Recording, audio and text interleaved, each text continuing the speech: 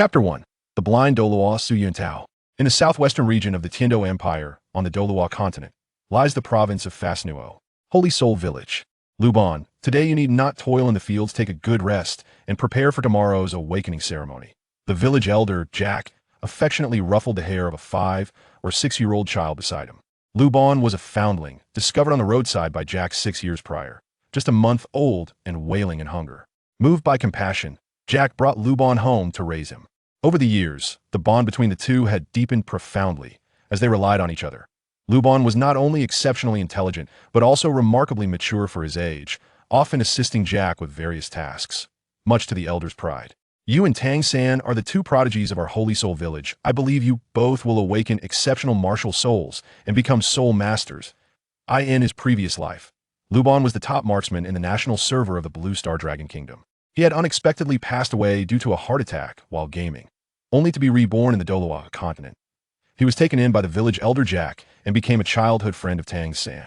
When Luban regained consciousness, he was utterly astonished. To his shock, his brother was a gaming overlord. The more he pondered, the heavier the pressure weighed upon him. For years, he had silently called out for a system or golden finger, yet to no avail. Where were the perks for transmigrators? Tomorrow marked the martial soul awakening ceremony, his last glimmer of hope. Rest assured, Grandpa Jack, I will certainly become a soul master. Luban clenched his small hands, raising his head with determination. Yet, internally, he was in a state of sheer panic. On the Douluo Continent, every individual possesses a unique martial soul, which must be awakened around the age of 6. The vast majority awaken worthless martial souls, devoid of soul power, rendering them incapable of cultivation. To awaken an exceptional martial soul and become a soul master is a rarity, almost a 1 in 10,000 occurrence. Jack nodded with a smile before departing to inform other villagers with children of suitable age. The following morning, under Jack's guidance, Luban, flanked by 2 other children, made their way to the Martial Soul Hall in the village center. Despite its name, the Martial Soul Hall was merely a larger wooden house. This year, 9 children from Holy Soul Village were to undergo the Martial Soul Awakening. As Jack led Luban and Tang San to the hall, the other 7 children were already awaiting them inside. This moment, apart from Elder Jack and the 9 gathered children, there was also a young man present. Luban looked up and noted the man's sharp eyebrows and bright eyes. He was strikingly handsome. Dressed in a white fitted outfit and draped in a gray cloak, a soul character, the size of a fist, was embroidered prominently on his chest. On his left breast, he wore a badge intricately carved with a long sword, featuring 3 small swords intertwined, signifying the rank of a soul master. He exuded an air of grandeur and authority. Esteemed master of battle souls, I must trouble you once again. Elder Jack bowed respectfully. The young man nodded slightly. I don't have much time. Let us begin promptly. Understood. Old Jack acknowledged with a nod, then turned to the children behind him, instructing, this gentleman is a master of battle spirits from Notting City. You must cooperate with him diligently during your soul awakening. Grandfather hopes you will awaken powerful battle spirits and restore the glory of our sacred soul village. Upon hearing this, the young man displayed signs of impatience and waved his hand dismissively. Enough, you repeat these same words every year. Becoming a soul master is not as simple as you imagine. Yesterday, in the 8 villages I visited, there were no remarkable battle spirits, nor even a single child possessing soul power. Alas, old Jack sighed at this, stepping aside with a look of dejection. It is indeed exceedingly difficult for ordinary people to become soul masters. Children, my name is Su Yuntao, a level 26 Great Soul Master. I will now guide each of you through your soul awakening. With that, Su Yuntao retrieved 6 black, spherical stones and a gleaming blue crystal ball from his bag. He arranged the 6 stones into a hexagon approximately 2 meters in diameter, beckoning one child to stand in the center. Then, he commanded, Lone Wolf, possess. At that moment, the originally handsome Su Yuntao's eyes turned a haunting green, glowing with a menacing light, while his brown hair transformed to gray. His physique expanded dramatically, stretching his clothing taut, and his fingers elongated into sharp claws that glimmered ominously. The children gasped in unison, their shrieks filling the air. Do not be afraid, this is my battle spirit, the Lone Wolf, and this possessed state is a unique ability of soul masters, Su Yuntao declared authoritatively, calming the children's restless spirits. Next, he released 6 streams of soul power, infusing the 6 black stones on the ground. Instantly, layers of golden rippling waves appeared, swiftly forming a light shield in a soft golden semisphere. Is this the soul awakening ritual? Is this the power of a soul master? In the grand hall, feeling the intense pressure emanating from Su Yuntao, Luban's eyes burned with fervor, his heart racing with excitement. At Su Yuntao's feet, two soul rings, one white and one yellow, shone brilliantly. These are the symbols of a soul master and their power, and Luban felt an overwhelming envy as he began to envision his own battle spirit. Beside him, Tang San was equally captivated by the scene, displaying an eager demeanor. Extend your right hand. Su Yuntao instructed the small boy enveloped in the hexagram formation. The 6-year-old boy, initially in a state of shock, instinctively extended his right hand at Su Yuntao's command. Suddenly, a surge of golden light rushed into the boy's body, and in an instant, a scythe materialized. Your battle spirit is a scythe, a weapon spirit. Rein in your battle spirit with your mind, then place your right hand on the crystal ball. With the soul awakening complete, Su Yuntao proceeded to test the boy's soul power. The boy clumsily retracted his scythe battle spirit and, following the instructions, placed his hand on the blue crystal ball held by Su Yuntao. Moments later, Su Yuntao shook his head with a sigh, stating, "Without soul power, one cannot become a soul master." Next, the awakening ceremony continued. Your martial soul is a hoe, an equipment martial soul. Without soul power, you cannot become a soul master. Next, with the subsequent children awakening their martial souls, instruments such as forks and shovels were revealed, all belonging to the lowest tier of martial souls, none possessing innate soul power. Elder Jack, the village chief, who stood aside watching the ceremony, shook his head in disappointment, fearing another year of total failure. It had been several years since any soul master had emerged from Holy Soul Village. Soon, it was the turn of the 7th little girl to awaken her martial soul. Standing in the center of the hexagram formation, golden specks of light gathered around her, and in an instant, a pale blue blade of grass appeared in her right hand. Useless martial soul, blue silver grass, you may leave. Su Yuntao, weary, shook his head, signaling the girl to step aside, too fatigued to conduct a soul power test. A common weed like blue silver grass, found all over the continent, was inferior to farming tools and could not possibly possess soul power. Following the little girl, Tang San made his appearance. Alas, another useless martial soul, blue silver grass. Next, Chapter 2, Innate Full Soul Power. When Tang San awakened his martial soul, the gathering of golden light around him was significantly more abundant than that of the previous. Children, Su Yuntao was overjoyed, his eyes wide with anticipation as he fixated on Tang San's right hand, yet his excitement vanished in an instant upon witnessing the alto familiar pale blue silhouette emerge. Once again, it was the useless martial soul, blue silver grass, leaving him feeling utterly deflated as a mere deacon of the martial soul hall. Awakening a child with a powerful martial soul and bringing them into the hall would yield considerable rewards. The stark contrast of expectation and reality left Su Yuntao with a sense of dissatisfaction. Elder Jack, watching the ceremony from the sidelines, exhibited an even more pronounced look of dismay. If Tang San possessed the useless martial soul of blue silver grass, what of Luban? It was likely not much better. At this moment, Elder Jack began to ponder how to console the children. "Uncle, may I conduct a soul power test?" Hearing that he had awakened a useless martial soul, Tang San clenched his fists, a look of determination etched on his face as he implored. However, Su Yuntao dismissed him, feeling exhausted after awakening so many martial souls, with scarcely any soul power left. Irritated, he replied, "No need for a test. I have never seen anyone with soul power from standard useless martial soul like blue silver grass." He waved his hand, signaling for the last child of Holy Soul Village, Luban, to step forward for the martial soul awakening. "Uncle, please let little San have a try. I believe his blue silver grass is extraordinary, possessing divine potential." Upon seeing Luban's resolute little eyes, Su Yuntao couldn't help but chuckle. These two children were increasingly audacious, truly remarkable in their own right. Come here, testing it out would not deplete his soul power, and thus Su Yuntao smiled and nodded. It was merely a means to satisfy the children's curiosity. As they approached, Tang San discovered to his astonishment that the blue crystal orb possessed 10 gradations. The moment he activated his Xiantian skill, his internal energy surged forth as if it had found a release valve. 1 gradation, 2 gradations, 3 gradations. With the outpouring of internal energy, the crystal orb that tested soul power became increasingly radiant, ultimately dazzling the onlookers to the point of being unable to open their eyes heavens. 10 gradations of full soul power. In that moment, Su Yuntao was utterly stunned. He murmured, How is this possible? It's actually innate, full soul power. The old village chief beside him was equally taken aback. His beard tugged at in disbelief. Encountering a waste martial soul like blue silver grass, possessing innate full soul power, was a first for him. He felt he had truly lived long enough to witness such a phenomenon. Indeed, it was a twin martial soul. In contrast to the astonishment of Su Yuntao and the others, Luban, standing behind Tang San, quickly caught sight of the black hammer manifesting in Tang San's left hand behind his back. Despite the brief moment, he clearly discerned the silhouette of the Haotian hammer.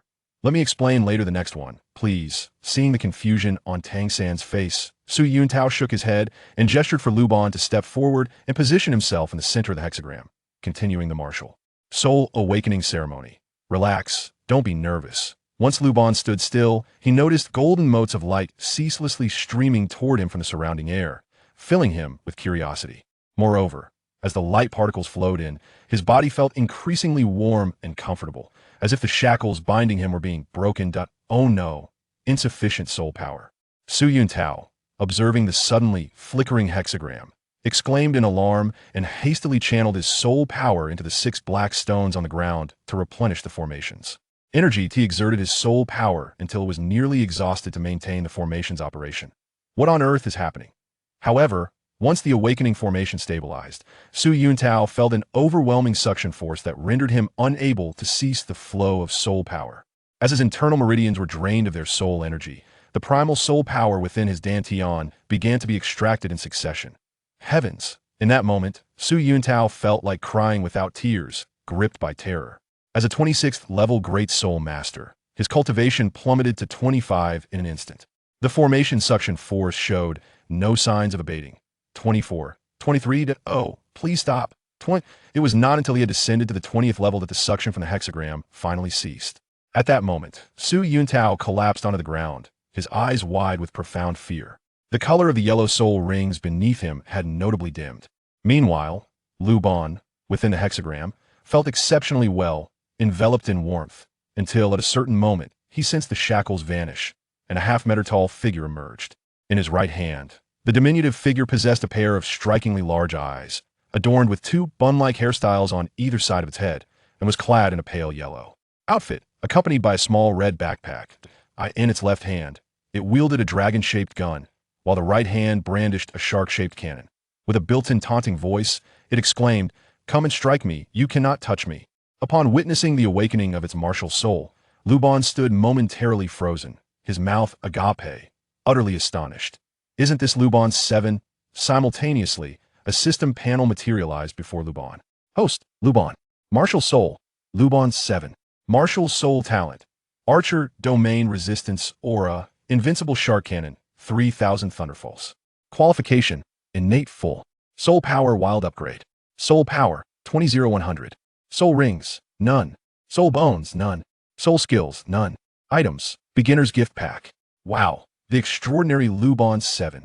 Not only did it possess a gifted domain, but it also started with an innate full soul power of 20. This meant that he could directly absorb 2 soul rings at the outset, becoming a Grand Soul Master. Filled with excitement upon reviewing his personal information, Luban realized that his talent and qualifications were undoubtedly unparalleled in the Douluo Continent, surpassing Tang San's dual martial souls and Xian Rengshu's innate full soul power of 20. Impossible. How could this be a worthless martial soul dwarf? On the other side, Su Yuntao was rendered speechless upon seeing Luban 7. He never anticipated that after expending so much soul power, the awakened martial soul would turn out to be a worthless one. This realization was difficult for him to accept. It is widely known that blue silver grass represents the standard form of a worthless weapon martial soul. Conversely, the diminutive figure epitomizes the archetype of a worthless beast martial soul. In Su Yuntao's memory, these 2 martial souls were equally matched, yet today he encountered both. What a misfortune! Sigh. Why another worthless martial soul? Elder Jack, the village chief, had initially been exhilarated by the commotion caused by Luban, but upon hearing Su Yuntao's words, his mood plummeted drastically, taking a complete turn for the worse. He was acutely aware of what a worthless martial soul signified. Huh? Worthless martial soul? After the awakening of his martial soul, Luban's senses, including hearing and sight, had significantly heightened, allowing him to clearly overhear Su Yuntao and Grandpa Jack's muted lamentations. Luban's lips quivered, inwardly scoffing. Such a worthless dwarf, truly a recognized blind Douluo. Uncle, may I test my soul power? Chapter 3. Beginner's Gift Pack. Su Yuntao glanced at the exquisitely crafted short-haired boy before him and nodded, subsequently handing over the blue crystal ball. His demeanor was a stark contrast to how he treated Tang San. After all, this was a martial soul awakened from his 6th-level soul power. Even though it was deemed a worthless martial soul by the soul master community, he was curious to see the extent of its soul power. Luban extended his small hand and placed it upon the blue crystal ball, which was roughly the size of his head. With the power of thought, he summoned his soul energy continuously, concentrating it in his right palm. As the first thread of soul energy infused into the testing crystal ball, it awakened like a ferocious beast, opening its gaping maw and voraciously absorbing the energy. The soul energy within Luban surged forth uncontrollably, being drawn into the crystal ball. 1 unit, 2 units, 10 units filled. A resplendent blue sun re-emerged in the center of the great hall, dazzling all present and rendering them unable to open their eyes. Hiss! Su Yuntao inhaled sharply. Another innate, full soul power. He was on the verge of madness. Why must it be a worthless martial soul? The stark contrast between the two instances left him in a state of discontent, helplessly watching this extraordinary fortune slip away before his eyes. Uncle, what is innate full soul power? As soon as Luban's soul power test concluded, Tang San hurriedly stepped forward, eager to inquire. The innate soul power level determines the speed of soul power cultivation in the future. After the soul ring awakening ceremony, Su Yuntao tidied up the equipment, calmed his emotions, and briefly explained some basic knowledge about martial souls. A soul master's strength depends on 2 aspects, the martial soul and the soul power level. For similar or the same martial souls, the higher the soul power level, the greater the attribute bonuses for the soul master, making them stronger.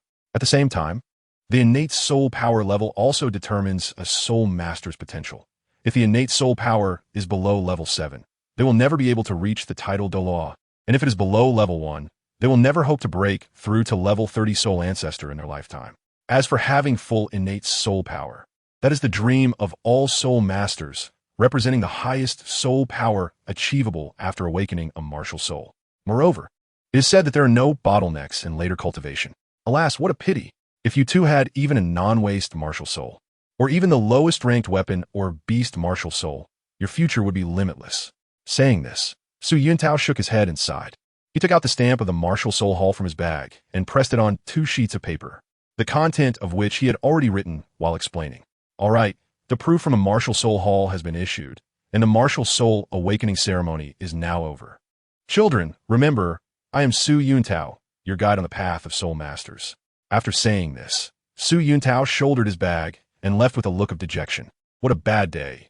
Not only did I fail to discover any talent, but my soul power inexplicably dropped by 6 levels. Who can I complain to about this? Master, can the blue silvergrass and the little dwarf really not cultivate? Just as Su Yuntao stepped out of the door of the martial soul hall in Shenghun village, he heard the urgent inquiry from the village chief, Old Jack, behind him. Hearing this, Su Yuntao turned around and smiled bitterly. Do you really think a piece of grass can cultivate into something? Can a little dwarf evolve into a titan giant ape? Awakening is the peak. What a pity. After the awakening ceremony, Old Jack asked Luban to go home by himself, as he needed to take Tang San home. Their house was right next to the martial soul hall in the center of the village, while Tang San's house was at the west end of the village, quite far away. Old Jack was worried about letting a 6-year-old child like Tang San wander alone. After Luban and Old Jack said their goodbyes, they quickly returned home. Luban summoned his personal system panel again and began to investigate carefully. Host, Luban Martial Soul. Luban number 7 Martial Soul Talent. Archer Domain, Repulsion Aura. Invincible Shark Mouth Cannon. 3000 Thunderfalls. Qualification. Innate Full Soul Power. Leveling up through Hunting. Soul Power. 20-100 Soul Rings. None Soul Bones. None Soul Skills. None Items. Beginner's Gift Pack this time. The awakened martial soul had 3 super powerful domain skills. Repulsion Aura. After the skill is activated, a golden elastic shield forms instantly around the host, capable of resisting skill attacks and also rebounding against close enemies. Enemies repelled by the repulsion aura will be stunned for 1 second, with their attack, defense, speed, strength, etc. Have for 5 seconds. The skill lasts for 20 seconds, and the duration and effects will increase with the host level. Invincible Shark Mouth Cannon. After activation, the Luban number 7's right-hand shark mouth cannon will shoot a fire-red soul power cannonball, dealing explosive damage to any enemy within the archer domain. The attack effect deals double the current level's attack power and damage. 3,000 Thunderfalls. After the skill is activated, 9 waves of divine thunder will continuously fall within the archer domain, launching single target or group attacks against enemies. The initial attack effect deals 10% of the current level's attack power. The second wave's attack effect doubles, and the subsequent 7 waves will continue to double the effects of the previous wave. The skill lasts for 9 minutes, with 1 wave of divine thunder falling each minute. After reading the introduction of the domain skills, Luban was incredibly excited and couldn't help but activate his archer domain.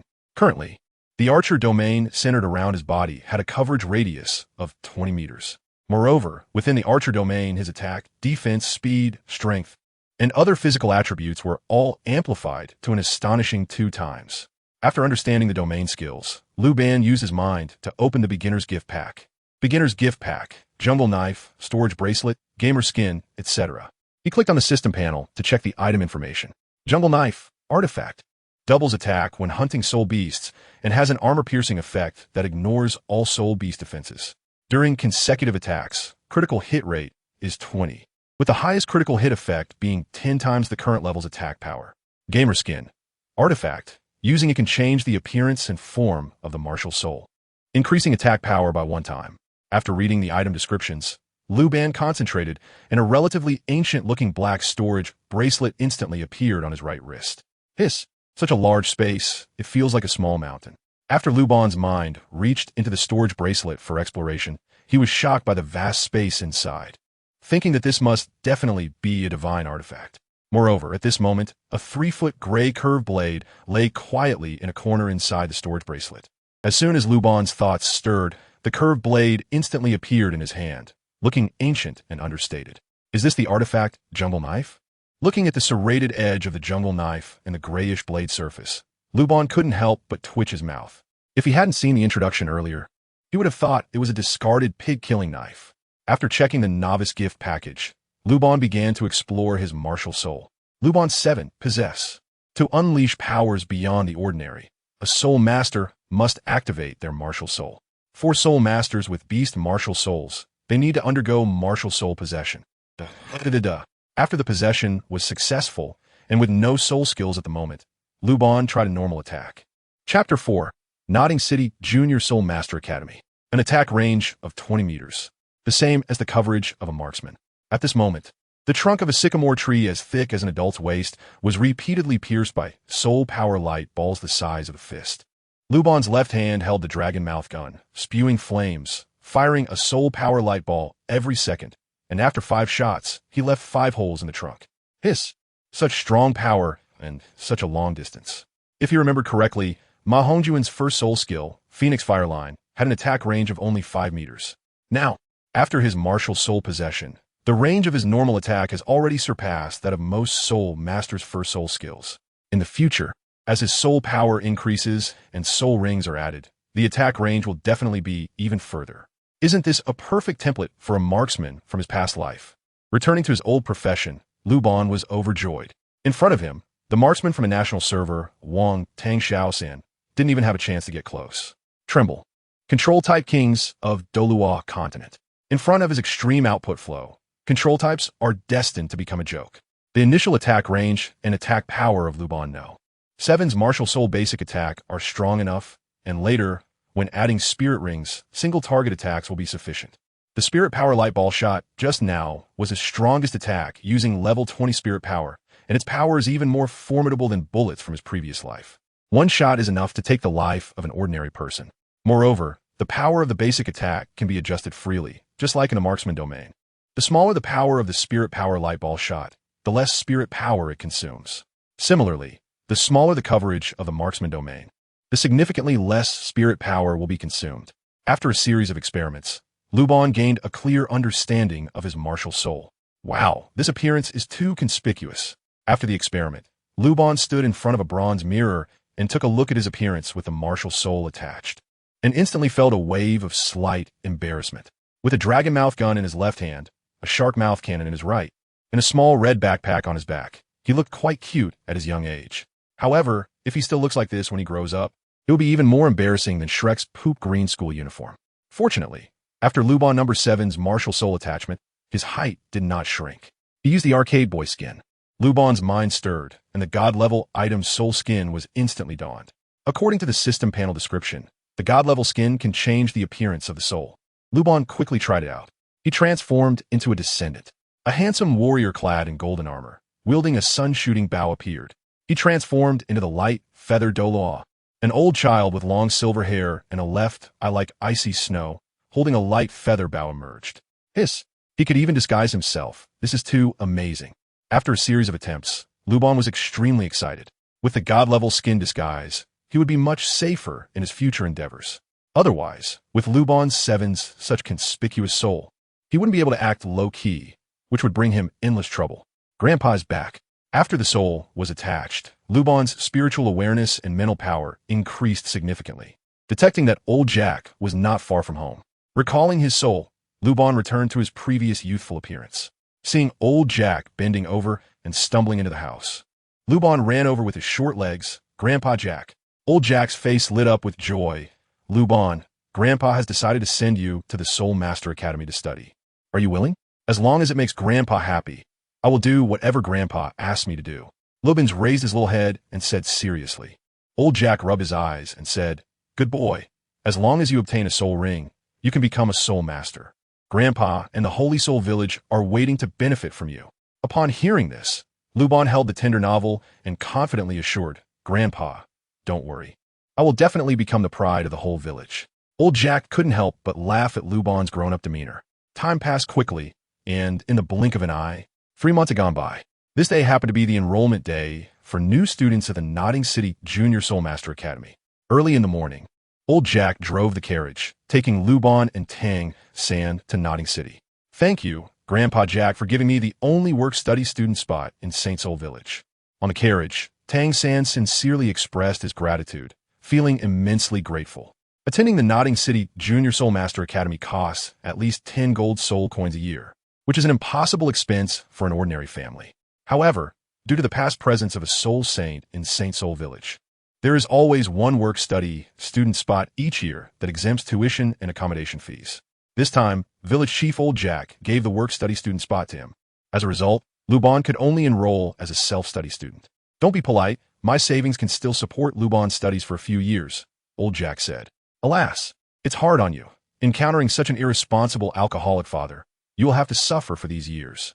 Thinking of the alcoholic Tang Hao, Old Jack felt very pained. Grandpa Jack, don't worry. Once I become a soul master, there will be many ways to earn money, Tang San confidently said, holding his small hand. When we are at the academy, I will also take good care of Luban, so he won't be bullied. Good. You and Luban grew up together.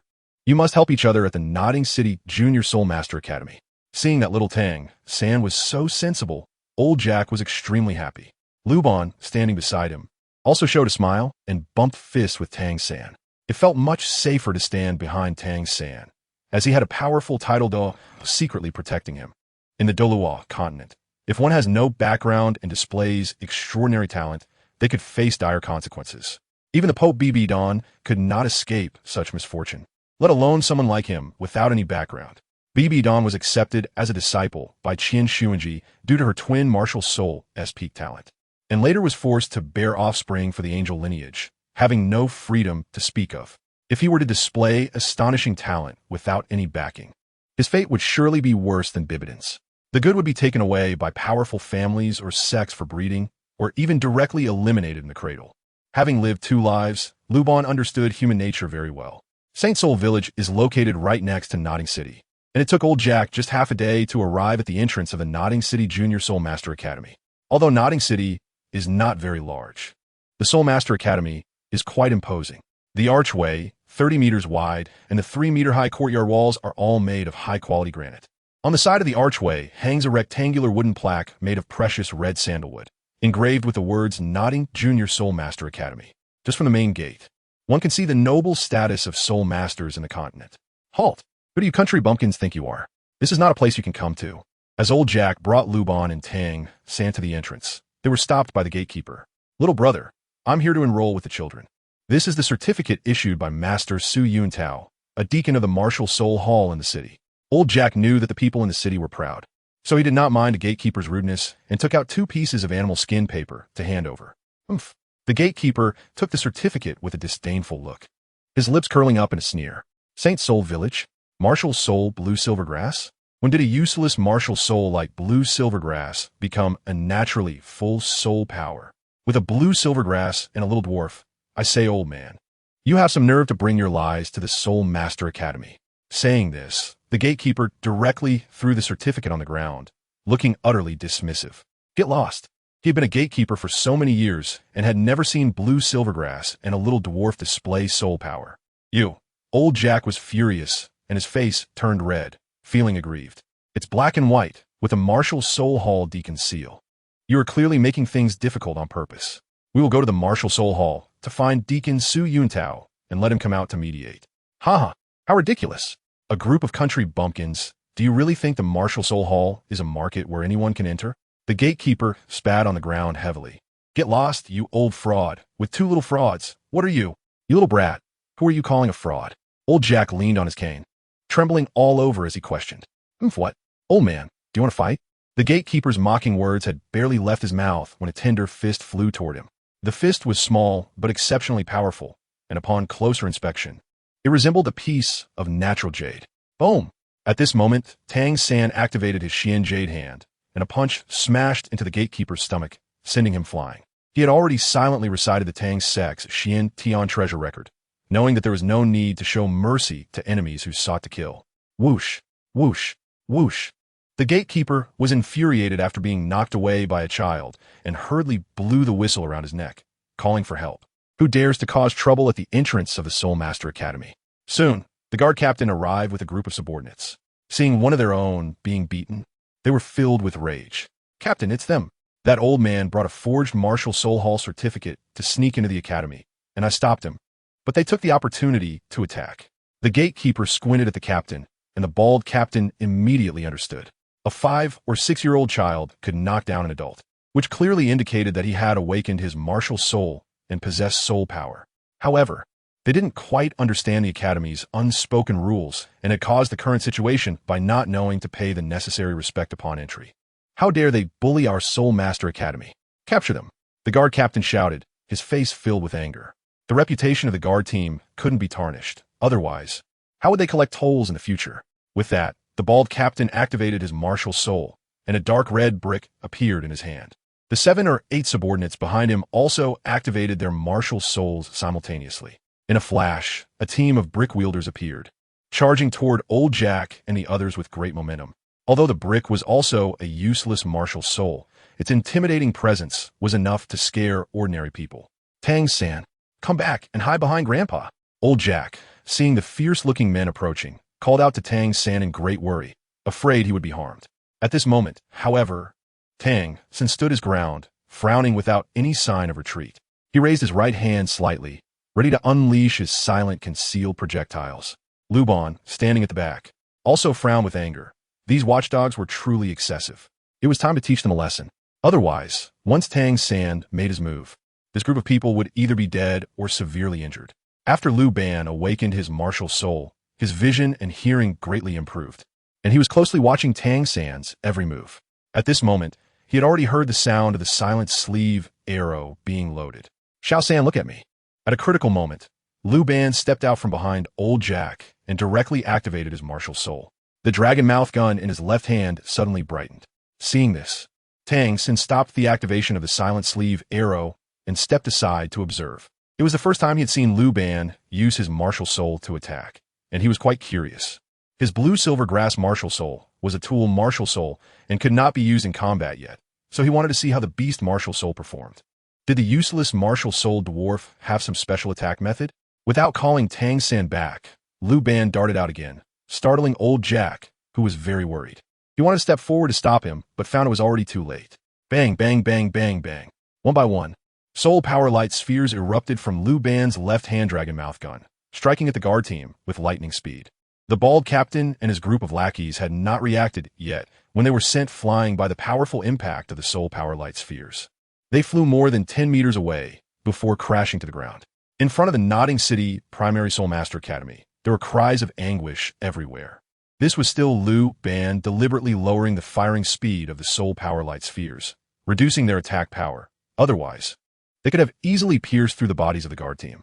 It was important to note that Lu Ban was now at full innate soul power of level 20, and the boost in physical attributes from his martial soul awakening far exceeded that of ordinary people. In his past life, it was equivalent to having the top-notch skills of a master with 20 years of internal energy dealing with a group of utterly powerless weaklings. It was an absolute overpowering situation, and there would be no accidents at all. Hiss! Such strong attack power. Is this really a useless martial soul? At this moment, Tang San's eyes widened in shock at Lu Ban's thunderous strike. At the same time, there was a hint of envy in his gaze. The more he looked at the blue silver grass in his hand, the more he felt it was trash. No wonder everyone said beast martial souls were stronger than tool martial souls. Based on Lu Ban's performance today, it was indeed the case. The soul power light spheres Lu Ban had just fired made him feel a deadly sense of threat. What was going on? The commotion near the academy gate attracted the attention of some people inside. A middle-aged man in his 40s or 50s with short black hair hurried over upon hearing the noise. Although the man had a face full of stubble and an ordinary appearance, he exuded an aura of authority, resembling a leader of the academy. "Hello, teacher. I am the village chief of Holy Soul Village, and I have come to register 2 children from the village who have awakened their martial souls." Old Jack, who had been a village chief for a lifetime, still had keen insight. Seeing the panic on the faces of the guard team, he knew the identity of the newcomer was definitely not simple, so he hurriedly recounted the events that had transpired. "Old sir, may I take a look at the 2 certificates from the Martial Soul Hall?" Before the middle-aged man finished speaking, Old Jack had already handed the certificates to him. Martial Soul Blue Silver Grass, full innate soul power? Martial Soul Dwarf, full innate soul power? Who? Upon seeing the certificates from the Martial Soul Hall, the middle-aged man's breathing immediately became rapid. His excited heart, trembling hands, and the excitement on his face were impossible to suppress. Useless martial soul, full innate soul power? According to his theory of the 10 core competitive advantages of martial souls, he knew exactly what this meant. These 2 certificates from the Martial Soul Hall were indeed genuine. "Old sir, I apologize on behalf of the Academy for the previous incident. Please leave these 2 children to me." After reading the certificates, the middle-aged man approached Old Jack, slightly bending forward to express his apologies. Upon seeing this, the gloomy expression on Old Jack's face instantly vanished, replaced by joy. He waved his hands repeatedly, saying, "It's nothing. It's nothing. Teacher, please take care of these 2 children for me." Old Jack handed Lu Ban and Tang San over to the middle-aged man, and after a few words of instruction, he happily left. "You all go to the Academic Affairs office for punishment." The middle-aged man coldly glanced at the guard team and said flatly. The guards were so scared that they broke out in cold sweat, nodding repeatedly, helping each other as they rushed toward the Academic Affairs office. They could not afford to offend this person, who was not only a great soul master, but also a friend of the dean. Seeing the middle-aged man radiating righteousness, Tang San spoke up, "Thank you, teacher." Looking at the 2 sensible and obedient children in front of him, the middle-aged man shook his head with a bitter smile, expressing that he was not a teacher here. Upon hearing this, little Tang San was momentarily taken aback. Since he represented the academy, he was either a teacher or a leader. However, the middle-aged man continued to shake his head, his expression revealing a sense of loss, as if he had unfulfilled ambitions. At first glance, it was clear he was a man with a story. Blue silver grass, dwarf, typical useless martial souls, yet possessing full innate soul power. How vulgar and short-sighted the views of the world are, only believing in what they think they know, unaware of the dazzling genius standing before them. Dual martial souls. Apart from the 2 of you, only 2 have appeared on the entire continent in the last 100 years. Hearing the middle-aged man mention dual martial souls, Tang San and Lu Ban both showed surprise. Tang San clenched his delicate hands tightly, silently reciting the outline of the Tang Sect's Xiantian treasure record. "Master, you have already found the path to death. Reborn in a different world, Tang San was quite wary of strangers and had a heavy, killing intent. Meanwhile, Lu Ban, surprised, was internally scoffing. The master was indeed a master. His theory was invincible, but it was a pity he encountered someone like him. Master. That set of theories won't work on him. Don't be surprised. I have spent my whole life researching knowledge related to martial souls and am known in the industry as a master. According to my first core competitive advantage theory of martial souls, The size of innate soul power is directly proportional to the quality of the martial soul. It is clear that the two recognized useless martial souls, Blue Silver Grass and Dwarf, could not possibly bear such a large innate soul power. Therefore, I am certain that in addition to Blue Silver Grass and Dwarf, you have another martial soul, an extremely powerful martial soul. As the master spoke, his expression became excited. The theory of the 10 core competitive advantages of martial souls was his greatest pride in life. There is no absolute in anything. Could we not be exceptions? Upon hearing the master's explanation, Tang San's tense expression gradually relaxed. Fortunately, the master was only making a hypothesis. However, even if it was a theoretical assumption, the master had already gained his recognition. At this moment, what surprised Tang San even more was that he did not expect Luban to also be a dual martial soul. Seeing the wary expressions on the two children, the master could not help but want to laugh. There are indeed exceptions, but such exceptions would definitely not occur with Blue Silver Grass and Dwarf. In nearly 100 years, there have been 19 instances of full innate soul power across the entire continent, and none of them were anything less than the strongest in their respective fields. Powerful martial souls can also result from rare mutations aside from family inheritance. Among those 19 with full innate soul power, 5 were in this situation. Over the past few decades, I have investigated 647 people who awakened the Blue Silver Grass martial soul, and none of them had any mutations occur. The Dwarf martial soul was the same. Among the 520 people I investigated who awakened the Dwarf martial soul, there were also no cases of mutation. The master waved his hand with confidence and explained, when it comes to the theory of martial souls, that is his strong suit. He could talk about it for years without stopping. Luban listened attentively from his side. His awakened weapon spirit, the Luban number 7, was quite special. He still had to figure out how to cultivate it or how to attach soul rings, and he was completely baffled. According to his thoughts and personality, he would definitely want to focus entirely on attack. However, he was still unclear about what type of soul beast could provide the greatest attack attributes. The combination of weapon spirit attributes and soul ring attributes was very nuanced.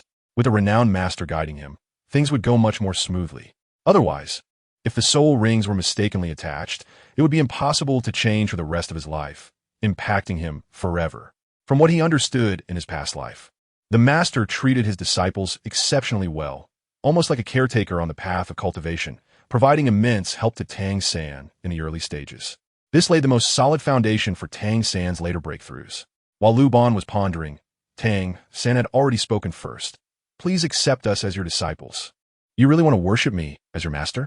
The master exclaimed, his eyes wide open, repeatedly asking, unable to hide the excitement in his gaze.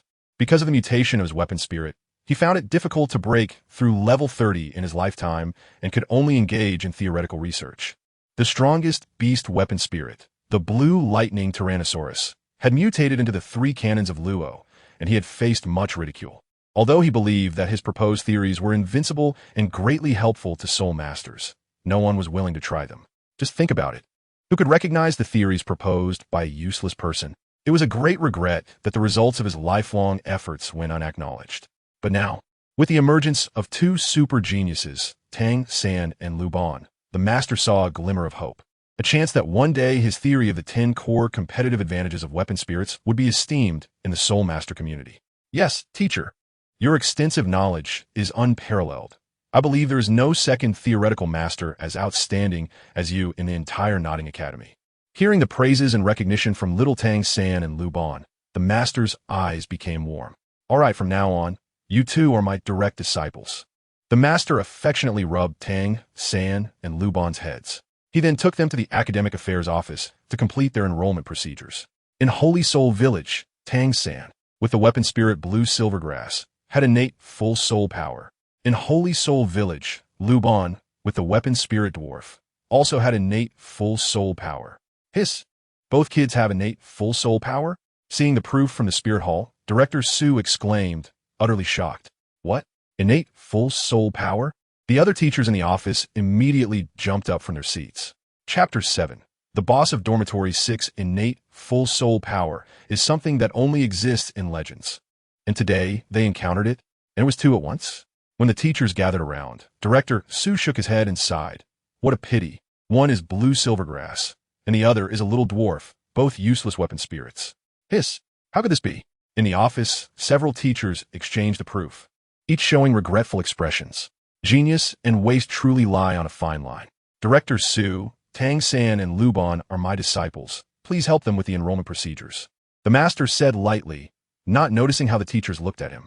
He then turned to Tang San and Luban and instructed, you two complete the enrollment procedures first. Familiarize yourselves with the academy environment, and I will find you later. After saying this, the master left with his hands behind his back. Upon hearing this, the teachers in the office, including Director Su, looked astonished and bewildered. You actually worship the master as your teacher? Is that not allowed? Tang San frowned, confused. Seeing Director Su's expression, the other teachers hesitated, wanting to say something, but swallowing their words back down. Tang San, a work-study student from Holy Soul Village. Free tuition and accommodation, dormitory room 7. Luban, a self-study student from Holy Soul Village. Tuition and accommodation fees, totaling 10 gold soul coins, dormitory room 6. After completing the enrollment procedures, Director Su also handed each of them a set of school uniforms. Now that everything is registered, you are first-year students at Notting City Junior Soul Master Academy. You can go to the back courtyard to handle accommodation procedures. There are teachers responsible for that. As soon as Tang San and Luban stepped out of the academic affairs office, they could hear the mocking voices of the professors inside. As expected of useless weapon spirits, they dare to worship a waste as their teacher. Indeed, the master is just a joke in the soul master world, and yet someone took it seriously. It's a joke. The master can only fool little kids from the countryside. Starting today, our academy will have 2 more little wastes. The master's useless theories will have successors from now on, with their weapon spirits awakened, and both having innate full soul power. Tang San and Luban's physical attributes received significant enhancement. Even as they walked far from the academic affairs office, they could still clearly hear the ridicule from inside. Luban, don't mind what they say, trust my choice, Tang San comforted, patting Luban on the shoulder. Having lived 2 lives, he had strong mental resilience and would not be swayed by outside gossip. He just feared that Luban's young heart would be hurt. Little San, I believe you. Luban nodded and said firmly. The 2 walked out of the teaching building, crossed the playground, and arrived at the dormitory building in the backyard. The dormitory building has 3 floors and is over 10 meters high, looking quite impressive from the outside and easy to find. The first floor is the office for dormitory management staff. The second floor is for student dormitories, and the third floor is for teacher dormitories. Tang San and Luban arrived at the office on the first floor, completed their accommodation registration, and the staff member managing the dormitory provided them with a detailed introduction to the dormitory situation. There are only 7 student dormitories in total in the entire college. Each grade has 1 dormitory for self-study students, and the last one is for working study students, regardless of age, where all working study students from grades 1 to 6 live together. After understanding the situation, Luban and Tang San left the office to look for beds in the dormitory. Little San, I've arrived. See you later. At the entrance of the 6th dormitory, Luban said goodbye to Tang San. Tang San nodded and headed straight to the 7th dormitory. The 6th dormitory houses first-grade students who have just awakened their martial spirits. The entire dormitory is extremely spacious, with 30 single beds, each 1 meter wide, arranged in 2 rows from front to back. The bedding is brand new, and the environment is very good. As soon as Luban walked into the 6th dormitory, he heard the sounds of children playing and laughing inside. He saw a group of kids around 6 years old surrounding a chubby boy in a fancy robe, boasting loudly. They shouted, "Boss Xiao is mighty." Luban ignored them and went straight to his bed. Number 30. This is the bed number assigned to him by the teacher in charge of the dormitory. The bedding is complete, not bad. Luban placed his luggage on the bed and was about to organize it when he suddenly heard a childish voice calling out, "Hey, you new kid, why aren't you coming over to greet Boss Xiao?" Upon hearing this, Luban looked up and glanced at the crowd not far away, remaining silent as he continued to tidy the bedding. Where did this wild kid come from? He really doesn't understand any rules. Seeing this, Xiao Laoda raised his eyebrows, showing displeasure. "Kid, I'll count to 10. If you don't come over to pay your respects, I'll make sure your mother won't recognize you. 1, 2. The little ones go after him. After counting to 10 and seeing no movement from Luban, Xiao Laoda's face turned ashen with anger. He waved his chubby little hand, directing his underlings to hit Luban. 7 or 8 little boys had just taken a few steps forward when a dragon's roar echoed, and a giant blue shimmering dragon appeared. The dragon was 3 to 4 meters tall, circling around Luban and spiraling up to the ceiling. The pressure generated by the 20-level soul power was enormous for a 6-year-old child whose soul power was still below 10 and had just awakened their martial soul. At this moment, the group of children in the 6th dormitory, including Xiao Laoda, were all terrified, sitting on the ground, trembling. Upon seeing this, Luban couldn't help but smile, feeling quite pleased. As expected of a god-level skin, the disguised video game boy looked quite intimidating. Blue Electric Tyrannosaurus? How could that be? Are you from the Blue Electric Tyrannosaurus family?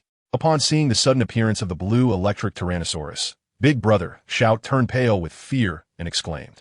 The Blue Electric Tyrannosaurus family is a major power among the 3 sects of the continent, far beyond what their small Xiao family could provoke. Kid, you're young, but not lacking in experience.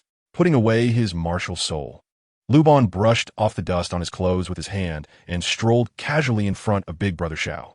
What do you want to do? I tell you not to mess around.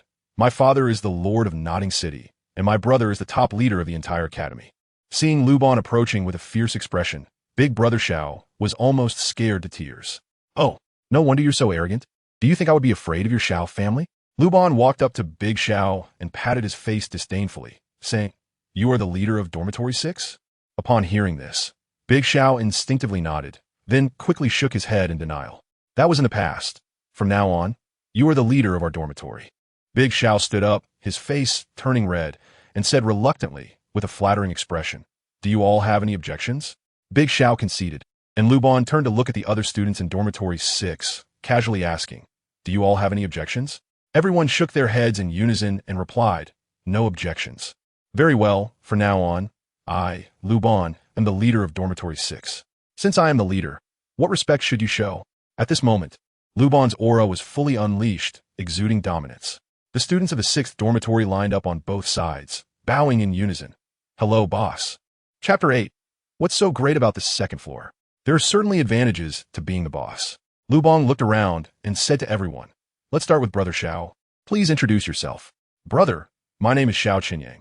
My martial soul is a wolf, and I have an innate soul power of level 2. I come from the Xiao family in Nodding City. After Xiao Qinyang finished his introduction, the others gradually introduced themselves. Luban nodded with satisfaction. Very good. Everyone from Nodding City gets a gold soul coin as a meeting gift, and Xiao Qinyang, you get 2. This. Upon hearing Luban ask for a meeting gift, the people from the 6th division exchanged glances, stunned. They were filled with inner complaints, wondering if the Blue Electric Tyrannosaurus family really needed this little money. What's wrong? Do you have any objections? Luban raised his right hand, clenching his fist, and gently blew out a breath, asking lightly. Startled, Xiao Qinyang shivered all over and quickly touched his chest, taking out 2 shiny gold spirit coins from his inner pocket. He bent down and handed them to Luban. Leading the way, the other students from Nodding City dared not be negligent and quickly followed suit, taking out their gold spirit coins. By the time the gold spirit coins were in hand, it was already past noon, time for lunch. Luban had someone lead the way, heading straight for the cafeteria.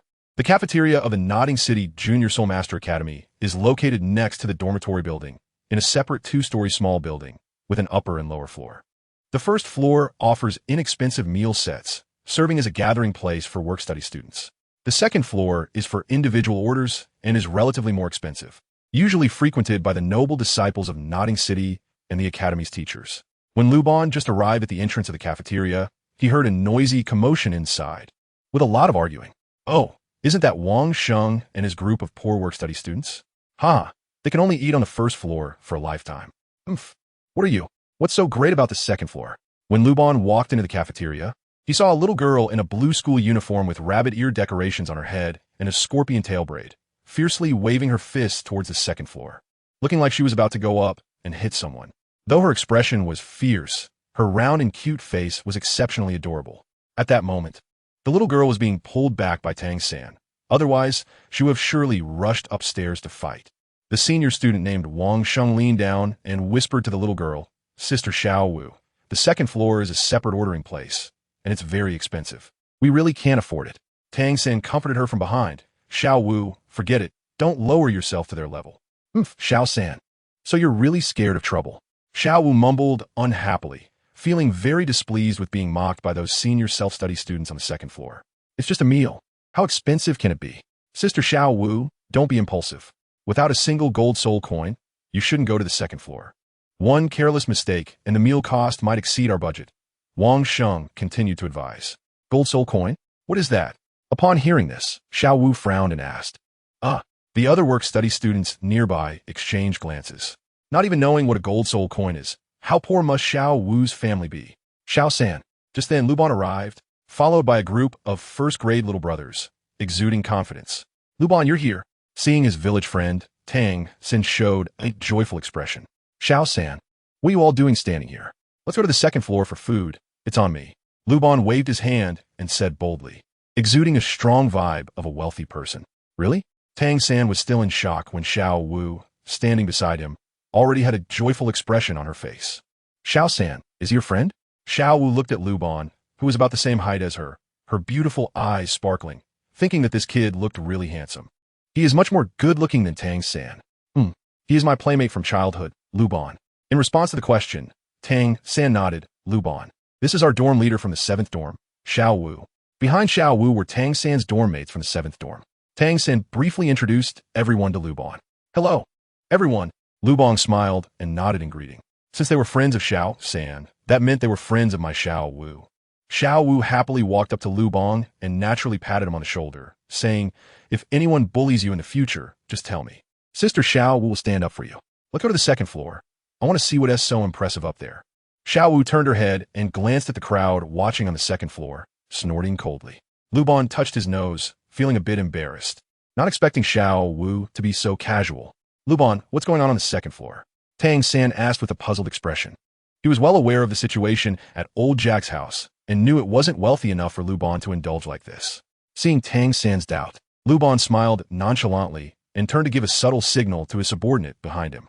Boss, you're new here, so you shouldn't be paying for the meal. Everyone is going to the 2nd floor to eat today, and this meal is on me, Xiao Qinyang. Xiao Qinyang said to Tang San, Xiao Wu, and the group of work-study students with an indifferent attitude, as if this little meal expense was nothing to him. Seeing this, Tang San no longer refused and followed Luban to the 2nd floor. What's going on? The poor work-study students went to the 2nd floor? Someone exclaimed. Are they crazy? Are they going to confront Boss Xiao? Wang Sheng had just been beaten a few days ago. Where did the work-study students get the courage to challenge Boss Xiao's authority? Haha, it seems the poor work-study students are feeling frisky again. Hey, Boss Xiao, someone thinks they can do it again. As soon as they arrived on the 2nd floor, Tang San, Xiao Wu, and the other work-study students were met with a lot of pointing and whispering. Boss Xiao, who had previously mocked them, led a group over. Oh, feeling tough today, Wang Sheng. Planning to eat dirt for the next few days? Boss Xiao's words instantly caused a burst of laughter on the 2nd floor. Given the work-study students' financial situation, a meal on the 2nd floor was equivalent to them eating on the 1st floor for an entire semester. Xiao Qinzi, you've seen a lot. Tell me, which barking dog is this? Surrounded by a group of people pointing and talking, Luban remained unfazed, looking quite calm. However, the person he pointed out, Xiao Qinyang, had his head lowered like a bean sprout, looking very guilty. Quietly, he said behind Luban, Boss, he's our Nodding Academy's top boss, Xiao Qinyu, a 6th grade student. Xiao Qinyu?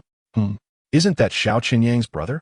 No wonder when Boss Xiao appeared, Xiao Qinyang quietly hid behind him, afraid to show his face. At this moment, Luban suddenly understood. Brother, why are you mingling with this group of work-study students? The Soul Master's hearing is exceptionally sensitive, and as soon as Xiao Qinyang spoke, his older brother, Xiao Qinyu, noticed. Speak the truth. Luban turned his head and calmly warned. Upon hearing this, Xiao Qinyang was scared and nodded, weakly stepping forward. Brother, this is our 6th dormitory leader, Luban. Chapter 9. Reveal the 2nd martial soul. What did you say? Hearing his brother acknowledge Luban as the leader, Xiao Qinyu's arrogant expression instantly vanished, turning exceptionally grim. A member of the prestigious Xiao family, born into a renowned clan, the first family in Nodding City, actually recognized an unknown little brat as his leader. This was truly embarrassing. Brother, I'll explain it to you when we get back. Xiao Qinyang scratched his head, looking helpless. What could he do? Not only could he not win the fight, but he also couldn't afford to provoke him. Before enrolling, his city lord had repeatedly instructed him not to provoke the children of major families, and Xiao Qinyang remembered this clearly. The Blue Lightning Tyrant Dragon family and the Imperial Royal family did not dare to provoke them, let alone their small Xiao family. Little Chun, considering he's your brother, let's just leave today's matter at that. Lubang, dressed in a blue school uniform, waved his hand, exuding an air of authority that stunned the surrounding students. They began to whisper among themselves, who is this guy? Damn, why is he so pretentious? Lead the way, let's eat. Luban crossed his small hands behind his back and calmly spoke, causing Xiao Qinyang to suddenly understand and quickly lead the way. Following this, Tang San, Xiao Wu, and a group of work-study students began to feast on the second floor, infuriating the noble children like Xiao Qinyu in the city. Luban, you were so cool just now. At the dining table, Xiao Wu, with a carrot in her mouth, couldn't stop praising him, her eyes sparkling with admiration as she looked at Luban. You're the leader of Dorm 6, and I'm the leader of Dorm 7. We should spar sometime. Huh? Upon hearing this, Luban's mouth twitched, secretly complaining. As expected of the violent rogue rabbit, after lunch, the master found Tang San and Luban and took them back to his residence. The master lived on the third floor of the dormitory building in a teacher's apartment that belonged to him. It had 3 rooms and 2 halls, with a decent area. It was also equipped with a study, and although the decor was not luxurious, it was very clean and elegant, filled with the atmosphere of books. Release your other martial soul. Let me see it. Tang San, you go first. After the master spoke, Tang San extended his left hand, activated the Xiantian skill, and gathered his soul power towards his left hand. Soon, a dark hammer with purple gold stripes appeared. The hammer handle was 3 feet long, and the head resembled a forging hammer in a standard cylindrical shape. On the surface, it appeared ancient and restrained, yet gave off an overwhelming sense of pressure. The master recognized it at a glance as the Haotian hammer, the top-ranked weapon, martial soul. All right, put away. The master suppressed his excitement and said with a face full of enthusiasm, remember, don't use your second martial soul in front of others unless absolutely necessary. Why? What is my second martial soul called? And is there a taboo? Little Tang San asked with a puzzled expression. That hammer is called the Haotian hammer, the most powerful existence among weapon martial souls. As for the rest, it's not yet time for you to know. Remember, everything your teacher does is for your own good. Now, tell me about your family situation. Seeing that the master remained silent about the Haotian hammer, Tang San stopped pursuing the topic. He then shared with the master about the years he spent in Holy Spirit Village, relying on his father. And the master had a look of as expected. He never imagined that his idol would fall into such a state. He was very curious about what had happened back then, but unfortunately, he didn't have the qualifications to know. Luban, release your second martial soul. After understanding Tang San's martial soul, the master shifted his attention to Luban. Tiaha. Actually, I only have one martial soul. Luban scratched his head and said awkwardly. He had wanted to explain earlier, but unfortunately, the master did not give him the chance to speak. Impossible. My theory cannot be wrong. Upon hearing Luban insist that he only had one martial soul, the master decisively refuted him. Release your little dwarf martial soul. Let me see. And he thought that a 6-year-old child should not lie. And the master secretly wondered if there had been a misjudgment by the Spirit Hall's deacon during the martial soul verification. Such situations had indeed happened before. In the study, Luban began to meditate, using his mind to drive his soul power to gather in his right hand. Soon, Luban's 7th martial soul appeared again. It was as tall as an adult's knee, holding a dragon mouth gun in its left hand and a shark mouth cannon in its right hand, with a small red backpack on its back. A pair of big, sparkling eyes looked exceptionally cute. Seeing this, the master showed a look of surprise.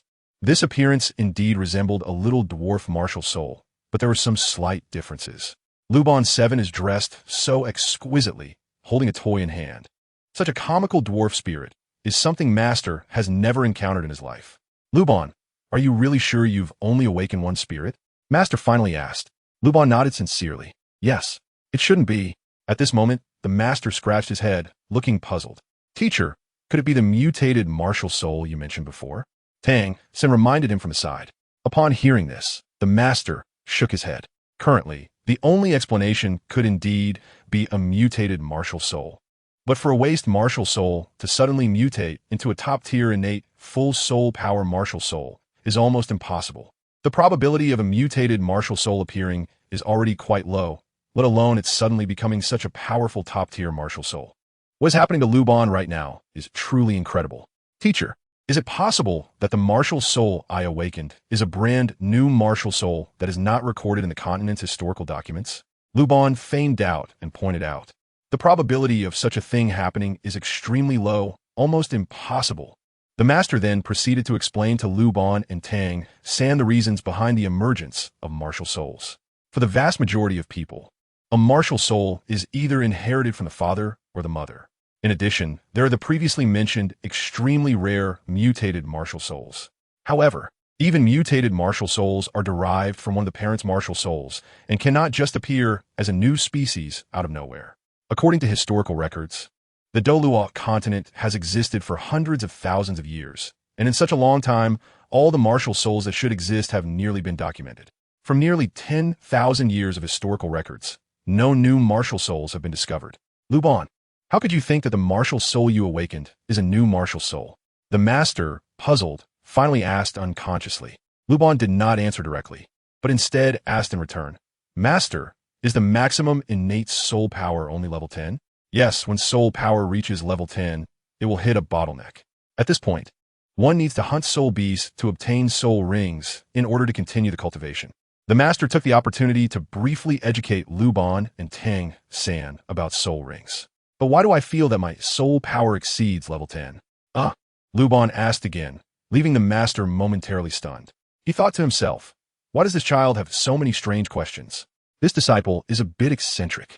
Could it be that he really has a mutated martial soul? He knew very well that some mutated martial souls could make a person become an idiot. At the moment, Luban's intelligence seemed to have some issues. Chapter 10. Extreme output flow impossible, according to the historical records of the continent. No one with a full innate soul power has ever exceeded level 10. The master shook his head with a wry smile, firmly rejecting it. Such a violation of the laws was, in his eyes, simply impossible. Teacher, does the academy have equipment to test soul power?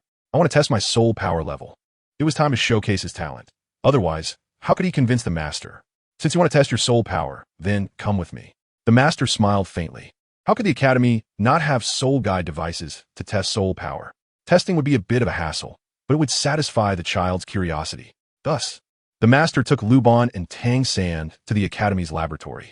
The laboratory could be said to be the most valuable place in the Nodding City Junior Soul Master Academy, housing a set of soul guide devices that could test soul power levels.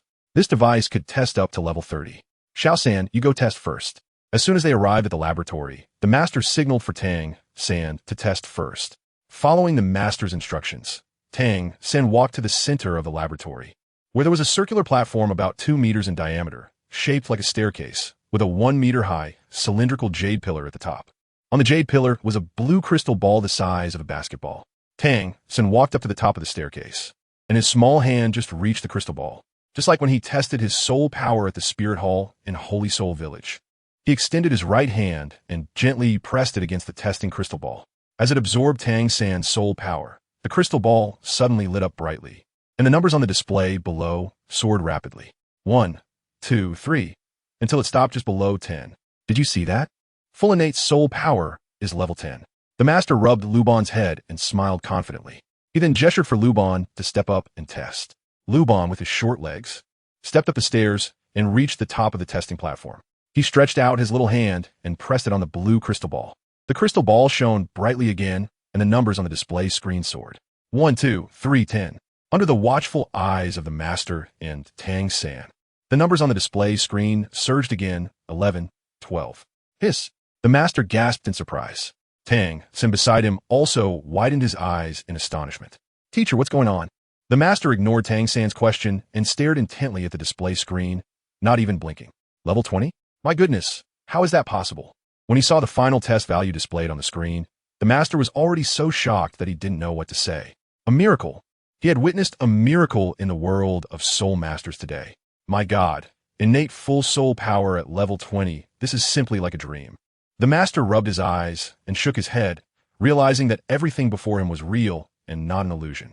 His theory of the 10 core competencies of martial souls would have to add one more point from now on. Because the current situation could not be explained by mutated martial souls, it was most likely that a new martial soul had emerged in the world of soul masters. And he was the witness. After the test, the master took Luban and Tang San back to his residence. All the way, his heart was racing with excitement. His 2 disciples were truly extraordinary, one more talented than the other. If the twin martial souls were considered exceptional geniuses, then the unheard of innate full soul power of level 20 was absolutely a peerless talent that overshadowed an entire era. The matter of testing soul power today must not be leaked to anyone. Back in the study, the master looked seriously at his 2 disciples and warned them. Luban, from now on, when you're not capable of self-protection, do not reveal your soul power in front of outsiders. Tang San has twin martial souls. And even if outsiders find out, his background poses little safety issue. But Luban is different. He doesn't have a powerful background. Once other major families or the Spirit Hall learn about his monstrous talent, his situation will become dangerous. He could either be wooed, lose his freedom by being controlled, or be eliminated. Understood. Luban and Tang San nodded in agreement. Very good. The master felt very pleased and happy to see his two disciples so obedient and understanding. Master, is there a difference between innate full soul power level 20 and level 10? Luban looked up and asked, his big, sparkling eyes filled with curiosity. Of course there's a difference, and it's quite significant. The master suppressed his excitement and explained, according to my theory of the 10 core competitive abilities of martial souls.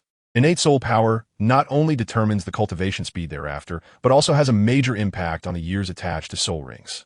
The higher the innate soul power level, the faster the cultivation speed, and the longer the years of the first soul ring attached. Based on my previous experiments, the maximum age of soul beasts that soul masters can hunt to obtain their first soul ring is 423 years. Exceeding this limit means they cannot absorb it, or they will die from the explosion of their body. Once the soul ring is attached, it not only grants the soul master a soul skill, but also enhances all physical attributes. The stronger the physical attributes, the greater the years of hunting soul beasts to obtain the soul ring. With a full innate soul power level of 10, the maximum for the first soul ring is 423 years. I dare to predict that with a full innate soul power level of 20, the maximum for the first soul ring will surely increase exponentially. The master continued to explain the basic knowledge about soul masters to Luban and Tang San. Tang San listened with envy, not expecting Luban's talent to be even better than his as a transmigrator. Xiao San, you don't have to be discouraged. Your dual martial soul talent isn't much worse than Luban's. Although Luban's soul ring years are higher than yours, your second martial soul can still continue to add soul rings in the future, so your overall strength 1 TB lacking. The master noticed the change in Tang San's facial expression and comforted him, saying, it's perfectly normal for kids to compare. All right, now let me talk to you about the development direction of martial souls. The master continued his lecture. The Junior Soul Master Academy specializes in teaching the basic knowledge of martial souls. Mastering the fundamental theories is crucial to avoid taking detours and is very important for the future development of soul masters. Soul masters can generally be divided into two types: beast martial souls and tool martial souls. For example, Xiao San's blue silver grass plant martial soul belongs to the tool martial soul category. When using a beast martial soul, the power of the beast is attached to oneself to exert its effect. In contrast, tool martial souls function away from the body. Therefore, various developmental directions for soul masters have evolved based on beast and tool martial souls, such as control type, combat type, healing type, reconnaissance type, food type, and so on. Before attaching a soul ring, a soul master must first decide on the future development direction of their martial soul. This way, they can develop in a single direction and maximize the potential of their martial soul. After finishing his talk, the master gave his opinion. Xiao San, your blue silver grass martial soul, as a plant martial soul, is best suited for the control type. As for Luban, suddenly remembering Luban, the master showed an awkward expression. He had been so busy testing soul power that he forgot to investigate what abilities Luban's martial soul had. Chapter 11, Four-Eyed Cat Eagle Flander Luban. Your martial soul is quite special. I believe it should be a newly emerged martial soul on the continent. As a new martial soul, since there are no precedents to refer to, one must be very cautious when choosing a development direction. The master expressed his thoughts. His brow furrowed. Luban has such great talent. It would be troublesome if he chose the wrong direction for his martial soul development. Next, he needs to study it carefully. Teacher, I want to pursue the extreme output path. Just as the master was feeling troubled about Luban's future development direction, Luban decisively expressed his thoughts. With the system panel in place, he is very clear about his martial soul. What is the extreme output path? Where did you hear that? Hearing Luban suddenly mention a new term, the master was taken aback and curious. Where would a 6-year-old child hear such a strange term? Teacher, when my martial soul awakened, I silently gained some knowledge about martial souls. The so-called extreme output path means to allocate all points to attack and follow the extreme attack route. In the future, the attributes of the soul rings will also lean towards the attack direction. After Luban finished explaining, the master was astonished, his eyes wide open. He never expected Luban's martial soul to be so extraordinary. with its own explanation. As far as he knew, the extreme output path had only appeared in one sect on the continent, which was the Haotian sect. All the disciples in the Haotian sect had the Haotian hammer as their martial soul, and many of them followed the pure power extreme attack route. These secrets were found in the archives he once collected in the Martial Soul Palace. It was something that the Martial Soul Palace had spent a great deal of effort to investigate, and yet here was a 6-year-old child, Luban, casually speaking such astonishing truths. Suddenly, the master thought of something else, his breathing heavy and worried. He said, "Luban, the extreme output path has significant drawbacks. I suggest you develop in a balanced direction. Following the extreme output path is exceptionally difficult for soul masters. Just take the disciples of the Haotian sect who follow the extreme power development path. Very few succeed. Only a handful. The extreme output path has very high requirements for soul beasts. Other soul masters focus on soul skills when hunting soul beasts for soul rings. But the extreme output path is different. They focus on extreme attribute enhancements.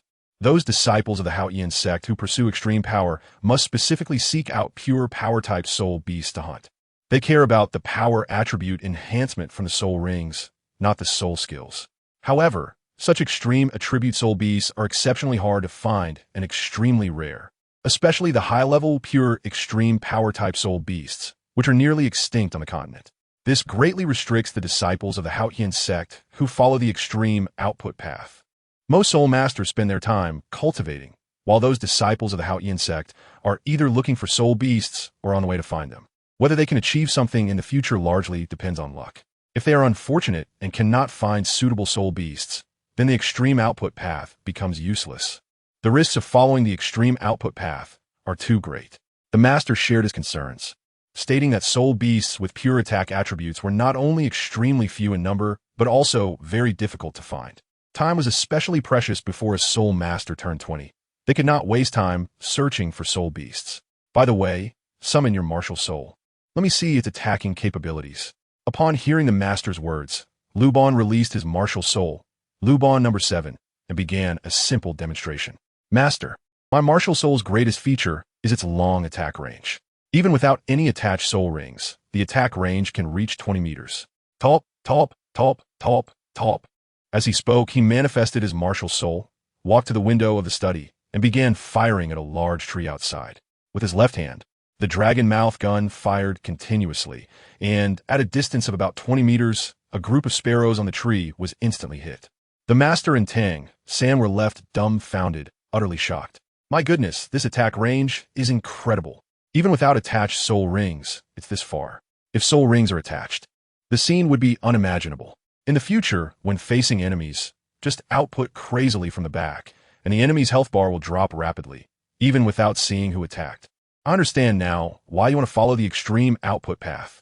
At that moment, the master finally recognized the terrifying potential of the extreme output path. So, does that mean you agree? Luban looked up and asked. This matter must receive the master's approval and guidance. After all, he currently does not have the ability to hunt soul beasts, not to mention that it is an extremely rare pure attack attribute soul beast. You two go back first. Wait for my news. I need to study this carefully in the next few days.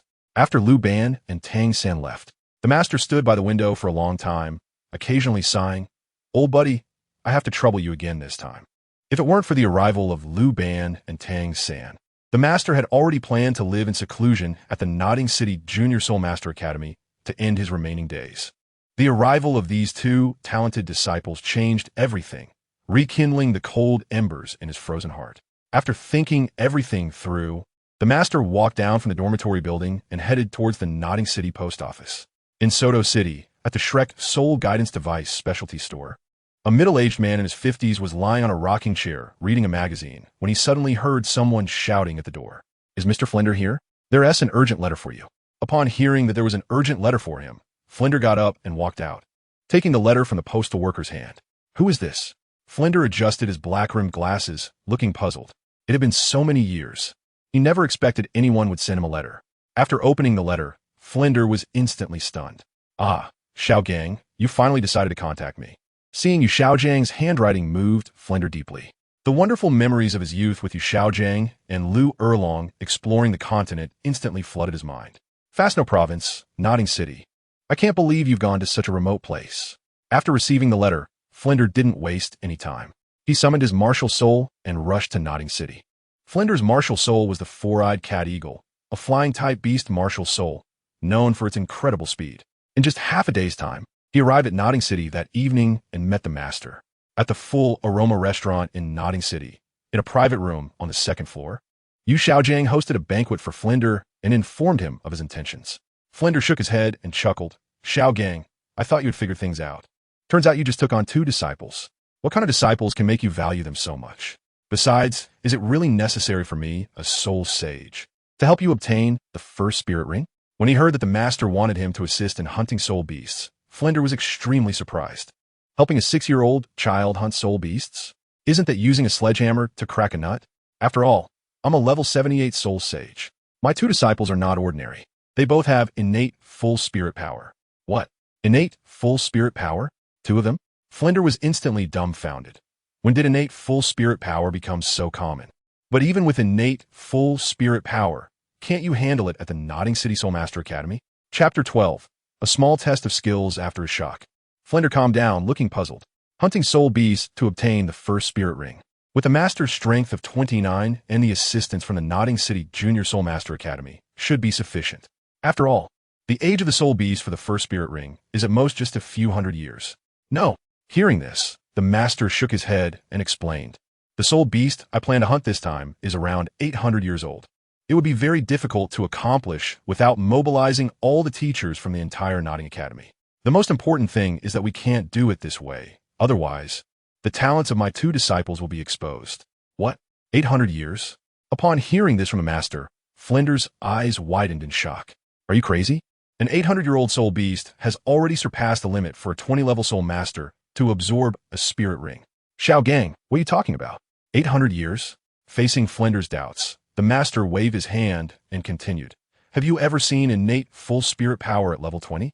One of my 2 disciples has a twin martial soul, and the other has innate full spirit power at level 20. As the master spoke, his face also showed shock.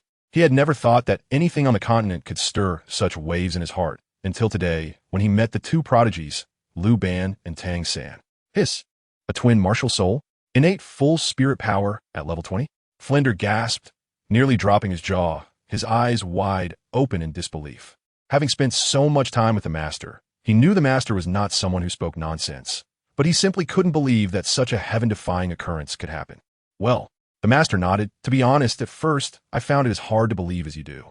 Even after witnessing it with my own eyes, I felt like I was floating as if in a dream. Then what are we waiting for? Go call those 2 kids out so I can take a look. Flinder suddenly stood up, unable to contain his excitement. Shrek Academy had not recruited students for 2 years, and the teachers were all getting restless. Calm down. It's so late now. Let's talk about it tomorrow. The next morning, as dawn broke, Luban and Tang San were called up by the master. Luban and Tang San followed their master to the woods behind the academy, where a figure was already waiting. Let me introduce you. This is my good friend, Flandra. Uncle Flandra, hello. Hearing he was a friend of the master, Luban and Tang San politely greeted him. Flandra smiled broadly and nodded, looking at Luban and Tang San with sparkling eyes, as if he were looking at treasures, filled with delight. Hello, Luban. Release your martial soul and attack me with all your might, Flandra said to Luban with a calm smile. Luban was taken aback when he heard this, thinking that Flandra was here to test him. He must have told him about his innate full soul power being level 20. The master nodded at Luban, indicating that it was okay and to go ahead. Luban summoned his martial soul, Luban number 7. Without hesitation, he activated his martial soul. Upon hearing the name Luban No. 7, the master's mouth couldn't help but twitch. Wow, his disciple really chose a grand name. He actually dared to name his martial soul after himself, which was unexpected. Huh, is this the new martial soul that the master mentioned being born in the soul master world? It looks pretty good. Flanders, standing opposite, couldn't help but laugh when he saw Luban summon Luban number 7. This new martial soul looked quite comical and cute, but he wondered how strong its attack power was. Da-da-da-da-da. Before Flanders' laughter could fade, Luban launched an attack. The master and Tang San stood by, quietly watching. Taking advantage of this confrontation, the master wanted to understand Luban number 7's martial soul to better guide Luban's training in the future. The basic attack range was 20 meters. The soul power energy balls were fired 1 per second, fully unleashing its power, directly striking at Flander. Wow. Seeing such a long attack range, Flander was shocked. It was his first time encountering such a martial soul. To be able to attack that far without using a soul skill was truly impressive. His first soul skill couldn't reach that distance. Flander formed a protective barrier with his soul power in front of him, and through the vibrations from the shield, he could clearly feel the intensity of Luban's attack. The master was right. This level of attack power was indeed not something a level 10 soul master could produce. To have such great power without using a soul skill, the soul power must be at least level 20. Luban, could it be that your martial soul is only capable of this? Do you have any other impressive talents? Flander smiled and provoked him, feeling that having innate full soul power at level 20 was not that simple. Not just him, but the master beside him was also eager to see just how much potential Luban's martial soul had. Luban, don't hold back. Attack with all your might. Hearing what Flander and the master said, Luban nodded. He silently chanted, "Video Game Boy skin attached." The Video Game Boy skin not only changed the form and appearance of the martial soul, but also doubled the attack power. After successfully attaching the skin, Luban's appearance changed dramatically, transforming from a youthful cutie into a ghost fire youth. With the dragon mouth gun in his left hand, he unleashed a series of 5 consecutive attacks, shocking both Flander and the master, as well as Tang San. They clearly saw that Flander's protective shield was rippling. It was evident that this attack was at least twice as powerful as before. Haha, not bad. Feel free to use any of the tricks you have. The greater the potential shown by Luban, the happier Flander became, continuing to encourage him. The martial soul domain is activated. Luban decisively activated his talent field, causing all his attributes to double once again, and his attack power increased by another factor. The soul power energy sphere shot by the dragon mouth gun greatly increased in power. Just as Flander and the others were immensely shocked, Luban retracted the dragon mouth gun, aimed the shark mouth cannon lightly forward with his right hand, and suddenly charged up. Invincible shark mouth cannon. Luban activated his domain skill, and a fire-red soul power light sphere, the size of a basin, shot out with a whoosh, directly targeting Flander. Boom! The soul power light sphere collided with the protective shield, exploding violently. This attack power had doubled again compared to before. Hiss! This is a domain skill. It was the first time Master had seen Luban use a domain skill, and he was stunned. Flander on the opposite side was equally shocked. Wow! Luban's 7th spirit was incredible, even having a domain skill. Master, what is a domain skill? Tang San, seeing the astonishment on Master and Flander's faces, asked. Skills are generally divided into single target skills and area skills. Besides these 2 types of soul skills, there are even more powerful domain skills. Generally, a soul master must reach the Title Douluo level to have a very small chance of obtaining a domain skill. Once a domain skill is activated, the amplification it brings is often immense, comparable to a 100,000-year soul ring. Spirit souls that naturally possess a domain are extremely rare and powerful on the continent. Chapter 13. Departing for Soto City, Tang San was deeply moved by Master S' explanation, feeling shocked. Although he didn't fully understand it, he knew it was very impressive. All right. At this moment, Flander was so shocked that he was almost dazed, with waves of surprise hitting him one after another. Having innate full soul power at level 20 and possessing a domain skill, Luban's talent was truly astonishing. He was the person with the highest talent Flander had ever seen in all these years. 3,000 thunderbolts. Just as Flander and the others were in shock, Luban activated his domain skill once again. Instantly, more than half of his soul power was drawn away.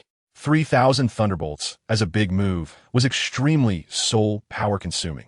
Given his current level of soul power, he could only use it once at most. Boom! At this moment, the backyard forest was suddenly filled with howling winds, flying sand, and a drastic change in the weather. Soon, a layer of dense dark clouds appeared above Flander and the others. Upon closer inspection, the area of this dark cloud had a radius of about 20 meters, completely overlapping with Luban's 7th domain range. Crackle. Then a lightning bolt, as thick as a finger, fell, directly striking Flander. The speed was so fast that Flander was caught off guard, unable to dodge in time, and was directly hit. Oh.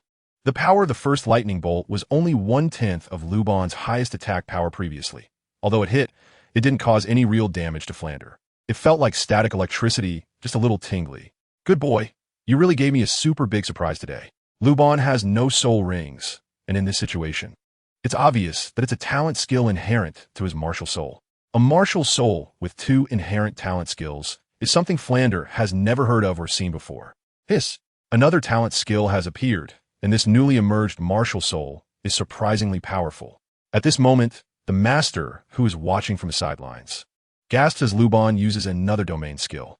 As expected of someone with innate full soul power at level 20, despite having previously raised Luban's talent, he is still shocked. The talent displayed by Luban's martial soul is simply unmatched on the continent. Crackle. Just as Flander is excited, the second thunderbolt falls. He does not dodge, but instead feels the power of Luban's skill, noticing that this wave of thunder is twice as powerful as the previous attack. Of course, this change did not escape the master's eyes, and he took it all in. Luban, how many waves of thunder can you summon? The master asks excitedly, his eyes revealing an undeniable fervor. Oh my, this skill that can change the weather has truly opened my eyes. Teacher, this skill has a total of 9 waves of divine thunder, and each wave's attack power will double based on the previous wave. What? 9 waves of divine thunder? Upon hearing Luban's introduction, both Flander and the master are stunned. They quickly calculate in their minds. If this continues, how many times will the attack increase in the end? Hiss! After 9 waves of divine thunder, the attack power could increase by about 25 times. My God, what kind of skill is this? At this moment, the master and Flander exchange a glance, filled with shock and disbelief. If Luban becomes a Title Douluo in the future, who on the continent could possibly be his opponent?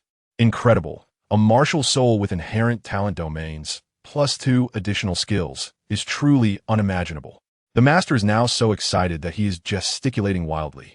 Luban, remember, unless absolutely necessary, do not use this domain skill in front of outsiders.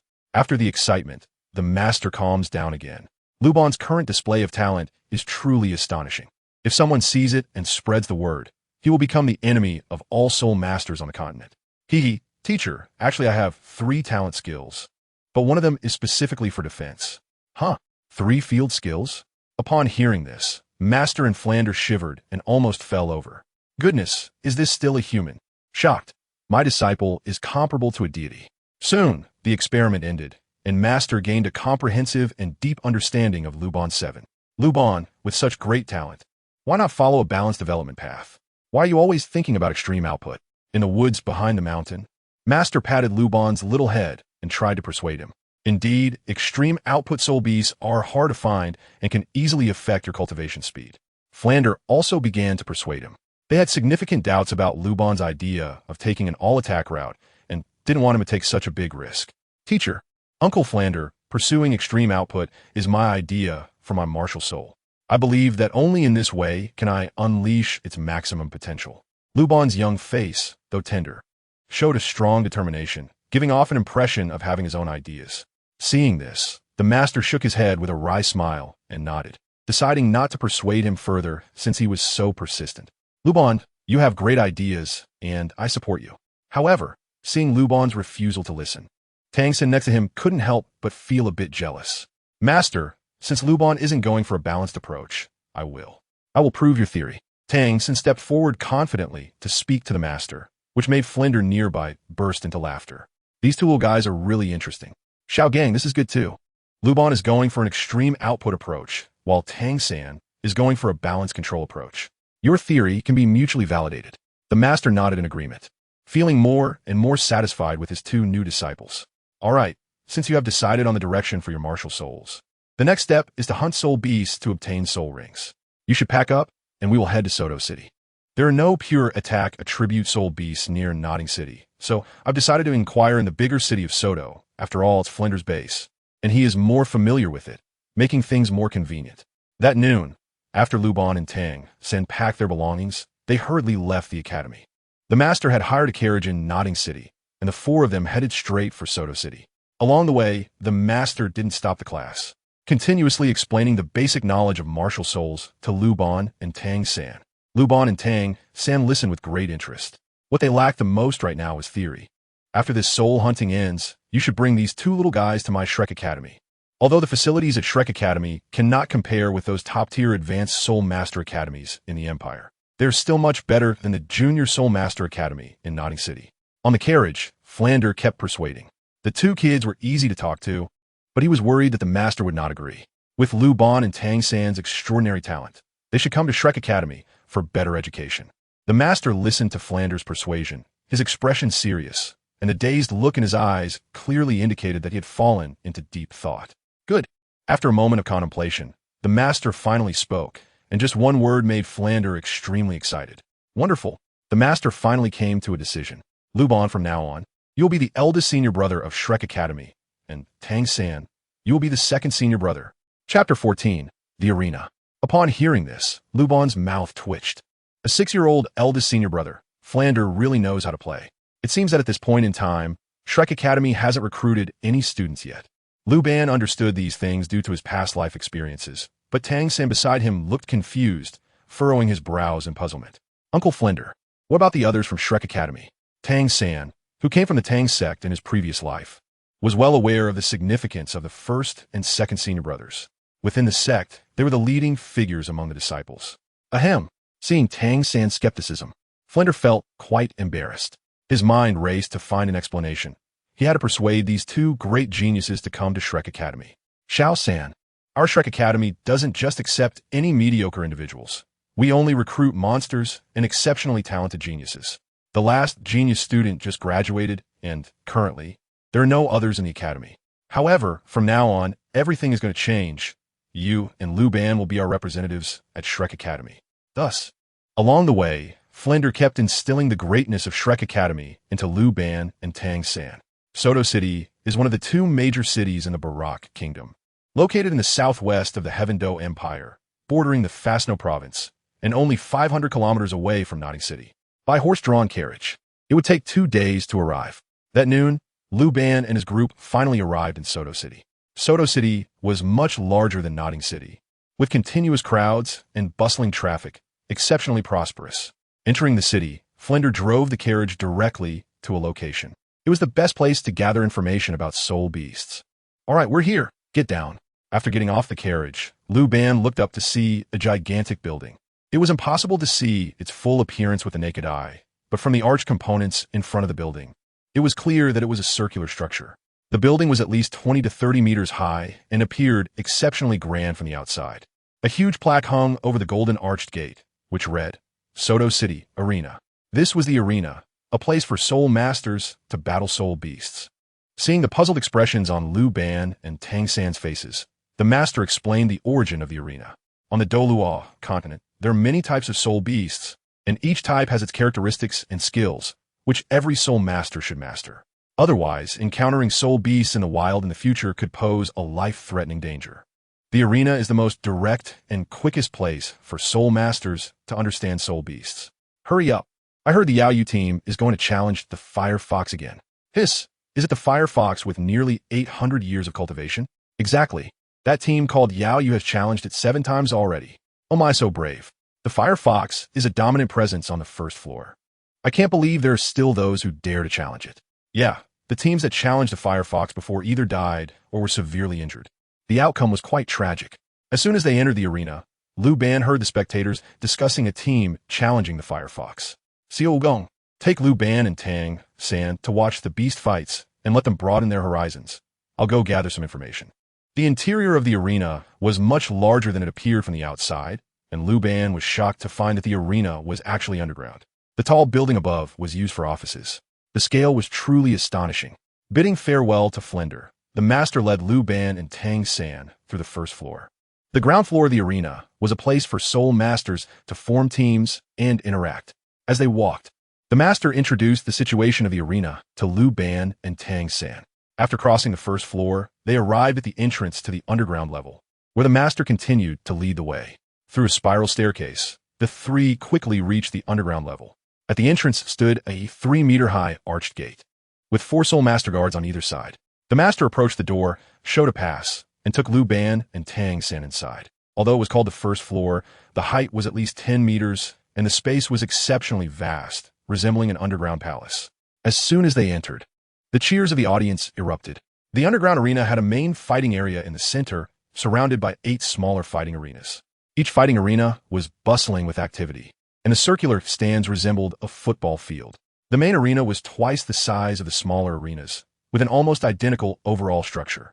The master brought Luban and Tang San to the ticket booth at the entrance of the main arena. Hello, sir. How many tickets would you like to purchase? Are there discounts for children? Yes, children under 2 meters can enter for free. Thank you, 1 ticket will be fine. After purchasing the tickets, the master led Luban and Tang San into the arena.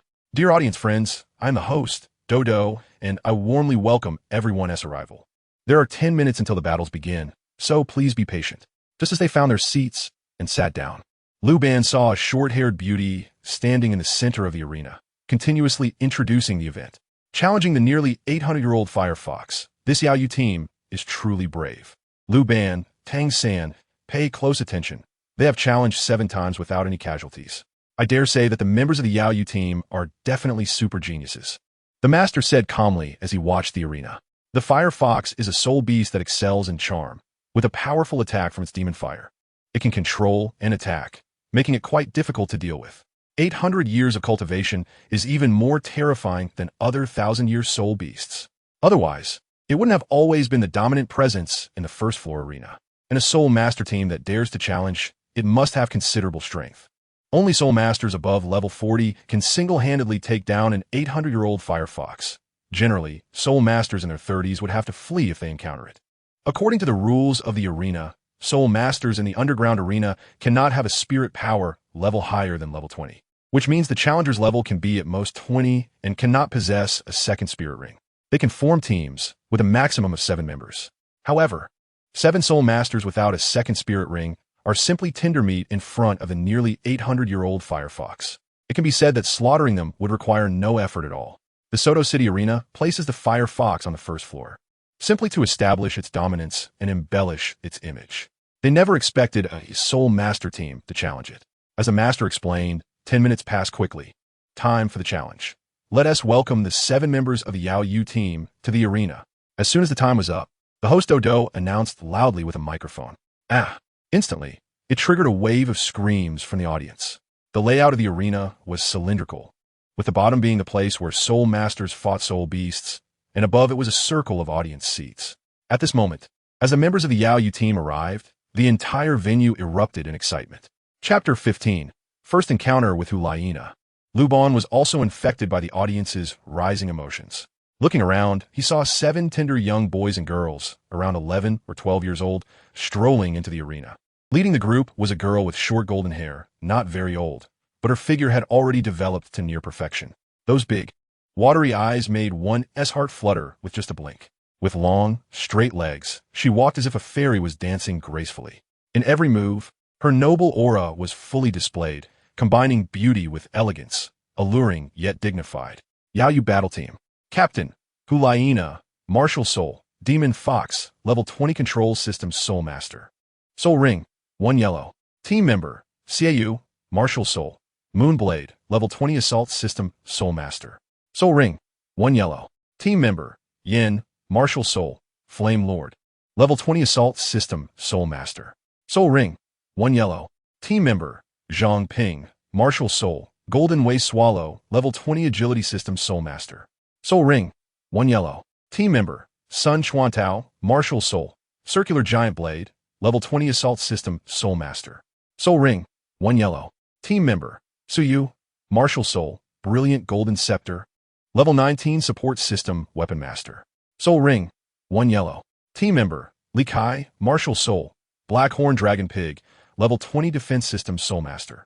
Soul Ring, 1 yellow. The arena's host, Douluo, announced the members of the Yaoyu Battle Team, and the audience erupted into cheers once again. My God, where did these monstrous talents from the Yaoyu Battle Team come from? Their talent is simply astonishing. Looking at their age, at most 11 or 12, and their soul power has reached level 20. Are they even human? Yes, it's obvious that they must be direct descendants of some major sect out for training. It's incredible that they dare to challenge the Firefox at such a young age. We'll go Yaoyu Battle Team. The appearance of such a monstrous young team in Soto City caused a huge sensation. During the time, the Yaoyu Battle Team challenged the Firefox. More and more people began to pay attention to them. Although they had failed 7 times before, the entire team had not suffered any casualties, which is already quite impressive. Astonishing everyone, the martial souls of the 7 young boys, including Demon Fox, Moonblade, and Flame Lord, are all top-tier existences, indicating that their backgrounds are not simple. At this moment, the master was also shocked by the strength and talent of the Yaoyu Battle Team. to find 7 such extraordinary geniuses at once. The power behind them was unimaginable. With such a lineup, the master estimated that even the royal family of the Tiando Empire would find it difficult to assemble. Teacher, do you think they will succeed in their challenge this time? Luban curiously asked. He currently had very little knowledge about soul beasts and found it difficult to make a judgment. The formation of the Demon Moon team was quite complete, with attack, control, defense, and support. Such strength could easily lead to victory against other teams. However, this time they were facing a soul beast with nearly 800 years of cultivation, and it was particularly skilled in control, making victory almost impossible. The master shook his head in denial. While analyzing, he did not forget to explain relevant team knowledge to Luban and Tang San. Glancing at Luban, the master suddenly smiled, saying that if the Demon Moon team had a ranged damage dealer like him, they might have a chance of winning. Hearing the master's praise, Luban felt a bit proud. Of course, he was the top shooter in the national server, and his strength was unquestionable. During the conversation among the three, the arena challenge officially began. Now I declare the challenge to start. As the host's voice fell, the audience fell silent instantly, their gazes focused on the arena stage below. The 7 members of the Demon Moon team had all activated their martial souls, with yellow soul rings swirling around their feet, a spectacular sight. Crack, crack, crack. Suddenly, the iron gate on the other side of the arena opened, and a fire-red fox, like the blazing sun, entered the arena. Whoosh! A fierce battle was about to unfold, and at this moment, the audience held their breath, filled with tension. Those sitting in the front row, closest to the arena, felt their hearts racing. Even through the protective shield, they could feel a strong sense of oppression from the firefox. Whoosh! Whoosh! Whoosh! The 800-year-old firefox had considerable intelligence. Upon seeing the Demon Moon team, it became enraged, its beastly nature surging. These little brats simply wouldn't stop, persistently provoking its authority. It was unbearable. They must be dealt with. The firefox howled to the sky, blowing the battle horn, baring its teeth. Defense. Seeing the firefox suddenly disappear, the captain, Hulaina, shouted urgently. If the firefox successfully ambushed them, the team would be in danger. A single slap from the firefox could crush them. Fortunately, after the previous 7 battles, the team members were quite familiar with the firefox's tactics. Hearing Hulaina's command, the defensive soul master, Li Kai, responded in perfect sync and activated his first soul skill, Dragon Armor Shield. The 7 members of the Demon Moon team gathered together, surrounded by a shield made of black scales. Li Kai's first soul ring was obtained from hunting a 400-year-old black-horned armor dragon, giving it strong defensive capabilities. It was enough to withstand the firefox's ordinary attacks. Boom! The firefox's paw struck the protective shield, creating layers of ripples and forcing the 7 members of the Demon Moon team to stagger back. Charge! As the firefox revealed itself, Captain Hulaina issued another command. The agile attack-type member, Zhang Ping, activated her golden way swallow and sprouted black wings from her back, quickly flying out of the protective shield to launch an attack on the firefox. First soul skill, falling goose in the sand. Whoosh, whoosh, whoosh. Zhang Ping's speed increased again, her feet covered with a layer of soul power scales, resembling dragon claws as she kicked at the firefox.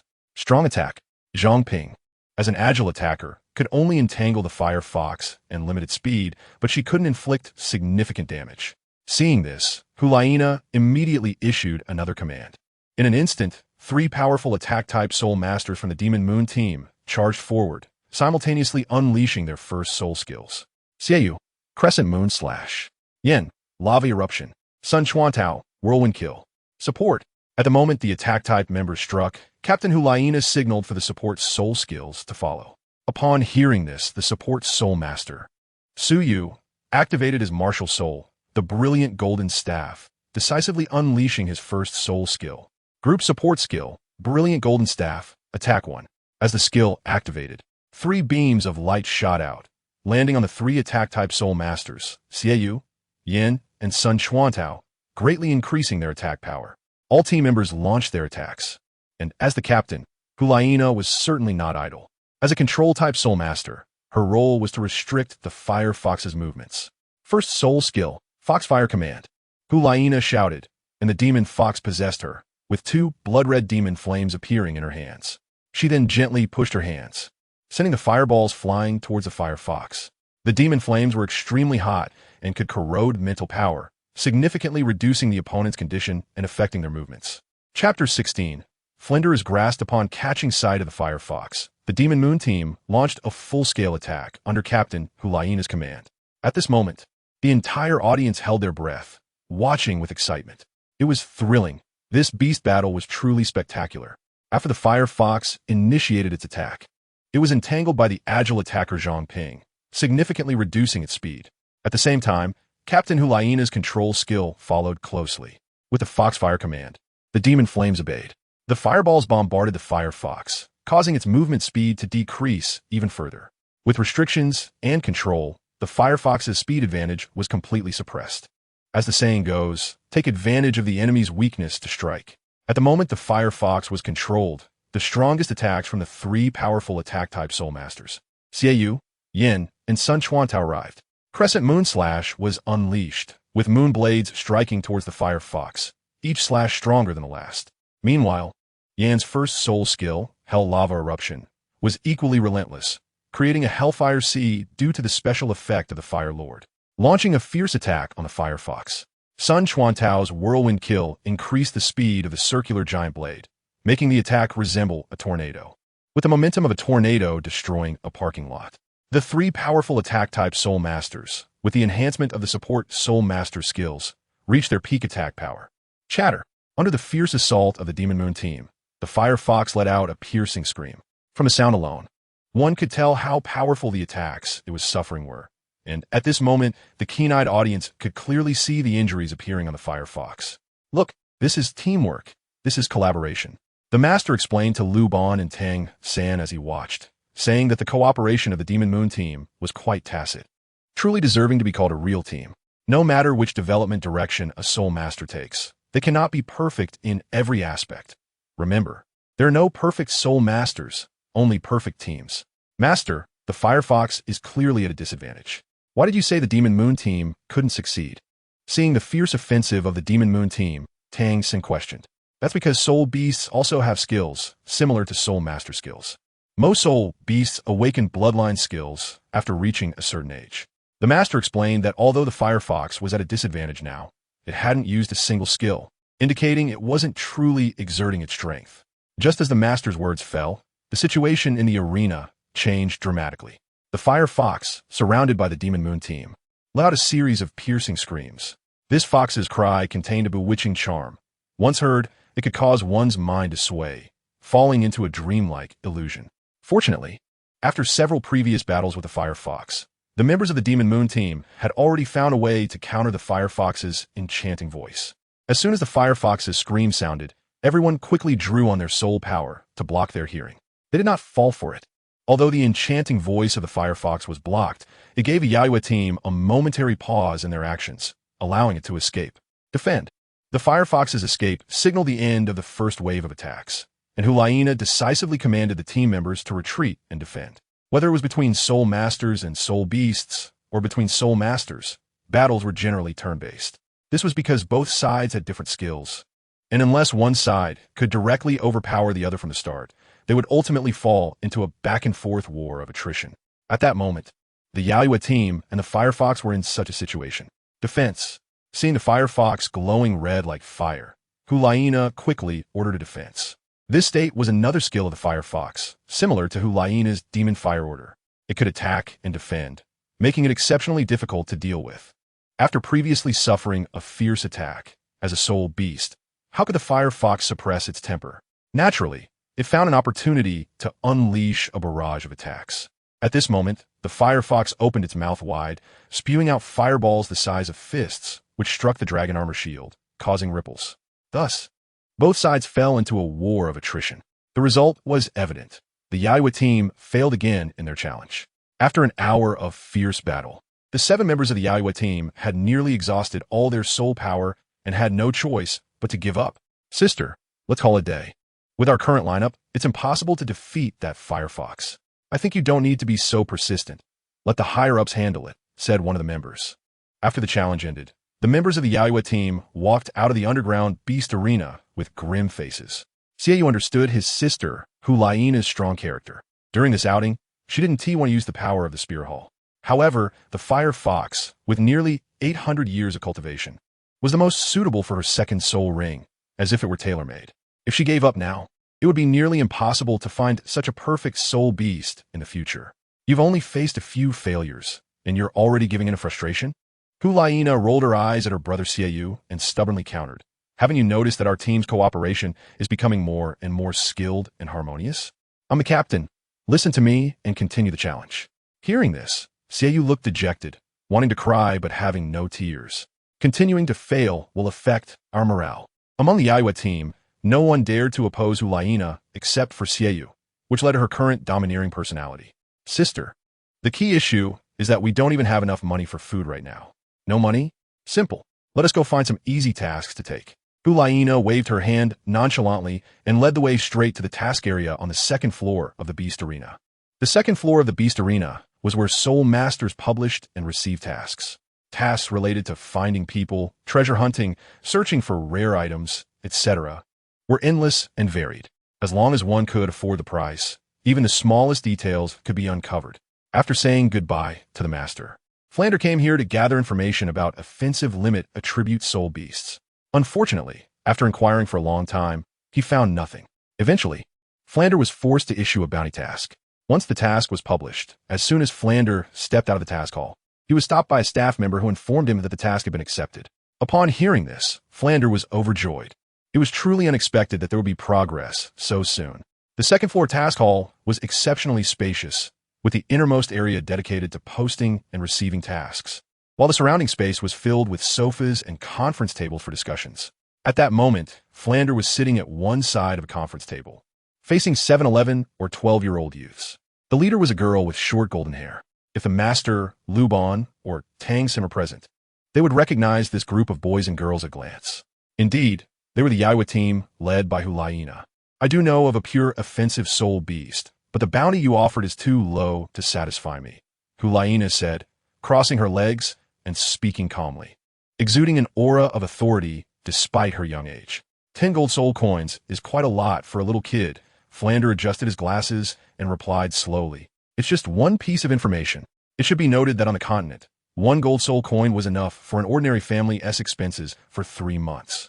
Offering 10 gold soul coins for information about a soul beast, in Flander's view, was already quite generous.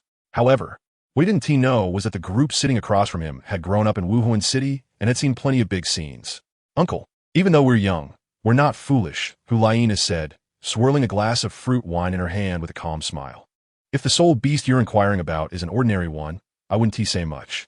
But since it's the rarest, pure, offensive limit attribute soul beast, then 10 gold soul coins are far from enough. If I'm guessing correctly, you must have descendants who follow the limit stream development path. Hulaina's words shocked Flander deeply. He hadn't expected this 11 or 12-year-old girl to be so knowledgeable. She immediately took control of the negotiation and had him at her mercy. Truly, the younger generation is formidable. Then how much do you want? 10 times. 100 gold soul coins. Haha, young man, you really don't know how costly things are. Do you know how much wealth 100 gold soul coins represent? And I still don't even know the specific situation of the soul beast you're talking about. I know of a pure offensive soul beast with a cultivation age of around 800 years. You want 100 gold soul coins for a little beast under 1,000 years? Do you think I'm a fool? Farewell. Negotiation failed, and Flander stood up to leave. After stepping out of the second floor task hall, he wore a look of regret. The soul beast mentioned by the golden hair girl was perfectly suited to be Luban's first soul ring, but unfortunately, he didn't have enough gold soul coins. So he could only pretend that he couldn't negotiate and left for now. He needed to go back and discuss it with the master. On the first floor of the Beast Arena, in the rest area, when Flander returned, the master and the other two had been waiting for a long time. How'd it go? Did you find out anything? As soon as Flander returned, the master hurriedly asked. Flander relayed what had happened during his negotiation with Hulaina. There is information, but the money is not enough. An 800-year-old pure offensive soul beast? That's wonderful. It's perfect for Luban's first soul ring. Upon hearing Flander finish speaking, the master was extremely excited. The reason he had previously opposed Luban pursuing the limit output path was that suitable soul beasts were too hard to find. Now that there was finally some news, he must find out regardless of the cost. Xiaogang, I think we should wait a few days and see. Maybe in a few days, those kids will lower the price. Flander said, feigning poverty. Shrek Academy hadn't accepted students for several years, and he was currently in dire financial straits. Every year, The salaries of the teachers in the academy still had to be paid, which put immense pressure on him. No, what if those kids leave? Where will we find them? The master shook his head decisively in disagreement. After all these years, Flander's greedy nature hadn't changed a bit. First, go borrow 100 gold soul coins from the bank, and let us get that information. As soon as the master finished speaking, Hulaina and the members of the Demon Moon team came down from the second floor. Flander pointed at Hulaina and said, "See? That girl is the one I was negotiating with earlier." The master, Luban, and Tang San followed Flander's finger and saw the members of the Demon Moon team. "It's actually them," the master exclaimed in surprise, not expecting such a coincidence. "Do you know them?" Flander asked. The master nodded and briefly explained what had happened when he watched the beast fighting challenge on the first floor. No wonder. Flander confirmed his suspicions at that moment. With such talent, she must be a direct descendant nurtured by a superpower. He had already sensed her exceptional nature from Hulaina's demeanor. Seeing that Flander and the master were troubled by the money issue, Luban stepped forward. After all, this matter was caused by the soul beast hunt for him. "Teacher, Dean Flander, I can help the Demon Moon team kill the Fire Fox, so we won't have to spend another 100 gold soul coins." Upon hearing this, the master quickly shook his head in opposition. "No, if that's the case, your talent will be exposed, and that's absolutely not allowed." "That's right, Luban. As for the money, Xiaogang and I will find a way, so you don't need to worry about it." Flander also expressed his disagreement. At 6 years old and level 20, if Luban is exposed, the entire beast fighting arena would be in chaos. Luban certainly understood the concerns of the master and Flander, and continued to explain. "Teacher, my martial soul can actually change its form, so it won't be exposed." As he spoke, Luban directly activated his martial soul, and his figure suddenly grew taller, transforming into an adult appearance. 2 yellow soul rings appeared beneath his feet. This transformation consumes a lot of soul power, and once the soul power is depleted, the disguise will disappear. However, enduring through a challenge would be more than enough time. Seeing Luban's martial soul change, the master and Flander were both shocked. What kind of martial soul is this that can change form, disguise itself, and even fake soul rings? That's just too unbelievable. Beside them, Tang San was also stunned, his mouth agape in disbelief. Luban's talent once again surpassed his understanding. "Well, since that's the case, let's go meet the Demon Moon team." After witnessing the disguised state of Luban number 7, the master agreed to Luban's request.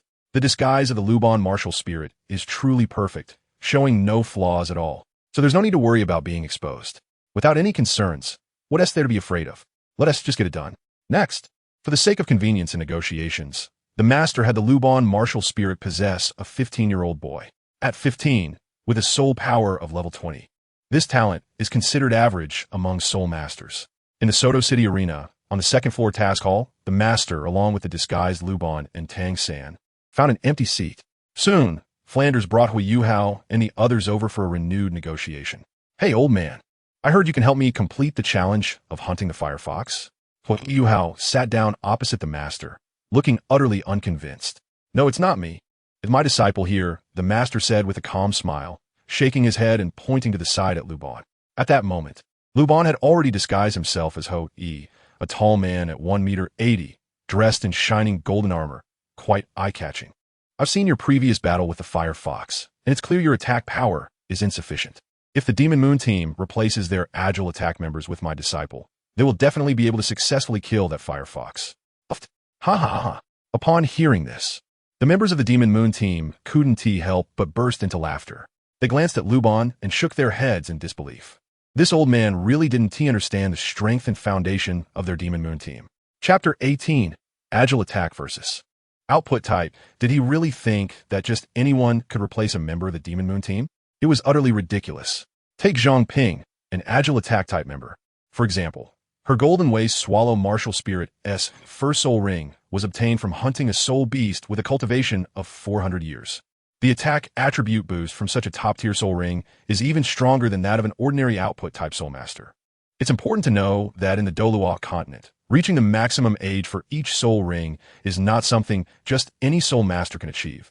More accurately, only super large families and sects have the conditions to do so. Yet today, an old man suddenly appeared, boldly claiming that his disciple was better than the agile attack soul masters of the Demon Moon team, which was truly laughable in Hui Yuhao and the others' eyes. Looking again at Luban, Yuhao shook his head even more. It seemed he was only 15 or 16 and hadn't even broken through level 20. That talent was really poor. If you don't believe it, you can try, the master said lightly, not angered by the rudeness of the group of youths before him.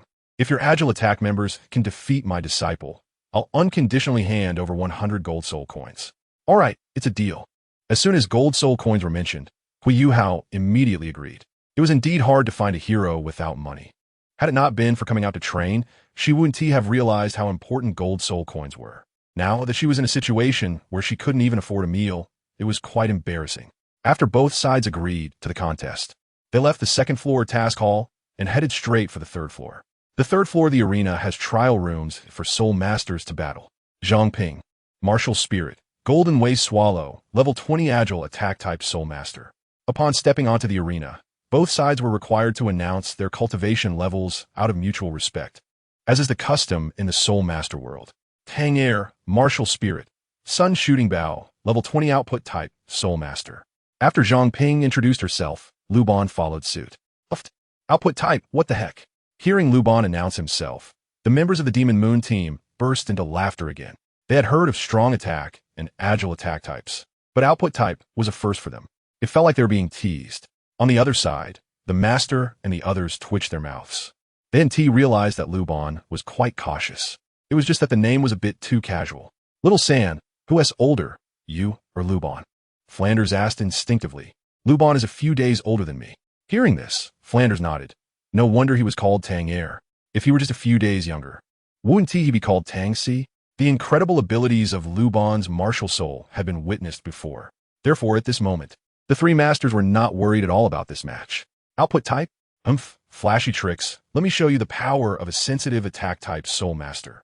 After both sides introduced themselves and unleashed their martial souls, Zhangping coldly snorted and directly launched an attack. First soul skill, Falling Wild Geese. Kid, remember, being defeated by me, Zhangping, is something you can be proud of. With the Golden Waste Swallow martial soul activated, Zhangping sprouted a pair of wings on her back, moving at incredible speed, her toes like blades, kicking towards Luban.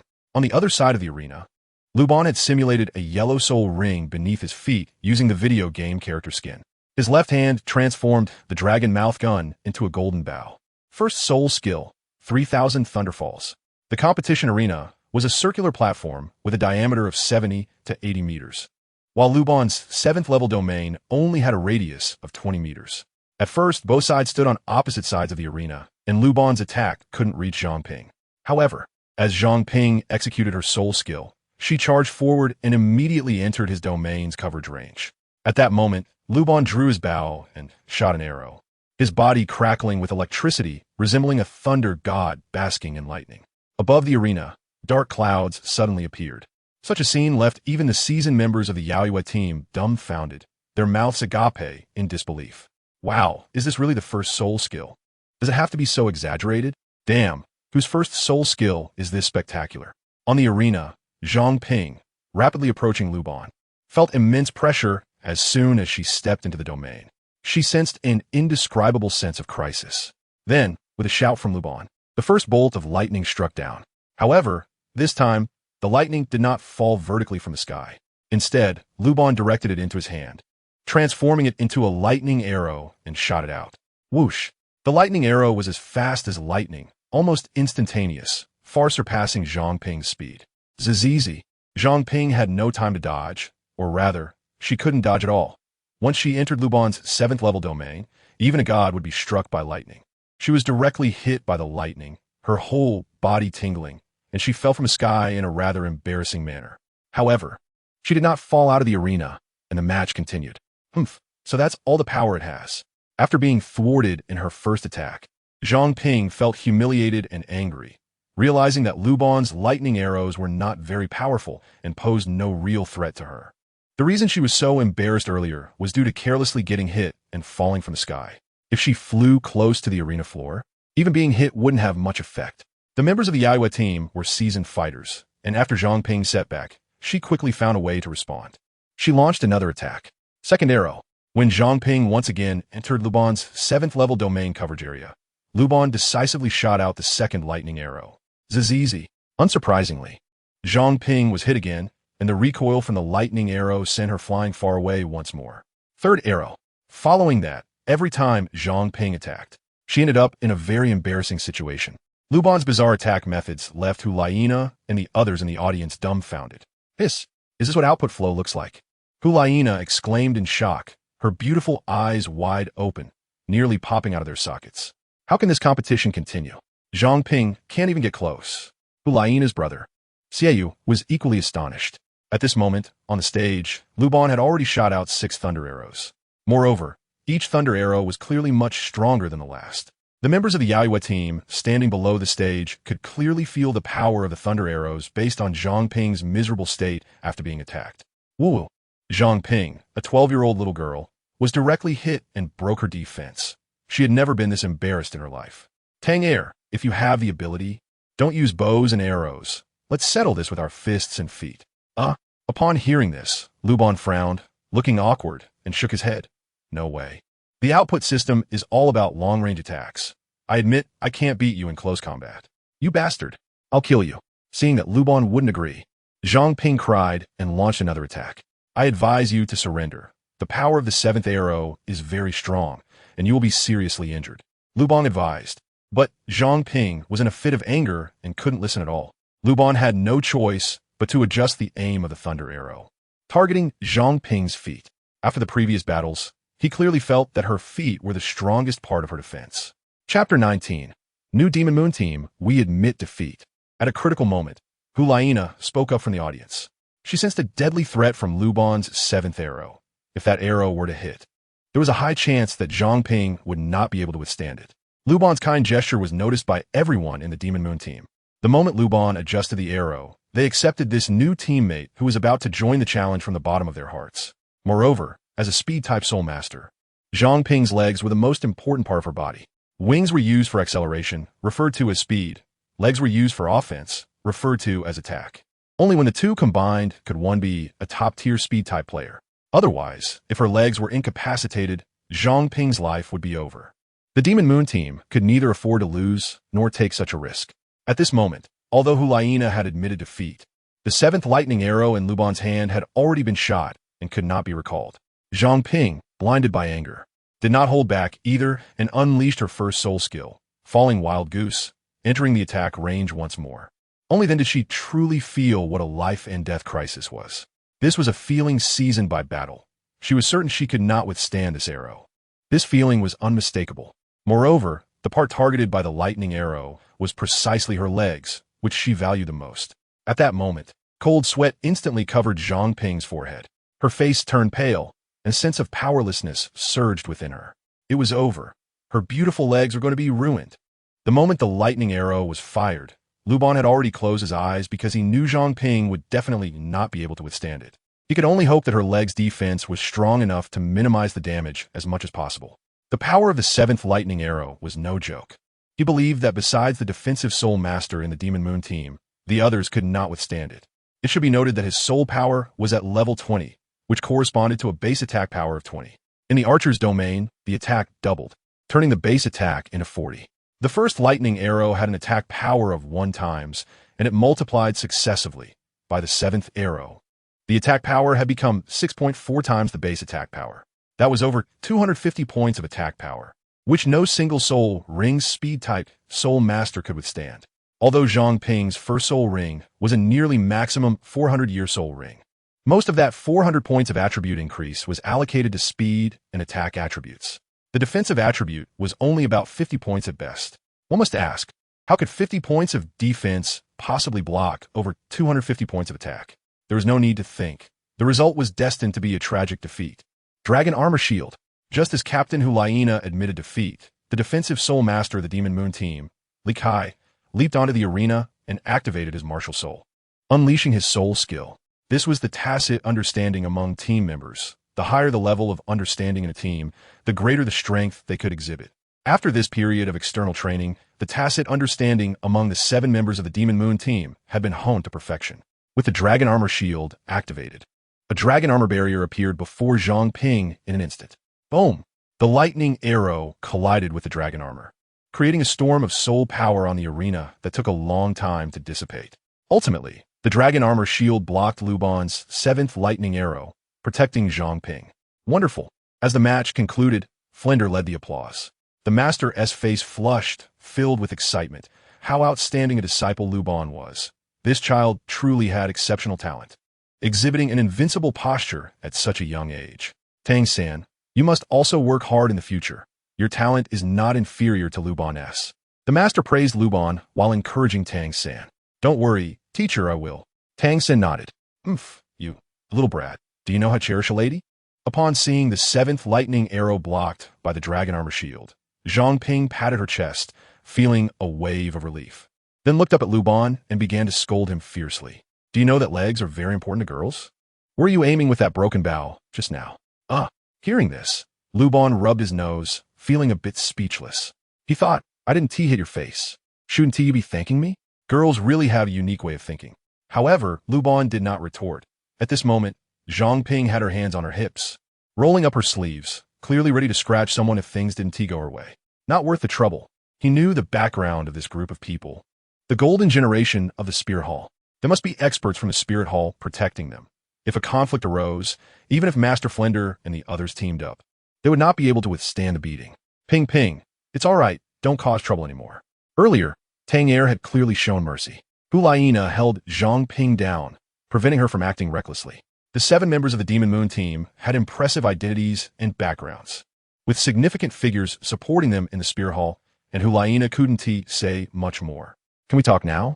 The master said casually with a proud expression, as if to say, look how amazing my disciple is. Hulaina nodded, and everyone quickly returned to the task hall on the second floor. You all saw my disciple's strength. With him joining, you will definitely succeed in challenging the Firefox again. Hearing the master's familiar words. This time the members of the Demon Moon team did not ridicule as they had last time, but fell into deep thought. They occasionally glanced at Luban, realizing that there were indeed all sorts of extraordinary individuals and events on the continent. If it weren't for this training trip, they wouldn't have known that there were output-type soul masters. Uncle, could you explain to us what an output-type soul master is? Unlike their previous arrogance. This time Hulaina lowered her head and directly asked. The shock brought by the battle between Luban and Zhang Ping was truly immense. If the Demon Moon team were to have another output-type soul master like Luban in the future, it was hard to imagine how terrifying their combat power would be. Sure, take my disciple as an example. He follows the extreme output path.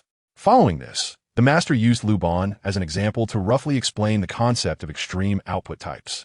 On the continent, it was the first time a master had seen a pure attack extreme output soul master like Luban. Previous historical records had no documentation on it, so he couldn't go into too much detail. After listening to the master's explanation, Hulaina and the others were quite shocked. All attributes focused on attack. Wow, that was truly a madman's idea. I finally understand why you were looking for purely attack-oriented soul beasts. Hulaina sighed, her eyes scanning Luban without leaving him. She didn't expect there to be such an eccentric soul master on the continent.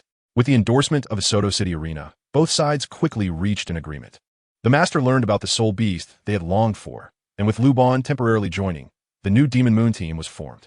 They once again issued a challenge to the Firefox. The news spread, and the Soto City arena was in an uproar. Chapter 20, Powerful Output Type. Oh my god, have you heard? The Demon Moon team is challenging the Firefox again. Is it true? They really are tenacious.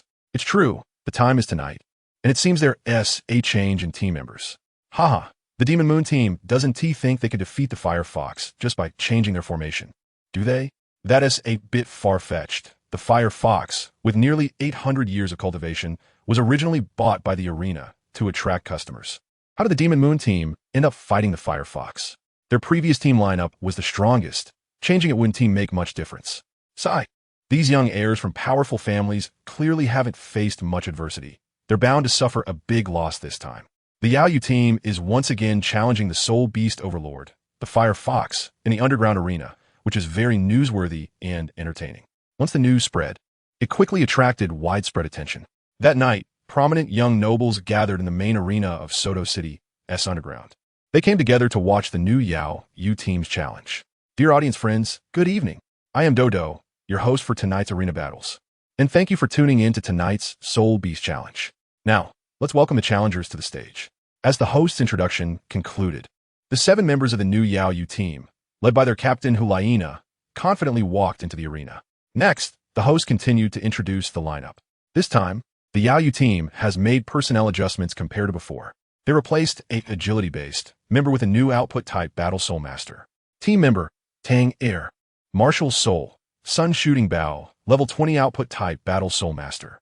After the host introduced the lineup, the audience erupted in discussion. Output type? What the heck? Where did this output-type Battle Soul Master come from? Damn, is there even a development direction for output-type Martial Souls? I've never heard of an output-type Soul Master before. What a mess of a lineup. Without our agility-based members, this challenge is bound to end in disaster. Luban replaced Zhang Ping, causing quite a stir.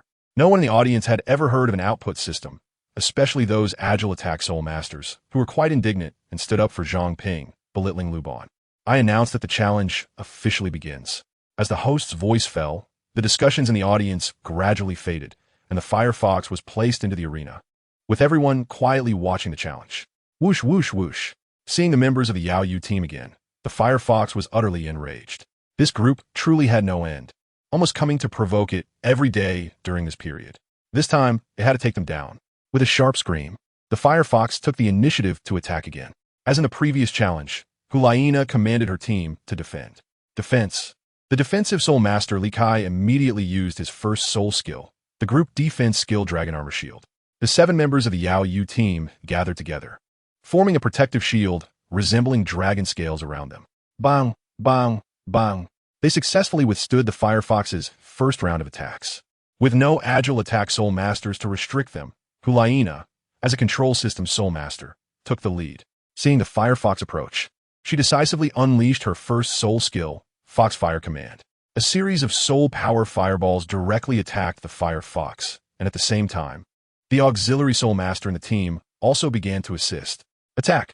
The Firefox's speed was halved, and Hulaina signaled the strong attack members to strike. Unlike last time's passive approach, the audience noticed that the new Yu team was much more aggressive this time, actively sticking to the Firefox and chasing after it. This kind of strategy consumed a lot of soul power and couldn't be sustained for long. The strong attack Soul Masters, Xie Yin, and Sun Chuantao, surrounded the Firefox. As before, with just 3 powerful strikes, they could make the Firefox suffer a bit at first, but they couldn't inflict any effective damage afterward. They also had to guard against the Firefox's counterattacks, and over time, their attack power would quickly weaken. Just as the audience began to worry for the Yu team, Luban finally found the opportunity to strike. At this moment, the Firefox had been forced into a corner of the arena, perfectly entering his shooter domain's coverage area. It wouldn't be able to leave in a short time. Brilliant Night, Thunder Path, 9 Absolutes. Luban began to unleash his first soul skill. At that moment, the appearance of the descendant transformed from the arcade boy skin, adorned in shimmering golden armor, bathed in lightning, resembling a deity emerging from the sea of thunder. Above the arena, the atmosphere seemed charged with an impending storm. As a massive thundercloud took shape, the first arrow, Luban drew his sun-shooting bow, aiming at the Firefox, and shot out lightning arrows in quick succession. The second arrow, one shot hit, reducing the Firefox's speed by 10%, causing it to scream. At this moment, it felt a deadly crisis within the domain. It had to leave this thundercloud. Whoosh, whoosh, whoosh. The Firefox, in that instant, lost its previous calm demeanor and no longer held back, desperately trying to break free. No longer wanting to fight, it immediately repelled the attacking members of the Demon Moon battle team and fled. The 7th arrow. This arrow, with over 250 points of attack power, struck the Firefox directly, causing it to spit out blood. Although the Firefox had nearly 800 years of cultivation, not many of those attribute points were allocated to defense, since it was not a defensive soul beast. Therefore, the 7th arrow shot by Luban dealt significant damage to it. Fortunately, at this moment, the Firefox felt the life-threatening danger and did not hold back. Activating its Demon Fire Shield, turning its body bright red like fire, capable of resisting both physical attacks and soul skill attacks. This prevented it from being seriously injured. Tang Air, can you shoot faster? Seeing the Firefox about to escape the siege, Hulaina was extremely anxious. If they let the Firefox slip away from this siege, they would no longer be able to attack and would be forced into a passive counterattack, falling into the same situation as before. The key to success at this moment lay with Luban. As long as he shot the 8th arrow, Hulaina believed the Firefox would definitely be unable to defend. However, Luban's shooting speed was too slow. He took forever to aim each shot. Hearing Hulaina's complaint, Luban showed an awkward expression, as it wasn't that he didn't want to shoot faster, but the domain skill was designed this way, only allowing one wave of divine thunder to be released per minute. He couldn't speed up even if he wanted to. The 8th arrow. As Luban prepared to shoot the 8th lightning arrow, the firefox's eyes turned blood red, going completely mad. It sensed the aura of death coming from the incoming lightning arrows. Whoosh, whoosh, whoosh. The firefox unleashed its charm skill, making a final counterattack. Defend. Seeing the firefox's appearance, Hulaina issued another command, signaling everyone to be cautious. The members of the Demon Moon battle team understood that this was the firefox's most powerful charm skill. They quickly sealed their hearing with soul power and avoided the firefox's gaze. The entire beast fighting arena wasn't very large, and no matter how quickly everyone reacted, they were still enchanted for a brief moment. When everyone regained their senses, the firefox had already broken free from the siege. One of its feet had already stepped out of the archer's domain. Chapter 21. Frozen Fours catch up to it. Seeing this, Luban hurriedly shouted, signaling the Demon Moon team to pursue.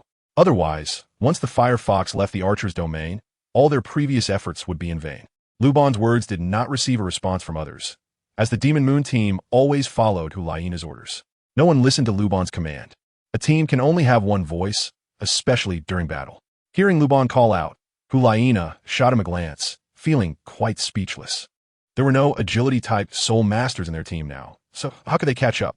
Their speed was nowhere near that of the firefox. Fortunately, the firefox was seriously injured and had significantly reduced speed. Otherwise, they could only watch helplessly as the firefox disappeared into the distance. Support. At this moment, Hulaina was the fastest in the entire team. She directly picked up Luban and chased after the firefox. Although the first soul skill of the support system, Suyu, was to increase attack power, his martial soul, the radiant golden staff, had a slight acceleration attribute. Don't underestimate this small amount of acceleration. It was extremely important at this moment, because Hulaina had to carry Luban while chasing the firefox. Having an extra person on her back would definitely affect her speed. At this time, the support skill just happened to offset the weight consumption of Luban. One fleeing and one chasing. The speeds on both sides surprisingly became consistent, preventing the firefox from completely escaping the range of the shooter. The 8th arrow. After chasing for about 2 meters, the 8th lightning arrow finally finished charging, and under the tense gaze of the audience, it shot out with a whoosh. Fast as lightning, swift as thunder, it almost instantly pierced through the firefox's abdomen. A final mournful cry echoed in the arena as the firefox was severely wounded, lying on the platform with only its last breath remaining. Since soul masters must personally hunt soul beasts to obtain soul rings, Luban did not aim for the firefox's head. Otherwise, it would have definitely been a one-hit kill. Success. Seeing the firefox in such a tragic state, Hulaina shouted excitedly. They had finally succeeded in the challenge. The second soul ring she had longed for was soon within her grasp. Hulaina set Luban down and jumped to the firefox, delivering a fatal strike. A yellow soul ring appeared in the arena, causing the audience to erupt in cheers. With the challenge successful, the soul ring obtained from hunting the soul beast belonged to the challenger, a rule upheld in all arenas of Douluo Continent. No one could break it. Hulaina sat cross-legged, released her martial soul, and used her mental power to draw the soul ring onto her martial soul. Phew! Haha! Luban couldn't help but burst into laughter when he saw Hulaina's appearance. The other members of the Demon Moon team were also stifling their laughs. After chasing the firefox while carrying Luban on her back, Hulaina was naturally baptized by lightning. At this moment, her short golden hair was completely standing up, resembling an explosive round hairstyle. Smoke was occasionally rising from her hair, making it extremely comical. Humph, what are you laughing at? After absorbing the soul ring, Hulaina, seeing Luban's attitude, said angrily. No one had dared to mock her like this before. Luban did not explain, and after the challenge ended, he quickly jumped off the stage and ran away in a flash. Soon, he heard Hulaina scream from behind, "Tang Air, I will kill you." The news of the soul beast overlord, the firefox, being killed in the Soto City arena quickly spread throughout the entire arena, causing an uproar. My God, the Yaiwa team actually killed the firefox. It's unbelievable. The battle was quite intense. If you weren't there, you wouldn't know. Let me tell you, the output-type soul masters are the most powerful. This challenge really opened my eyes. I didn't expect there were output-type soul masters in this world. Yes, the Yaiwa team was able to kill the firefox thanks to that output-type soul master. It was spectacular. That battle was the most exciting match I have ever seen. unforgettable for life. The task was completed, and although Master and his group left the arena, the legend of output-type soul masters spread wider and wider. As a result, for a while, the teachers of various soul master academies in Soto City were overwhelmed. Every day, students asked them to explain what an output-type soul master is and how to pursue the output-type development direction. In the imperial city of the Heaven-Do Empire, 400 miles northwest, there is a vast forest named the Frozen Forest by the Snow Knight Emperor. It is the place where the royal family of the Heaven-Do Empire raises soul beasts. At this moment, Master Flander and his 3 companions finally arrived after 3 days and nights of travel. Hulaina said she had seen a group of pure attack attribute blood-sucking mosquitoes in the core area of the Frozen Forest. The leader of that group of blood-sucking mosquitoes seemed to be a soul beast with 800 years of cultivation. Pure attack attribute soul beasts do not need to use soul skills to possess immense attack power. For example, blood-sucking mosquitoes do not have skills. They are extremely fast and have strong concealment. Once they select an attack target, their solid proboscis can almost break through any animal's defenses. After feeding on blood, they immediately flee. For other soul masters, such skill-less soul beasts like the blood-sucking mosquito are rather useless, but they perfectly suit Luban's martial soul. Therefore, upon hearing about the blood-sucking mosquitoes, Master was exceptionally excited, which greatly boosted his confidence in Luban's extreme output flow. Teacher, why is it so lively at the edge of the Frozen Forest? Upon entering the Frozen Forest, Luban was astonished by the scene before him. The outskirts of the forest were filled with buildings, and vendors were everywhere, bustling with activity. Of course, soul masters are the richest profession on the entire continent. Master explained with a faint smile. He then took out a hand, and, after showing it, the soldiers guarding the outskirts let them pass. Master Flander and his companions entered the Frozen Forest. In places like the Frozen Forest, where imperial soul beasts are raised, hunting soul beasts and obtaining soul rings requires a hand issued by the Spirit Hall. Along the way, Master explained a lot of knowledge about the soul-hunting forest to Luban and Tang San. There were no 10,000-year soul beasts in the Frozen Forest, and with Flander, a level 78 soul saint present, their safety was basically assured. After walking for 2 hours, they finally reached the core area of the Frozen Forest. Sure. Master signaled everyone to be quiet, and they began to search cautiously. The core area of the Frozen Forest spans about 5 miles in diameter, although not very large. The ground was overgrown with weeds and brambles, making it difficult to navigate. Ancient trees towered overhead, blocking most of the sunlight. Therefore, the lighting was not very good. Such a gloomy environment is indeed the favorite place of the blood-sucking mosquitoes. Buzz, buzz, buzz. Shortly after the 4 arrived in the center, they encountered a large number of blood-sucking mosquitoes. Most of the blood-sucking mosquitoes were quite young. Even reaching 10 years was already quite good, and reaching 100 years was extremely rare, let alone 800 years. If Ulaina's words were true, they would make a big profit this time. Master Flander and his companions continued their search. The number of blood-sucking mosquitoes kept increasing, and the 800-year-old blood-sucking mosquito should be nearby. The core area of the Frozen Forest was exceptionally dark, making it extremely difficult to actively find it.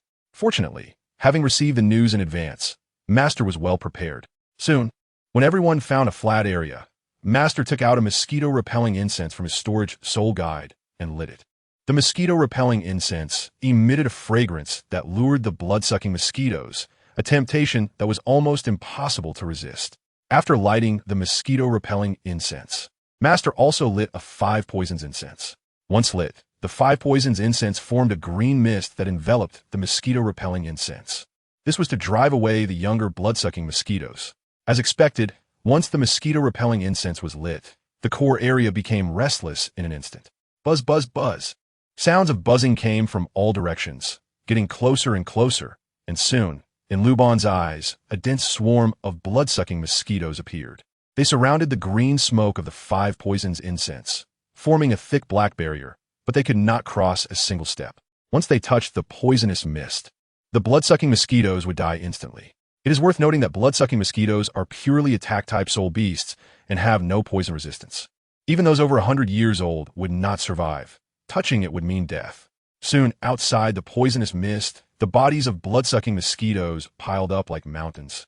In patches, this most instinctive temptation, knowing it would lead to death, they could not refuse, just like moths flying toward the flame.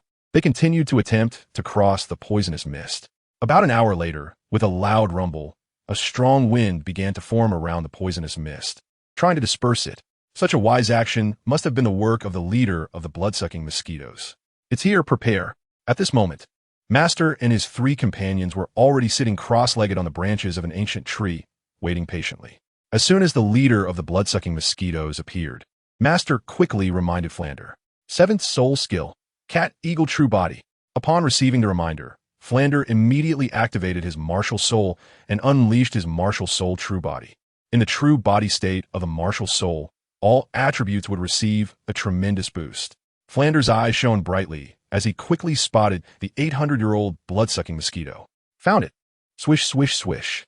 Flander's speed advantage as a soul master burst forth. The level 78 Flander was much faster than the leader of the blood-sucking mosquitoes. With his claws extended, he flew low and grabbed the leader of the blood-sucking mosquitoes into the air, then unleashed a flurry of violent attacks. Flander succeeded, and Master led Luban and Tang San to run towards the outskirts of the frozen forest following Flander's flight trajectory. Soon, they successfully regrouped an open area on the outskirts.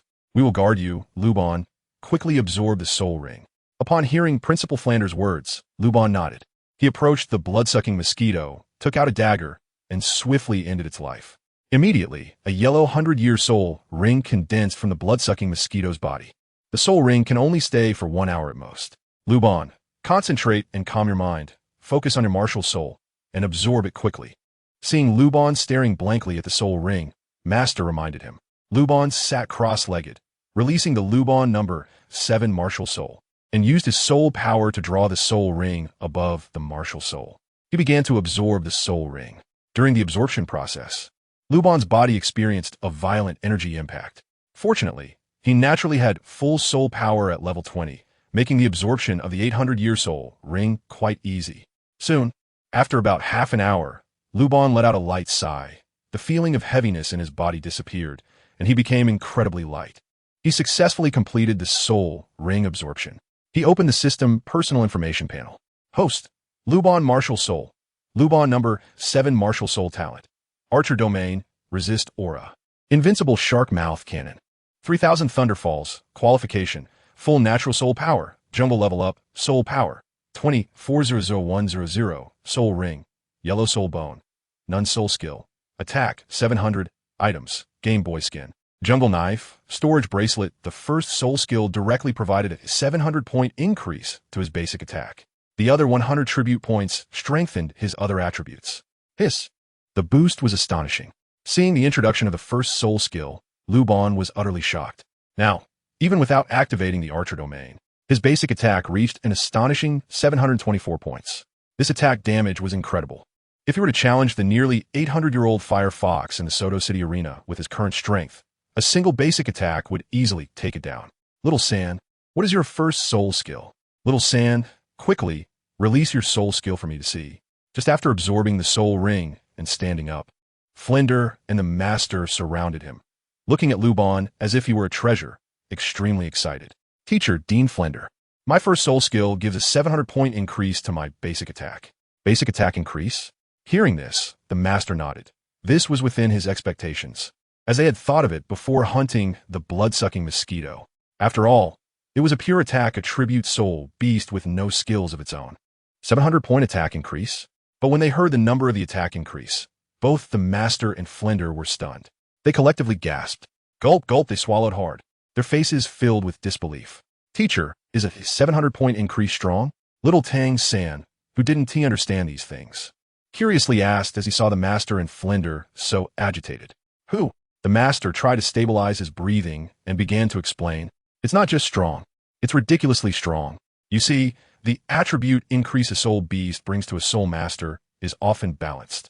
Even when hunting specialized series soul beasts, the attribute increase cannot differ greatly. Take a strong attack-type soul master, for instance. Even when hunting an 800-year-old soul beast, the attack increase would be at most around 500 points. Someone like Luban can be said to be a miracle in the entire soul master world. At least, it has never appeared in the records on the continent. Moreover, let us not forget that this is only his first soul ring. Other soul master's second soul rings can at most add soul beasts of 764 years, far from reaching Luban's attack power. Upon hearing the Master's explanation, Tang San finally felt what the gap meant, feeling the pressure brought by Luban. Strong, it was simply too strong. Luban's first soul skill can sweep away any opponent of a 30-level soul master, making the battle completely overwhelming. Master Flender and the others are currently so excited that they are dancing with joy, like children. Extreme output style, one extreme output style. Luban, it seems your choice is correct. Indeed, if the first soul ring is so incredible, if all future enhancements are of this type, I dare say that in one-on-one battles across the continent, no one will be Luban's opponent. Luban successfully obtained his first soul ring, and both Master Flander and the others were even happier than he was. Chapter 23, The Royal Battle Team. The Frozen Forest is a place where the royal family of the Heaven Do Empire raises soul beasts, and since they finally made it here, they naturally couldn't leave so easily. After Luban successfully acquired his first soul ring, the four of them began searching again. On one hand, they were looking for a suitable soul beast for Tang San, and on the other hand, they were hoping to try their luck and see if they could encounter a purely offensive soul beast with a cultivation of 1,500 years. Luban is inherently at level 20 with full soul power, so he doesn't need to cultivate and can directly add a second soul ring. Moreover, the age of the soul beast for the second soul ring needs to be twice that of an ordinary soul master. After practical application on Luban, the master's theory of the 10 core competitive advantages of martial souls has changed quite a bit. The age requirement for soul ring addition is one of the very important points. Luban's success validated his hypothesis. Soul masters with a natural full soul power of level 20 have soul rings that provide a much higher age than those with a natural full soul power of only level 10, being twice as much. Afterward, the four stayed in the frozen forest for 2 days before leaving. During this time, they did not find another purely offensive soul beast, but they did help Tang San hunt a mandala snake, allowing him to successfully obtain his first soul ring. It is too difficult to obtain soul beasts when walking the path of pure extreme attribute development. No wonder there are so few soul masters of this type appearing on the continent nowadays. On the way back, Flender complained, "Damn it. We almost turned the frozen forest upside down and still didn't find a second type of purely offensive soul beast." Hearing this, Master smiled wryly and shook his head. In this regard, soul masters and soul beasts are actually interconnected. Pure extreme flow soul masters are extremely rare, and pure extreme flow soul beasts are equally hard to find, as they have very high requirements for their living environment. That's true. If the path of extreme flow development were easy, there wouldn't be so few of them on the continent. According to what he heard, only the number one sect in the world, the Haotian sect, has produced pure power extreme flow battle soul masters. Other forces and academies in the Tiando Empire that pursue extreme flow have not succeeded. The most famous is the Five Elements Academy. They initially aimed for pure extreme flow, but in the end, none succeeded. Eventually, they had to abandon the extreme flow approach, and the attribute flow they pursued, while appearing to be single attribute, actually still has a core direction of balanced flow development. In the imperial city of the Tiando Empire, Tiando City, Master, Flender, and the others walked on the spacious streets, allowing Luban and Tang San to experience the grandeur of the imperial capital. As a capital, Tiando City's level of prosperity is naturally incomparable to those smaller cities.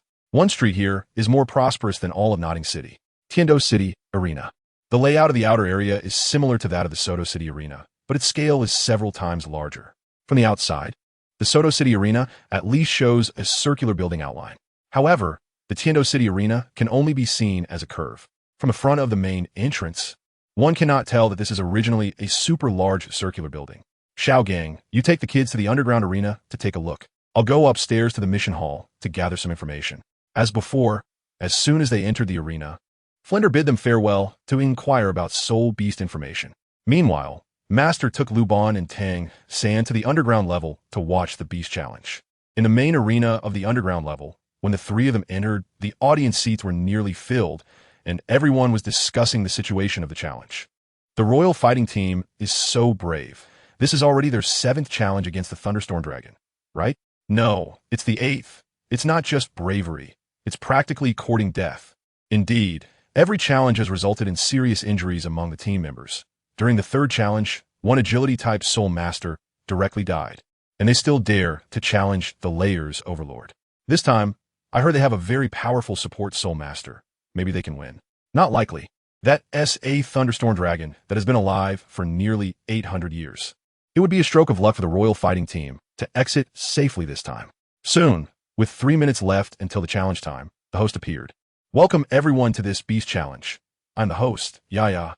Now, please welcome the challengers, the members of the Royal Fighting Team. As soon as the host finished speaking, the audience erupted in cheers, the sound shaking the heavens. In the arena below the circular stand, the 7 members of the Royal Fighting Team, led by their captain, walked into the arena together. The host then introduced the team lineup. Royal Fighting Team, Captain, Yu Xiaogang, Martial Soul, Blue Electric Tyrannosaurus. Level 20 Strong Attack System Battle Soul Master. Soul Ring, 1 yellow. Vice Captain, Douluo, Martial Soul, Green Scale Snake. Level 20 Control System Battle Soul Master. Soul Ring, 1 yellow. Team Member, Shimo, Martial Soul, Xuanwu Turtle. Level 20 Defensive Battle Soul Master. Soul Ring, 1 yellow.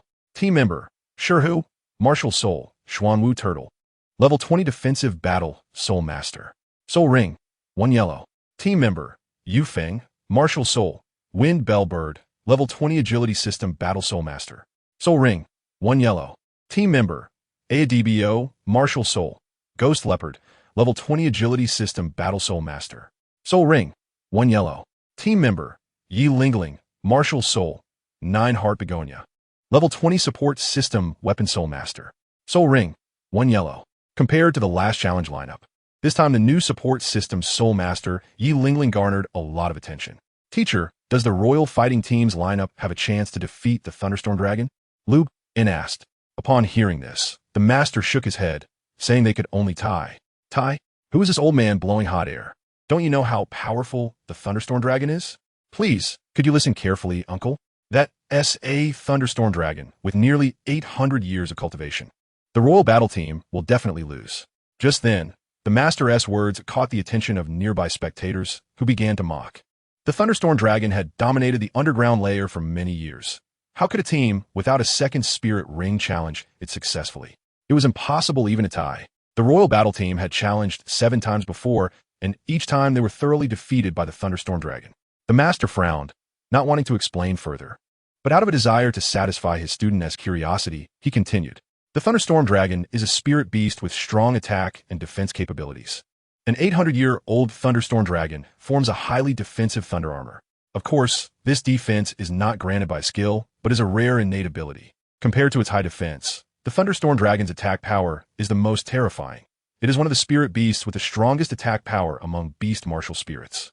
The 800-year-old Thunderstorm Dragon has a powerful lightning attack skill called Thunderbolt Strike, whose attack power is exceptionally strong, and few spirit masters of the same rank can defend against it. Hearing the master's explanation, Lu In and Tang San nodded repeatedly, gaining a lot. The spectators who had mocked them earlier were momentarily stunned, realizing that this middle-aged man truly understood the Thunderstorm Dragon. Chapter 24 Thunderstorm Dragon. The reason I say it will be a tie is because of the support-type Spirit Master in the Royal Battle Team. The Master continued, explaining that the 9-heart Sitang Martial Spirit is an extremely rare support spirit, known as the Undying Martial Spirit. With her around, as long as her soul power isn't exhausted, it's hard for her teammates to be defeated. Huh? Upon hearing the Master's words, the nearby spectators were dumbfounded. They thought to themselves, is the 9-heart Sitang really that powerful? However, seeing that the Master didn't seem like someone who spoke nonsense, they began to feel excited about this battle. The Royal Battle Team entered the arena, and the host announced the start of the match. Release Martial Spirits. With the Captain Yu Xiaogang's command, the 7 team members instantly released their martial spirits, yellow soul rings swirling around their feet, creating an extraordinary spectacle. Boom! At this moment, the gate on the other side of the arena opened wide, and the Thunderstorm Dragon was released into the arena, causing the audience to scream. The 800-year-old Thunderstorm Dragon stood about 10 meters tall, resembling a dinosaur, with an extraordinarily massive body. Upon entering the arena and seeing the Royal Battle Team of 7, it immediately became furious. This group of guys dared to provoke its authority as the underground layer's ruler again. Roar! The Thunderstorm Dragon went berserk, launching the first attack. Its 3-meter-long tail swept across. Defense! Seeing this, Yu Xiaogang shouted loudly. The 2 defense-type team members of the Royal Battle Team immediately activated their first soul skills. Graphite, Shin Turtle Guardian, Stone Tiger, Earth Guardian. With 2 layers of defensive soul skills, they successfully blocked the Thunderstorm Dragon's attack. The Thunderstorm Dragon's tail was hindered, causing it to stagger back unsteadily. Charge. Seeing this, Yu Qianheng decisively seized the opportunity and ordered his agile attack teammates to strike. Yu Feng and Douluo released their first soul skills, launching the first wave of attack. Windblade. Leopard Shadow Strike. Yu Feng transformed into a wind bellbird, while Douluo turned into a ghost leopard, both attacking the thunderstorm dragon. Wind wings turned into blades, and ghost leopard steel claws unleashed a barrage of attacks on the thunderstorm dragon. Clang, clang, clang. The battle scene looked intense, yet the thunderstorm dragon's thunder armor remained unbroken, as they merely restricted the thunderstorm dragon with their agility. Control. Yu Qianheng issued another command. Vice Captain Douluo activated her first soul skill, Bailin Red Poison. The Bailin snake is already a rare beast martial spirit with potent venom. Its toxicity is even more severe than that of the Mandala snake, making it feared by almost all in the Spirit Master world.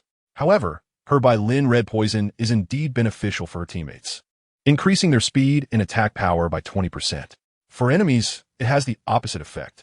Yu Qianheng and Douluo had always worked well together. After releasing the Bailin Red Poison, Yu Qianheng decisively activated his first soul skill, Thunder Dragon Claw. At this moment, the entire arena echoed with the dragon's roar.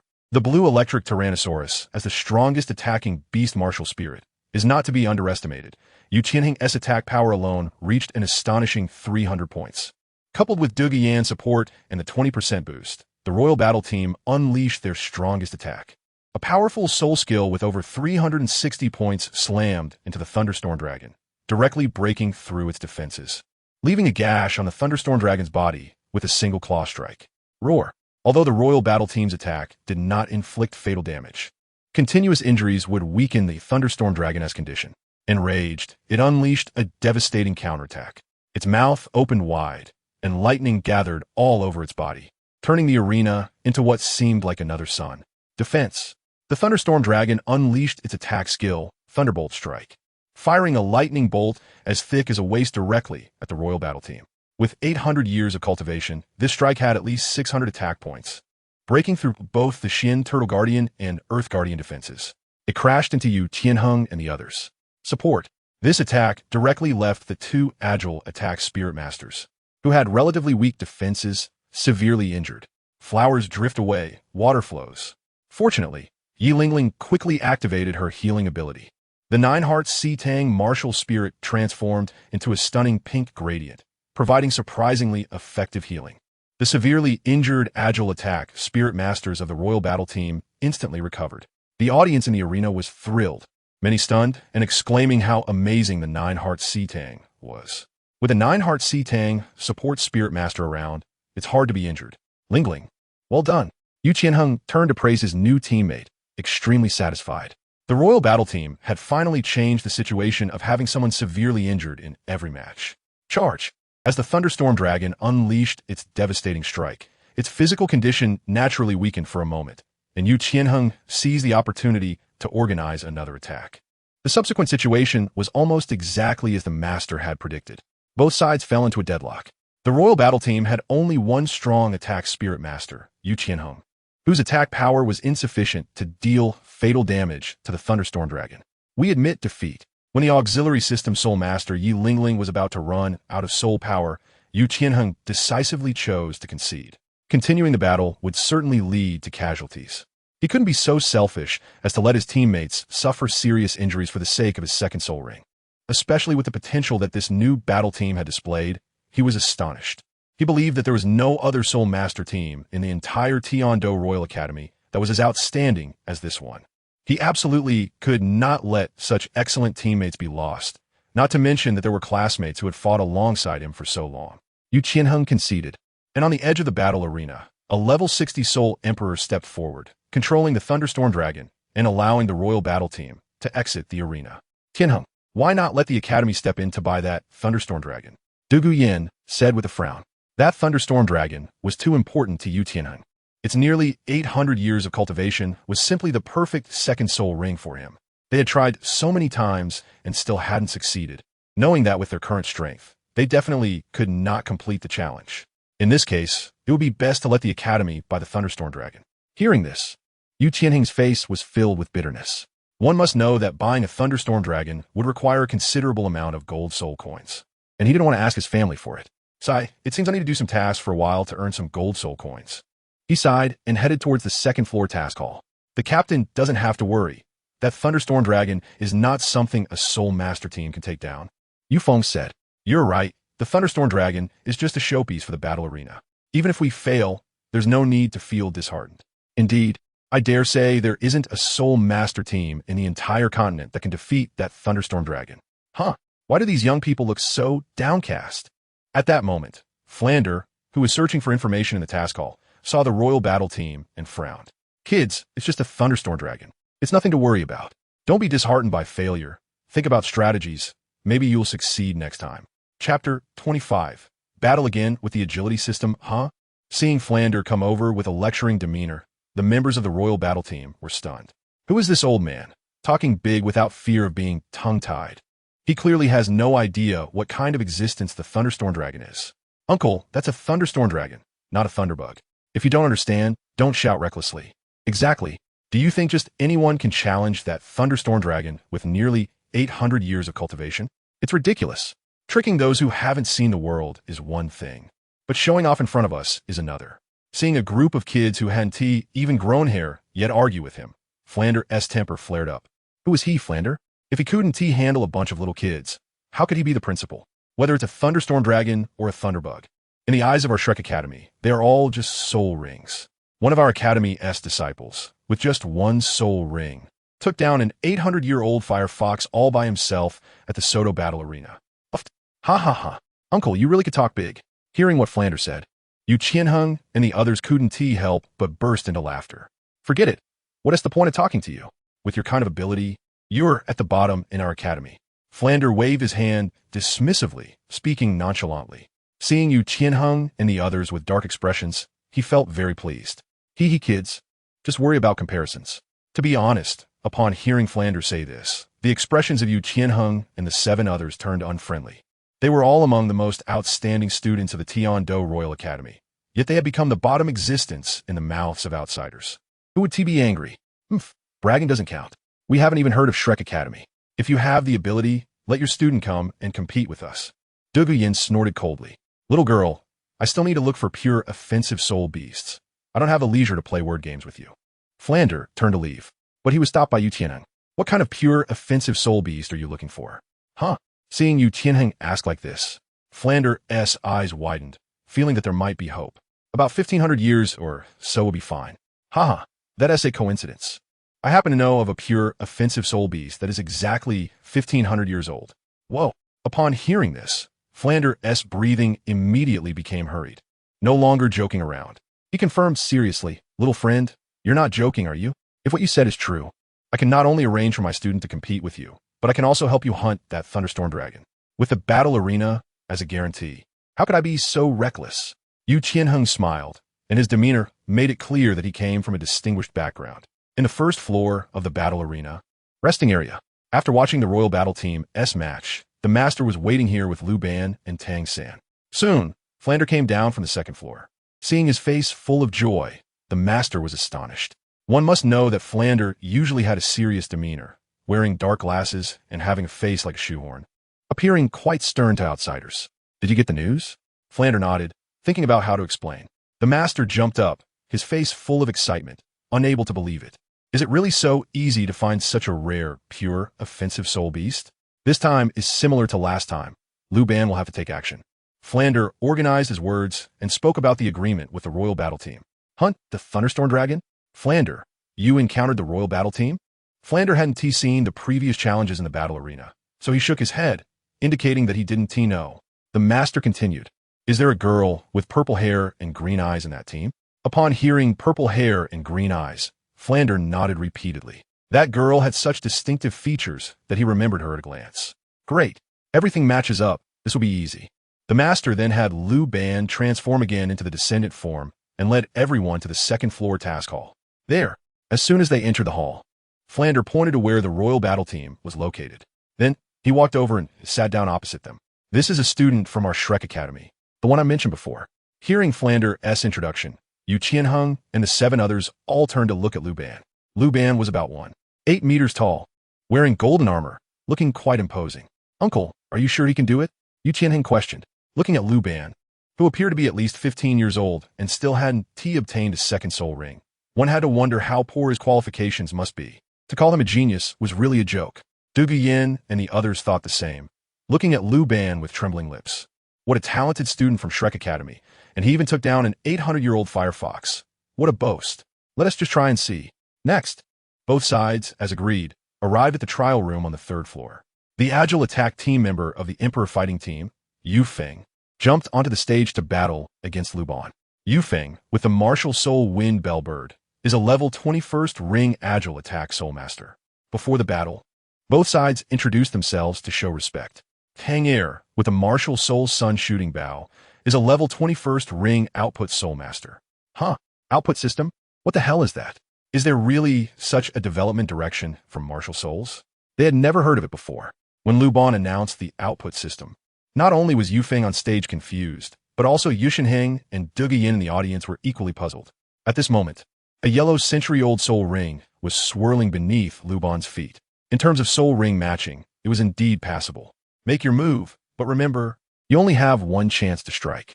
On the arena, Luban said to Yu Feng on the other side in a calm tone. He currently had over 700 attack points with a basic attack, which was almost like stepping on an ant when hitting Yu Feng. With just one hit, he could take his life. Fortunately, his soul power light ball shot could control its power.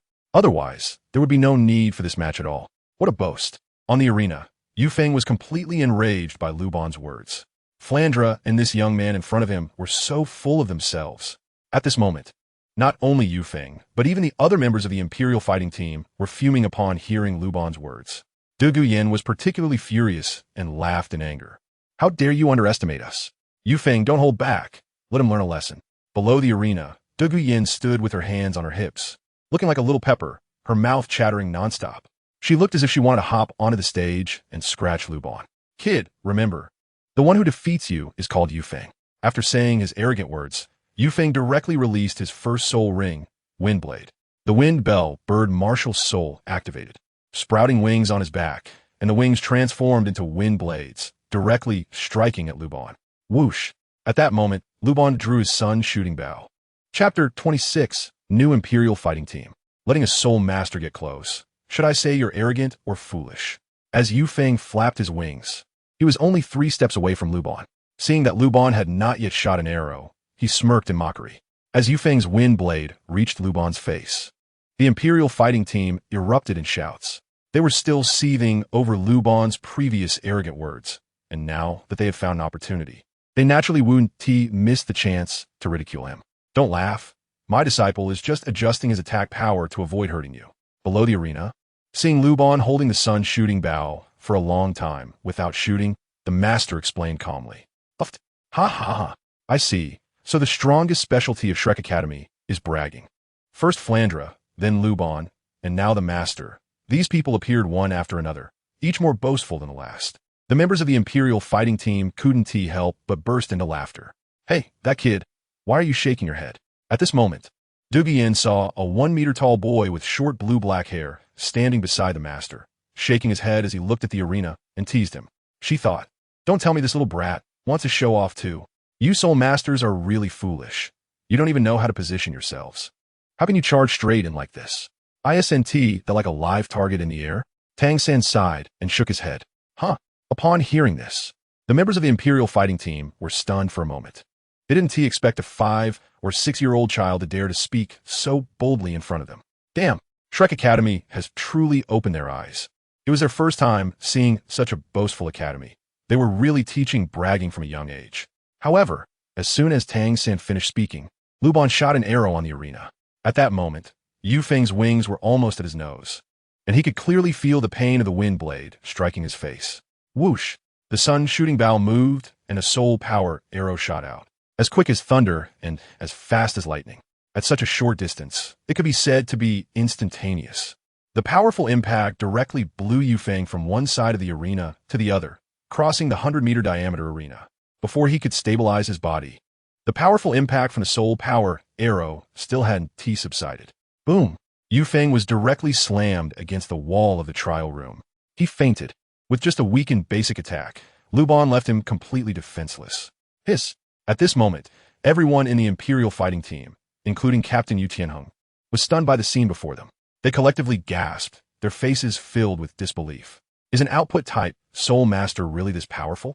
They had clearly seen from below the stage that Luban's strike hadn't used any soul skills.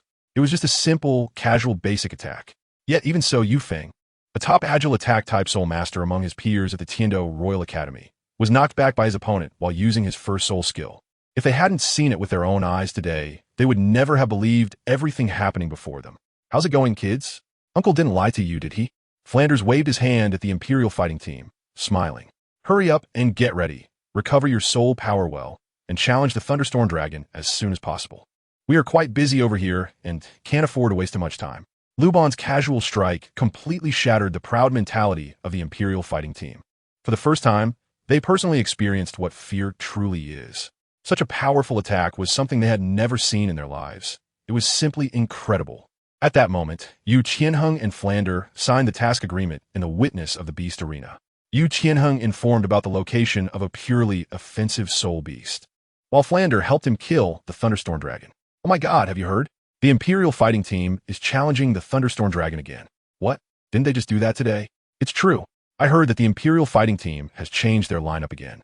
Wow, are there really that many talented youngsters now? Just like that, they change? Yes, reaching level 20 in soul power at 11 or 12 years old. Even the strongest families in Tiando City can't find such talents. The last time they challenged the Nine Hearts Si Tang Martial Soul Master was surprising enough. This time, the Imperial fighting team might bring more surprises. I heard they VE replaced a sensitive attack Soul Master with a powerful attack Soul Master. Let's wait and see. That night, the first floor of the Tiando Beast Arena was once again bustling with excitement. The Imperial fighting team is a star team here, especially for those young noble youths. The geniuses of the Imperial fighting team are their idols. Naturally, they want to watch the challenge. On the main arena of the first floor at that moment, the streets were deserted and all 60,000 seats were sold out. Even the empty spaces beside the seats were filled with onlookers. Even those who bought standing tickets were willing to watch this highly anticipated beast fighting challenge. Welcome everyone to the Tiando Beast Arena. I am the host, Yi, and now let's welcome the challengers, the Imperial fighting team, to enter. As soon as the host's words fell under the cheers of the audience, the new members of the Imperial fighting team entered, led by Captain Yu Qianheng. During their entrance, the host continued to introduce the lineup of the Imperial fighting team. This time, the Imperial fighting team replaced the sensitive attack Soul Master Yu Feng with the output type Battle Soul Master Tang Air. Upon hearing the host mention the output type, the audience was baffled. What is this output type? They had never heard of it. Yes, you heard it right. It's an output type Battle Soul Master. According to the information provided by the Imperial fighting team, which has been certified by the predecessors of the Beast Arena, the host briefly explained, and as for what the output type is, everyone was looking forward to it. Now I announce, the challenge begins.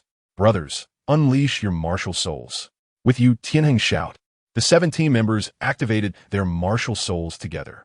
The Blue Lightning Tyrant Dragon, the Emerald Python, the Black Tortoise, the Nine Hearts Sea Tang, the Ghost Leopard, and the Sun Shooting Bow all made their appearances, each standing on a 100-year-old yellow soul ring. The momentum was grand, and the scene was spectacular. Oh my god, look, that boy in golden armor is the output type Soul Master. That output type Soul Master is so handsome. What did he eat to grow up so handsome? Oomph. A bunch of infatuated fools. Soul Masters emphasize strength. Being handsome is useless. Exactly. Can looking good kill the Thunderstorm Dragon? Can being handsome get the attention of the Martial Soul Hall? Indeed, what is an output type Battle Soul Master? Can they be as strong as a sensitive attack Soul Master? That output type Soul Master's martial soul is actually a bow. Come on, if they can't shoot far, there must be an output type. Superficial, shooting far is useless. Can they kill the Thunderstorm Dragon? It's over. The Imperial fighting team has no hope for this challenge. I've never heard of a powerful bow martial soul in the continent. Playing with a bow is indeed weak. Back then, I could take on 3 opponents alone. The Imperial fighting team is used to losing. We all just need to get used to it. Chapter 27. This arrow is unforeseen roar. Boom! As the gate on the other side of the arena opened, the Thunderstorm Dragon slowly walked in, causing the ground to tremble and the audience to feel a shaking sensation in their seats, akin to an earthquake. The more than 10-meter-tall Thunderstorm Dragon brought a tremendous sense of oppression. For those non-soul masters in the audience, it was like seeing a prehistoric giant beast. Roar! I'll be damned, it's you guys again. Upon seeing the Imperial fighting team again, The thunderstorm dragon's temper flared up immediately. Dragging its 3-meter-long tail, it charged forward. Defense. Captain Yu Xiaogang commanded, and Shimo and Shihua decisively used their first soul skill. Black Tortoise Guardian. Earth Guardian. A circle of black tortoise shell-like protective shields formed, enveloping the members of the Imperial fighting team. In front of the tortoise shell protective shield, there was a 1-foot-thick wall of earth, a tribute soul power, standing tall. The thunderstorm dragon was completely enraged. This strike was different from its previous playful intentions. It directly harnessed the power of thunder, and its 3-meter-long tail instantly became a giant electric rod. A layer of lightning danced on it, exuding an exceptionally strong might. At that moment, the audience was silent, holding their breath, their eyes wide open, staring at the thunderstorm dragon's astonishing strike. Boom! Just as the thunderstorm dragon's tail was about to collide with the Earth Guardian, the thunderstorm dragon suddenly fell to the ground. The lantern-sized scarlet eyes were filled with fear. Hiss! At this moment, the entire audience gasped in shock, rubbing their eyes, trying to understand what had happened. Seeing the thunderstorm dragon fall, the members of the Imperial fighting team were all in shock. They knew it was Luban who made the move, but the key was that they didn't see how Luban did it. They didn't even catch a glimpse of the thunder arrow shot from the sun-shooting bow. However, the bowl-sized wound on the thunderstorm dragon's chest was undeniable. What are you waiting for? If the thunderstorm dragon dies, you won't be able to absorb its soul ring. On the arena, Luban stood tall and said calmly, snapping everyone out of their shock. Yu Xiaogang hurriedly stepped forward to kill the thunderstorm dragon to obtain the soul ring. One of the conditions for obtaining a soul ring is that the soul master must personally kill the soul beast. Tang, how fast is your arrow? Douluo turned to ask Luban, the shock in her eyes lingering for a long time. My arrow? You can't even keep up with your eyes. Before you even notice? I've already shot. In the audience seats, Yu Feng, who was replaced by Luban, was trembling all over, cold sweat pouring down his back. Throughout the battle, he had been focusing all his attention on Luban. Yet even so, he only saw Luban drawing the bow and didn't catch the trajectory of the arrow at all.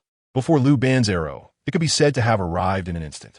By the time his gaze shifted to the thunderstorm dragon, a large hole had already appeared in its chest. Hiss! This arrow was comparable to the speed of light. During the previous competition, the opponent not only held back, but from the current situation, it could be said that the opponent had hardly made a move. Looking at Luban's tall figure, the pressure felt like facing death, making it increasingly difficult to breathe. In the moment the thunderstorm dragon fell, the entire beast-fighting arena erupted in chaos. The audience rubbed their eyes in disbelief, their mouths agape, nearly dropping their jaws to the ground. What the hell just happened? How did the thunderstorm dragon fall? I don't know, I didn't see clearly. It feels like a hallucination right now.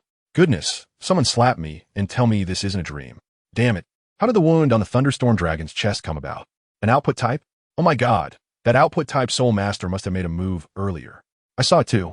But unfortunately, I only saw him draw the bow. I didn't see when he shot. Oh my gosh, is the output type soul master really that amazing? Indeed, it's ridiculously strong, making the other members of the royal fighting team seem like they were just tagging along. Wow, that was so damn cool, I'm bleeding from my nose. I want to give that output type soul master a monkey. In the commercial street of Tiando City, it was still bright as day in the middle of the night, with neon lights flashing. Such soul-guiding devices could only be afforded by a big city like the capital of the Tiando Empire. After exiting the beast-fighting arena, Master Flanders, Luban, Tang San, and the others began to purchase supplies. For the next period of time, they would head to the Sunset Forest to hunt soul beasts. The pure attack-type soul beast with a cultivation age of 1,500 years that Yu Xiaogang mentioned was located near a certain mountain in the Sunset Forest. Yu Xiaogang sketched a simple map for them. The terrain of the Sunset Forest was too complicated, with mountains everywhere, making it impossible to draw a detailed map. Therefore, they needed to prepare enough rations for their search for soul beasts. Luban, your battle just now was so spectacular. It reminded me of my youth when I roamed the continent. Flanders couldn't stop reminiscing during their shopping. He talked about his experiences with the master. But seeing the master frown slightly, he dared not say much about the third member of the Golden Iron Triangle. Luban, if there's a chance, let's have a spar. Tang San said eagerly, clenching his small fist. Okay, little San, I'll let you have one arm. No need. Seeing Luban and Tang San bickering, Flanders and the master couldn't help but burst into laughter. Looking at Tang San's cheeky expression, Luban rolled his eyes at him. What level is this? How dare he provoke him? If he didn't hold back, a single invincible shark cannon could turn Tang San into dust. Soon, their shopping was complete. and Flanders and the others found an inn to stay in, preparing to set off at dawn. Meanwhile, at the Tiando beast fighting arena, shortly after Lu Ban and the others left, rumors about the output-type Soul Master began to spread wildly. It worked. After absorbing the Thunderstorm Dragon's Soul Ring on the arena stage, Yu Xiaogang was overjoyed. The second Soul skill, Thunderous Might, was a definite killing move that fully unleashed the attack power of the Blue Lightning Tyrannosaurus. Other team members of the Royal Fighting Team came forward to congratulate Yu Xiaogang. Yu Xiaogang then thought of something and asked, "What about Tang Air and the others?" They left. As soon as the challenge ended, they disappeared. Why didn't you stop them? Hearing this, everyone trembled at the corners of their mouths. How to stop them? The attack power of an output-type Soul Master is no joke. The output type is just too damn powerful. Our Royal Fighting Team needs an output type in the future. Yu Xiaogang murmured. Next, the events at the Beast Fighting Arena spread from 1 to 10, then from 10 to 100, becoming increasingly sensational.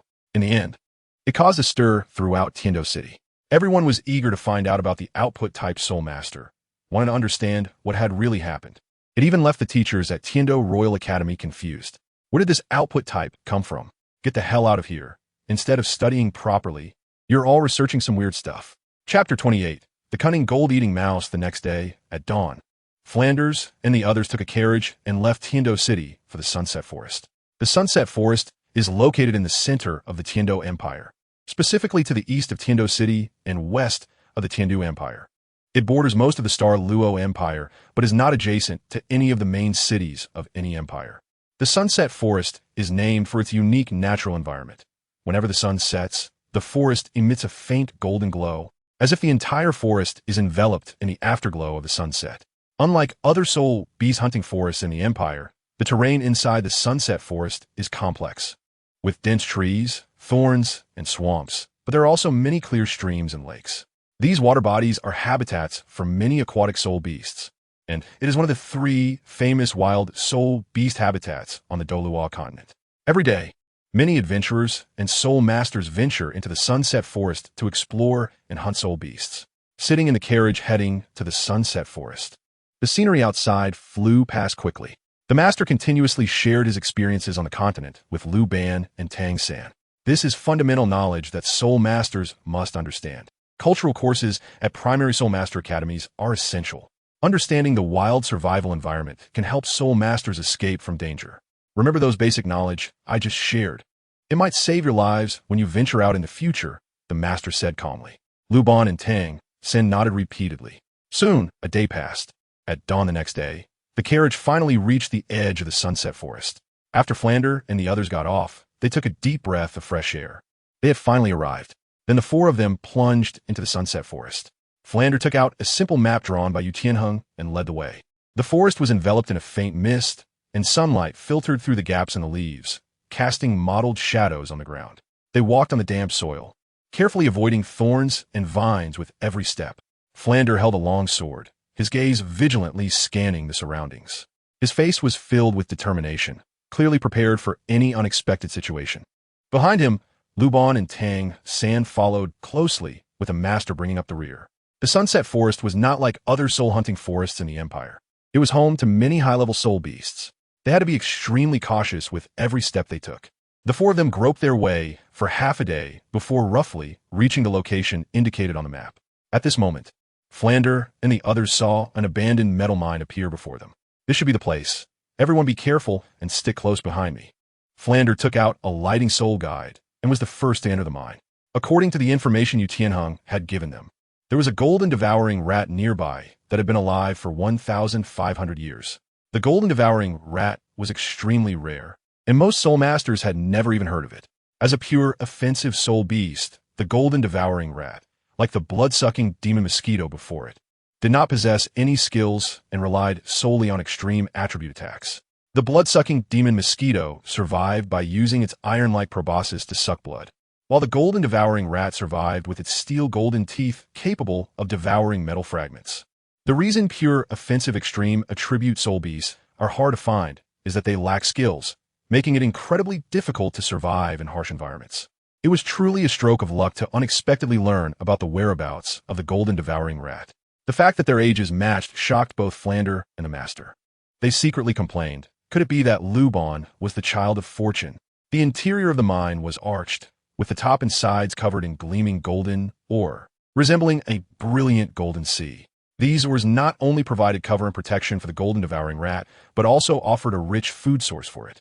After winding through the mine, Flander and the others arrived at an abandoned cave, with a milky white liquid left on top, clearly a natural formation. This is it. Upon reaching the cave, Flander and the others stopped. They knew that the mine's interior was winding and endless, and they could not keep searching indefinitely. However, the golden devouring rat, which lived by devouring metal, was particularly sensitive to various rare metals. Therefore, they had prepared in Heaven Do City. At this moment, Flander took out a basketball-sized piece of purple golden metal from his storage soul guide and placed it on a huge rock inside the cave. Then the four found a rock half their height to hide behind and waited quietly. The golden devouring rat was extremely sensitive, and once it appeared, they had to strike decisively without holding back. Otherwise, if it escaped, finding it again would be like searching for a needle in a haystack, almost impossible. The master quietly arranged the tactics. This time, the main force for hunting the golden devouring rat was not Flander, but Luban. At a distance of 20 meters, Luban's attack could be said to arrive instantaneously, much faster than Flander. Moreover, now that he had obtained his first spirit ring, Luban's attack power of over 700 points would double with the bonus in the sharpshooter field, resulting in nearly 1,500 points of attack power, which the golden devouring rat could not withstand. Hearing the master's arrangement, Luban nodded, indicating he understood. Regarding the second spirit ring, he would not hold back. Rest assured, even in the mine, I, the four-eyed cat Eagle Flander, can move swiftly. Xiaosan, your blue silver binding, use it depending on the situation. Even if it can hold the golden devouring rat for a second, that will be enough. Teacher, I understand. Tang San nodded. Soon, the tactical arrangements were complete, and the four of them fell silent. The entire cave quiet as they awaited the appearance of their prey. Chirp, chirp, chirp. An hour passed in the blink of an eye, and just as everyone was getting anxious, a chirping sound came from afar.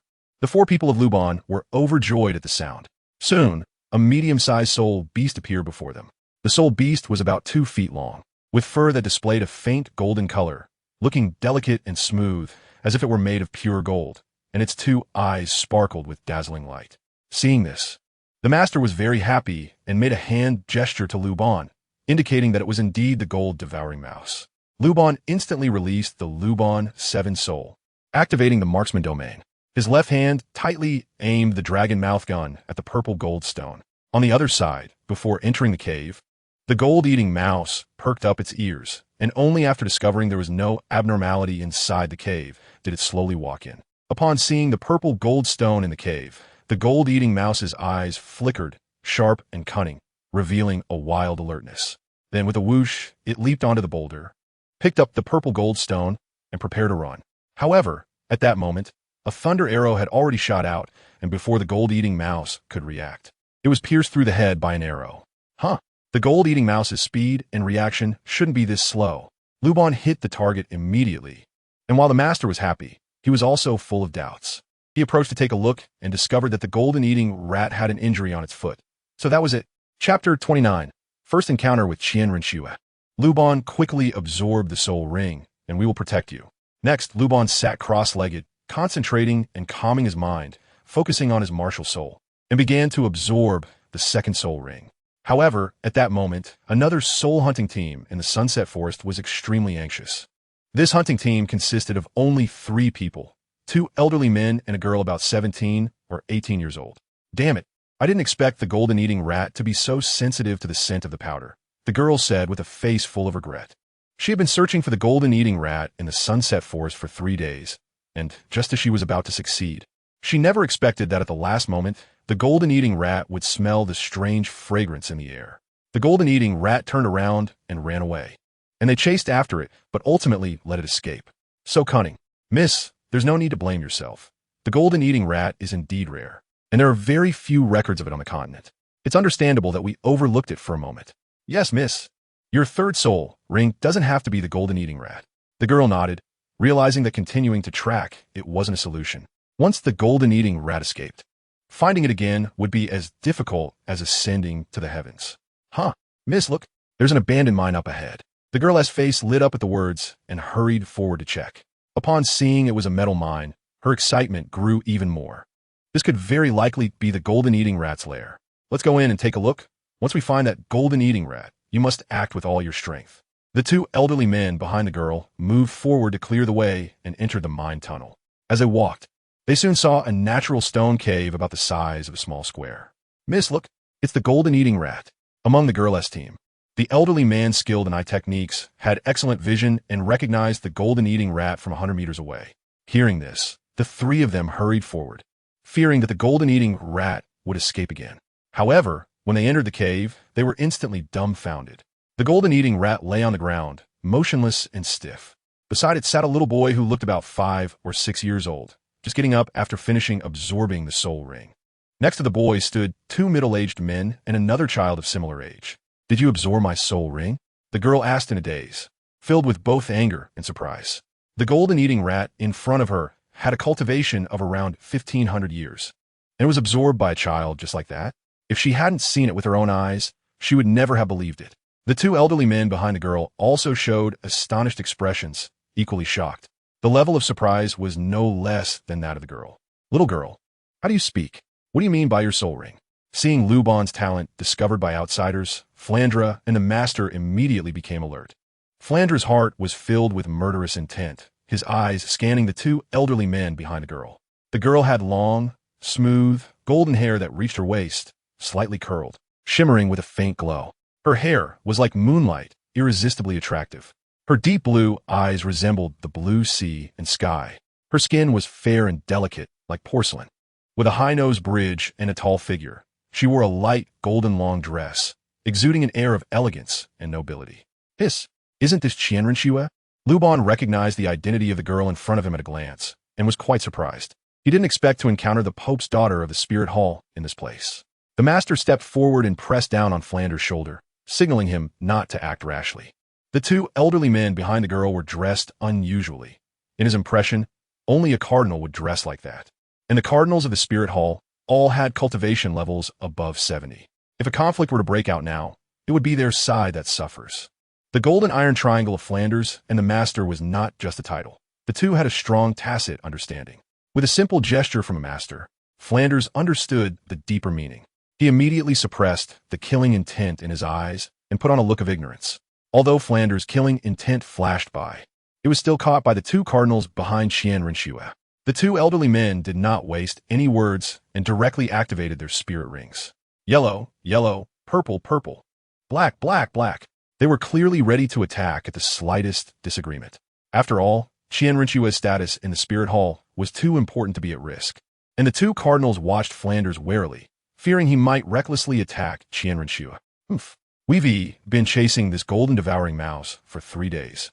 The injury on its foot is from us.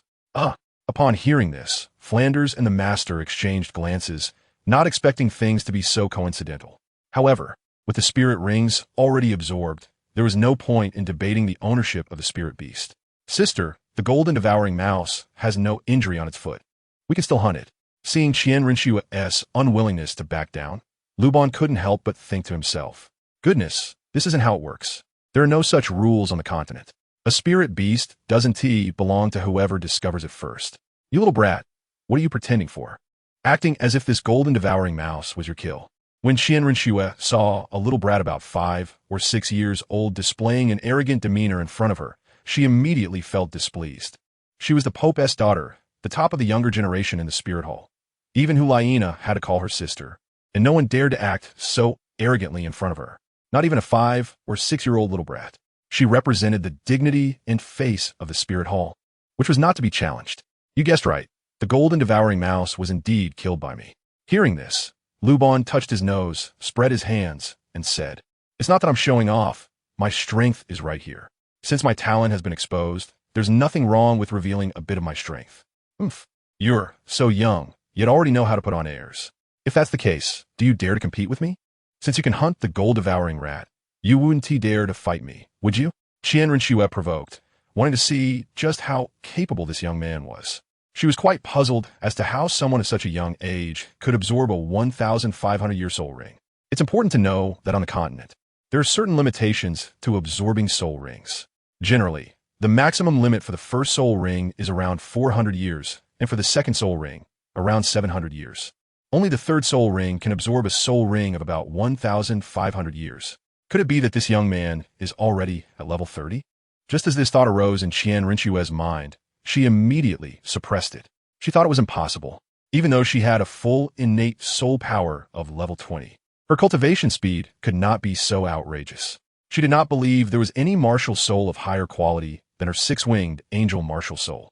Hearing that Qian Rinchue wanted to challenge Luban, Flander and the master turned to look at Luban in unison, their eyes filled with questions. They still did not know about the attribute enhancement of Luban's second soul skill and did not want him to accept the challenge rashly. Luban gave the master and Flander a reassuring glance, indicating to remain calm, which allowed them to breathe a sigh of relief. Chapter 30. Qian Rinchu is under control at this moment. Luban had already pulled up the system personal information panel. Host, Luban Martial Soul, Luban no more. 7 Martial Soul Talent. Archer Domain, Resist Aura, Invincible Shark Mouth Cannon, 3000 Thunderfalls, Qualification. Innate Full Soul Power, Jungle Level Up, Soul Power. 28-0100 Soul Rings. Yellow. Purple Soul Bones. None Soul Skills. Attack, 700. Attack, 1350. Items. Video Game Kid Skin, Jungle Knife, Storage Bracelet after absorbing the second Soul Ring. Luban's Soul Power level had reached level 28. Previously, after absorbing the blood-sucking Mosquito Soul Ring, his Soul Power increased by 4 levels. At that time, due to the lack of a second Soul Ring, although his Soul Power had increased, it was suppressed at level 20. Now with the second Soul Ring, the previously stored Soul Power was instantly released, and combined with the Soul Power boost from the Golden Mouse Soul Ring, Luban's Soul Power skyrocketed to level 28. At 6 years old, having reached level 28, such an extraordinary qualification would cause an uproar across the continent if it were to be revealed.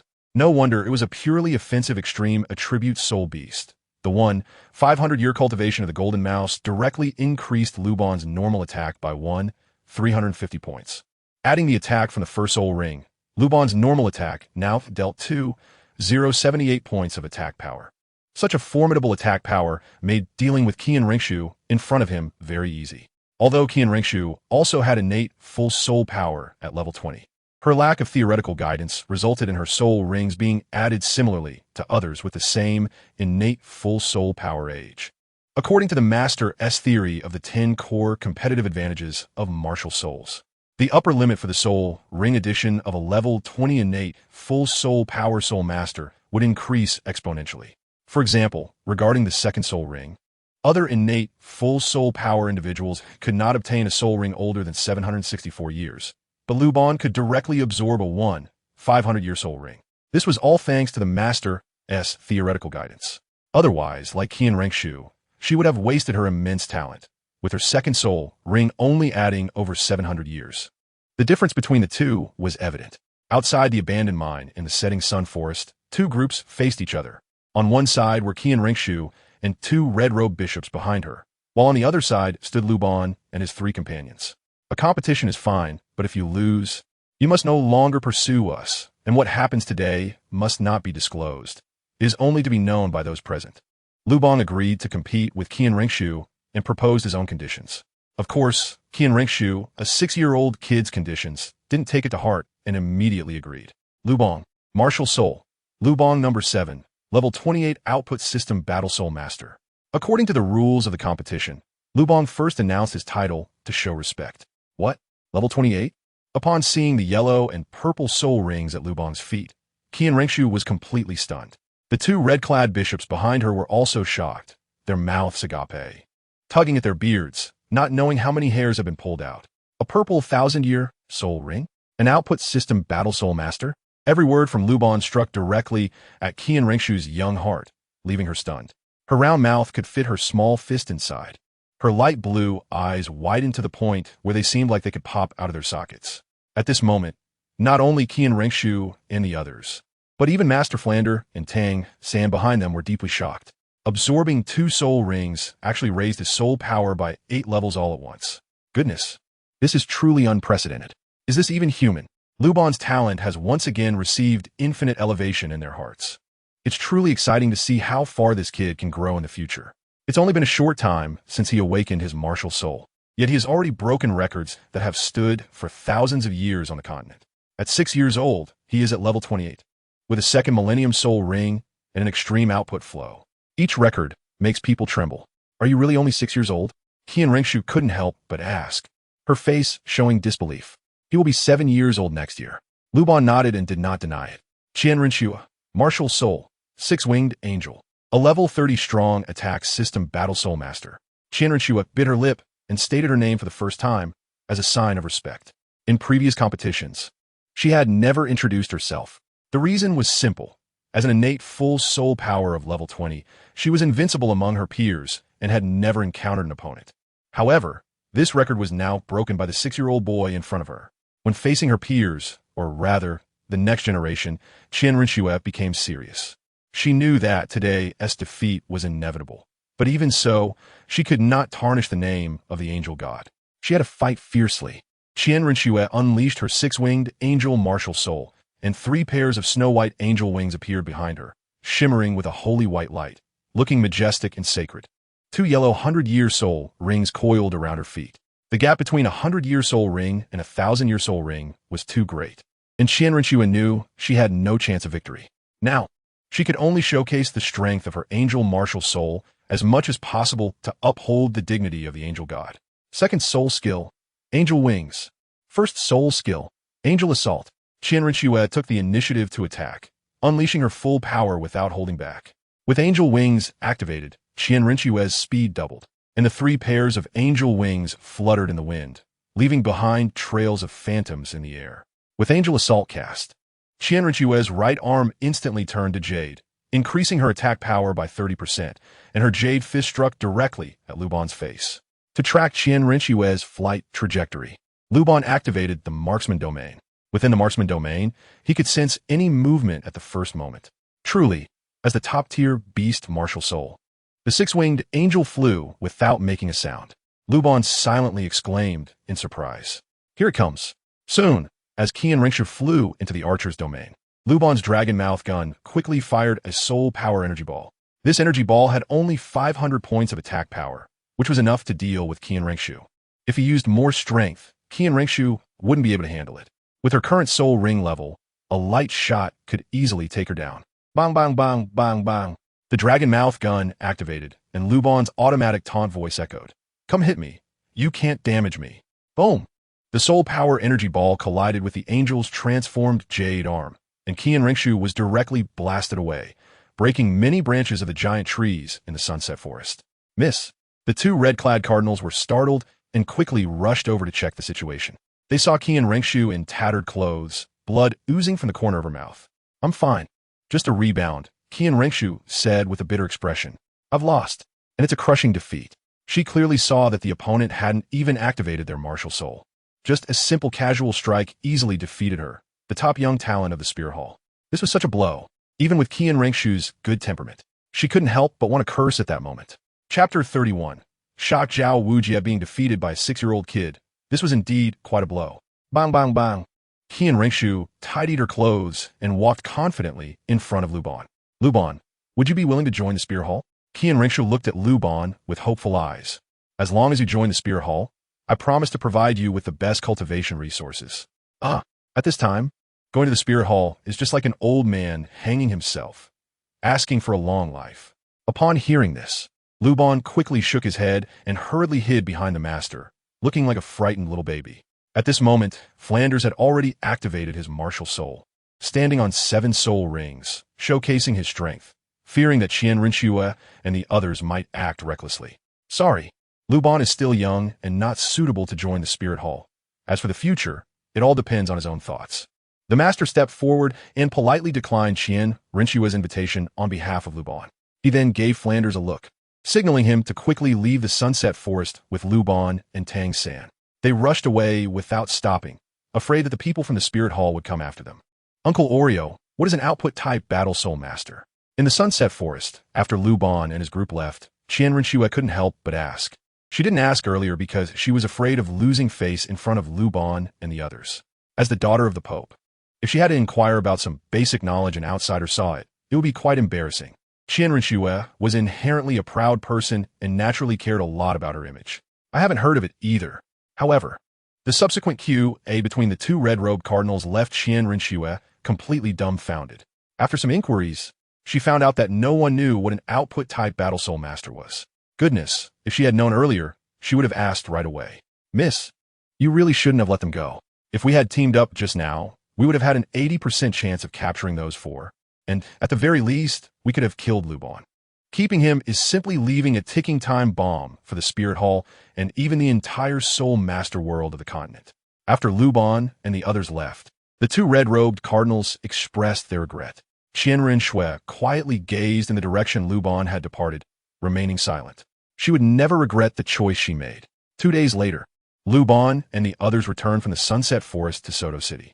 Luban, Tang San, you two go with Flinder to report to Shrek Academy directly. I need to return to Nodding City to bid farewell to some old friends, the master instructed. Teacher, I also want to go back to Nodding Academy, Tang San said, raising his head.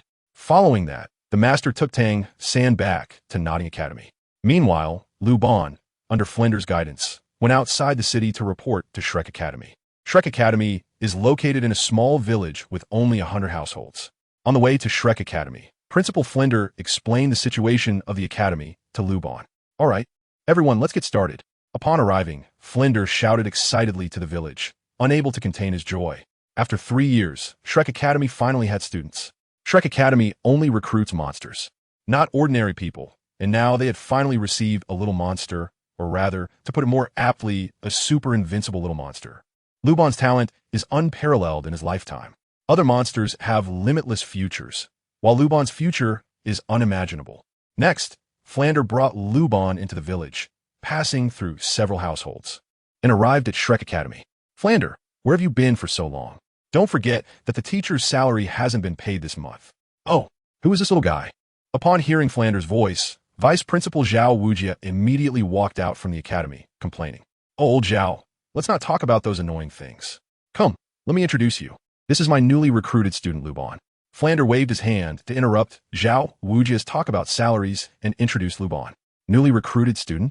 Upon hearing Flander's words, Zhao Wujia immediately became interested and started to circle around Luban to observe him. The little boy before him, with a height of about 1 meter and short black-brown hair, was probably no more than 6 years old. Flander, are you joking?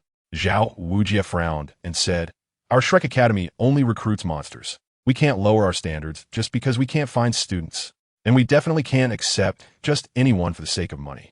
Zhao Wujia thought Flander must have accepted some useless noble offspring for the sake of money and immediately felt displeased. Upon hearing this, Flander adjusted his black-framed glasses and smiled slyly. Old Zhao, don't speak so absolutely. Be careful not to get slapped in the face. Oomph, as if you brought in a genius student. Seeing Flander's smirk, Zhao Wujia crossed his arms and snorted coldly. Their Shrek Academy has standards for admissions. Those over 13 years old are not allowed, and those with soul power below level 20 are not allowed. He didn't believe that this little boy in front of him could have soul power over level 20. Luban, activate your soul ring and let our Dean Zhao have a look, Flander said with a mock-serious tone. He was already starting to laugh inside, imagining Zhao Wujia's surprised expression. Luban nodded and began to activate his martial soul. Soon, a yellow and a purple soul ring appeared one after another. 2 soul rings? A purple 1,000-year soul ring? At that moment, seeing the 2 soul rings circling around Luban's feet, Zhao Wujia was completely dumbfounded. His mouth was agape, and his eyes were as wide as copper bells. He rubbed his eyes in disbelief, his face full of incredulity. Impossible, absolutely impossible. How could this child be so young and have such a high level of soul power? How could the second soul ring be a 1,000-year soul ring? Innate full soul power? No, that's not right, even with innate full soul power. It's impossible to have 2 soul rings at such a young age. At this moment, Zhao Wujia's face was filled with question marks. Looking at Luban again, he no longer had the previous indifference. His eyes were filled with fervor. Kid, how old are you? All right, old Zhao, don't scare the child. Seeing Zhao Wujia staring with wide eyes, full of scrutiny, Flinder quickly stopped him. Without waiting for Luban to answer, he briefly recounted what had happened in the past few days. Zhao Wujia's eyes sparkled as he repeatedly gasped in shock. Innate full soul power at level 20? An output-type Battle Soul Master? Defeating an 800-year-old Fire Fox and Thunderstorm Dragon? My God, is he even human? Saying this, Zhao Wujia rubbed his hands together, looking eager to try. Little Luban, let us have a spar. Let me, old Zhao, experience what extreme output feels like. Don't worry, I'll 1T use soul skills. You don't need to hold back. Attack me with all your strength. Zhao Wujia pounded his chest with his fists, speaking boldly. It was the first time he had seen a purely offensive soul master, and he wanted to witness Luban's super strong attacking power. Chapter 32. The three teachers are stunned. Oh, old Zhao. Who are you going to spar with this time? Just after Zhao Wujia finished saying he wanted to see Luban's attacking power as an output-type battle soul master, 3 more teachers walked in from within Shrek Academy. Currently, there are only 5 teachers in total at Shrek Academy, and now all were present. Old Xiao, let me introduce you.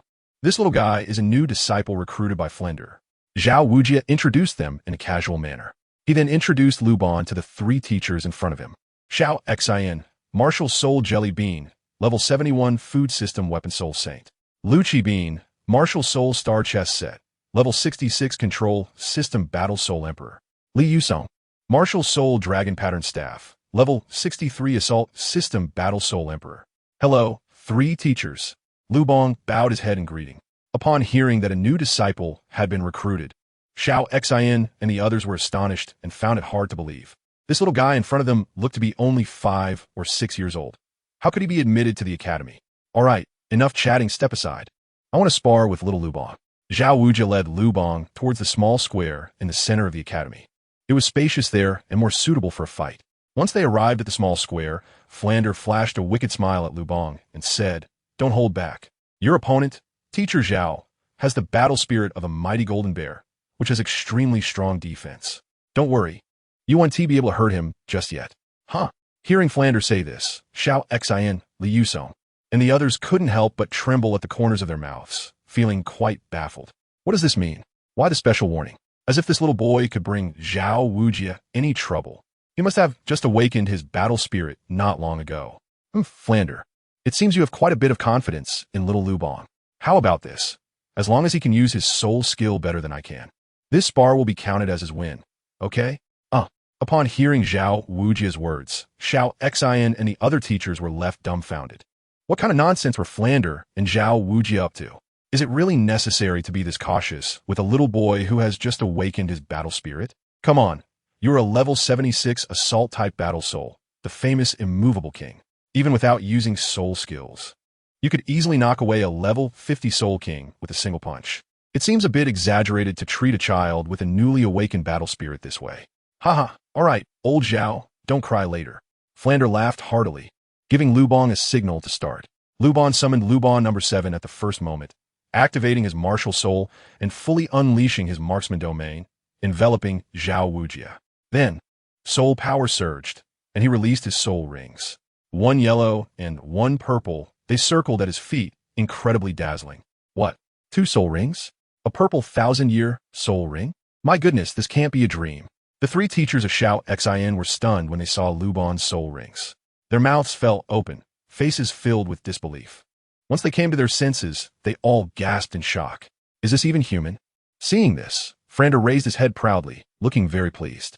His expression seemed to say, "Do you see how extraordinary my disciple is?" He waved his hand to signal the 3 teachers to remain silent and watch the spar. At this moment, seeing the 2 soul rings on Luban again, Zhao Wujia was still immensely shocked. Little Luban, come on, let me old Zhao. See what an extreme output soul master is. All right, Teacher Zhao, if you feel any danger later, just hurry and release your soul skills. I'll act quickly to avoid hurting you. With a reminder from Luban, the attack was launched. Seeing this, the 3 teachers of Xiao Xin couldn't help but twitch their lips. Goodness, he even dares to try to injure the immovable king.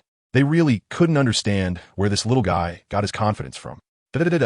Luban's left-handed dragon mouth gun first conducted a probing attack. His normal attack now exceeds 2,000 points, which is already quite strong. Zhao Wujia is currently at level 76, with 7 soul rings, 2 yellow, 2 purple, and 3 black. He is also a strong attack-type soul master, and his soul ring attribute points are primarily allocated to attack and defense. Due to his martial soul being the great strength diamond bear, his soul skills focus on offense, while the attribute point from his soul rings mainly enhance his defense. The defensive bonus from just 3 10,000-year soul rings exceeds 30,000 points. This does not include the attribute bonuses from the first 4 soul rings. In other words, Zhao Wujia can withstand an attack power of no more than 30,000 points without needing to use any soul skills. 30,000 points of defense is an incredible concept, akin to a turtle shell. Even a strong attack-type Soul Emperor at over level 60 would struggle to break through Zhao Wujia's physical defense. This is also why Xiao Xian's 3 teachers were so shocked earlier. Well, good, increase the attack power. A Soul Power Light Ball with over 2,000 points of attack hit Zhao Wujia, making him feel a slight itch. Quite satisfying. This attack power is indeed absurdly strong, enough to make his skin feel something. Archer Domain. Another normal attack was released, this time with a domain bonus, doubling the attack power. For 1,000 points of attack, smashed into Zhao Wujia. Very good, continue. Feeling a pressure on the surface of his skin, Zhao Wujia was extremely surprised. Is this the limit output flow? It's incredibly powerful. Invincible Shark Mouth Cannon. For the next attack, Luban switched to his right hand and used the second skill of the Archer Domain, Invincible Shark Mouth Cannon. The attack power doubled again. An 8,000-point attack, Soul Power Light Ball hit Zhao Wujia. Zhao Wujia couldn't help but groan, feeling very comfortable. It felt like a massage. Good kid. This attack power is the strongest I've seen at this level. Teacher Zhao, shall we continue? Lube scratched his head and asked if this goes on. I'll have to use my ultimate move. What? Your attack power can still be enhanced. Hearing Lube N's inquiry, Zhao Wujia widened his eyes in shock. Great. Kid, go ahead. Use whatever tricks you have. Upon hearing this, Lube N no longer hesitated. He immediately unleashed the third skill of the Archer Domain, 3,000 Thunderstrikes. As the domain skill was activated, a storm brewed above Lube N and Zhao Wujia, and the weather changed dramatically. Thunder rumbled in the sky. 3,000 Thunderstrikes. First shot. 1 minute passed, and Lube N guided the first divine lightning down, striking Zhao Wujia with the shark cannon in his right hand. Second shot. Soon, when Lube N fired the 6th shot, Zhao Wujia was completely stunned. This shot was equivalent to increasing his attack power from 4,000 to a staggering 13,000, boosted by a factor of 3. 2. Such attack power made Zhao Wujia feel an immense pressure. Although it didn't break his defenses, it still caused a tumultuous sensation in his body, making him stagger back several steps. Hiss. Seeing this, the 3 teachers watching from the side were dumbfounded. Oh my god, a 6-year-old kid actually repelled the immovable king. If this gets out, the entire continent will be in an uproar. Chapter 33. Shui Bing arrest out. Ahem. After being pushed back by little Lube N, Zhao Wujia showed an awkward expression and took a few steps forward. 7th shot. The power doubled again, and the super strong attack power of 26,000 made Zhao Wujia feel a life-threatening danger. Damn it. No more pretending. If I don't use my soul skill, I might just lose my life. Luban didn't boast before. His skills are incredibly fast. It's almost instantaneous, and Zhao Wujia deeply feels this at the moment. Unmoving King. Before Luban could fire his first shot, Zhao Wujia decisively used his first soul skill. In an instant, a strong golden light enveloped him, increasing his defense while rebounding Luban's attack. Seeing Zhao Wujia use a soul skill, Luban quickly retracted his skill and his martial soul, ending the sparring session. Little Luban, what was that soul skill at the end? It's so damn overpowered. Zhao Wujia was now filled with disbelief. It was the first time he encountered a soul skill that could double attack power. It was simply too abnormal. How many waves can your divine thunder trigger? 9 waves. Hiss. Upon hearing this, Zhao Wujia couldn't help but shiver all over. This was just too outrageous. With an attack power that could quadruple, even if he used his strongest defensive soul skill, he wouldn't be able to withstand it. In other words, 6-year-old Luban already had the ability to kill him. Teachers Xiao Xian, Li Yusong, and the others were already so shocked they didn't know what to say. Ha ha ha. Seeing the stunned expressions on everyone's faces, Flinder couldn't help but laugh. Don't just stand there. Quickly introduce our new disciple Luban to the specifics of the academy. After the recent spar, Luban had completely gained the recognition of all the teachers at Shrek Academy, and it was the kind of recognition that wanted to cling to his legs. Now that Luban wanted to leave, they wouldn't let him go, clinging to his legs, making it impossible for him to leave. It had been many years since they had seen a disciple with such monstrous talent. Thus, Luban successfully entered Shrek Academy to study. In the following days, while the master was absent, Flinder, Zhao Wujia, and the other 5 teachers took turns giving him lessons. Xiao Xian. Food system soul masters are quite important in a team. Luban. Teacher Xiao, could you please talk about the knowledge regarding attack-type soul masters? Little Luban. You are still young, and you must not be overly ambitious. Let's start with the food type aspect first. As soon as this class ends, Flander comes over and keeps talking nonstop. The agility attack type Soul Master is different from the power attack type Soul Master. In a Soul Master team, the fastest member is definitely the agility attack type Soul Master. Luban, Principal, could you please talk about the issues related to pure attack type Soul Masters? Upon hearing this, Flander straightened his face and feigned seriousness, saying, Little Luban, whether in cultivation or learning, one must not be eager for quick success. Don't be impatient. Come, let us continue discussing the basics of agility attack type Soul Masters. Thus, for the next period, regardless of whether Luban was willing or not, the 5 teachers were exceptionally serious in their teaching.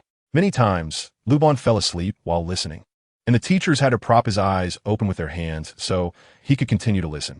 Time passed quickly, and soon a month had gone by. During this time, Luban's life and studies were incredibly fulfilling. He gained a comprehensive understanding of the basic knowledge of martial souls. However, his cultivation level had not increased at all. He opened the personal information panel of the system. Host, Luban Martial Soul, Luban No. 7 Martial Soul Talent. Archer Domain, Resist Aura, Invincible Shark Cannon. 3000 Thunderfalls, Qualification, Innate Full Soul Power, Leveling in the Wild, Soul Power. 28-0100 Soul Rings, Yellow and Purple Soul Bones. None Soul Skills. Attack, 700. Attack, 1350. Items, Video Game Boy Skin, Jungle Knife, Storage Bracelet. Luban looked again and again, his eyes almost blurred. However, his soul power did not increase at all. It seemed that the wild monster upgrade mentioned in his aptitude was not just for show. The system even equipped him with a wild knife, further confirming this point. His soul power upgrade did not rely on cultivation, but on hunting wild monsters. Understanding this, Luban went to the principal's office and explained the situation to Flander. Principal, I feel like I've hit a bottleneck in my cultivation and want to go out for some training. Where do you want to go? I'll accompany you. I want to fight soul beasts to gain some practical experience. Hearing Luban say this, Flander nodded in satisfaction. All right, then let's first go to the Soto Arena. At the entrance of the Soto City Arena, a luxurious convoy stopped. Then, a group of little girls got down from the carriages one after another. Each of these little girls wore blue uniforms and looked to be just over 10 years old. The leader, with long blue hair, appeared slightly younger than the other girls. Third uncle, you didn't lie to me, did you? Is it true that someone at level 20 with only 1 soul ring killed a fire fox that had been cultivating for nearly 800 years? Shui Binger raised her little head, looking skeptical. Binger, your third uncle was there at that challenge. How could I be mistaken? I don't believe anyone has better talent than me. Shui Binger said proudly, as a direct descendant of one of the 10 great families of the continent. The Shui family, she possessed the top-level ice attribute martial soul, the Ice Phoenix, with full innate soul power, and had never seen anyone her age with better talent than hers. That person looks to be around 15 or 16 years old. Naturally, their talent can't compare to our Binger. This time, I just want you to witness the talent outside and broaden your horizons. Shui Binger, as third uncle, patted her head, looking indulgent. You should know that soul masters on the continent are varied, and seeing what so-called output-type battle soul masters are like will greatly benefit you in the future.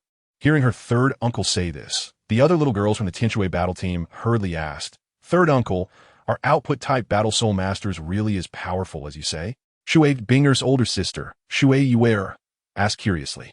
Third uncle, what is an output-type soul master? Yeah, our academy teachers have never talked about output-type soul masters. In response, Shui Luobin shook his head.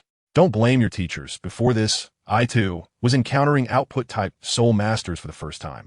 As he spoke, after the Shui family's convoy parked, Shui Luobin took Shui Binger and the others into the Soto Arena. They went directly to the second-floor task hall to inquire about Luban's personal information. Unfortunately, they didn't find out anything. However, their inquiries were not entirely fruitless. They learned that Luban and his group were looking for purely offensive soul beasts. Speaking of purely offensive soul beasts, Shui Luobin's eyes suddenly lit up. He just happened to know the whereabouts of a purely offensive soul beast. Immediately, he posted a bounty task in the arena's task hall, hoping to find Luban. Chapter 34. First Meeting with Shui Binger. In order to level up through hunting, Luban returned to the Soto Arena, accompanied by Flander. Luban's martial soul manifested, using the skin of the video game boy to change his appearance once again, transforming into a descendant clad in golden armor. Upon entering the arena, Luban suggested they first check out the second-floor mission hall. This prompted Flander to shake his head and smile wryly. Little Luban, you really need to change your impatient nature. Cultivation requires you to calm down and follow a step-by-step approach. If pure attack-type soul beasts were that easy to find, how could there be only one soul master like you, who specializes in extreme output on the continent? Throughout the journey, Flander continued to teach him patiently. He noticed that Luban was eager to achieve results quickly.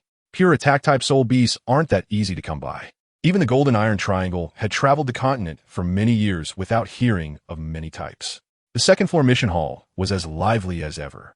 When Flander and Luban arrived, every reception window was filled with long lines. Whether it was the window for posting missions or the one for receiving them, it was overcrowded. The two waited in line for an hour before it was their turn. "Hello, sir. What type of mission would you like to inquire about?" "I would like to ask about the whereabouts of pure attack-type soul beasts," Flander said lazily, pushing up his glasses. "Okay, please wait a moment." As soon as Flander finished speaking, the attendant began searching through the soul guide device. A minute later, she found a bounty mission regarding the whereabouts of pure attack-type soul beasts. "Sir, you two arrived just in time. A related mission was just posted an hour ago." "What? I didn't hear clearly. Could you please repeat that?" Flander felt as if he was hallucinating. How could they be so lucky to encounter the whereabouts of pure attack-type soul beasts right after stepping out? It was hard to believe. An hour ago, a guest posted a bounty mission regarding the whereabouts of a pure attack-type soul beast with extreme attributes. "Principal, you heard correctly. My third soul ring has a lead." After realizing it, Flander's mouth trembled, his eyes widened, and disbelief was written all over his face. "All right, we accept this mission, regardless of the conditions. Let's take the mission first." Soon, the attendant completed the mission handover procedures. On the other side, upon seeing the requirements proposed by the benefactor after accepting the mission, Flander was stunned, continuously looking at Luban. Goodness, not to mention finding pure attack-type extreme attribute soul beasts, even finding other extreme attribute soul beasts. Most soul masters might not encounter one for many years. Luban is doing well.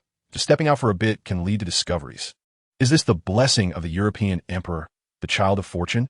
This bounty task is as difficult as climbing to the sky for others, but for them, it's practically a dish served on a platter. The benefactor's request is very simple, just to find Luban's whereabouts. You're so lucky that it seems endless. This soul ring is practically like lining up at the door.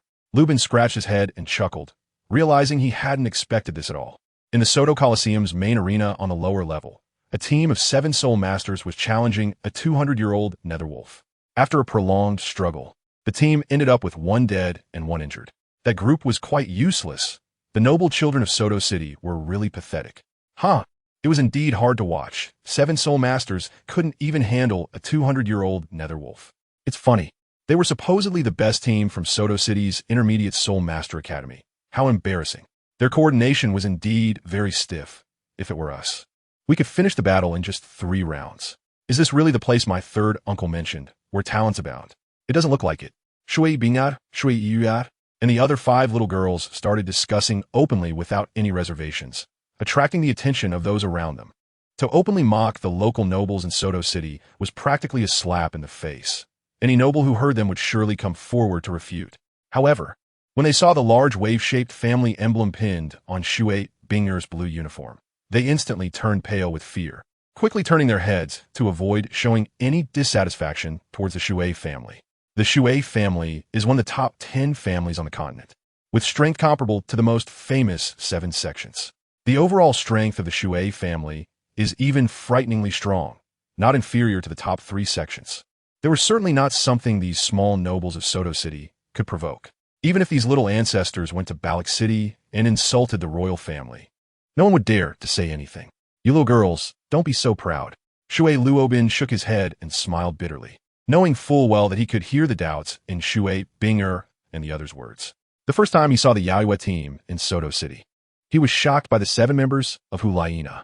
The Yaiwa team could be said to have the highest talent he had ever seen in battle. So for the next few days, Shui Luobin kept an eye on their performance. It wasn't long before another team member, Tang Air, appeared. He still vividly remembered the battle where Tang Air killed the Fire Fox. The impression was deeply etched in his mind. So after returning to Tianshui City, Shui Luobin told Shui Bingar and the others about these events. The Tianshui team, composed of Shui Bingar, Shui Yuerer, and the others, was significantly weaker overall compared to the Yaiwa team, let alone compared to Tang Air, the output-type soul master. Children love to compare, and upon hearing Shulabin's words, Shui Binger and the others naturally became unwilling.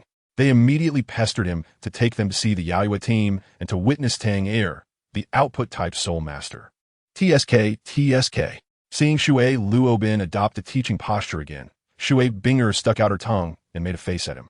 Got it, uncle. Are you going to say something like there's always someone better out there next? Hearing this, Shui Luobin sighed and shook his head, feeling helpless against these mischievous little girls. Unless they suffered a great loss, they wouldn't learn their lesson. Hello, are you Mr. Shui Luobin? After watching the challenge conclude, Shui Luobin and the group of Shui Binger had just exited the main arena on the lower level when they were called by a staff member. Their Shui family attire was so distinct that it was hard not to recognize them. Shui Luobin nodded. That's me. Is there something you need? The staff member then explained that his bounty task had been claimed, and upon hearing this, Shui Luobin was overjoyed. Let's go. Take me to see them. In the task hall's reception area, after Flanders and Lubin claimed their tasks, it wasn't long before the financier arrived. A middle-aged man around his 40s, accompanied by 7 little girls in blue uniforms, entered. Although these 7 girls were young, they had developed well, around 10 years old, already showing curves and initial forms of maturity. Chapter 35. The Tianshui team is handled. Upon seeing the golden armor, Shui Luobin immediately recognized Lubin. He hadn't expected to find a main person so quickly. It's great to see you all, Shui family, Shui Luobin. Shrek Academy, Flanders, Tang Air. After exchanging pleasantries, they began to converse. Young brother Tang Air, before I tell you about the pure, offensive, extreme soul beast whereabouts, could you please give some guidance to these few juniors beside me? Shui Luobin said with a gentle smile, speaking elegantly with a noble demeanor. Uncle, if I'm not mistaken, these 7 little girls should be a combat team, right? You want them to see the output-type soul master, don't you? Upon hearing this, Shui Luobin smiled and nodded. During the sparring later, little brother Tang must hold back. Each one of them is a treasure of the family, and if they get hurt, I might not be able to go back without trouble. Uncle, don't worry. I know when to hold back. Luban said casually. Practicing with the 7 girls from the Tianshui team is about the same as hitting little kids. You should know that my current strongest attack power can even threaten Zhao Wujia. And these 7 members of the Tianshui team are still quite young. They probably haven't even obtained their 2nd spirit ring yet. Kid, are you an output-type spirit master? Don't cry during the practice later. Upon hearing Luban's exaggerated remarks, Shui Binger immediately became displeased. The other 6 girls from the Tianshui team also wore unhappy expressions. That kid with the surname Tang. Get ready to see the strength of our Tianshui team. That's right. We will make you call us sister. Exactly. We will make it so your mother won't recognize you. The group chattered, each one chiming in, leaving Luban with a headache. They say 3 women can create a scene. With these 7 little girls together, they could drive anyone crazy. In the Soto Arena, 3rd floor trial room, the layout here is similar to that of the Great Soul Arena, except there are no spectator seats, only a platform for soul masters to practice. At this moment, Luban and the 7 members of the Tianshui team stood on the stage, facing each other. Sisters, unleash your martial souls. At the Captain Shui Binger's command, the members of the Tianshui team summoned their martial souls and activated them. Each of them stood on the ground with a yellow 100-year spirit ring beneath their feet. Luban pretended to release his martial soul, and soon a golden great bow, the sun-shooting bow, appeared in his hands. With the sun-shooting bow in hand, he looked extraordinarily majestic. Across from him, Shui Yuer's beautiful eyes shimmered, instantly falling into a daze. Tang Air's appearance while releasing his martial soul looked so handsome. Yuer, put away your infatuation. This is a competition that concerns the honor of our Tianshui battle team. You mustn't hold back later. Hee, don't worry, I won't go easy. Below the arena, Flander and Shui Luobin were chatting amiably. Little Luban, don't be too harsh. Spend some time playing with those beauties on the other side. Who knows? You might even bring back a wife. As the sparring began, Flander laughed heartily and gave some instructions. Ludan. Hearing Flander call Tang Air Ludan, Shui Luobin questioned him. Slip of the tongue. Realizing he accidentally revealed a secret, Flander regretted not keeping his mouth shut. I misspoke. Tang Air's nickname is Ludan. Just look at his big round face. He looks just like a giant Ludan. Upon hearing Flander's explanation, Shui Luobin burst into laughter. On the arena, Luban stood with 2 yellow soul rings beneath his feet. To hide his true strength, he disguised his purple soul ring. Seeing that Luban only had 2 soul rings, the members of the Heavenly Water team were all smiles. This time, They were determined to thoroughly punish that arrogant kid on the opposite side. Tang Er, if you have any special moves, hurry up and use them, otherwise. Once we make our move, you won't even have a chance to fight back, Shui Binger said, holding her head high and speaking proudly. This is a message for you, the 7 beauties on the opposite side. If you have any tricks up your sleeve, now's the time to use them. Otherwise, once I, Tang Er, make my move, you'll only be left to passively take the hits. Luban held the sun-shooting bow and calmly said, exuding an overpowering presence. However, to Shui Binger and her companions, Luban's little expression seemed somewhat deserving of a beating. Sisters, teach him a lesson, Shui Binger commanded, immediately using her first soul skill. Ice Seal. Ice Seal is an instant skill, and before Luban could react, he was immobilized, his entire body encased in ice. Kid, now you know my power, right? Seeing Luban frozen instantly, Shui Binger felt quite pleased. Support. Deciding to give Luban a good lesson, Shui Binger issued commands for her team to continue fighting. The vice captain, Shui Wu, received the order and immediately released her soul skill. First soul skill, Dark Clouds. As soon as the skill was released, a thick dark cloud appeared above Luban's head. Under the cloud, Luban felt his overall condition reduced by 10%. Charge. Taking advantage of the Ice Seal and the reduced status, Shui Binger sent out agile attack-type Soul Masters. Upon hearing this, Shui Wearer and Gu Qingba immediately used their soul skills and rushed towards Luban. First soul skill, Cold Ice Rain. First soul skill, Fish Wave Surge. Shui Wearer's martial soul, Crystal Dolphin, unleashed Cold Ice Rain, her body leaping like a dolphin in the ocean, her speed greatly increased, and mist around her transformed into droplets of ice rain. Once she got close to the target, the ice rain would erupt violently. Gu Qingba's martial soul, Azure Flag Fish, executed Fish Wave Surge, also experiencing a tremendous increase in speed, moving like a fish flowing with the current, incredibly fast and almost invisible. This move relied on explosive speed to deliver a powerful close-range attack. It's done. When Shui Binger and the others saw that Shui Wearer and Gu Qingba were only 2 meters away from Luban, they all looked delighted. Once Luban was hit by the combined attack of Cold Ice Rain and Fish Wave Surge, he would definitely be injured. After that, they just needed to send in strong attack-type Soul Masters to finish him off. Luban is not a defensive Spirit Master after all, so at the beginning, Shui Binger did not send out the strongest attack-type Soul Master. Instead, she chose to let the agility-type Soul Master take action. Kid, take this. However, as Gu Qingba's voice fell, 2 lightning arrows shot out, crashing into her and Shui Wearer. Boom! The 2 were directly knocked back a considerable distance before stopping. Seeing Luban break free, Shui Binger prepared to unleash her first soul skill again.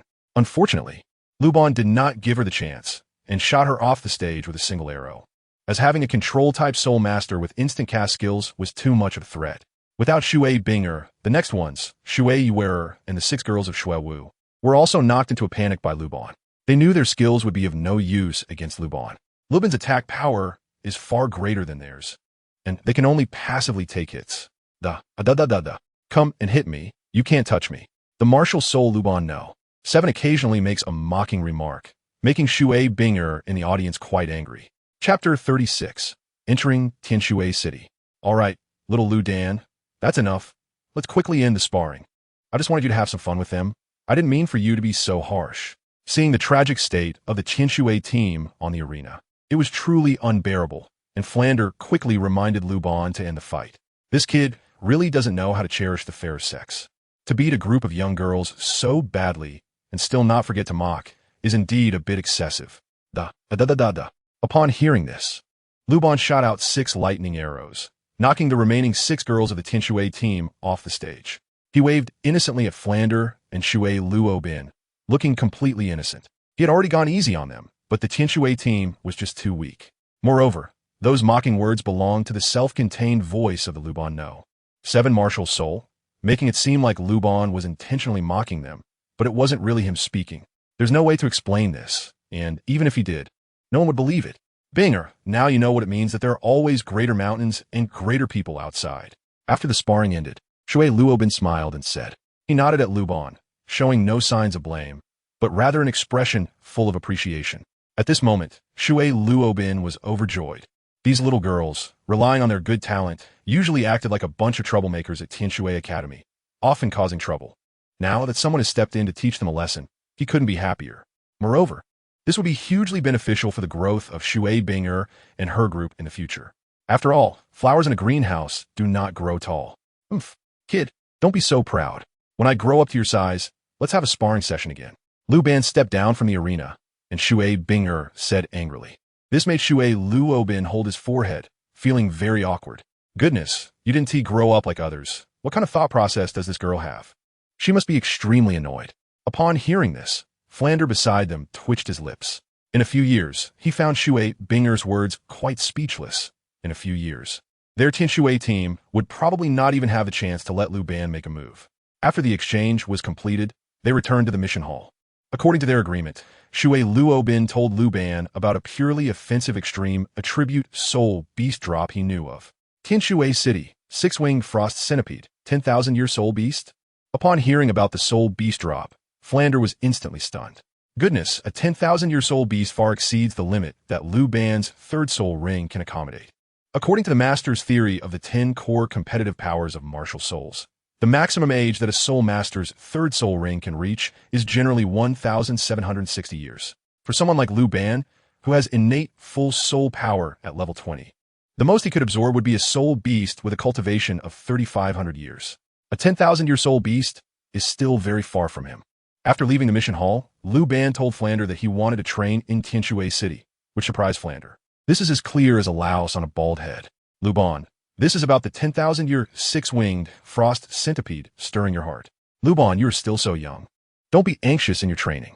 10,000 years is not something you can absorb at the moment. Don't worry besides you. There is no other extreme output soul master on the continent, and that 6-winged frost centipede in Tianshui City should not be disturbed in the short term. Hearing that Luban was going to Tianshui City, Fland hurried to offer words of comfort. He did not want any accidents to happen to such a good student. Principal, do you know the teacher's theory of the 10 core competencies of martial souls? Luban asked, bringing out the master's theory in an attempt to persuade Flander. I am certainly well aware of Xiaogan's theory. He often babbled about in my ear during our travels on the mainland back in the day. As soon as Flander finished speaking, Luban expressed his thoughts. According to the theory of the 10 core competitive powers of martial souls, there's a situation where one can ignore level restrictions and perfectly absorb soul rings. That is to let the soul beast voluntarily sacrifice itself. Now that he had finally encountered a pure attack type extreme attribute soul beast, he decided to give it a try.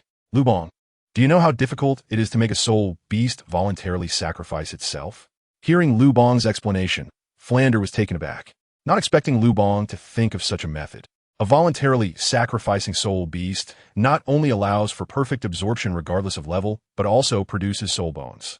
Do you know how rare soul bones are on the mainland? Let me put it this way. Over the nearly 10,000 years of recorded history on the mainland, I have not found a single case of a soul beast voluntarily sacrificing itself. Flander said seriously.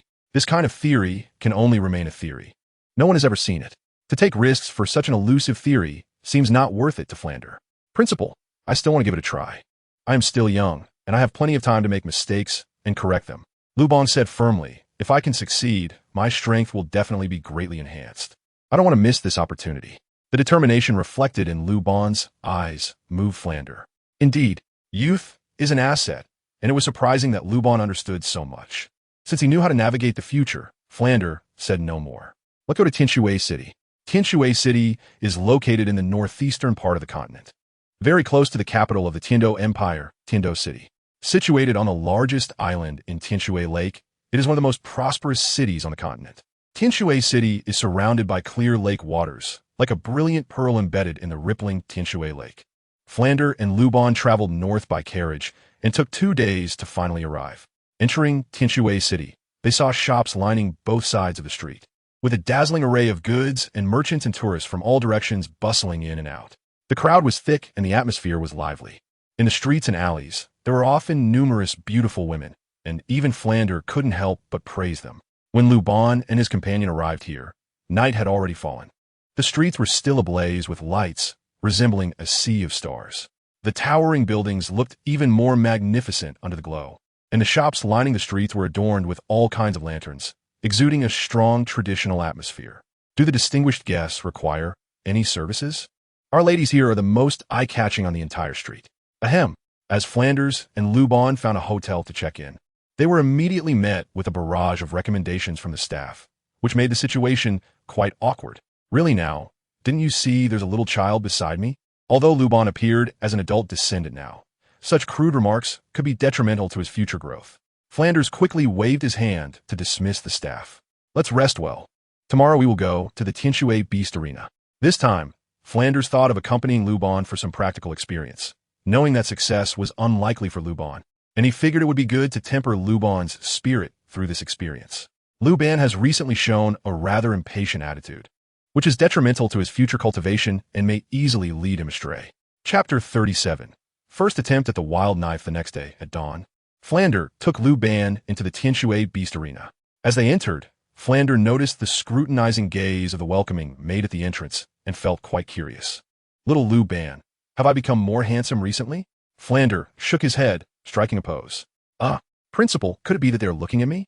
However, as soon as Luban finished speaking, he received a slap on the back of his head from Flander. Stinky kid, how can you look down on my looks? Back in the day on the continent, Flander, was also a super handsome guy. Along the way, Flander and Luban bickered. Just shortly after they entered the Tianshui Beast Arena, news of their appearance reached the Shui residence. That kid really came. Upon hearing that Luban had arrived, Shui Luobin was exceptionally pleased. It would be perfect if we could recruit such a talented young man to our Shui family. Third uncle. I heard that kid Tang has come to our Tianshui city. Shui Binger burst into Shui Luobin's door in a flurry after receiving the news, followed by Shui Yuer, Shui Wu, and the rest of the Tianshui battle team. What's up? Why are you suddenly so concerned about that kid Tang? You wouldn't have taken a liking to him, would you? Shui Luobin teased with a smile, which made Shui Binger blush with anger. Third uncle. If you say another word like that, we won't pay attention to you anymore. Hearing this, Shui Luobin shook his head and laughed. That kid Tang talent is not inferior to yours.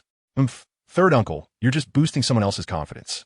Don't forget, he has innate, full soul power. Seeing Shui Luobin press her down again, Shui Binger snorted coldly, her face full of discontent. My instincts have always been accurate. If you don't believe me, you can go to the Beast Arena to watch his challenges. He should be there for quite a while. The Tianshui Beast Arena is more than twice the size of the Suatawa Beast Arena and is very grand and spectacular. The internal environment is just as impressive. Flander took Luban to the underground level to sign up for challenges. The soul beasts at the underground level have a maximum age of no more than 800 years, which is like cutting vegetables for Luban. The reason he came to challenge at this level was to test the wild knife and also verify his wild talent. Beast challenges can be done individually or in groups. For group challenges, there can be no more than 7 people, and there cannot be 2 soul masters with 2 soul rings in the team. For individual challenges, as long as the cultivation level does not exceed level 30 and has a 3rd soul ring, it is acceptable. Currently, Luban's soul power level just meets the requirements. Hello, we would like to sign up for a challenge. Flander took Luban to the service hall on the underground level and quickly completed the registration procedures. Luban's first challenge is a 300-year-old netherwolf. Welcome everyone to the 8th arena on the 1st underground level to watch the challenge. Now, let's welcome tonight's challenger, Tang. The host on the beast fighting platform holds a soul guide, microphone, and shouts loudly, his face filled with excitement. Individual challenges are not as popular as team challenges. And at this moment, among the 10,000 spectator seats above the arena, only a sparse number of spectators are seated. At a glance, there are less than 1,000 people, but among these 1,000, the host spots Shui Luobin, Shui Binger, and other direct descendants of the Shui family, feeling delighted in his heart. After all, the Tianshui Beast Arena is owned by the Shui family, and if they value him, he will surely get a promotion and a raise. As soon as the host finishes speaking, Luban walks onto the fighting platform from the side entrance of the arena. Tang, Martial Soul, Sun Shooting Bow, Level 28 Output Type, Soul Master. Output Type? Hearing the host's introduction, the audience is left confused, wondering what an Output Type Soul Master is. Something they have never even heard of. Level 28? Hiss. Upon hearing the host announce Luban's soul power level, Shui Luobin is stunned. Earlier, when Luban was competing with Shui Binger and the others, he thought Luban had just obtained his 2nd soul ring and was only at level 21. This sudden jump to level 28 is too shocking. This upgrade speed is just too outrageous. Third uncle, is something wrong? Seeing Shui Luobin's shocked expression, Shui Binger turns to ask. Shui Luobin shakes his head, indicating that everything is fine. not saying anything to Shui Binger. Even if he did, these young girls would definitely not believe it. Why would someone with such strength challenge a 300-year-old netherwolf? Shui Binger continues to ask in confusion. Shui Luobin shakes his head again. He is also unclear about the situation. Now I declare the challenge to begin. As the host's voice falls, the door on the other side of the arena bursts open, and a bull-sized netherwolf walks onto the fighting platform. However, the audience does not see Luban using the sun-shooting bow. Instead, he takes out a grayish curved knife from his storage soul guide. The curved knife is about 3 feet long, with a serrated edge, looking somewhat antiquated. To outsiders, its appearance is not very high, even a bit ugly, resembling a broken knife with chipped teeth. Huh? Why isn't Tang Air releasing his martial soul? What's he doing with a broken knife? As soon as the netherwolf enters, it reveals its mouth full of sharp teeth and lunges at Luban. Yet Luban only takes out a broken knife, which puzzles Shui Binger. I get it. Shui Binger thinks she has discovered a clue. Tang Air must have noticed we were here, and he wants to show off for us. Hearing this, Shui Luobin spits out a mouthful of hot tea, coughing repeatedly. He has no idea where this girl gets her confidence. As soon as Shui Binger finishes speaking, the girls of the Tianshui battle team immediately agree. The captain is right. Tang Air must be trying to get our attention. Tanezo Sha Upsilon, expressing his feelings for us in such a way. I'm wondering which one of us he actually likes. Indeed, I see he isn't using soul skills, just to show off for us. A 300-year-old netherwolf is no easy opponent. If he gets too arrogant, Tang Air is bound to suffer a big loss. On the arena, as Luban takes out the jungle knife, he takes another look at its system description. After all, it's his first time using it, and he is a bit unfamiliar with the jungle knife. Jungle knife, divine tool. When hunting soul beasts, attack doubles, with armor-piercing effect, ignoring all soul beast defenses. During consecutive attacks, critical hit rate is 20, with a maximum critical hit effect of 10 times the current level's attack power. It really is an extraordinary divine tool. A 10-fold critical hit is almost comparable to the attack power of the 8th Divine Thunder Strike of 3,000 Thunderbolts. Luban's current basic attack level is 2,078 points, and with a 10-fold critical hit, it would exceed 20,000 points. Let alone a 300-year-old netherwolf. He could kill it even after 10,000 years. This challenge tests Luban's talent to see how to level up while hunting. Therefore, he chose a 300-year-old netherwolf as the minimum target. At this moment, the netherwolf attacked, and Luban made no unnecessary movements, simply swinging his knife forward. Chapter 38. Talent in hunting with a swift stroke. What appeared to be a plain hunting knife cleanly sliced the netherwolf in half. The audience was collectively stunned. Shui Binger and the other girls from the Tianshui team fell silent, their mouths agape, their faces filled with disbelief. Gulp! They swallowed hard, secretly thinking how strong he was. Without even activating his martial soul, he killed the netherwolf with a single strike. After the challenge ended, Luban checked his personal information panel and found no change in his cultivation level. He shook his head in helplessness, realizing it was likely due to the low cultivation level of the soul beast. Exiting the beast fighting arena, Luban and Flanders returned to the reception hall on the first floor to register for another challenge. This time, Luban challenged a 500-year-old Green Bull King. The challenge took place in the same 8th beast fighting subarena as before. Just like the previous battle, he swiftly struck down the Green Bull King in one clean move. Opening his personal information panel. Host, Luban Martial Soul. Luban number 7 Martial Soul Talent. Archer Domain, Resist Aura, Invincible Shark Mouth Cannon. 3,000 Thunderfalls, Aptitude, Innate Full Soul Power, Hunting Upgrade, Soul Power, 28-1100 Soul Rings, Yellow-Purple Soul Bones, None Soul Skills, Attack, 700. Attack, 1350, Items, Game Boy Skin, Hunting Knife, Storage Bracelet. In the Soul Power level section, there was finally a change. It went from 0 to 1 point, gaining experience from killing the 500-year-old Green Bull King. This made Luban very happy. The feeling of confinement within him instantly disappeared. His soul power finally increased. It turned out that this was what was meant by the talent for hunting upgrades, meaning his soul power wouldn't improve through cultivation, but rather through killing soul beasts. After successfully challenging again, Luban exited the beast fighting arena and went to the underground reception hall to register for another challenge. The staff were stunned. Who on earth was this? Challenging so quickly, it was their first time seeing this. Most soul masters could only challenge once a day at most, and only those with extremely high talents could possibly challenge consecutively. Moreover, Completing 2 challenges was nearly the limit for a great soul master. They never expected to encounter such an anomaly today. This time, Luban registered to challenge the underground floor's overlord, the nearly 800-year-old mandala snake. My God, I heard someone wants to duel the nearly 800-year-old mandala snake. That's right, the beast fighting arena even specifically placed the challenge in the main arena. Hiss, challenging the underground floor's overlord, that's just too brave. It's crazy, isn't that just asking for trouble? Indeed, the strongest team from Tianshui Intermediate Academy had failed to succeed in their challenges before, and now someone actually wanted to duel the mandala snake. It was truly laughable.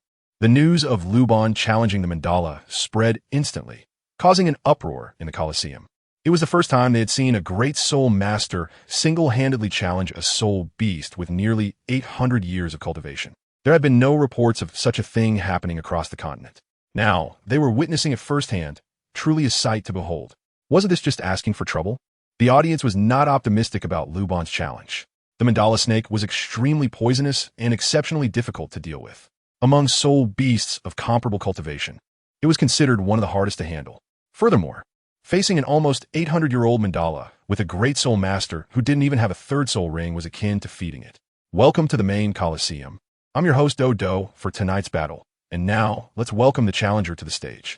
As soon as the host finished speaking, Luban stepped onto the arena, pulling out his wild hunting knife once again. Hiss! Upon seeing this, Shui Binger was dumbfounded. The women of the Tianshui battle team were collectively stunned.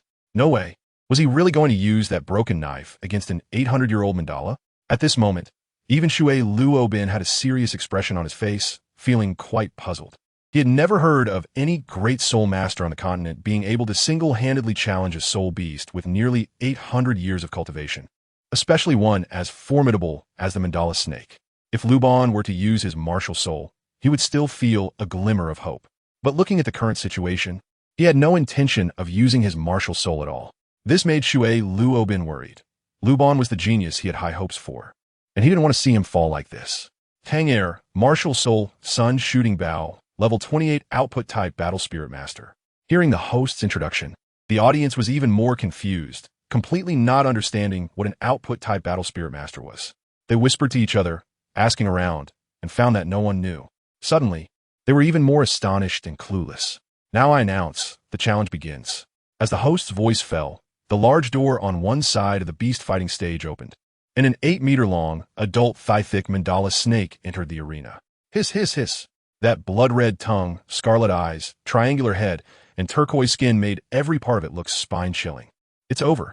Seeing the mandala snake launch an attack on Luban, many people couldn't help but sigh. They thought the jungle knife in Luban's hand was his martial soul.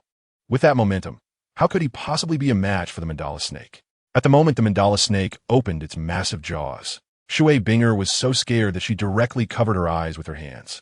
She couldn't bear to look directly. She could only observe through the gaps. The other girls from the Tianshui battle team were also frightened by the mandala snake's terrifying appearance. Even they, the Tianshui battle team, did not dare to challenge this overlord. Shui Luobin clenched his hands tightly, already prepared to intervene and rescue. However, at this moment, Luban still appeared calm. Seeing the mandala snake charging at him, he made the same move. With a swift motion, he slashed downwards. Crack! The mandala snake was cut in half, severed at the 7-inch mark, dying peacefully. Hiss! The challenge ended, and the entire audience collectively gasped. Their faces showed disbelief. One by one, they rubbed their eyes, feeling as if they were dreaming. Shui Binger, Shui Yuer, and the other 5 had their mouths agape, their eyes wide open, almost popping out of their eye sockets.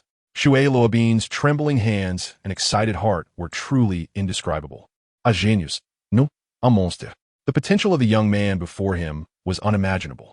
After killing the mandala snake, Luban looked at his personal information panel again and found that his soul power level had increased a bit. Damn, why did the experience points gained from an 800-year-old soul beast and a 500-year-old one seem the same? What the hell? Shouldn't a higher-level soul beast provide more points for soul power enhancement? At this moment, Luban discovered that the increase in his soul power level was different from what he had imagined. Luban was a bit unwilling and decided to give another try. So he went to the underground second floor with Flander and registered for another challenge in the reception hall. This time, the challenge was against a 500-year-old human-faced demon spider. The news spread, causing another stir in the Tianshui beast fighting arena. Chapter 39. Six-winged frost centipede. Crazy, completely crazy. This world is really insane. It's a bit hard to understand. Are young people all this monstrous now? A two-ring great soul master with less than 30 levels actually wants to single-handedly challenge a 500-year-old human-faced demon spider. Before the challenge began, Shui Luobin even specially sought out Luban to persuade him, but it didn't change the outcome. Luban is all about challenges. Just like before, with a swift stroke, it ended in one blow, shocking the entire audience. I can't believe it. The people of Tianshui City were left stunned. Amazing. Incredible. My goodness. Can someone below level 30 really achieve this? Are output-type battle soul masters that powerful? After completing this challenge, Luban shook his head in disappointment, realizing that his soul power level had only increased a little. It seems that it really has nothing to do with the cultivation of hunting soul beasts. Currently, as long as a soul beast with a cultivation level of over 500 is hunted, the soul power level can be increased. Moreover, with each soul beast hunted, it can be raised by a little. In the following days, Flinder and Luban stayed in Tianshui City. Every day, Luban would go to the Tianshui Beast Arena to hunt soul beasts. At first, he was only hunting those with a cultivation level of 500 years, which was as easy as cutting vegetables. One day, he killed 12 of them. If it weren't for the 1-hour interval between challenges, he could have kept going. Due to Luban's crazy performance, he became popular in the arena and was known as a celebrity. He gained a large number of fans, and those female fans revered him as the little prince of the arena. One day, Flander took Luban back to the reception hall on the underground floor to register for a challenge. Mr. Tang, I'm sorry, but you have been limited. Upon hearing this, Luban was confused and quickly asked what was going on. After some inquiries, he learned that he had killed too many soul beasts in the past 2 days, and the arena was almost unable to supply them, so they had put a limit on him. He could only challenge once a day. After completing the challenge, Luban walked out of the arena looking dejected. Principal, why don't we go directly to the Douluo forest to hunt soul beasts? Upon hearing this, Flander widened his eyes and glared at Luban, giving him a hit on the head. Do you think soul beasts with a cultivation level over 500 years are cabbages? It would be great if we could hunt one 500-year soul beast in a day in the Douluo forest. Even if we could find one, it wouldn't be possible for you to keep hunting like that. The Douluo forest is protected by the Forest King. Flander then educated Luban about the knowledge related to hunting soul beasts. While it is convenient to hunt soul beasts in the Douluo forest, if too many are killed, they would be attacked by the beast kings inside. With their current strength, they were not enough to handle it. If they were chased by a 100,000-year soul beast, they would be finished. After hearing Flander's analysis, Luban nodded in understanding. Staying in Tianshui City was indeed the best choice for now. Thus, Luban and Flander stayed in Tianshui City for 6 months. During this time, after completing his challenges each day, Luban was dragged by Flander to attend basic cultural classes for half a year. In 6 months, he had basically mastered the cultural curriculum of the 6 years of the Junior Soul Master Academy. He opened his personal information panel. Host, Luban Martial Soul, Luban No. 7 Martial Soul Talent. Archer Domain, Resist Aura, Invincible Shark Mouth Cannon. 3000 Thunderfalls, Qualification, Innate Full Soul Power, Leveling Up in the Wild, Soul Power. 30-100 Soul Rings, Yellow and Purple Soul Bones, None Soul Skills. Attack, 700. Attack, 1350. Items, Game Boy Skin, Jungle Knife, Storage Bracelet. Moreover, his soul power level had reached 30. Luban, are you really determined to do this? Luban nodded. He was determined to challenge the 6-winged frost centipede, a soul beast with millennia of cultivation and pure attack attributes. He had prepared to engage in a prolonged battle, hoping to force the 6-winged frost centipede to voluntarily sacrifice itself. He would continue to challenge it until the soul beast wanted to die. After more than 200 challenges over the past 6 months, he discovered that the jungle knife could inflict damage on the soul beast's soul. This was quite amazing. With this knowledge, he felt even more confident in making the 6-winged frost centipede willingly sacrifice itself. In the Tianshui beast fighting arena, people exclaimed, "Look, the beast fighting little prince is here to challenge again. Oh my, I wonder which soul beast will have bad luck this time.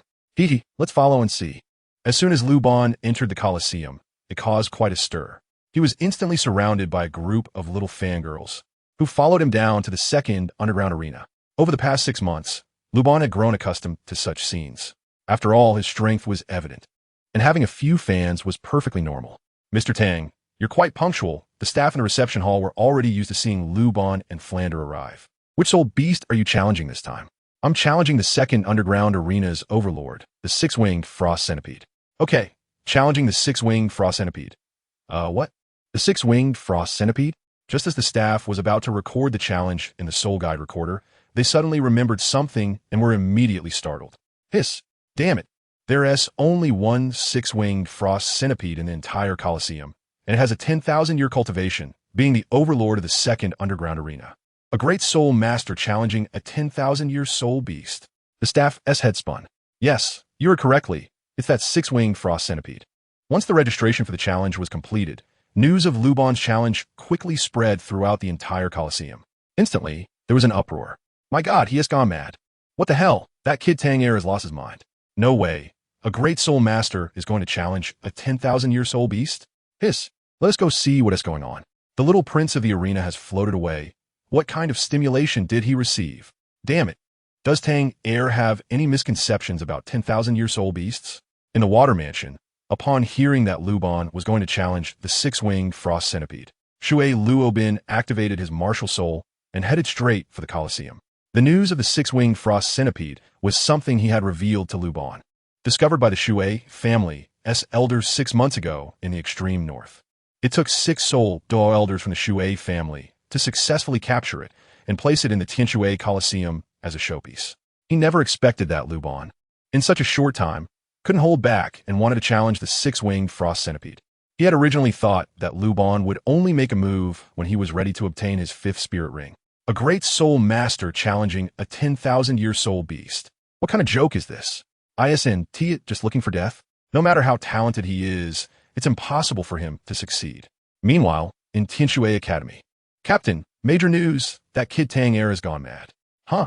Shui Binger was surprised what happened. He is going to challenge the 10,000-year six-winged frost centipede in the second underground arena. What? Shui Binger was instantly stunned and shouted, quick! Notify the entire battle team to gather. Damn it, that kid Tang seems to be tired of living. After hearing the news, Shui Binger, Shui Yuer, and the 7 girls from the Tianshui battle team hurried towards the Colosseum. Chapter 40. The first encounter Tianshui Colosseum, second underground arena. There are 8 sub-arenas and 1 main arena, with a maximum soul beast age limit of 10,000 years. The main battle arena today is packed to the brim, with all 60,000 seats sold out. A great soul master is challenging the 10,000-year six-winged frost centipede. If it were any other great soul master, people would hardly care to watch. But since the challenger is Luban, it's different. In the past 6 months, Luban's reputation in the Colosseum has soared. He has not suffered a single defeat and engages in a challenge every day. Moreover, it's rumored that the Colosseum issued a special quota order for him. The spotlight and legends surrounding Luban as an output-type battle soul master are too numerous to count. Welcome everyone to tonight's battle challenge. I am your host, Dodo, and now let us welcome the challenger, Tang to the arena. The host, holding a soul guide microphone, loudly announced, Tang Martial Soul Sun Shooting Bow Level 30, 2-ring output type Battle Soul Master. He has never lost in battle challenges over the past 6 months and is known as the Little Prince of the arena by fans. As Luban entered the arena, the host continued to introduce his glorious achievements to increase audience engagement. Sure enough, as soon as the host finished speaking, the crowd erupted into a frenzy, with spectators whispering to each other. Why did you agree to let him challenge the 10,000-year six-winged frost centipede? In the stands, Douluo asked Flander beside him. That kid's temper is very stubborn. Once he decides on something, even 10 horses can't pull him back. Flander shook his head with a wry smile, admitting that he didn't want Luban to challenge the six-winged frost centipede so soon. But he was unable to dissuade him, so he reluctantly agreed. What nonsense! As an elder, are you just going to watch your junior go to his death? Douluo's face flushed with anger. Don't worry. That kid won't die. I can guarantee that, Flander reassured. Huh. At his words, Douluo was momentarily stunned, looking speechless. Guarantee? What do you guarantee? Please. That's a 10,000-year soul beast, and it's the rarest pure attack type extreme soul beast. Even a level 60 soul emperor would have to keep their distance. Funkle. Where does your confidence come from? Binger, unable to hold back, pouted and retorted, let us see who is sending whom off when the time comes. Amidst the discussions, Luban once again took out a wild knife from his storage soul guide. 2 yellow 100-year soul rings slowly rose beneath his feet, swirling around his body. Now I declare, the challenge begins. With a host command, The large door on one side of the arena opened, and a powerful cold air swept through the entire venue in an instant, causing many ordinary people to shiver. Fortunately, the Colosseum had reinforced the formation to block this cold wave. Boom! The ground trembled, and a gigantic snow-white figure appeared on the battle platform. The 10,000-year six-winged frost centipede was massive, at least 10 meters long and as thick as an adult's waist. Its body was thick and curved, resembling a giant python. The rows of small legs on its body made one's scalp tingle. Moreover, it was covered in silver-white scales, each shimmering with a cold light, as if made of ice crystals. In the snow, it would almost blend into the ice and snow, making it extremely difficult to spot. The most striking feature of the six-winged frost centipede was the 6 giant wings on its back. These wings were translucent ice blue, appearing to be covered in a thin layer of frost. The wings were adorned with complex patterns, resembling carved ice crystal designs, with each wing resembling a work of art. As the six-winged frost centipede entered, it saw Luban across from it, its eyes flashing coldly as its body twisted, and it quickly launched an attack. Chirp, chirp, chirp. Kid, you're looking for death.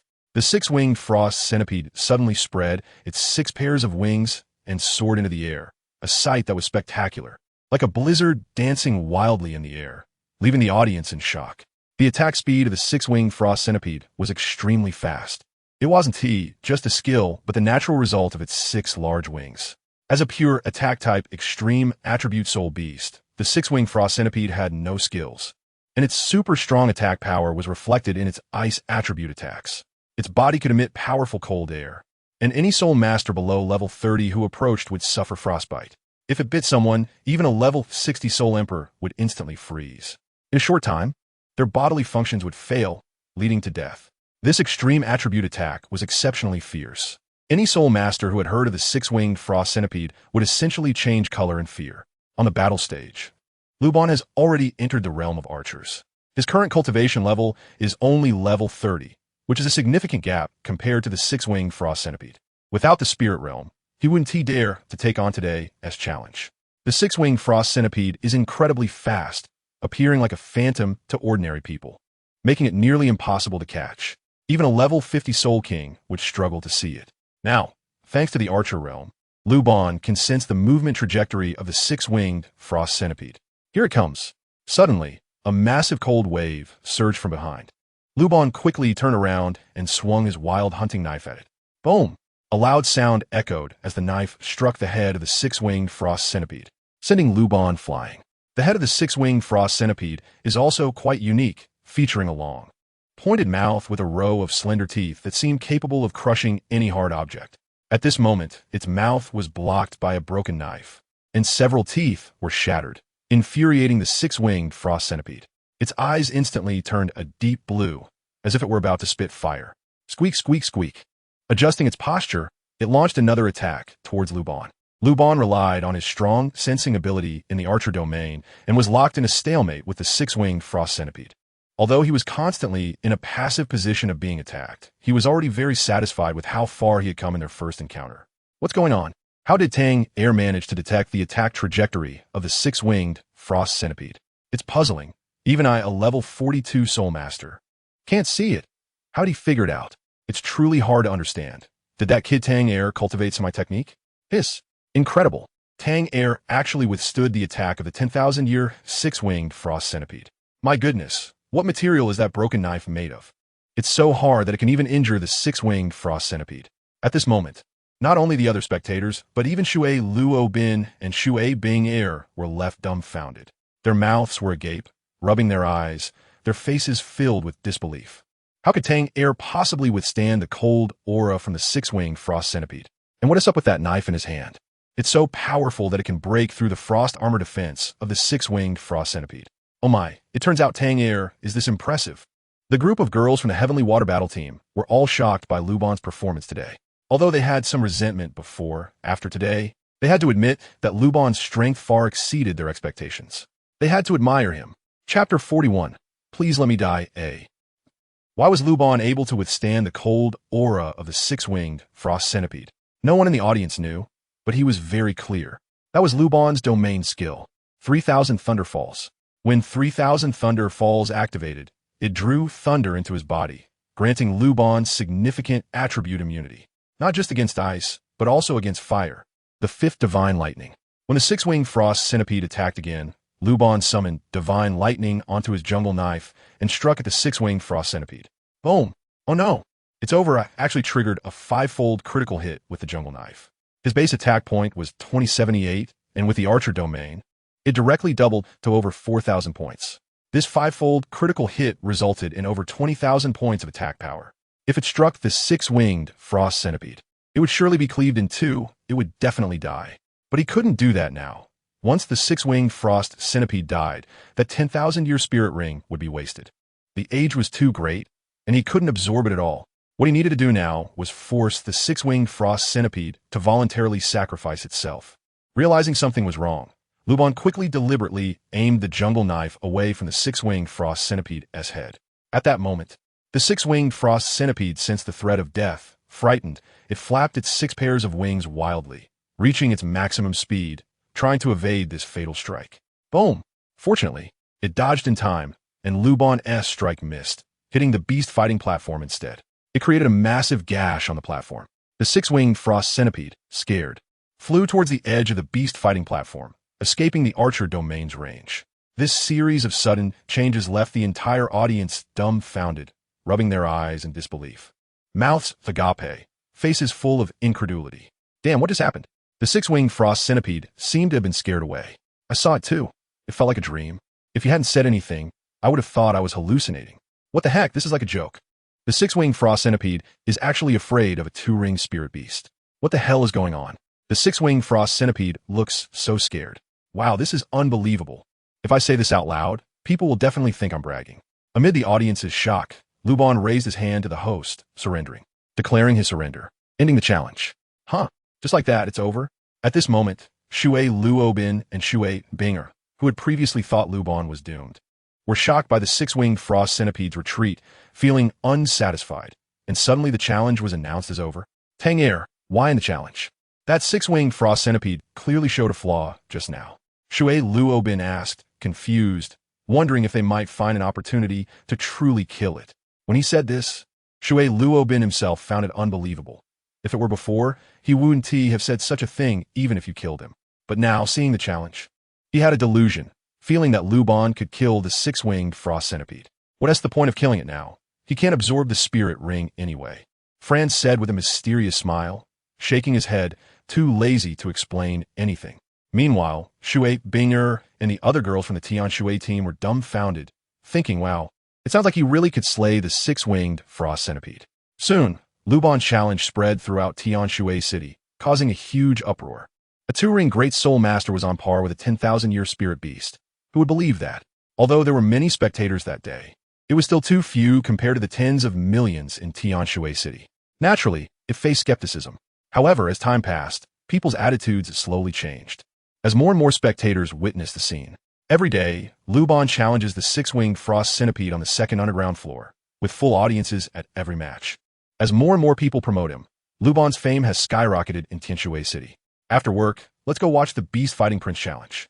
Dear, it's the weekend. Let's go to the arena to watch the challenge. I'm looking for a marriage partner. Whoever can take me to see the Beast Fighting Prince's challenge, I will marry. Time flies, and in the blink of an eye, a year has passed. Going to the Tianshui Beast Arena every day to check in and watch Luban battle the six-winged frost centipede has almost become a daily routine for the nobles of Tianshui City. Couples on dates will be ridiculed if they haven't seen Luban's challenge. During this time, many great nobles approached Flandre to propose for Luban, and as time went on, the proposals increased. These girls holding hands could circle Tianshui City. Shui Mansion. Binga, what do you think about letting that kid Tang Air become our Shui family son-in-law? In the main hall, Shui Binger's father, Shui Luotian, the current head of the Shui family, asked with a smile, Dad, he's still young, why are you saying this? Upon hearing this, Shui Binger's face instantly turned crimson, spreading from her cheeks to her neck, embarrassed and angry. I'm not saying you should get married right away. What are you worried about? I've personally seen that kid Tang Air. Whether in talent or looks, he is worthy of you. Although his background is a bit lacking. We soul masters don't care about that. Talent is much more important than background. Shui Luotian kept saying. His talent is just average, reaching level 30 at 15 or 16. If I were at that age, I'd at least be a level 40 soul master. My daughter, if you knew how hard it is to find pure, offensive limit soul beasts, you wouldn't say that. Shui Luotian shook his head with a wry smile. He knew that Shui Binger didn't understand the significance of extreme output, and of course he had only recently figured it out after a lot of effort. During this time, he had invited Flander and Luban to the Shui mansion as guests several times. Let's talk about it later, Dad. I have something to do. I'm leaving first. As soon as she finished speaking, Shui Binger had already disappeared without a trace. Shui Luotian smiled broadly, shaking his head as he pointed at Shui Binger's departing figure. She says she doesn't want to go, but she's off to watch him challenge again. Shui Luotian looked up at the clock hanging on the wall and then followed out of the Shui mansion. Luban's challenge time to the underground second floor is basically fixed at this time every day. Welcome everyone to tonight's Beast Fighting Challenge. And now, let's invite the challenger, Tang Air, to the stage. As Luban enters, the host continues to introduce his basic information. Although the audience is already well aware, the necessary procedures cannot be omitted. Now, I announce the challenge begins. After the host announces the start, he quickly rises and flies away from the beast fighting platform. On the platform, Luban takes out his jungle knife, rests it on his shoulder, hums a little tune, and waits for the six-winged frost centipede to enter. The door opens, and after a long wait, the audience finally sees a wounded six-winged frost centipede slowly enter, looking utterly hopeless. Its expression seems to say, "Please, just let me die." Chapter 42, Third Soul Ring. Who can stand being challenged once a day like this? The key is that each time it gets beaten up badly. At first, the six-winged frost centipede could hold its own against Luban for a while, but as Luban became increasingly familiar with its attack patterns, it could only be beaten mercilessly. Moreover, each time Luban would stop just before finishing it off, leaving the six-winged frost centipede utterly speechless. It had developed a psychological shadow. Now, upon seeing Luban, it had no thought of resistance. It just wanted to die quickly and escape from its suffering. Six-winged frost centipede, take this knife. Seeing the six-winged frost centipede come to the stage, Luban raised his jungle knife and rushed forward, shouting loudly as he attacked. Hiss, hiss, hiss. This time, the six-winged frost centipede simply gave up, not even attempting to attack, coiling its body in the arena and allowing Luban to strike at will. The audience was left dumbfounded. Despair, they felt an intense sense of despair emanating from the six-winged frost centipede. Six-winged frost centipede, do you want to end this suffering? Luban stood in front of the six-winged frost centipede, holding a knife, and said. To everyone's surprise, the six-winged frost centipede, which had been slacking off, actually nodded in response. The audience was left speechless, with their mouths twitching. What a guy, are you a devil? Well then, since that's the case, let me give you a suggestion. Luban stroked his chin, pretending to be considerate. Sacrifice. You can actively sacrifice yourself. I can't believe it. Upon hearing this, the audience was in shock. Listen, quickly listen, is what she said, even human language. The path has been pointed out to you. Whether to go or not is your choice. Saying this, Luban picked up the jungle knife and continued to chop. At that moment, a chill suddenly swept across the beast fighting platform, and Luban couldn't help but shiver. Snowflakes fell from the sky, and the cold wind was piercing. The howling wind sounded like a mournful wail, making people feel a sense of melancholy. Death was, after all, a form of liberation. Sometimes, being alive was worse than being dead. Then, amidst the astonished audience, a circle of black soul rings slowly floated up from the six-winged frost centipede, which at that moment seemed to have lost all life. Active sacrifice, unlike obtaining soul rings from killing soul beasts, does not require effort to absorb and can perfectly merge directly. At this moment, after the black 10,000-year soul ring was formed, it actively floated towards Luban's body and slowly completed the fusion. This process was very easy, with no obstacles. It ended in just 1 minute. Successfully obtaining the soul ring, Luban was filled with excitement. He then opened his personal information panel to check. Host, Luban Soul. Luban number, 7 soul talent. Archer domain, resist aura. Invincible shark cannon. 3000 thunderfalls, qualification. Innate full soul power, jungle level up, soul power. 35, 100, soul rings. Yellow, purple, black soul bones. None soul skills. Attack, 700. Attack, 1350. Attack, 9000. Items, Gamerboy skin, jungle knife, storage bracelet hiss. The soul power level directly increased by 5 levels. And the third soul ring increased attack power by 900 points. This means his basic normal attack has now reached over 11,000 points. Incredible. At this moment, even Luban himself felt he was truly amazing. He is only 8 years old and already this powerful. Who else in the entire continent can compare? Boom! After Luban checked his personal information, he saw the Colosseum erupting with excitement. What is going on? It felt like an earthquake. Was it really just because they killed the six-winged frost centipede? Just as Luban was startled by everyone's reactions, a dazzling light appeared on the beast fighting platform. A small six-winged frost centipede, about a foot long, appeared where the six-winged frost centipede had died. Upon closer inspection, it seemed to be the skeletal remains of the six-winged frost centipede. Hiss! At that moment, Luban finally realized something. It was a soul bone, a soul bone. Luban slapped his forehead, thinking how could he have forgotten this? According to Master S theory of the 10 core competitive abilities of martial souls, soul beasts that voluntarily sacrifice themselves can produce soul bones. The six-winged frost centipede before him would naturally be no exception. This challenge just happened to validate the Master's theory. Moreover, the soul bone that emerged this time was the most precious and rarest among the 6 major soul bone parts, the torso bone. No wonder the audience reacted so intensely. Soul bone, oh my look, that is a soul bone. Hiss. So this is what a soul bone looks like. I've never seen one with my own eyes in 50 years. It's incredible. It actually produced a soul bone. How is that possible? The torso bone. It's actually the rarest torso bone. Sulbon, my sulbon. At this moment, even the high-ranking nobles who have seen the world were shocked, their eyes revealing an unmistakable fervor. Gulp. Shui Binger saw the shimmering torso bone of the six-winged frost centipede on the fighting stage and swallowed hard. As the direct descendant of the Shui family, she understood the rarity of soul bones. Even she was not qualified to possess one. The entire Shui family had fewer than 5 soul bones. The women of the Tinshui battle team had their mouths agape, their eyes wide as saucers, their faces filled with disbelief. Shui Lupin, the head of the Shui family, was equally fervent at this moment. This was a 10,000-year soul bone, and no one would remain indifferent. Seeing the hungry looks from the crowd, Flender felt a chill run down his back while sitting on the stage. Given the current situation, if they took the soul bone, they would be lucky to walk out of Tianshui City alive. Mr. Flender, may I invite you and Tang San to our Shui residence for a discussion? Shui Luotian said with a calm smile beside Flender. Flender nodded in agreement. Then, when the crowd saw Luban being taken away with the soul bone by the Shui family, those who had designs on the soul bone instantly lost their enthusiasm.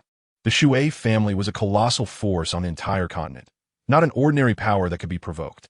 In the grand hall of the Shui residence, Shui Luotian sat in the main seat, with Flender, Luban, Shui Luobin, Shui Binger, and others sitting on either side. Shui Luotian got straight to the point. The torso bone of the six-winged frost centipede perfectly matches our Shui family's attributes. We want to purchase it. May I ask if the two of you would be willing to part with it? Dad, how is this any different from outright robbery?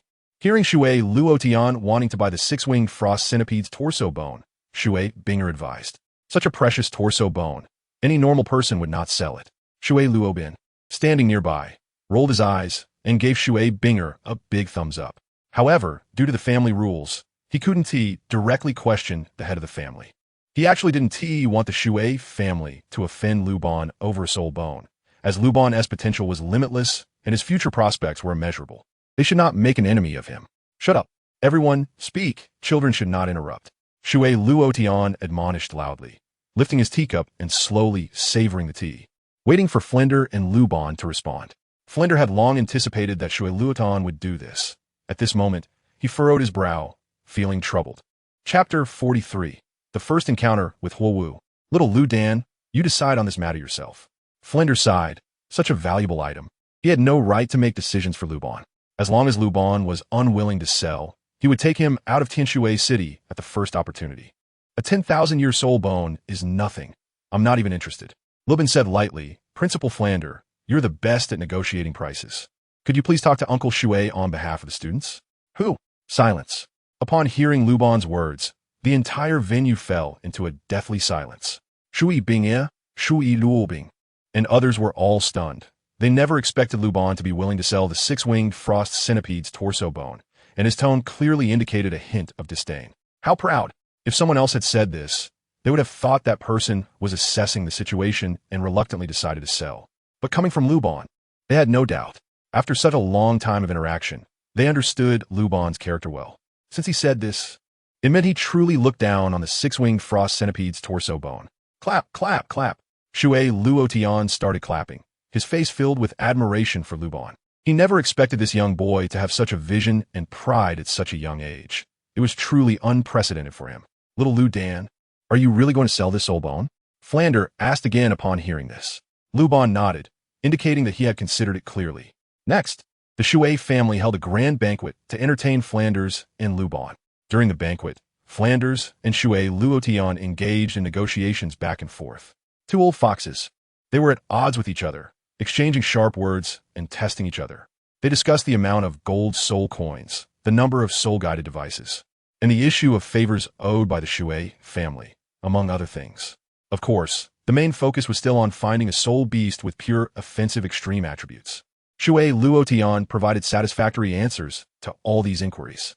At the end of the banquet, he even directly called Shui Binger to Luban's side, proposing a betrothal, which startled Luban. Oh my, she's only 8 years old. Seeing Luban's awkward expression, Flanders laughed heartily and casually found a reason to decline. After selling the body bones of the six-winged frost centipede to the Shui family, Luban and Flanders rested in Tianshui City for a few days. Then they set off from Tianshui City, embarking on the road to the Tagore Desert. The Tagore Desert is located in the northwesternmost part of the continent, at the border of the Yidfu province and the Northern Land province. According to the information obtained from Shui Luotian, there are soul beasts with pure offensive extreme attributes in that area. Next, the two traveled northwest towards the desert by horse-drawn carriage. They first passed through a vast grassland. After crossing the grassland, they entered a desolate mountainous area. The peaks were steep and the rocks were exposed, resembling the ancient bones of the earth. After crossing the mountainous area, 3 days later, they finally arrived at the edge of the Tagore Desert.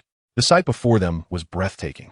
The endless sea of sand shimmered with golden light under the sun, resembling an infinite ocean. The dunes rose and fell, forming magnificent landscapes. The atmosphere of the desert was filled with mystery and ancientness. Flanders took out a map and began searching for human settlements. Before nightfall, they finally found a small city built of sand and stone, named Shimo City. The small city was not large and could not be compared to the steel giants of inland Tianshui City. It resembled a small town, with an extra layer of walls on the outside. The Tagore Desert was not peaceful. Many soul beasts roamed within, and many small cities like Shimo City were located on its outskirts. There were many mercenary organizations within the city that frequently entered the desert to hunt soul beasts. After arriving in Shimo City, Flanders and Luban found a small shop to rest for the night. The next day, they prepared to explore the desert. The location given by Shui Luotian was not precise, so they could only explore slowly. For the next 3 days, they gained nothing and were exhausted. Every day, coming out of the desert felt like being roasted over a fire, leaving them with sunburned skin. The desert environment was extremely harsh. The scorching sun poured down from the sky, baking the sandy ground until it was steamy. The heat rose slowly, causing their vision to become distorted and blurry. Moreover, the climate in the desert was unpredictable, with storms often erupting without warning, making it very dangerous. Luban and Flandra almost got buried alive. Luban, I think we should team up with those who are familiar with the terrain instead of exploring on our own. As dusk fell, Flandra bent over, panting with exhaustion. Luban nodded in agreement. The next day, as soon as dawn broke, Luban and Flanders started wandering around Shimo City, gathering information. They soon entered a small square in the center of Shimo City where stalls were set up, charging 10 gold soul coins for a day. Upon entering, they heard a staff member shouting at the entrance. Setting up a stall allowed for both buying and selling items, as well as exchanging information and forming teams freely. They strolled around, inquiring but collected no valuable intel. Then, Flanders paid 10 gold soul coins and set up a stall with Luban. They were looking for the whereabouts of pure attack-type soul beasts, and the price was negotiable. Not long after setting up, Luban heard a commotion from a nearby stall. Everyone be careful. The Death God team is here to recruit again. Hiss, who would dare team up with them these days? Indeed, since they arrived in Shimo City half a year ago, no soul masters who teamed up with them had returned alive. Hee hee, let us see which fool will be lured in this time. Oh no, they are coming towards us. As the murmurs faded, Luban saw a group approaching their stall. Leading the group was a girl with an exceptionally hot figure, seemingly around 11 or 12 years old. Her dark red wavy hair cascaded down her waist. Her face was pale, with delicate features, and her large eyes shimmered with a faint silver light. She wore a tight, red short skirt that swayed gently with her steps, highlighting her long, beautiful legs. The skirt was made of thin material, revealing glimpses of skin with her movements, sparking imagination. On her upper body, she wore a black crop top that showcased her slender waist. With heavy eyeliner and red lips, her eyes exuded confidence and a hint of arrogance. Every move she made was full of energy, as if she was a burning flame. I know the information you need. Shall we talk somewhere else? The red-haired girl looked at Luban and Flanders with a faint smile. Hearing this, both Flanders and Luban showed joy on their faces. After spending so long in the Tagore Desert, they finally had news about pure attack-type soul beasts. They quickly packed up their stall and followed the girl. Behind them, a group sighed in regret. They didn't pay any attention. It's over. 2 idiots have been tricked into sending themselves to their deaths again. Those 2 are newcomers. They were misled by the pretty girl. Sigh. Truly, a word about lust is a knife above the head. Brothers, let us hang up the words abstain from lust high. Chapter 44. The Fire Clan Inheritance Site Shimo City, Ulin. On the second floor, in a VIP room, Flanders, Luban, and Huowu sat facing each other and began to talk. I believe you have heard of the reputation of our Death God team, so I won't waste time, Huowu said lightly, detailing the dangers they were about to face. It turned out that the Death God team had been trying to team up to challenge a secret realm, and each failure required someone to sacrifice their life. Otherwise, no one could leave alive. Moreover, that secret realm was covered by a formation that didn't restrict age, but did restrict strength. Soul Masters entering the secret realm for challenges, regardless of their strength, even if they were Title Douluo, would have their power instantly limited upon entry. Hearing Huowu's account, both Flanders and Luban were shocked, not expecting such a magical place to exist on the continent. No wonder the stall owners had said that the Soul Masters recruited by the Death God team had not come out alive from the Tagore Desert. Now hearing it, the situation was indeed dire. However, contrary to what those stall owners said, participating in the Death God team's challenges was not a deception, as they had already informed them of the dangers of the secret realm beforehand. This meant that the members of the Death God team did not intend to harm others. Hearing this, Flanders glanced at Luban, giving him a look that questioned whether he was willing to take the risk. Luban nodded, indicating that it was fine. With his current strength, there were not many Soul Masters who could take his life. Knowing what Luban was thinking, Flandre continued to discuss with Huowu. We are still willing to take this risk, Flandre said, pushing up his glasses. What about the Soul Beast location?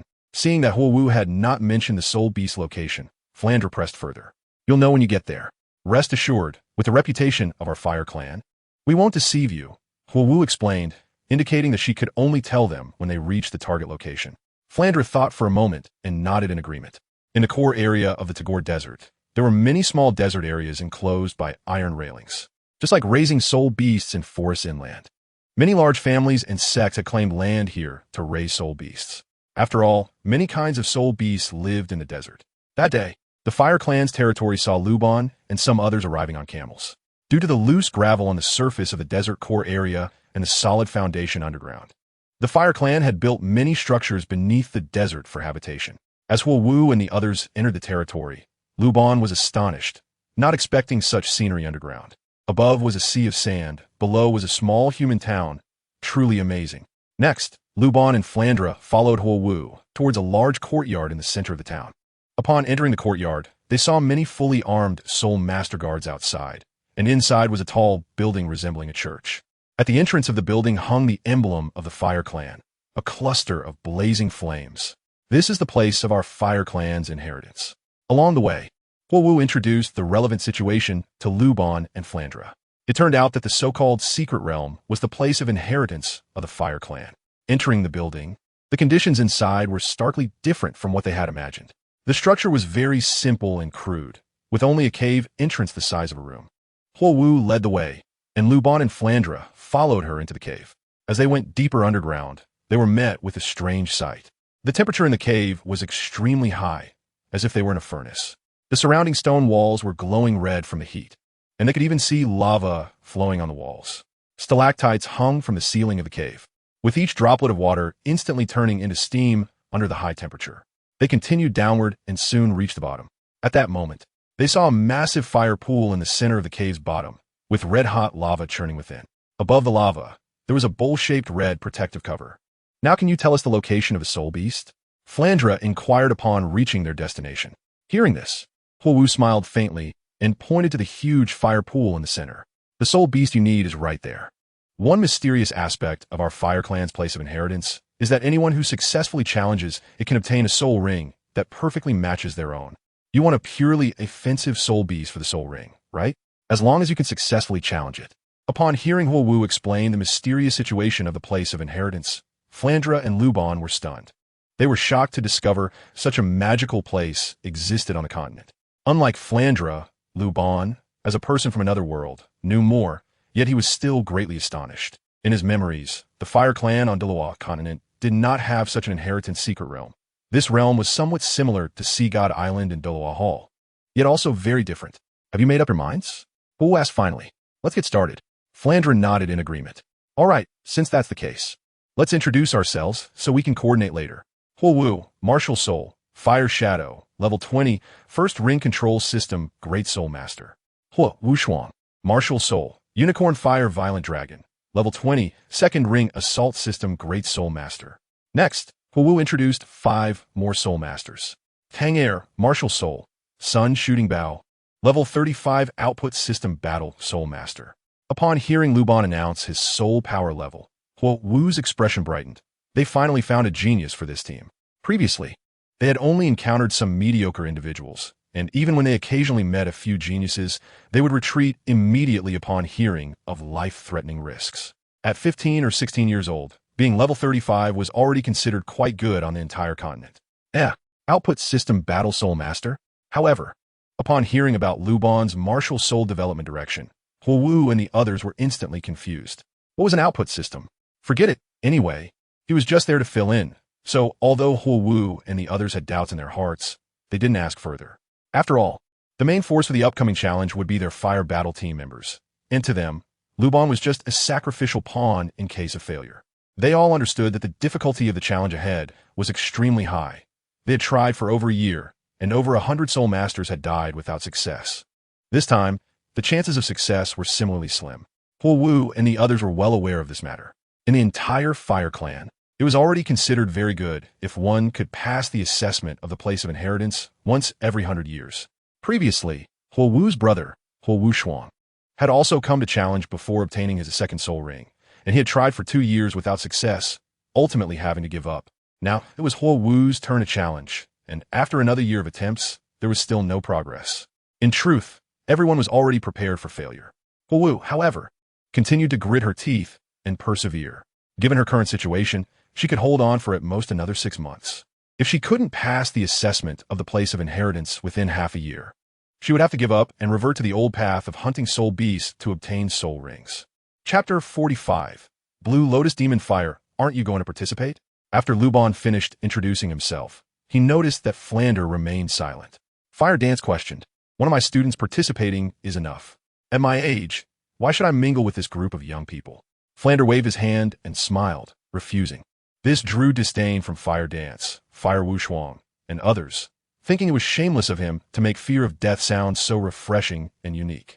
In their view, Flandre was definitely afraid of dying since his power would be sealed during the assessment, which is why he dared not participate. Since Flandre wouldn't join, Fire Dance had to arrange for another person from their side to take the stage. Soon, the 7-person team was formed, and with the challenge approaching, the entire Fire Clan area instantly became lively. Many people came to watch the assessment at the inheritance site. Let's go, quickly check the inheritance site. I heard Fire Dance brought in 2 more to send to their deaths. Didn't 2 just die a few days ago? How do they find people so quickly? Wrong. The latest news is that the last participant is a soul master at level 30 to 50. Oh my god, that soul master looks so handsome. Too bad he's about to die. It's been 100 years since anyone from our Fire Clan passed the assessment. This lineup definitely won't make it. Yeah, they brought in an output type soul master. I've lived so many years and never heard of such a soul master. Isn't that just nonsense? Indeed, it feels like they're playing around. If this lineup can pass the assessment, I'll eat sand. Amid the discussions of the Fire Clan members, Fire Dance jumped into the central fire pool. As soon as Luban and the 7 entered the fire pool, the scene of the magma lake inside transformed into a circular arena. In the center of the arena, a cluster of blue flames appeared. Upon seeing Luban and the others, the blue fire morphed into a demon-like fire resembling an adult. The fire figure was clad in blue armor, looking quite imposing. A fierce battle was about to begin. Outside the fire pool, Many Fire Clan members had gathered to watch. Everyone held their breath, watching intently. Wow, how amazing! As soon as I jumped into the fire pool, my martial soul manifested, and I found only a yellow soul ring beneath my feet. The other two soul rings couldn't be released. It seemed that what Fire Dance said before was not false. Any soul master with more than 2 soul rings would be sealed and unable to use their soul skills. However, his attacks did not rely on soul skills. His soul rings only served to increase his normal attack power. Therefore, this limitation had no effect on him. At this moment, Luban was extremely excited. Now that he knew the whereabouts of the 4th soul ring, he just needed to hunt soul beasts to raise his soul power level to 40. Then, he could challenge the Fire Clan inheritance site again to obtain a soul ring. Attack! The Blaze Fire team, commanded by Fire Dance, initiated an attack on the blue demon under her command. Fire Dragon Bomb! Captain Fire Yu Xiaogang shouted, summoning the Horned Fire Tyrannosaurus, instantly activating his first soul skill. Fire Rain! Fire Arrow! The 3 attack-type soul masters from the Blaze Fire team unleashed their first soul skills simultaneously, launching the most ferocious attacks toward the blue demon. Support! Just as the attack-type soul masters were launching their assault, Fire Dance signaled the support-type soul masters to act. Fire Light descends. The support-type soul masters activated their skills, increasing the attack power of the 3 main attack-type soul masters by 20%. The Blaze Fire team launched the most intense attack right from the start. Because the assessments at the inheritance site follow a pattern, the blue demon wouldn't attack much initially, only defending. If they couldn't take it down in 3 rounds, it would launch its first counterattack. After that, it would rest and defend for another 3 rounds, and if it was still alive, it would initiate a second round of counterattacks, which would be stronger than the first. In the past, Fire Dance and her team could only last until the blue demon's 3rd round of counterattacks. Fire Yu Xiaogang and the 3 attack-type soul masters from the Blaze Fire team were operating fiercely, but their score was 0 against 5. The blue demon hadn't even been scratched. Its blue armor remained intact. Very quickly, the 3 rounds ended, and the blue demon began to move. Defense! Fire Dance shouted, and the defensive soul masters immediately activated their first soul skills. Fire Armor descends. A group defense skill was activated, adding a layer of fiery red armor to Fire Dance and her companions. Binding Fire Ring.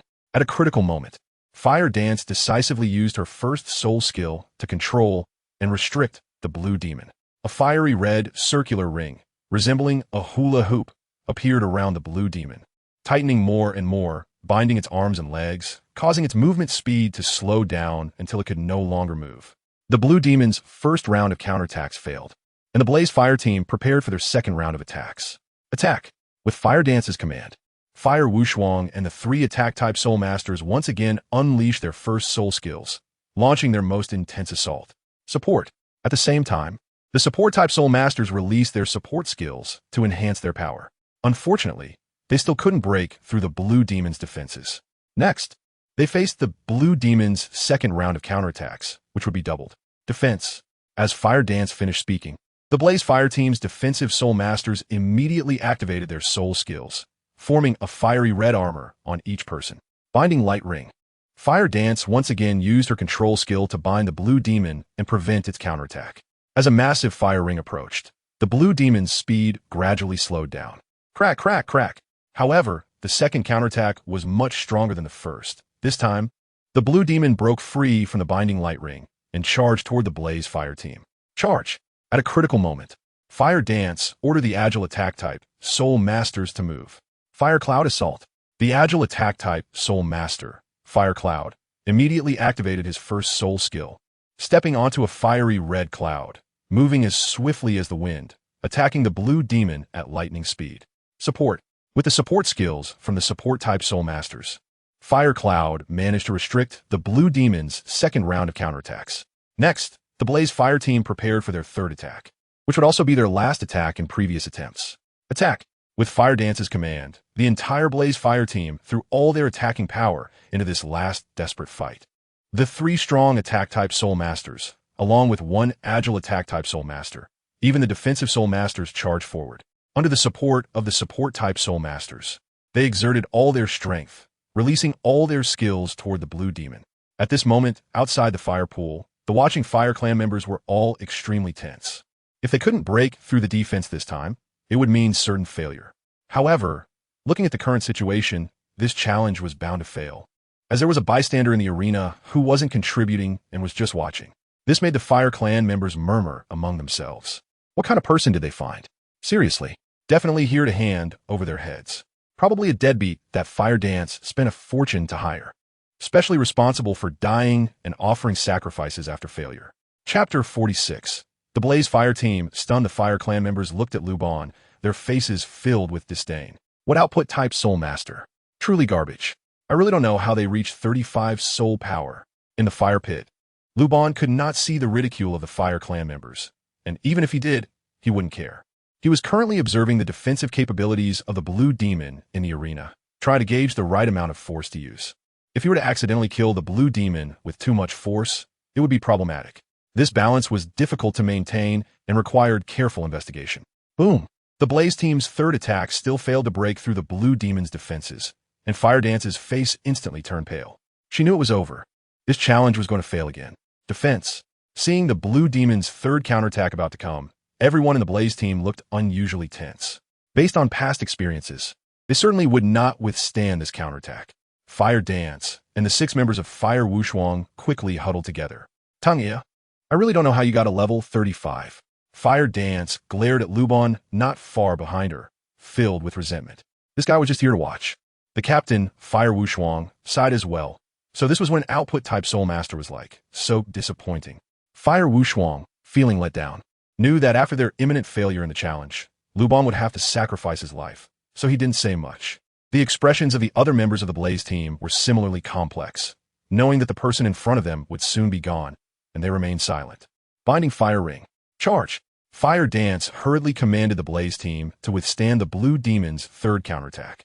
They used controlling skills to restrict the Blue Demon. Then, the agile attack type Soul Masters charged in, using their speed advantage to entangle the Blue Demon, minimizing its counterattack power. Boom!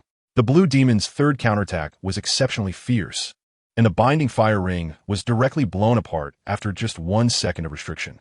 Then, it directly replicated Fire Wushuang's first soul skill, Fire Dragon Ball.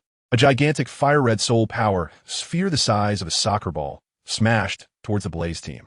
That's right, this attack from a Blue Demon was a group attack, much more powerful than Fire Wushuang's single target attack. Because it replicated Fire Wushuang's skill, its power was identical. Be careful. The Fire Dragon Ball moved extremely fast. The agile attack type Soul Masters, being too close to the Blue Demon, were caught off guard and blasted away. Fortunately, they were wearing fire armor. Otherwise, they would have been seriously injured or even killed by this hit. Boom! As the Fire Dragon Ball struck, all 6 members of the Blaze team suffered varying degrees of injuries, making it impossible to organize another full-force attack. This challenge was once again declared a failure. At this moment, outside the fire pit, the Fire Clan members had begun to sigh. Fire Wushuang gave Fire Dance a look, signaling her to surrender. Now, sacrificing one person's life could end this assessment. Fire Dance's expression was complicated as she bit her lip, hesitating. Then she couldn't help but glance back at Luban. After all, another Soul Master was about to lose their life because of her, and she felt somewhat guilty. However, when she saw Luban, her face instantly showed astonishment. Her mouth dropped open in disbelief. Hiss! How is this possible? At this moment, Luban was completely unharmed. This was very unscientific. The other members of the Blaze team noticed Fire Dance's daze and followed her gaze to Luban. Demon Fire, you finally made a move. Luban pointed at the green monster, cursing loudly. After breaking the Fire Dragon's attack, just now, he finally grasped the level of force he needed to use. I've been waiting for you to make a move for a long time. Hearing Luban's words, the 6 members of the Fire Dance team couldn't help but twitch their lips. It was as if he was acting all impressive. Standing around for so long without taking action and now trying to show off, it was so frustrating. However, under the watchful eyes of the 6 members of Fire Dance, Luban picked up a sun-shooting bow and finally launched his first attack since entering the arena. With a whoosh, a basic attack shot out, dealing over 11,000 points of damage. This strike was like a roar from hell, accompanied by lightning and thunder, moving so fast that it was almost impossible to catch with the eye, almost instantaneous. It hit the green monster directly. Boom! At that moment, the entire arena erupted in a shower of blue sparks. The green monster was shattered by Luban's arrow, leaving only a faint flame the size of a pinky finger in the center of the arena, almost extinguishable with a single breath. Hiss! Seeing the scene, The members of the fire dance team were instantly stunned, collectively gasping in shock. It worked. Oh my god, it felt like a dream. One arrow broke through defenses. Is it really this impressive? My goodness, come hit me once. Let me feel the warmth from this world. Fire Dance's eyes widened, mouth agape, as she pinched herself. Feeling the pain, she realized that everything happening before her was real, not an illusion. What are you still standing there for? Hurry up, or that spark will go out. Luban Shu put away the sun-shooting bow and smiled lightly at Huowu. That smile was like the blazing sun in the cold winter, instantly melting Huowu's frozen heart. Huowu felt a bit shy under Luban Shu's gaze, her face slightly flushed. After regaining her composure, she quickly walked to the blue flame and extinguished it with a punch. The moment the blue demon fire disappeared, a yellow soul ring appeared and slowly floated towards Huowu. The assessment was passed, and Huowu obtained her second perfect soul ring. Gulp! At this moment, Yu Xiaogang and the others looked at the nearly 800-year-old soul ring, swallowing their saliva in envy. Since it was a perfect match, they believed that Huowu's second soul skill would definitely be perfectly suited for her development direction as a control-type battle soul master. The onlookers from the Hua clan outside the fire pool had gone completely crazy, erupting with excitement and shouting. Did they succeed? They actually passed the inheritance assessment. My goodness, it's been 100 years, and our Hua clan finally has a perfect soul ring. Unbelievable. That attack from Tang Air was truly unimaginable. Can't believe it. Is this what a damage-type battle soul master is like? Damn. Are damage-type battle soul masters this powerful? Seeing the excited expressions of the whole clan, Flanders held his head high, looking proud. They really had never seen the world. Excuse me, sir, how should we address you? At this moment, a group of people from the Hua clan surrounded Flanders, asking him questions nonstop, their eyes filled with respect, completely reversing the disdainful expressions they had before. Hee. You all don't need to be polite, just call me Flanders. Tang Air is my student. Mr. Flanders, what is a damage-type battle soul master? Please enlighten us. The elders of the Hua clan then pulled Flanders into a lively conversation, their relationship appearing as if they were old friends chatting after decades. Tang Air, thank you. We misunderstood you before. After absorbing the soul ring, Huowu came to Luban Shu's side to express her gratitude. Brother Tang Air, I'm sorry, I was careless before, and I apologize to you. I didn't expect a damage-type battle soul master to be so reckless. The other members of the Blaze team also came to Luban Shu to express their apologies. Chapter 47. The second assessment. Luban waved his hand, indicating that it was fine. The world's misunderstanding of the extreme output flow had led to such a big misconception. He believed that with his rise, the extreme output flow would surely shock the entire continent and become the nightmare of all soul masters. Congratulations on passing the first round of assessment. The passage to the second round of assessment is now open. Luban had just exchanged a few words with Huowu and the others when a loud voice suddenly echoed. At that moment, the onlookers from the fire clan around the underground fire pool all heard it and were immediately stunned, their mouths agape. Oh my, what is happening? How can there be a second round in the inheritance assessment? Hiss, did you all hear that voice just now? I thought it was an illusion. No doubt about it. It was indeed the sound coming from the inheritance fire pool. What is going on? This is unbelievable.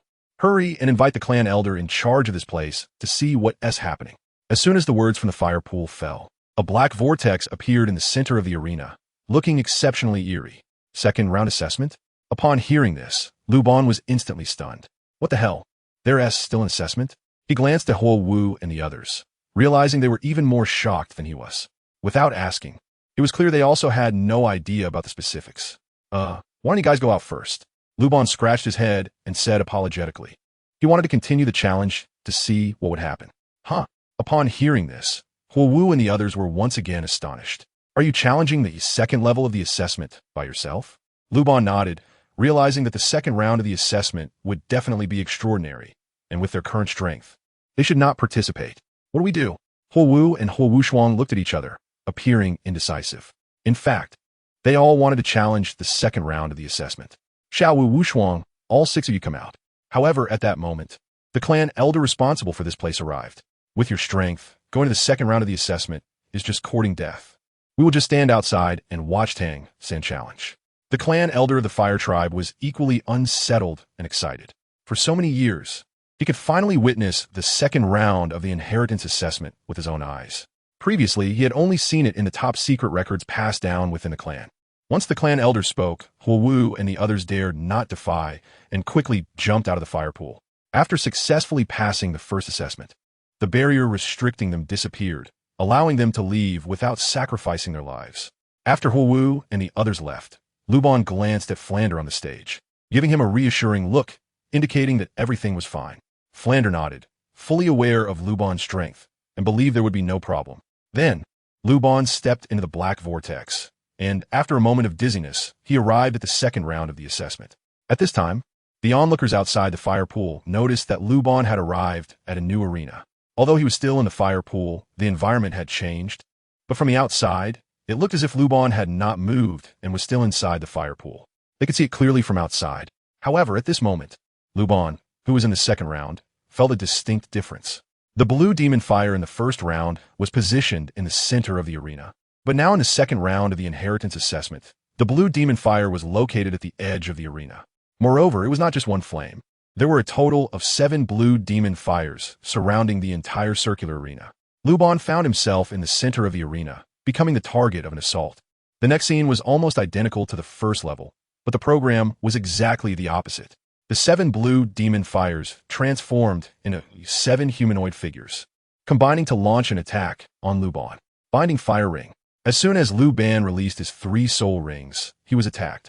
He was instantly restrained by the control-type soul master among the blue demons. Be careful. Dangerous. It's over. He's been restrained. Seeing the blue demon make a move, Huowu Shuang, and the others outside the fire pool were all extremely anxious, as if they were the ones facing the challenge. Now, with just one encounter, Luban has been restrained, and it's definitely over for him. If it were a team challenge, his teammates could save him, but right now he is all alone. Once restrained, he would surely face a severe beating from the blue demons. The Fire Clan elder glanced at Flander beside him and found he showed no signs of worry, which surprised him. It seems that Tang San must have some skill to break the control. On the field, as soon as Luban was restrained, he immediately activated his domain skill. His 3 soul rings did not have a control-breaking skill. Only the archer domain did. Moreover, this was the first time he used it in battle. After all, he had to deal with 7 blue demons, each of whom was definitely stronger than the first one. Resistance Halo. The first domain skill, Resistance Halo, was instantly activated. A golden elastic light shield immediately formed around Luban's body, then suddenly expanded outward, instantly bursting the Binding Fire Ring. Once freed from control, Luban no longer hesitated, drawing the sun-shooting bow and firing 7 lightning arrows in quick succession. The lightning arrows were as swift as the wind, arriving in an instant and striking the 7 azure demons. In an instant, the armor of 6 azure demons shattered, leaving them heavily injured, while only one remained completely unscathed, clearly a defensive battle soul master. Luban's archer domain now has a coverage radius of only 35 meters, while the entire arena has a radius of about 100 meters. His domain power cannot cover the blue demon at all. He can only advance while fighting. The first target he chose to attack was the 2 control-type soul masters in the blue demon team. At this moment on the arena, Luban had completely transformed into the god of archers, continuously firing lightning arrows from his sun-shooting bow, single-handedly suppressing the combined attacks of 7 blue demons. The spectators from the Fire Clan outside the arena were left in shock. My god, is this what an output-type soul master is like? So freaking cool. Indeed. A single person is taking on an entire team. It's incredible. Wow. So impressive. Even ordinary attacks are this powerful. It's truly unbelievable. This attack power is off the charts. Even a regular arrow requires soul skills to defend against. It's just too outrageous. The audience was stunned, and Tang Er's performance was out of this world. At this moment, the members of the Fire Dance and Fire Wushuang's Blaze team saw Luban showcasing his true strength on the arena, trembling with excitement. It turns out this is his real power. Looking back, the previous challenge they undertook together seemed like child's play. He hadn't even exerted himself. On the arena, Luban was suppressing the blue demon's attacks with basic attacks and quickly approached their control-type soul masters. Soon, the coverage range of the archer domain enveloped them.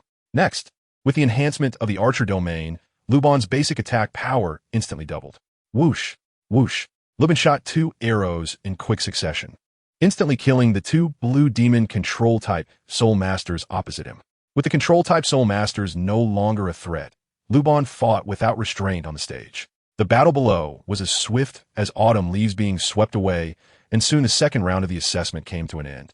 Chapter 48, Infinite Resurrection. 7 blue demons fell on the arena, and soon a black vortex formed. Congratulations to the challenger for passing the second round of the assessment. The passage to the third round is now open. Seeing Luban walk into the third round without hesitation, a gasp arose from the crowd outside the fire pool. Oh my god, look, that kid Tang didn't he come out? He went into the third round assessment. Hiss. The second round was so intense. I can't imagine how difficult the following assessments will be.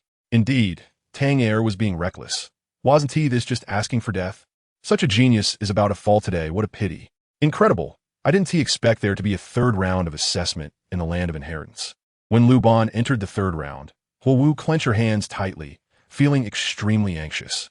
She wanted to call him out, but due to the existence of the barrier, no matter how loud they shouted outside the fire pool, the challenger inside couldn't hear them. Mr. Flandra, aren't you worried at all? The third round will definitely be much more difficult than the second, the elder of the fire clan asked with a calm smile, though he was equally shocked by Luban entering the third round. At this moment, news about this place was rapidly being relayed back to the fire clan, and soon all the elders of the fire clan would likely gather here. I have great confidence in Tang San's strength. The third round shouldn't be a problem for him. Hearing Flandra's words, the surrounding members of the fire clan twitched their mouths. What confidence do you have? A level 35 soul master has its limits, and the current situation is very clear. According to everyone's observation, the next round of assessment clearly targets genius soul masters below level 60. To let a level 35 soul master challenge this is such a risky thing. Although Luban performed excellently before, the members of the fire clan didn't believe he could pass the third round. Next, under the watchful eyes of everyone, Luban stepped into the third round. At this moment, the arena scene changed again. The area expanded to twice its previous size, and similar to the first round. There was also an altar in the center of the arena, with a very eerie blue flame on it.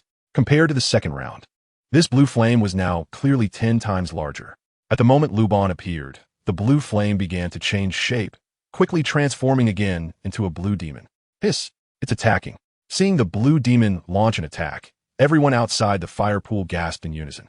Binding Fire Ring, Fire Dragon Bomb, Fire Cloud Assault. Oh my god! What are they seeing? It can control, it can launch powerful attacks, and it also possesses the speed of a fragile attack type. The blue demon before them is a composite of an entire battle team. It's terrifying. Combining the abilities of all team members into one, it's truly astonishing. Hard to imagine. This is too sinister. At this moment, Luban was also shocked by the strange attack abilities of the blue demon. He didn't expect to encounter a composite monster. As an output-type battle soul master, the most feared thing is being controlled. So Luban did not hold back and decisively activated the marksman domain, releasing his first skill, Resistance Aura. With a loud bang, the binding fire ring was shattered. Luban decisively launched an attack, just as the green demon was about to reach him. He drew the sun-shooting bow, and in the archer's domain, his basic attack doubled, hitting the green demon with over 22,000 points of attack power. This was a full-force basic attack, even with the defensive capabilities of a defensive battle soul master. The green demon suffered significant damage. Luban's attack arrived almost instantaneously, leaving the green demon no time to react before being hit. Consequently, the green demon immediately learned from this experience and activated its defensive skills first when attacking Luban.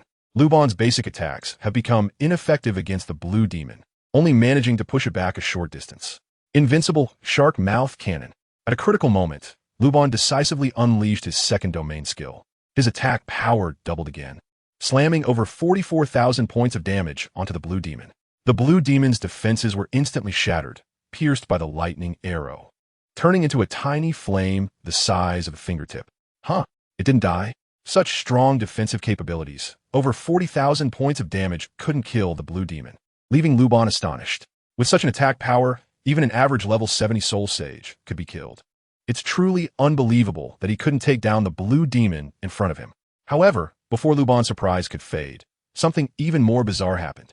The blue demon instantly resurrected, completely unharmed and with no injuries at all. Hiss! It can revive? After a series of tests, Luban finally confirmed his suspicions. Indeed, the blue demon in front of him could actually resurrect. This must be a special ability of the blue demon, combining the powers of support-type soul masters. How amazing! At this point, unless it is killed in one blow, the blue demon will infinitely resurrect. Luban thought to himself and instinctively glanced at his personal information panel, instantly stunned. Host, Luban Soul. Luban number 7 Soul Talent. Archer Domain, Resistance Aura, Invincible Shark Mouth Cannon. 3000 Thunderfalls, Qualification, Innate Full Soul Power, Jungle Level Up, Soul Power. 35, 2100 Soul Rings. Yellow, Purple, Black Soul Bones. None Soul Skills. Attack 700, Attack 1350. Attack 9000, Items, Gamer Skin, Jungle Knife, Storage Bracelet. That's right, his soul power level had actually increased by 2 points. Killing the Cyan Demon in front of him could actually increase his soul power level like hunting soul beasts. Wow, this is amazing. Luban confirmed repeatedly and found that his soul power level had indeed increased, feeling extremely excited. My god, if he continued to grind here, wouldn't his cultivation soar rapidly? However, the upcoming challenge told Luban that he was thinking too much. After he killed the green demon 5 times, a loud prompt sounded. Challenge time is up. The third round assessment ended in a tie, and he did not pass. As the words fell from the fire pool, Luban was enveloped by a mysterious force and thrown out of the fire pool. The audience from the Fire Clan was shocked. What the hell, Tai? Tang Air is too amazing. Wow. Indeed impressive. Is she even human? My god, is Tang Air really a level 35 soul master? I would believe it if someone said she was a soul sage. Unbelievable. When did such a genius appear on the continent? It's just too hard to believe. Shocked. Truly shocked. For 100 years, the younger generation is really formidable.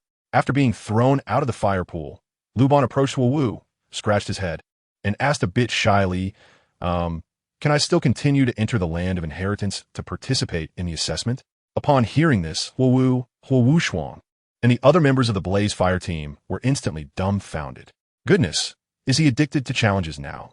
One might think that the assessment in the land of inheritance is very easy. The land of inheritance can only be open for challenges once every 7 days. At that moment, the elder of the Fire Clan came over and smiled as he answered. Chapter 49, Level 40. Hearing this, Luban nodded slightly with regret. It seems that the time for grinding experience will be significantly extended. However, being able to challenge once a week and kill the green demon 5 times each time is also quite good. On average, he can kill 1 soul beast of the corresponding cultivation age each day. As is well known, the higher the age of the soul beast cultivation, the harder it is to find.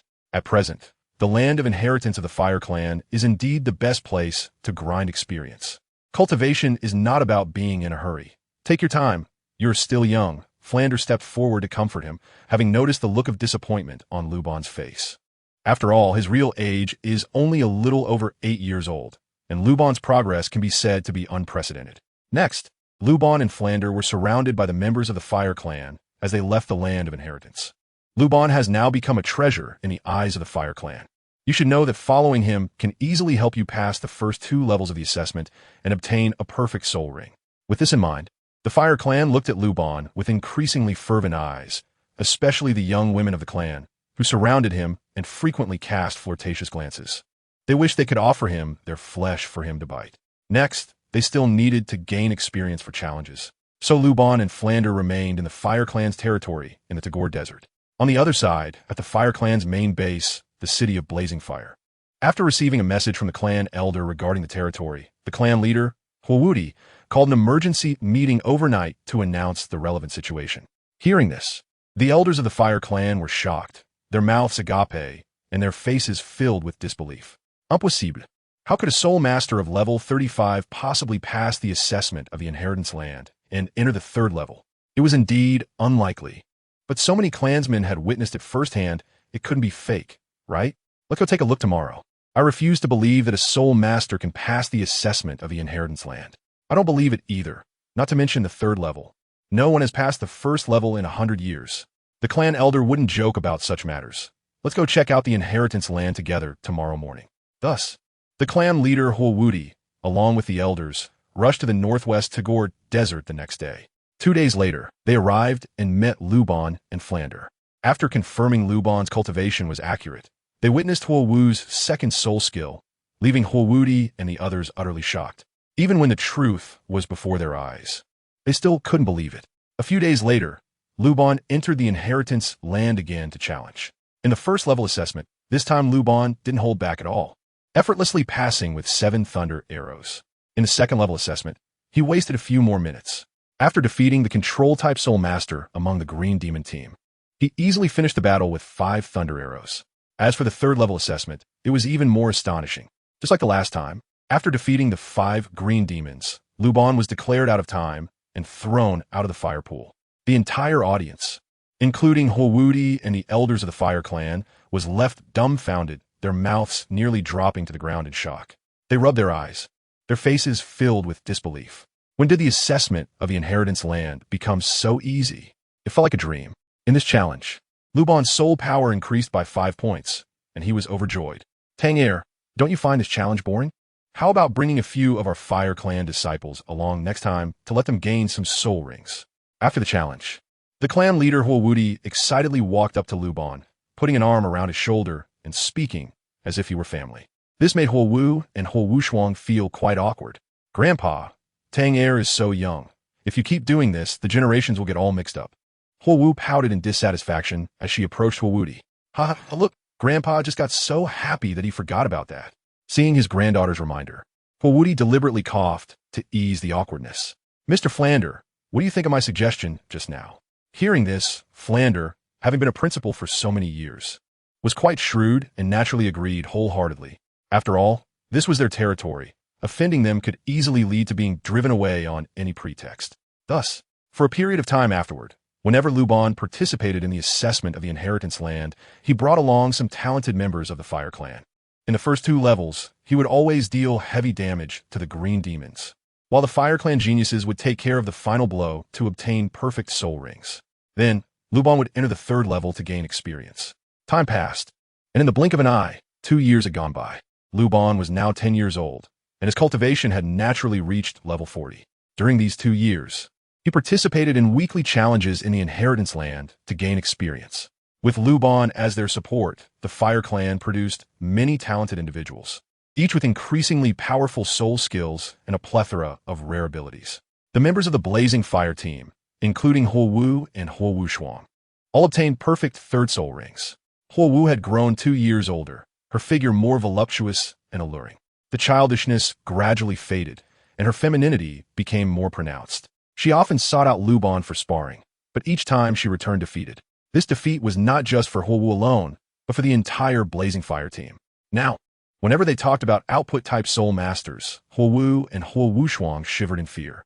To this end, the Blazing Fire team even imitated Luban by recruiting an archer as their output-type soul master. Although he was far inferior to Luban, the overall strength of the team improved significantly. You won't have to suffer anymore. I'll be leaving after I complete the challenge in the Inheritance Land tomorrow. After the sparring session, seeing the bitter expressions on the faces of the Blazing Fire team, Luban smiled and comforted them. Upon hearing this, everyone looked puzzled. Are you confident about passing the 3rd level assessment? Huowu frowned and quickly asked, feeling very reluctant. Absolutely. Luban smiled and nodded, his face full of confidence. Brother Tang, if you succeed in your challenge, we really won't want you to leave. The captain of the Blaze team, Yu stepped forward and patted Luban on the shoulder. My sister will probably miss you even more. Brother? Upon hearing this, Huowu's pretty face instantly turned red, feeling quite shy. After 2 years of getting along, her heart was indeed occupied by Luban. She had never thought that one day she would meet such a handsome and powerful soul master like Luban, who was Tang Heir, stepped forward for a fight.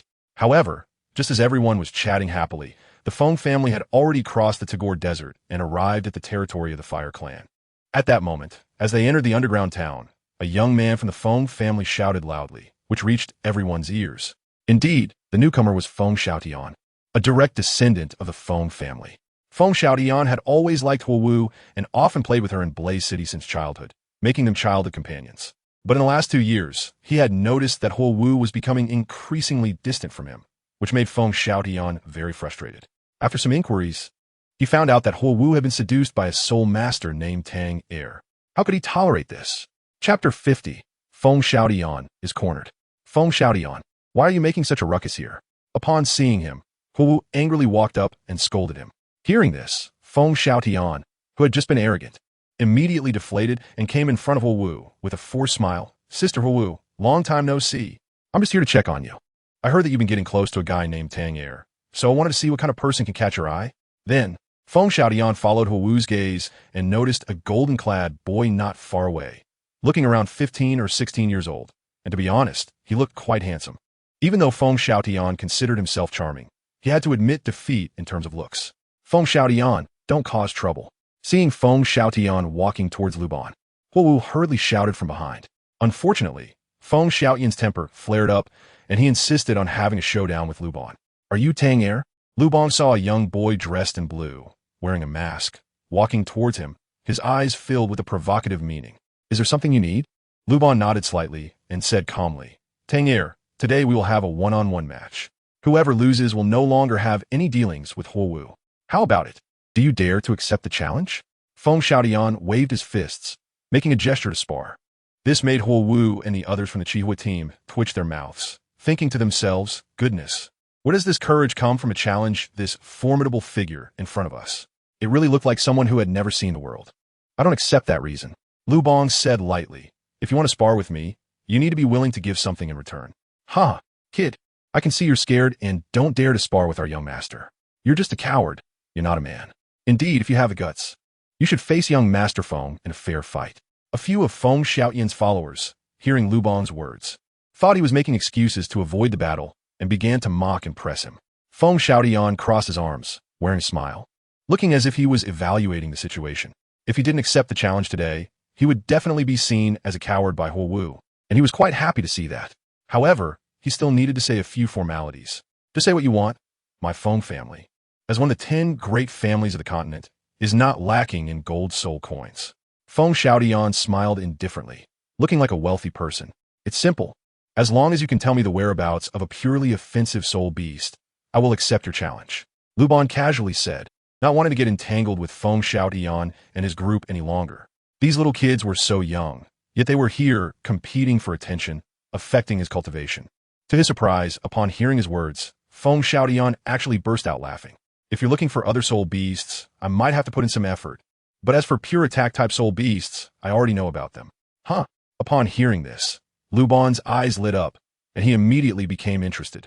Could it be that coincidentally, Feng Xiaotian actually knows such secret information? Huowu and the others can testify. As long as what you say is true, I can spar with you. Luban smiled faintly, his lips curling up.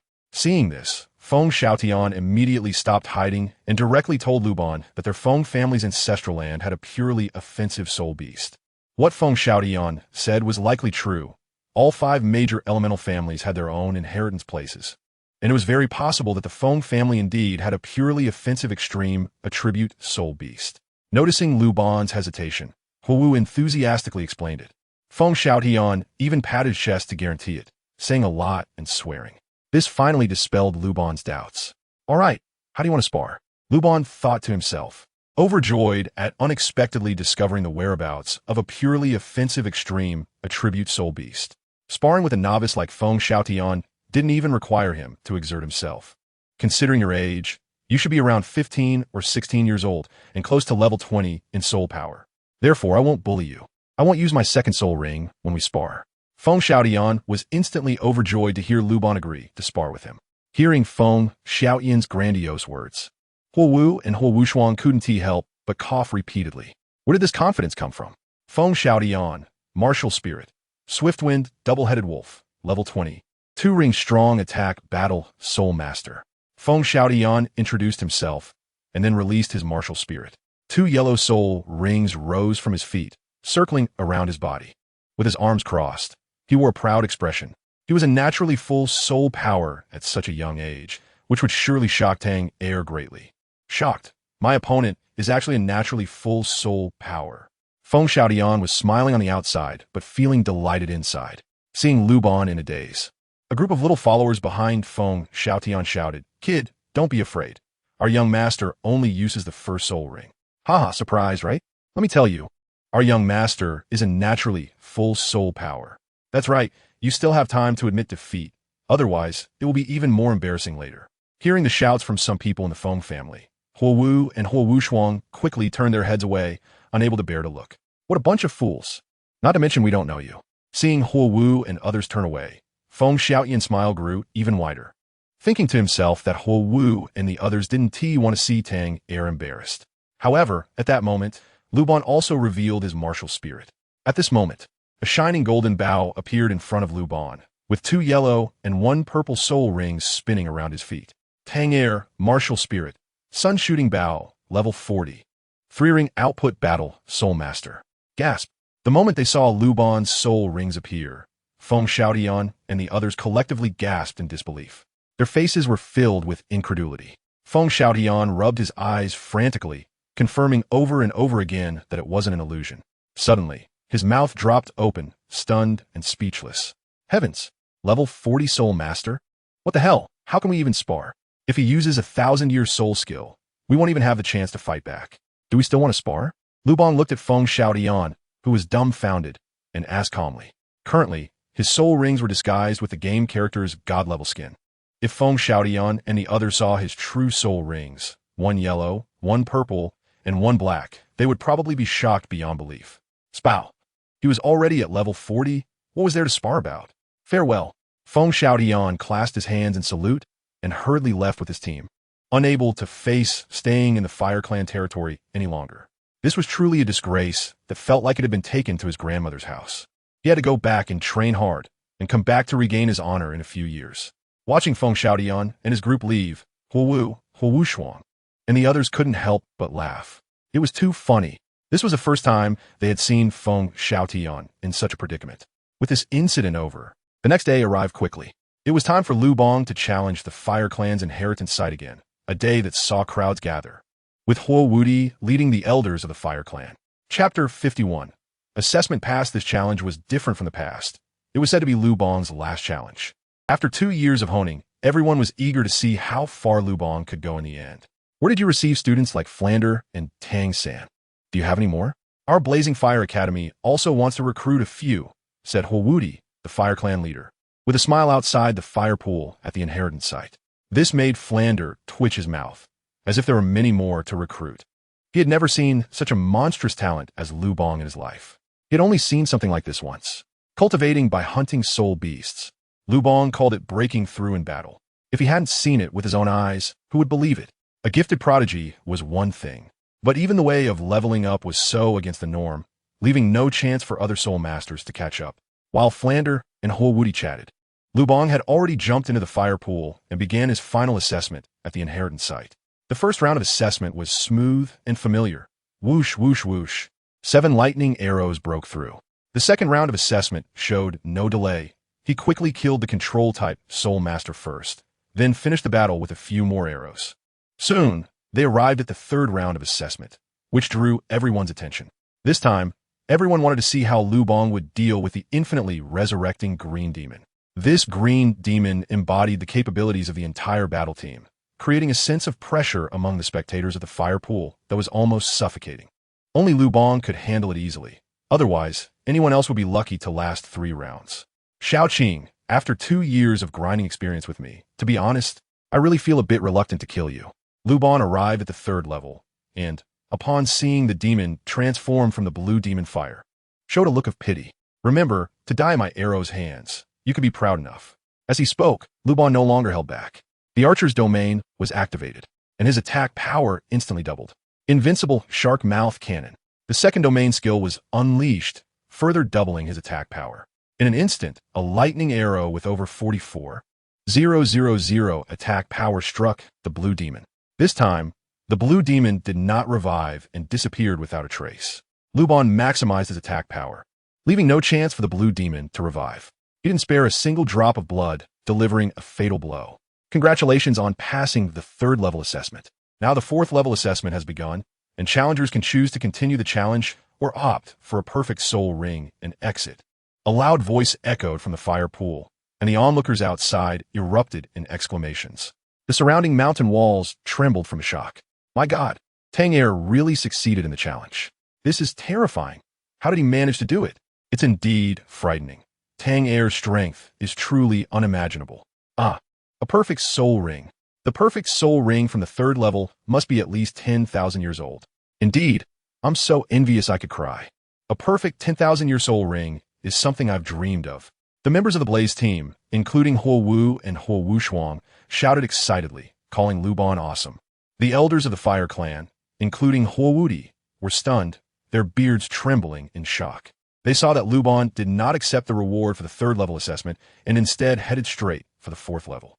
The fourth level assessment arena is twice as large as the third. The formation is similar to the second level, now consisting of 7 blue demon teams working together against Luban. To conserve soul power, Luban did not use the invincible shark cannon this time, but instead took out a jungle knife to deal with the situation. With the jungle knife in hand, the world is mine. Attack power is doubled, with armor-breaking effects that ignore all soul beast defenses. During consecutive attacks, the critical hit rate is 20, with a maximum critical effect of 10 times the current level's attack power. Luban wielded the jungle knife and began to slash, causing the blue demon to tremble in fear. Indeed, it was the first time Luban felt a sense of fear from them. It turned out that the blue demon fire had a spirit. At this moment, Luban was extremely surprised. Luban wielded a broken knife, wildly slashing at the fourth level arena, startling the onlookers into a daze with their mouths agape. Hey, come on. This is an assessment. Can you show some respect? Just look at how terrified the 7 green demon fire babies are. Soon, a loud voice rang out. Congratulations to the challenger for passing the 4th level assessment. The 5th level assessment is now open. Upon hearing this, Luban stepped into the passage without any hesitation, entering the 5th level arena. Based on his experience, the later levels would definitely yield better soul rings. The 5th level transformed into a green demon, but this green demon was clearly different from the previous ones. The green on her body looked incredibly pure, more beautiful than any shade of green Luban had ever seen. Luban truly felt the pressure this time. The blue-skinned demon in front of him was estimated to have reached the level of a 100,000-year soul beast. At that moment, he dared not hold back any longer. It was important to know that while his attack power was formidable, his defense was quite weak. If the blue-skinned demon found a flaw, just one strike would put his life in jeopardy. In a critical moment, Luban once again unleashed the Archer domain and executed his ultimate skill. The third domain skill, 3,000 Thunderstrikes. At that moment, in the center of the 5th arena, the sky changed dramatically, and a thick layer of dark clouds formed above Luban's head. The first arrow. In this moment, Luban transformed into the Thunder God, each arrow becoming a true thunder arrow. With instantaneous release, every shot hit its target. The second arrow. It dealt 200 of the base attack power. Over 2,000 points of attack hit the Azure Demon, knocking it back directly. Hiss! At this moment, the onlookers from the Fire Clan surrounding the fire pool were extremely tense. In the 5th round of the assessment, everyone present felt the pressure. Even the Fire Clan leader, Fire Invincible, was sweating profusely. Seeing Luban's attack power weaken, Fire Dance frowned, becoming extremely worried. The third arrow. As each arrow grew stronger, she finally let out a gentle sigh of relief. She had thought Luban was injured, which caused the decrease in attack power. Now it seemed like it must be some kind of special skill. The other members of the Blaze battle team were thinking to themselves how strong Luban was. They had never seen such a scene before and were surprised by the many hidden tactics he had. They really didn't know just how strong his true power was. The 7th arrow. His soul power was already running low, estimating he could shoot at most 2 more arrows before exhausting his soul power. With 4 times attack power, nearly 70,000 points of attack surged forth, and the Azure Demon finally began to show signs of injury. Flander clenched his hands tightly, feeling anxious because the next 2 arrows from Luban were crucial. If he ran out of arrows or allowed the Azure Demon to escape the shooter field, it would be over. Fortunately, Luban was playing a psychological game, deliberately pretending to be on the verge of failure, which prevented the Azure Demon from attempting to escape the shooter field. At this moment, the 8th arrow's charge was finally complete. With a 8 times attack power boost, over 130,000 points of super strong thunder arrow shot out, causing the entire arena to tremble. The Azure Demon felt the life and death crisis and wanted to flee, but it was too late. In the shooter field, the third domain skill, 3,000 Thunderfalls, struck instantly. The Azure Demon naturally could not escape. The 8th thunder arrow hit him with lightning speed. Suddenly, the arena was filled with flashes of lightning and sparks, and the Azure Demon vanished in an instant. In the center of the arena, the Azure Demon fire was also slowly dissipating, and then a stunning red soul ring formed, drifting towards Luban's body. Hiss! 100,000-year soul ring. Seeing that Luban's reward for the 5th round was a 100,000-year soul ring, the Fire Clan members collectively gasped, their eyes wide open in shock. My God, how is this possible? The reward for the 5th round is actually a perfect 100,000-year soul ring. This is too crazy. Only Title Douluo can absorb a 100,000-year soul ring. Hiss. Fortunately, it's a perfect soul ring awarded in the land of inheritance. Otherwise, Tang Heir would not be able to absorb a 100,000-year soul ring. Oh my god. Tang Heir's fourth soul ring is actually a 100,000-year soul ring. That's insane. My eyes are about to explode. This is the most precious, perfect 100,000-year soul ring. Tang Heir is so lucky. Seeing Luban obtain the 100,000-year red soul ring. Fire Invincible and the elders of the Fire Clan were so excited that their faces turned red, trembling all over. They witnessed a miracle today. Fire Dance's face was flushed. Her hands clenched tightly, her heart racing heavily. At this moment, Tang Heir was comparable to a war god in her heart. Fire Wu Shuang and the other members of the Blaze Battle team were all stunned. The fourth soul ring is actually a 100,000-year soul ring. They had never heard of such a thing in the entire continent. It was too absurd. At this moment, even Flander was extremely excited. He kept murmuring, "A 100,000-year soul ring. That's a 100,000-year soul ring." Even Title Douluo dreams of having a 100,000-year soul ring. Now that Luban's fourth soul ring has been achieved, my god, Flander felt like he was dreaming. However, an even more shocking event occurred next. Just as Luban was absorbing the 100,000-year soul ring, after the Azure Lotus Demon Fire in the center of the arena completely dissipated, a soul bone shining with brilliant light appeared. From its size, it was clearly the most precious trunk bone among the 6 types of soul bones. Who? At this moment, the Fire Clan members felt their breathing become heavy, their eyes filled with intense heat. That was a 100,000-year soul bone. It must be known that 100,000-year soul bones are the most precious. They had only heard of them, but had never seen one. Even Fire Invincible was extremely excited. As the leader of the Fire Clan, this was his first time seeing a 100,000-year soul bone. Envy and jealousy. My god, if it weren't for the fire pool barriers still being in place, they would have rushed up to grab it. At this moment, many elders of the Fire Clan were burning with jealousy. Only Flander in the arena had a face full of astonishment. Another soul bone? And it's a 100,000-year soul bone? Damn, what should I do? If the Fire Clan covets it, he and Luban would be in danger. Wait, no. Once Luban absorbs this 100,000-year soul ring, his attack power will be ridiculously strong, and he won't have to fear the Fire Clan at all. By then, with Luban's strength, the number of Title Douluo he could defeat on the entire continent would be very few. Why should he be afraid? Thinking of this, Flander showed an excited smile again, completely ignoring the covetous gazes of the Fire Clan members. In the center of the fire pool, Luban focused and quickly completed the absorption of the 100,000-year soul ring. He opened his personal information panel. Host, Luban Martial Spirit. Luban No. 7 Martial Spirit Talent. Shooter Field. Resist Aura. Invincible Shark Mouth Cannon. 3000 Thunderfalls Qualification. Innate Full Soul Power. Jumbo Level Up. Soul Power. 50, 0, 100 Soul Rings. Yellow, Purple, Black, Red Soul Bones. None Soul Skills. Attack, 700. Attack, 1350. Attack, 9,000. Fire Attack, 100,000 Hiss. At a glance at his personal information, Luban was shocked. His soul power level had suddenly increased by 10 levels. This is so exaggerated. Moreover, the skill from the fourth soul ring added 100,000 points of attack power to his basic attack. And it also had a fire tribute burning effect. He never expected to obtain a 100,000-year soul ring in the land of the Fire Clan's inheritance. Luban calmed his emotions and looked at the fiery 10,000-year torso bone in the center of the arena, feeling quite complicated inside. If it were in the past, he might have absorbed it directly. After all, this was a 10,000-year soul bone, much stronger than the 6-winged frost centipede torso bone from before in Tianshui City. According to the master's theory of the 10 core competitive abilities of martial souls, a 10,000-year soul bone typically possesses 2 skills. The more Luban thought about it, the more intense the fiery color in his eyes became.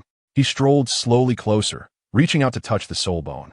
In the end, he still withdrew his hand, dismissing the thought of merging with the soul bone. After obtaining the 100,000-year soul ring, his heart became increasingly clear, and he always felt a sense of rejection towards this soul bone, as if he greatly disliked it. As his strength grew stronger, Luban became more convinced of this feeling in his heart.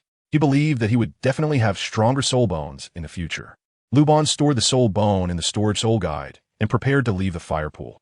However, at that moment, as Luban finished absorbing the soul ring and took away the soul bone, the fire pool, the place of the Fire Clan's inheritance, slowly extinguished.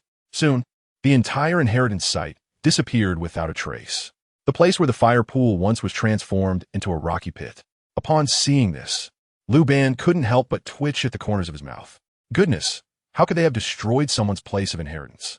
This is a problem now, as this is the ancestral land that the Fire Clan has guarded for countless generations.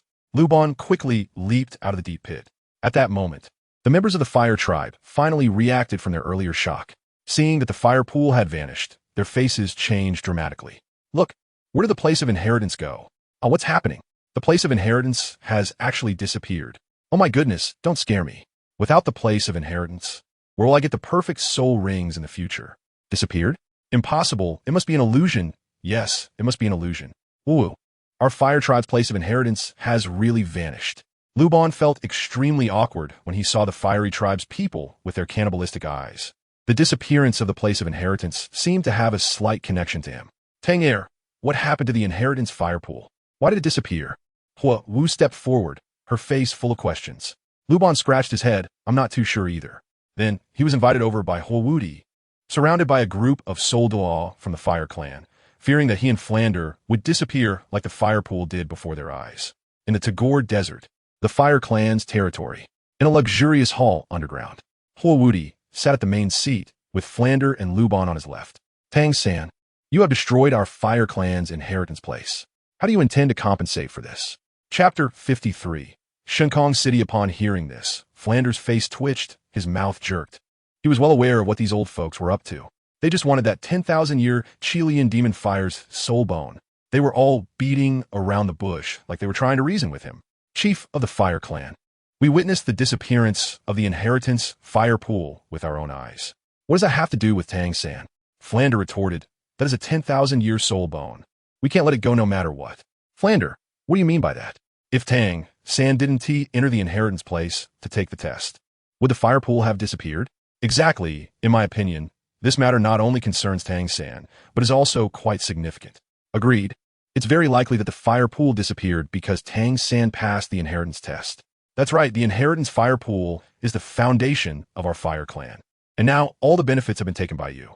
Flander's rebuttal was met with a barrage of complaints from the elders of the Fire Clan. Those guys, their agitated expressions were incredibly vivid, as if they wanted to scratch Flander themselves. Seeing the tension rising between the two sides, Luban quickly spoke up to clarify his position. I don't even care about that 10,000 years soul bone. Huh? Upon hearing this, Flander's brows furrowed tightly, looking anxious. Are you sure? Luban nodded and said, Principal, please believe in my choice. Flander sighed, opened his tightly clenched hands, and understood Luban's meaning. Since Luban had made his stance clear, the negotiations naturally fell to him. It was impossible to think that he could just take a 100,000-year soul bone from Flander without any cost. Even if the Pope of the Spirit Hall came, he would still face consequences. Hearing Luban relent, Hua Wudi felt overjoyed, and the elders of the Hua clan all had shining eyes, equally excited. It had been a century since a descendant had occasionally obtained a perfect soul ring, and the influence on the Hua clan was becoming increasingly small. If they could obtain a 100,000-year soul bone because of this, it would be quite good. After all, soul bones could be passed down through generations. With a 100,000-year soul bone, their high-end combat power would significantly increase. At the very least, it could be confirmed that a Title Douluo was about to be born. Soon, both parties began the negotiations. After the negotiations ended, Flander and Luban made a considerable profit. They stayed in the Hua clan territory for one night and left the Tagore Desert at dawn the next day. When they were leaving, Hua Wu appeared reluctant to part, and while Luban was not paying attention, she secretly kissed him and told him she would visit him at Shrek Academy in the future. Time passed, and in the blink of an eye, 2 more days had gone by. Luban Fland and his companion traveled from the northwest back to the Central Plains. Soon, they arrived at their destination, the City of Divine Wind. The City of Divine Wind is not far from the imperial capital of the Tiando Empire and serves as the main city of the Feng family, one of the 10 great families of the continent. Unlike Tianshui City, which is built on islands and a lake, the City of Divine Wind is located on the summit of a great mountain. The city experiences strong winds year-round, and just by observing the veiled attire of the pedestrians upon entering, one can sense the environment here. At this moment, Luban Fland was dressed in a headscarf and mask, completely wrapped up like a zongzi. The streets of the City of Divine Wind were bustling with people, and this attire made Luban feel as if he had stepped into the ancient western regions. After walking along the main street for half an hour, they finally found the Feng family mansion. Please inform Feng Xiaotian that friends from the Fire Clan have come to visit. Upon hearing that it was a member of the Fire Clan, the guard at the gate did not dare to delay and quickly ran to the inner courtyard to deliver the message. Soon, Feng Xiaotian, dressed in blue attire, came out. May I ask which friend from the Fire Clan is here? Luban lifted the mask, revealing his white front teeth, and chuckled, Brother Feng, long time no see. It's me. Tang Er. Huh. Upon seeing Tang Er, Feng Xiaotian's mouth twitched. What a guy, he really dared to come knocking. However, out of respect for aristocratic face and decorum, he gentlemanly invited Luban and Flander into the courtyard. As soon as they entered the courtyard, Luban got straight to the point. Brother Feng, you promised me before that I could hunt soul beasts in the ancestral land of the Feng family. You haven't forgotten about that, have you? Hearing this, Feng Xiaotian's expression became troubled, and he hesitated. Brother Tang, you need to think carefully. The ancestral land of the Feng family is quite dangerous. There was once a Title Douluo who went in to investigate, and he never came out. Feng Xiaotian had only informed Luban about the location of the purely offensive extreme attribute soul beasts, but hadn't mentioned the dangers involved. After reflecting on it these past few days, he felt that he had indeed acted a bit recklessly when they were in the Fire Clan's ancestral land.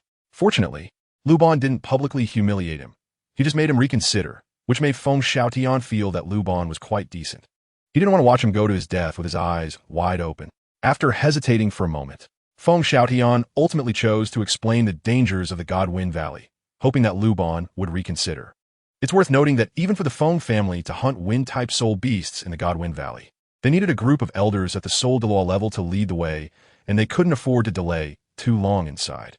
After all, there were far too many soul masters buried in the Feng family's ancestral land, and it could rank among the top 10 in the continent's list of dangerous places.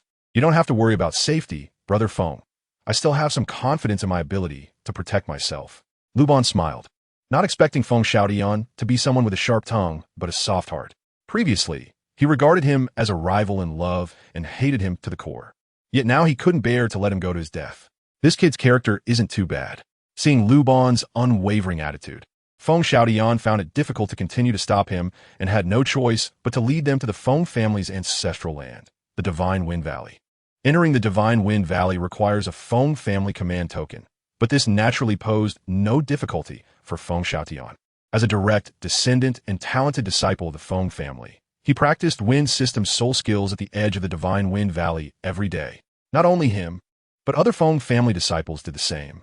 The interior of the Divine Wind Valley not only houses a large number of wind system soul beasts, but it is also constantly buffeted by strong winds throughout the year, which is very helpful for honing soul skills. Soon, under Feng Xiaotian's guidance, Luban and Flanders arrived at the Feng family's ancestral land, the Divine Wind Valley. Surrounding the Divine Wind Valley are towering mountains that pierce the clouds, with peaks and ridges stacked one upon another, creating a magnificent atmosphere. The mountains are shrouded in mist, as if a layer of light gauze covers the valley, adding to the mystery of the Divine Wind Valley. Inside the valley lies a vast storm grassland, where fierce storms rage year-round, and the wind is extremely strong. Moreover, the storm contains powerful elemental forces, as if it is the essence of heaven and earth. When Luban walked into Shunfeng Valley, he found that there were quite a few young people near the entrance planning to cultivate, which surprised him. The spiritual energy of the wind element here is extremely dense, and for wind element soul masters, cultivating here will be twice as fast as outside. As they walked along, Feng Xiaotian introduced the general situation of Shunfeng Valley to Luban. Luban nodded, and then remembered what the master often said about the martial soul mimicry training environment. It turned out that Shunfeng Valley was the best training ground for the disciples of the Feng family. It seems that each of the 10 great families on the continent is not simple at all. Chapter 54. Hunting soul beasts in Shunfeng Valley. Not long after entering Shunfeng Valley, Luban saw a group of people waving at him not far away. It was obvious they were looking for Feng Xiaotian. Brother Xiaotian, weren't you in seclusion training? Why are you out here? Soon, a little girl in a purple skirt ran up to Feng Xiaotian, pouting in anger. Cough, cough. Feng Xiaotian felt a bit embarrassed upon seeing this.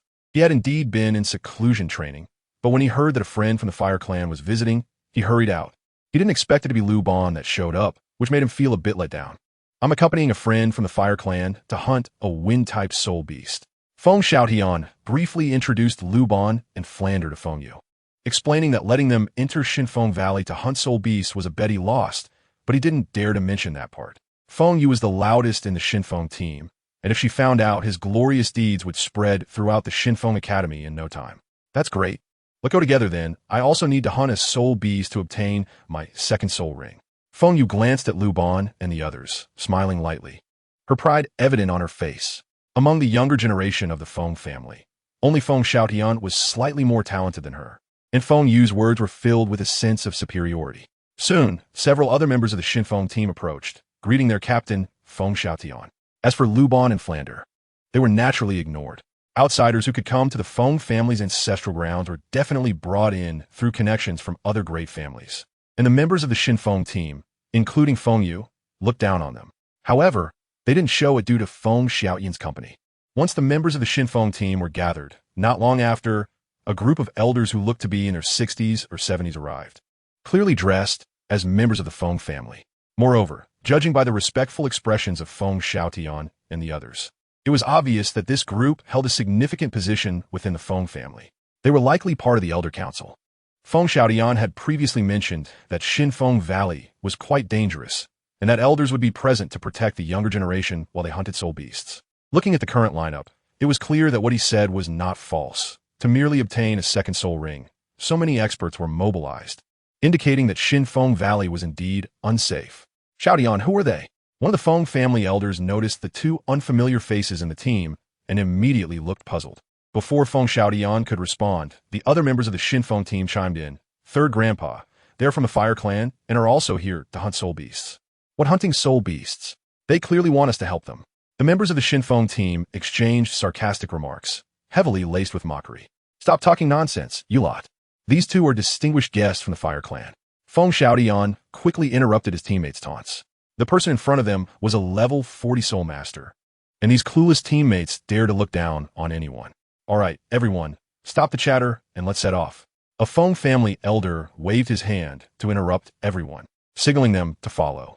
The young ones, around 11 or 12 years old, were chattering away, making their heads ache. Seeing that Luban was unfazed by his teammates' words, Feng Xiaotian smiled at him, his eyes filled with an apologetic look. Luban shook his head, signaling that it was nothing. He had faced plenty of ridicule along the way. If he paid attention to what others said every time, he would have been depressed long ago. Next, Luban and his companions, led by the elder of the Feng family, ventured deeper into the Xinfeng Valley. Their main goal this time was to help Feng Yu hunt a risk spirit beast that was around 500 years old, to assist her in obtaining her second spirit ring. For this operation, the Feng family dispatched 4 elders, indicating that they took Feng Yu quite seriously. The terrain of Xinfeng Valley resembled a gourd. The deeper they went, the narrower the storm plains became, and the stronger the wind grew. Luban discovered that the soil here was unusually hard. No wonder it could withstand such a hurricane without being blown away. Moreover, the plants on the stormy plain were very lush, swaying in the wind as if cheering. Seeing Luban's curiosity, Feng Xiaotian told him that these were wind-type spiritual herbs, soft yet strong, not afraid of the wind. A woo. Everyone walked inward for about half an hour when they suddenly heard a wolf howl. The elder of the Feng family was delighted upon hearing it. It was a wind wolf. Let's chase it. Soon, they found a pack of wolves in a thicket, and the Wolf King looked like a calf with a massive build. The elder of the Feng family quickly determined based on its tail length that it was a 600-year-old wind wolf, perfect for Feng Yu's second spirit ring. Then, the 4 elders of the Feng family worked together skillfully. First, the control-type battle spirit master used skills to control it, followed by the agility-type battle spirit master attacking to injure it. The actions were seamless, and they effortlessly took down the Wind Wolf King, helping Feng Yu obtain his second spirit ring. Kid, among that pack of wind wolves, there are a few with 300 to 400 years of cultivation. You can choose one. Once Feng Yu finished absorbing the spirit ring, the elder of the Feng family looked at Luban and said, Third Grandpa, you made a mistake. Brother Tang wants to obtain the 4th spirit ring. As soon as the elder finished speaking, Feng Xiaotian hurriedly explained, fearing that the Feng family elders would lose face. What? The 4th spirit ring? Upon hearing Feng Xiaotian's words, the members of the Feng family looked at Luban, examining him from top to bottom. He's already a level 40 soul master at such a young age? How is that possible? Brother Xiaotian, are you sure? That kid is a soul master? Feng Yu had just obtained his second spirit ring and was feeling proud, But suddenly hearing Feng Xiaotian say that Luban wanted to obtain the fourth spirit ring shocked him. At this moment, even the four elders of the Feng family looked at Luban differently. Heavens, at 15 or 16 years old, such cultivation. His talent can match Feng Xiaotian and Feng Yu. When did the Fire Clan have such a prodigy? They were unaware of it. Just as Feng Xiaotian was about to explain, Luban did not waste any words, directly activating his martial spirit, revealing 4 spirit rings. 2 yellow and 2 purple. Sorry, everyone. This time, I am aiming for the 5th spirit ring. Luban shrugged and smiled slightly. At this moment, the entire venue fell into an instant silence, leaving only the sound of the wind mixed with the heavy breathing of the Feng family members. Feng Xiaotian, Feng Yu, and the other members of the Shun Feng battle team were all stunned, mouths agape, their faces filled with disbelief. A level 50 Soul King? A 15 or 16-year-old Soul King? Hiss! Even the 4 elders of the Feng family were shocked, their eyes wide open, collectively gasping in astonishment. What the hell is this monster? Even Feng Xiaotian, with his innate full soul power, would find it difficult to reach such a heaven-defying level. A 4-ring Soul King? How is that possible? Brother Tang, weren't you a 3-ring Soul Zone before? After the shock, Feng Xiaotian was confused, his face full of astonishment. When he saw Luban in the Tagore Desert Fire Clan territory, he clearly displayed 3 soul rings. How could he have become a level 50 Soul King in just a few short days? This is unscientific. At this time, Tang Air should be around level 41 or 42. Chapter 55, Riftwine Beast. This involves the secrets of the Fire Clan, and the specific reasons cannot be disclosed. Please forgive me. Luban shook his head and smiled, refusing to answer Feng Xiaotian's question on the grounds of Fire Clan secrets. Feng Xiaotian nodded, indicating his understanding. After all, each of the 5 great elemental families has its own family secrets. Are you planning to hunt soul beasts with pure attack extreme attributes that have been cultivated for over 10,000 years? Feng Xiaotian asked as he stepped forward. Luban nodded. The higher the cultivation, the better. The members of the Feng family were taken aback, one of them twitching at the corner of his mouth. Good heavens. You have quite the big talk. Soul beasts with pure offensive capabilities above 10,000 years? Hearing the conversation between Feng Xiaotian and Luban, several elders of the Feng family were a bit confused. Xiaotian, who told you that there are pure offensive soul beasts in Shinfeng Valley? This kid is really good at boasting. Extreme attribute soul beasts are already extremely rare, and he dares to say they are above universal cultivation. Seeing the puzzled expressions of the Feng family elders, Luban was instantly dumbfounded. Brother Feng, you weren't joking with me that day, were you? Luban increasingly felt that Feng Xiaotian was a bit unreliable, especially after spending more time with him. This feeling grew stronger. Ahem. Seeing the elders tearing down his facade, Feng Xiaotian's little face flushed red, and he said a bit shyly, I heard it from my grandpa. He always scares me by saying not to run around in the Shinfeng Valley, claiming there's a soul beast that can spit out hurricanes. He also said that soul beast is purely offensive, very strong, and specifically preys on soul masters, especially those with high talent. Huh. Hearing Feng Xiaotian say this, the elders of the Feng family instantly turned dark. If it weren't for the outsiders present, they would really want to beat Feng Xiaotian up. This was clearly meant to scare the kids, yet this guy actually took it seriously. How about we go find out and give it a try? Seeing everyone looking awkward, Flandre chuckled. He felt extremely speechless in his heart, but now that things had come to this point, it would be too ridiculous to just leave. Luban clenched his fists, his eyes blazing with anger. Goodness, he never expected to be played for a fool, especially by a little brat of 11 or 12. Luban secretly noted the name of Feng Xiaotian in his little notebook. If he couldn't find a pure, offensive soul beast on this trip, he would definitely make him pay later. Next, everyone continued to walk deeper into the Shinfeng Valley. They walked for over half a day without any discoveries. They encountered quite a few soul beasts along the way, but none of them were the so-called pure, offensive soul beasts that Feng Xiaotian mentioned. As the wind grew stronger and they were only one step away from the core area of the Shinfeng Valley, the elder of the Feng family called the team to a stop. They could not proceed any further. The valley ahead was so dangerous that even a Title Douluo could not guarantee safety. The 3rd elder of the Feng family said seriously, according to the historical records of the Feng family, there was once a Title Douluo on the continent who did not believe in danger and forcibly entered the depths of Shinfeng Valley, but he never came out again. Thank you all for bringing us here. You can go back now. We will explore further inside. No. Hearing that Flandre and Luban wanted to continue into the depths of Shinfeng Valley, the four elders of the Feng family changed their expressions drastically. This young man had such monstrous talent, and he must have a high status in the Fire Clan. They could not allow anything to happen to him on Feng family's territory. Seniors, I understand your concerns. This is the token of the Fire Clan's leader. If anything happens to us in Xinfeng Valley, it has nothing to do with your Feng family. Luban handed the token given to him by the invincible fire to the elder of the Feng family, and then, amidst the astonished gazes of the Feng family's members, he walked into the depths of the Xinfeng Valley. At this moment, the area of the storm plain shrank a bit further inward, resembling the first small bulge of a gourd shape. It should be not far from the gourd's mouth. The wind intensity here was several times greater than before, making it impossible for ordinary people to stand. With the spirit of Flandre attached, he moved forward slowly with Luban. This Xinfeng Valley is truly strange. The higher you go, the stronger the wind becomes. Flandre complained, as his four-eyed cat hawk spirit was attached. He intended to fly up to scout around, but found the wind force to be immense, which reduced his speed by more than 3 times and accelerated his soul power consumption by 3 times. Principal, let's just explore slowly along the storm plain, Flandre nodded. Anyway, with Luban by his side, he felt no fear at all. Given Luban's current strength, there are very few who could pose a direct threat to him on the entire continent, unless they could kill him in one hit. Otherwise, once Luban took action, the other side would definitely not have a second chance to strike. Meow. As Luban and Flanders were walking, they suddenly heard a howl that sounded like a mix between a cat and a tiger. They instantly became alert.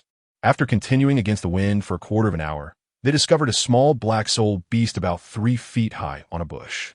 It looked very much like a tabby cat, but it had a golden horn-like protrusion on its head, making it look very cute and silly. Having never seen such a soul beast before, both Flanders and Luban were surprised and unable to discern its age or level of cultivation. Meow. Hello. Luban imitated a cat's meow and greeted the small soul beast not far away. Meow. To his surprise, the little black soul beast rolled its chubby body, stretched lazily, and directly gave Luban a disdainful eye roll. That contemptuous look was exceptionally obvious and very anthropomorphic. It left both Luban and Flander momentarily stunned. Huh? They just looked down on us? Its big eyes were like 2 crystal-clear gems, and its expression was quite fitting. The pointy ears resembled 2 small maple leaves, playfully complementing its facial expression. It should be a wind-type soul beast. Let's walk around it and continue exploring the valley, Flander suggested after taking a glance. Nowadays, any soul beast surviving in this area must have at least 10,000 years of cultivation. The soul beast in front of them seemed a bit peculiar. It was strange that even Flander, who had roamed the continent for half his life, couldn't name it. Luban nodded, and the two maintained a distance from the little black spirit beast, continuing their search inward. However, after just a few steps, they heard 2 howls. They saw the little black cat open its mouth wide and gently exhale. Then, something that shocked Luban and Flander happened.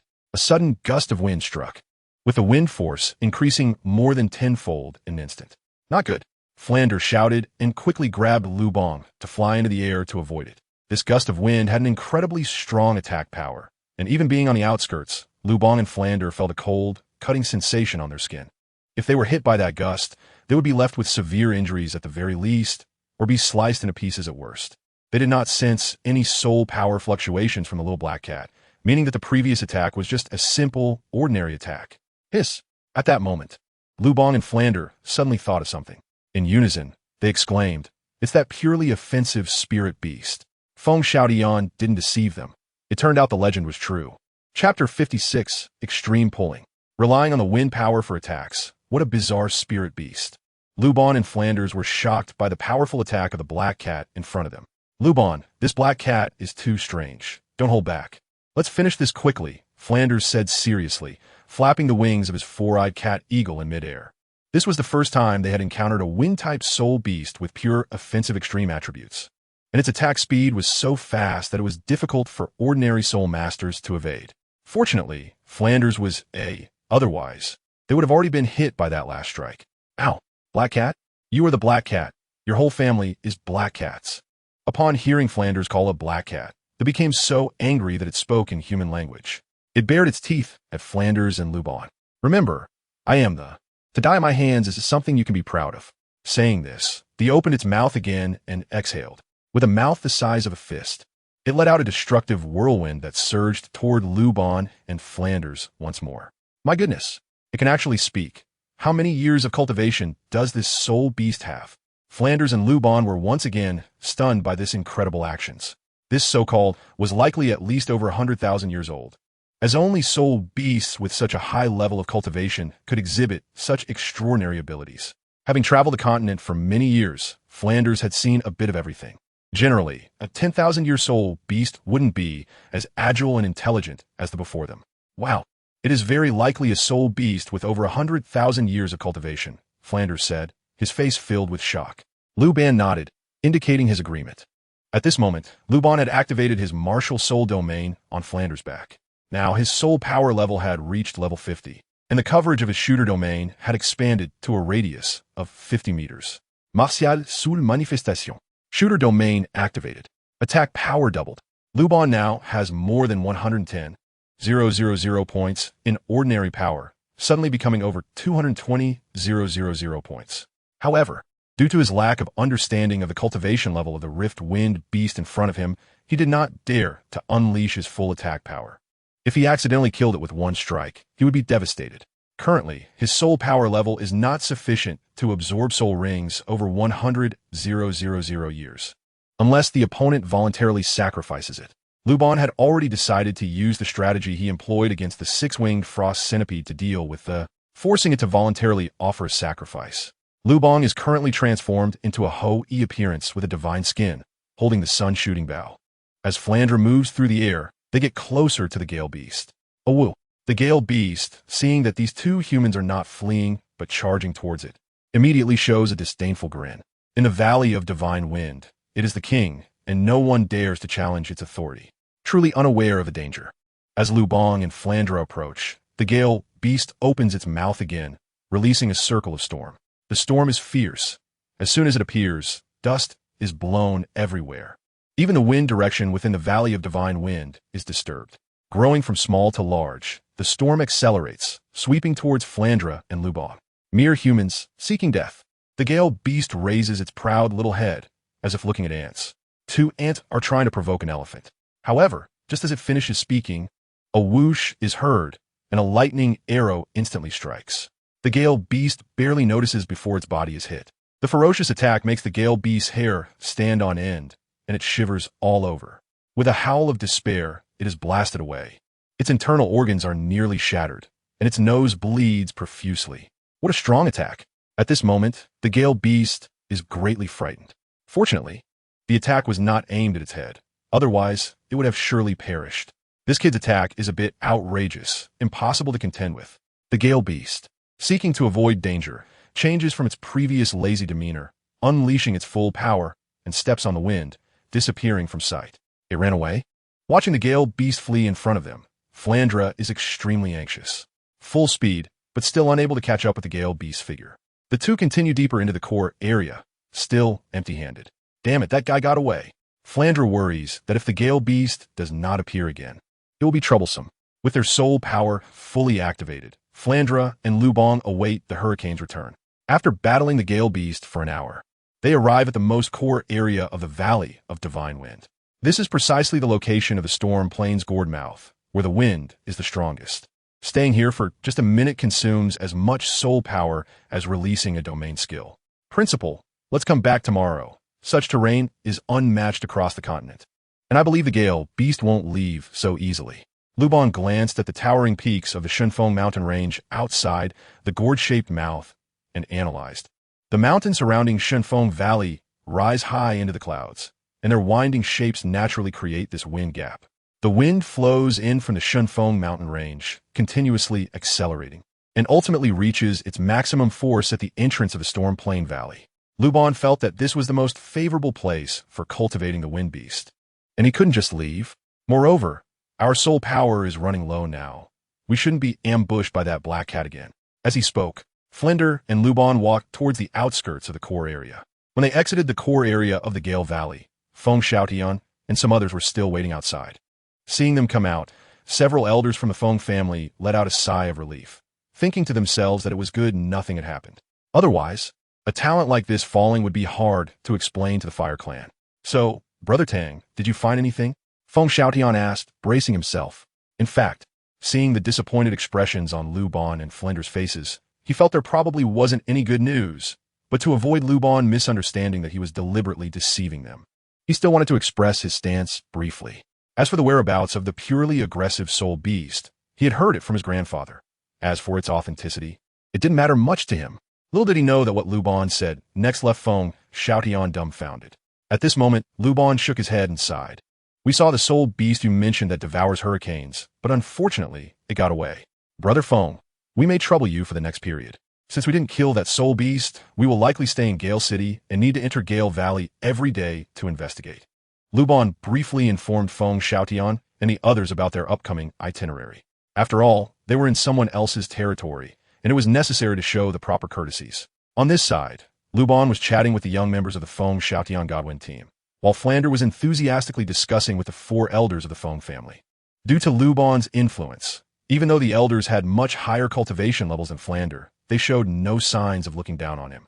The conversation was going well, and for the next month, Luban and Flander went to the core area of the Godwin Valley every day to search for the whereabouts of the Li F and Giasachu. They would encounter it almost every time, but they could never catch it. Whenever they met, after a brief exchange, the would immediately flee on the wind. Both sides were caught in an extreme tug-of-war. Chapter 57. The final test knew that Luban and Flander couldn't catch up to it, so would occasionally engage them in battle before running away. Luban analyzed that despite knowing it wasn't their match, still lingered because it was reluctant to leave the Feng Shui treasure land of the Godwin Valley. Therefore, they were continuously exploring ways to deal with They needed to find an attack that could severely injure it without taking its life, which required experimentation. It was the most cunning soul beast Luban had encountered since awakening his martial soul. It knew it wasn't their opponent, and if they happened to meet in the core area, it would only make brief contact before fleeing, giving Luban no chance for a second strike.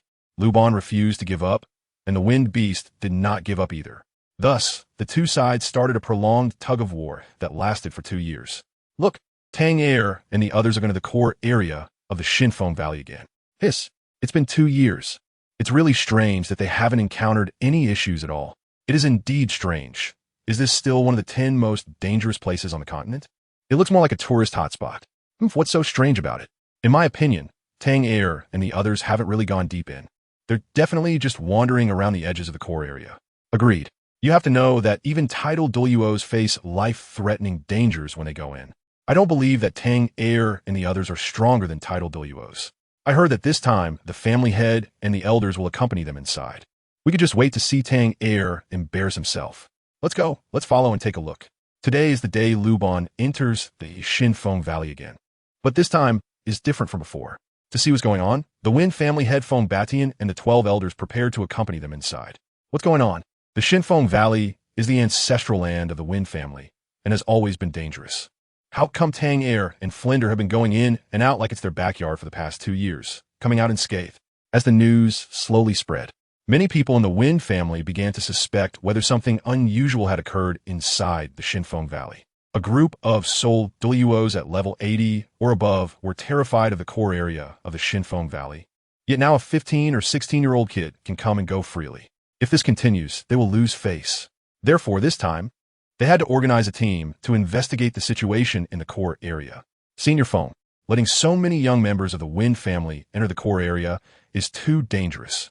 Goodness, seeing so many groups of young people following him today, Luban was completely astonished. It looked like a big market. You have to know that inside the core area is a wind beast with a cultivation level of over 100,000 years. Moreover, based on the interactions over the past 2 years, Luban discovered that its cultivation level must be at least 300,000 years. That's terrifying. If he didn't have Flinder, a sensitive attack-type battle soul master, assisting him, he would dare to challenge the wind beast alone. That guy's incredibly fast. It's fine. It's just a soul beast that can create wind, right? We already knew that. The head of the Wind family, Feng Batian, waved his hand and said with great authority, Tang Air, the young members of our Wind family are among the top tier in the continent. Feng Batian glanced at Luban and began to praise the younger generation of the Wind family. Luban was very clear about his reverse innate talent. But the Feng family was not bad either. Huh? This? Upon hearing this, Luban's mouth twitched. Where did this confidence come from? What if they encountered a wind-split beast attack later? And old Feng cried. Over the past 2 years, Luban had quite a few teachings from Feng Batian and knew his character well. He was very generous, but a bit too concerned about his reputation. The gap between Feng Xiaotian, Feng Yu, and Luban was so large, yet it was said by Feng Batian, making it seem evenly matched. He often praised Feng Xiaotian in front of Luban, saying that if Feng Xiaotian reaches age, he could also become a soul king. Tangya, since the seniors from the Feng family are willing to let the juniors see the world, we shouldn't persuade them anymore. Flanders said with a calm smile. When we reach the front, they won't be in any danger. Hearing Flanders' words, Feng Batian and the other elders of the Feng family immediately became serious. What are you talking about? In front of so many juniors, you want to protect us? You don't know, and you'd think you were Title Douluo? Cough cough. With us old folks around, how can we let you take the lead? At a crucial moment, Feng Batian once again displayed his majestic and imposing side, saying, later, we old bones will be in front, just right for you juniors to witness the powerful strength of advanced soul masters. As soon as Feng Batian finished speaking, Feng Xiaotian, Feng Yu, and the other juniors of the Feng family cheered. The family head is mighty and imposing. The Feng family is invincible. Soon, amidst the cheers of everyone, most of the Feng family marched grandly into the Xinfeng Valley, reaching the core area. As soon as they entered the core area, the wind force on the storm plains suddenly increased more than tenfold. If it weren't for the protection of the defensive elders of the Feng family, these young juniors would have been blown away. At this moment, it could be seen that Feng Xiaotian, Feng Yu, and other members of the Xinfeng battle team were surrounded by a thick, earthy yellow protective shield. The strong wind blew against it, constantly creating ripples. Just after entering the core area, Feng Batian and the other elders of the Feng family immediately became vigilant. The dangers of the core area were described as terrifying in their family's ancestral texts. The elders have been influenced by this since childhood and were subconsciously very tense. Be careful. As they walked, Luban suddenly spotted a black shadow flash ahead and immediately shouted. At this point, he had activated his martial soul domain and was exceptionally sensitive to any movements around him. That guy has appeared, quickly immobilize him. Seeing the wind split beast appear, Luban shouted at the elders of the Feng family. What a fuss, it's just a black cat. Watch my Feng family's self-created soul skill, capture hand. As he spoke, the sixth elder of the Feng family leaped forward, jumping to the front of the team. His martial soul manifested, and 8 soul rings rose slowly beneath his feet. Then, his right claw reached out, instantly forming a powerful suction force at a position 100 meters in front of him. Where the wind passed, all the grass and trees were uprooted and flew towards the Feng family's elder. For a moment, dust filled the air, and the momentum was grand. The Feng family juniors in the back were excited, shouting that the capture hand was impressive. However, soon, a disdainful howl echoed in everyone's ears. At this moment, the black cat in front hadn't moved at all. Even the ground beneath its feet was perfectly fine, showing no signs of being affected by the capture hand. Not good. Old Six, quickly retreat. At this time, Feng Batian finally sensed the extraordinary nature of the black cat in front of him and urgently shouted. Unfortunately, it was too late. A soul power hurricane had already erupted from the wind-split beast's mouth. Initially small like a smoke ring, it quickly transformed into a horizontal tornado, rushing towards the sixth elder of the Feng family. Windshield. At a critical moment, Feng Batian unleashed his second soul skill, instantly forming a giant windshield in front of the sixth elder. As soon as Feng Batian acted, 2 defensive soul masters from the Feng family simultaneously unleashed their defensive soul skills. In an instant, 3 protective barriers formed around the sixth elder's face. Sensing a life-threatening crisis, the sixth elder decisively released his 7th soul skill, Martial Soul True Body, instantly doubling all his attributes. Bang bang bang. One barrier after another was broken. As if a tornado was destroying a parking lot, the defensive skills of the Feng family elders seemed so vulnerable. The wind-split beast casually spat out a wind vortex, breaking through everyone's defenses and directly crashing into the sixth elder. The battlefield scene was exceptionally shocking, leaving the Feng family members dumbfounded and in awe. My God, that's terrifying. What kind of soul beast is this? Its attack power is too fierce. At this moment, everyone saw that the wind-split beast hadn't even used its skills. It was merely a casual attack, simply exhaling, and it could break through the defenses of the elders. It was truly unbelievable. So terrifying. Fortunately, with so many defensive skills in front, the sixth elder didn't suffer much damage, and Feng Batian breathed a sigh of relief upon seeing this. Looking at the black cat in front of him, he had a serious expression. Defend. At this moment, not only Feng Batian, but all the elders of the Feng family also realized that they were in big trouble. The cultivation level of the soul beast in front of them far exceeded their expectations. Therefore, as soon as Feng Baishan's voice fell, the elders immediately formed a defensive formation. Each one hurriedly summoned their martial souls, manifested their martial souls, and stood guard, watching the 8 soul rings spiraling beneath the feet of the elders. The juniors of the Feng family were all tense. Fortunately, after defeating the 6th elder, the wind-split beast did not continue to attack the Feng family members, but instead showed a hint of caution, as if there was some great terrifying presence in the opposing team. "Oh, whoa, it has been 2 years. Why do you humans keep chasing me?" The wind-split beast stood up, coldly saying. Hearing this, the Feng family members were dumbfounded. "Hiss, what's going on? The soul beast can actually speak human language." "To be honest, wind-split beast, I'm after your soul ring." Luban smiled faintly and said, "Humph, you really dare to think that?" They let out a cold grunt, its face displaying a fierce expression. However, deep in its eyes, a complex emotion was revealed. The young man before was indeed straightforward and genuine, not hypocritical at all. If he wanted its soul ring, he could just say it openly. "You can have my soul ring, but you must promise me one thing, and I will fulfill your request." His eyes were momentarily confused, as if recalling old memories. "Whatever it is, just say it. As long as I can do it, I will do my best." Seeing the relent, Luban was overjoyed, his excitement unable to be suppressed. He had originally thought it would take a considerable amount of time to win over but he didn't expect it to relent so quickly. It was different from the other soul beasts he had encountered before. It was incredibly fast, making it difficult to force a sacrifice from it. In the past 2 years, Luban has been trying to hunt, but unfortunately, he has always been evaded by the wind-split beast. "Help me hunt a soul beast." After 2 years of battling Luban, the wind-split beast clearly feels his formidable attack power. A level 50 soul king, whose normal attacks are even stronger than this soul beast with nearly 400,000 in pure attack attributes. If it weren't for his speed, he would have been captured by Luban long ago. This young man is indeed a prodigy, earning his recognition. What level of soul beast? Hearing such a strange request from the wind-split beast, Luban frowned, feeling quite surprised. Helping a soul beast hunt another soul beast is a request he has never encountered before. However, he understands that a soul beast that even the wind-split beast cannot handle must have an unimaginably high cultivation level. In the extreme north, there is a soul beast with nearly 700,000 in cultivation. The wind-split beast said coldly, its small eyes sparkling like gems revealing a deep gloom. Remembering the ruler of the extreme north, the Snow Emperor, it felt a lingering frustration. Years ago, he discovered a celestial herb, the deep-sea ice lotus, in the extreme north. But after the news leaked and reached the Snow Emperor, he was severely injured and had the deep-sea ice lotus taken from him. Since then, they have held a grudge. "No problem, I accept your condition. If the wind-split beast cooperates." Luban is quite confident he can kill a soul beast with 700,000 in cultivation. "But how can I be sure you won't go back on your word?" He won't easily believe the empty promise of a soul beast. What if he helped the wind-split beast kill a strong enemy, and then it reneged and ran away? That would be ridiculous.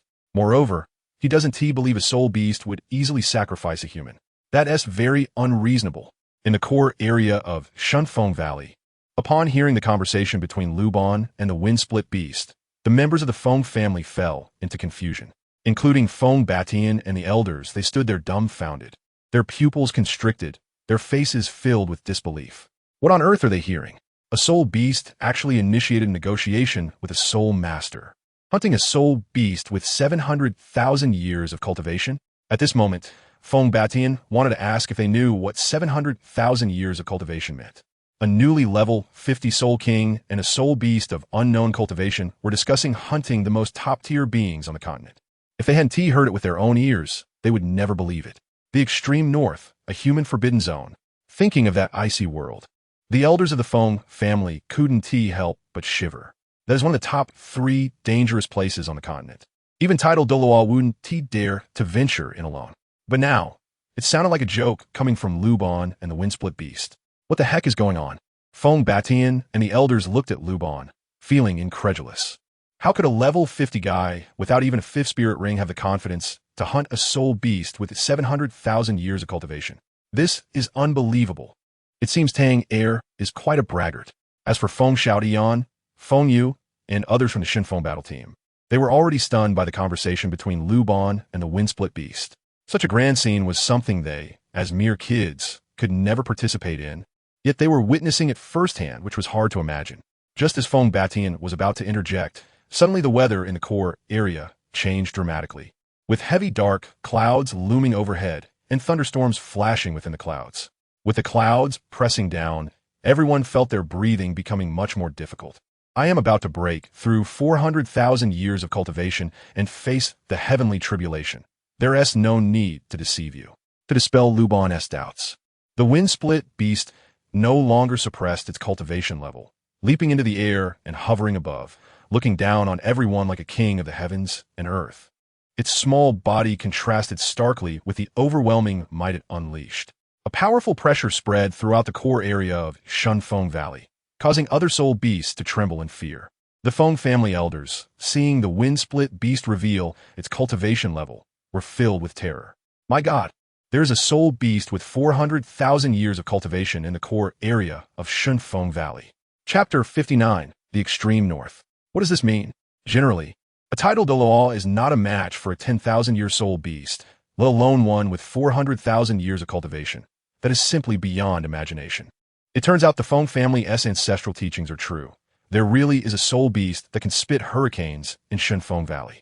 Previously, Feng Batian didn't believe it. He only said that to intimidate the younger generation of the Feng family, to prevent them from causing trouble. Now, having seen it with their own eyes, Feng Batian and the elders finally understood what shock truly means. They have actually witnessed a soul beast with 400,000 years of cultivation. At this moment, the young talents of the Feng family were terrified by the pressure released by the wind-split beast. If it weren't for the elders of the Feng family helping them withstand the pressure, they would have likely already perished. The might of 400,000 years of cultivation is not something around level 20 soul masters can withstand. Yet this super soul beast is negotiating conditions with Tang Air, and it seems it wants to make a sacrifice. The more the Feng family thought about it, the more it felt like a dream. Everything happening today felt like a dream. All right, it's settled. At this moment, Luban finally understood why the wind-split beast would. It turned out it knew its end was near and wanted to eliminate its former enemies first. When do we set off? Seeing Luban's eager expression, the wind-split beast shook its head. Just the three of us won't be enough. The person we're up against is the ruler of the extreme north, surrounded by many powerful guardians. I suggest you find more helpers. This little guy had never been to the extreme north and didn't know how terrifying it was. So the wind-split beast went on to detail the opponents they might encounter. After some discussions, they agreed to set off for the extreme north 3 days later. During these 3 days, Luban began to frantically seek help. The favor owed for selling the Water Clan a piece of the six-winged frost centipede skeleton was about to be called in. There was also the Fire Clan, which had previously promised them that they could step in 3 times if needed. It was time to use that promise. In no time, urgent letters were sent from the Shunfeng City Post Station to Tianshui City and Qihua City, hunting a 700,000-year-old soul beast in the extreme north. Upon receiving Luban's letter, the high-ranking members of the Water Clan and Fire Clan were in an uproar. The Water Clan's leader, Shui Luotian, rushed to Shunfeng City with 12 guardian elders. The Fire Clan's leader, Huowudi, also hurried to Shunfeng City with 12 guardian elders. Meanwhile, the Feng clan couldn't sit still either. Feng Batian found Luban and Flander, expressing that the Feng clan also wanted to contribute. The extreme north has always been known as a forbidden zone for humans, with very few soul masters daring to venture there. This time, with the wind-split beast leading the way, it was a once-in-a-lifetime opportunity to explore the extreme north. Senior Feng, please speak your mind. Flander understood that there was no free lunch in the world. There was no way they would put in effort without expecting anything in return.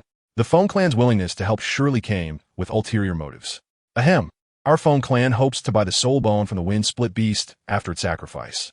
Hearing this, Feng Batian smiled awkwardly, and under Flander's pressing, he finally revealed their intentions.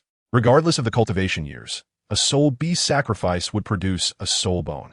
For instance, the 400,000-year-old wind-split beast from Shunfeng Valley would undoubtedly yield a soul bone upon active sacrifice. Just the thought of a 400,000-year-old wind attribute soul bone made Feng Batian and the elders of the Feng clan tremble with excitement. They still hadn't figured out why the wind-split beast would negotiate with Luban. What? Hearing Feng Batian speak so confidently, Flander's mouth twitched. You really dare to ask for a 400,000-year-old soul bone right off the bat? Of course, if you find it difficult, We can settle for the soul bone of that 700,000-year-old soul beast instead, though I wonder if the attributes would be suitable. Seeing Flander dumbfounded, Feng Batian shook his head and sighed. At this, Luban couldn't help but twitch his lips as well. Good grief, not satisfied with a 400,000-year-old soul bone. They wanted the 700,000-year-old one too. I know you're all looking for pure attack-type soul beasts. As long as you agree to my terms, I can tell you a location that guarantees you'll find something. Feng Batian, being the head of the Feng clan, slowly began to play his trump card as he noticed that Flander and Luban were not budging. Hearing about the location of pure attack-type soul beasts finally moved Luban. At this point, soul bones were not as important to him as finding soul beasts to obtain soul rings. As long as his strength increased, he wouldn't lack soul bones in the future. He was quite confident about that. After all, any 100,000-year soul beast would yield a soul bone upon death. While soul bones were a rare find for others, they were quite easy for him. After a round of verbal sparring, Luban, Flander, and the Feng clan reached an agreement. Soon enough, the 3 days passed in the blink of an eye. On this day, just at dawn, the main forces of the Water Clan and Fire Clan arrived one after another. Tang Kid, it's been 2 years, and your guts have really grown. What cultivation level are you at to dare to target the extreme north? Tang Xiao, brother, it's been years. Let Uncle Shui see how many soul rings you have. As Huo Wudi of the Fire Clan and Shui Luotian of the Water Clan arrived at Shenkong City, they went to find Luban to inquire about the situation. This kid had become more arrogant over the years. One would think he had reached the peak Douluo level to dare hunt the ruler of the extreme north. Moreover, even peak Douluo wouldn't be a match for a 700,000-year-old soul beast. Senior Hua, Uncle Shui, please come in. At this moment, in the main hall, Feng Batian had already been seated for a while, clearly waiting for some time. Upon seeing Huo Wudi and Shui Luotian arrive, he quickly stood up to greet them. Old Feng, what's wrong with you today? You look so anxious and tense. Huo Wudi was puzzled by Feng Batian's stammering. Shui Luotian also looked confused. He knew Feng Batian's character well, and usually, on the Feng clan's territory, he would be kicking back with his feet up. Yet now, he looked like a deflated balloon. Let me introduce everyone. This is our companion and helper for this trip, the Wind Split Beast Senior. Once everyone entered the hall, Luban introduced the Wind Split Beast, which was currently seated in the main position at the front. All right, you humans are such a hassle. The Wind Split Beast waved its paw, signaling them to stop the chit-chat. What kind of soul beast is this? So amazing, and it can speak human language. At this moment, seeing the Wind Split Beast's imposing demeanor, Huo Wudi and Shui Luotian were astonished.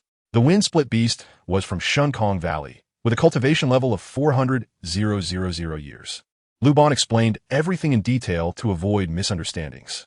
Sure enough, upon hearing about the cultivation level of both Huo Wudi and Shui Luotian suddenly stood up, their body hair standing on end, instinctively distancing themselves from the. Chapter 60, The Three Great Kings. Hiss. I never expected that this inconspicuous little black cat in front of me was actually a soul beast with a cultivation level of 400,000. No wonder I always felt something was off about Feng Batian before. After introducing to everyone, Luban began to explain the action plan for this mission. We will cooperate with it to hunt down the ruler of the extreme north, a soul beast with a cultivation level of 700,000. Now, let's have the elder explain the situation in the extreme north in detail. As soon as Luban finished speaking, the Gale Beast informed everyone present about the situation in the extreme north. The extreme north is controlled by 3 great kings, a snow woman with a cultivation of 700,000 years, an ice emperor scorpion with a cultivation of nearly 400,000 years, and a titan blood demon king with a cultivation of 200,000 years. The 3 great kings hold extremely high status in the extreme north. They're the strongest beings in that region, ruling over the soul beasts on that land. In this frigid environment, they are virtually invincible, being super soul beasts that are unparalleled. Our target this time is the leader of the 3 great kings, known as the Snow Emperor, the Ice Heaven Snow Woman, revered by all beasts in the extreme north. The Snow Emperor is a being formed from the purest ice attribute elemental force, possessing the rarest ultimate ice attribute. The true form of the Snow Emperor is the Ice Heaven Snow Woman, a being formed from the purest ice attribute and elemental force at the core of the extreme north. Hiss! Upon hearing the Gale Beast's introduction, everyone in the Feng family hall collectively gasped, their faces filled with terror. Historical records on the continent only mention the extreme north as a forbidden area for humans. They never expected there to be so many powerful soul beasts there, even more than in the Star Do Great Forest. It's truly unbelievable. At this moment, both Huowudi and Shui Luotian regretted coming in person. With their current strength, venturing into the extreme north could be described as a near-death experience.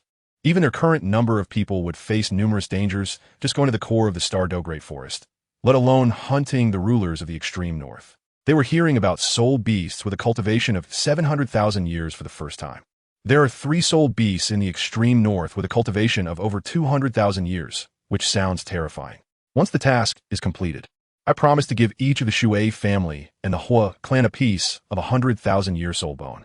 Seeing the fearful expressions on Huowudi and Shui Luotian's faces, Luban decisively offered a significant benefit. Although the experts from the Shui family and Hua clan came to assist in accordance with previous promises, they're still taking on great risks.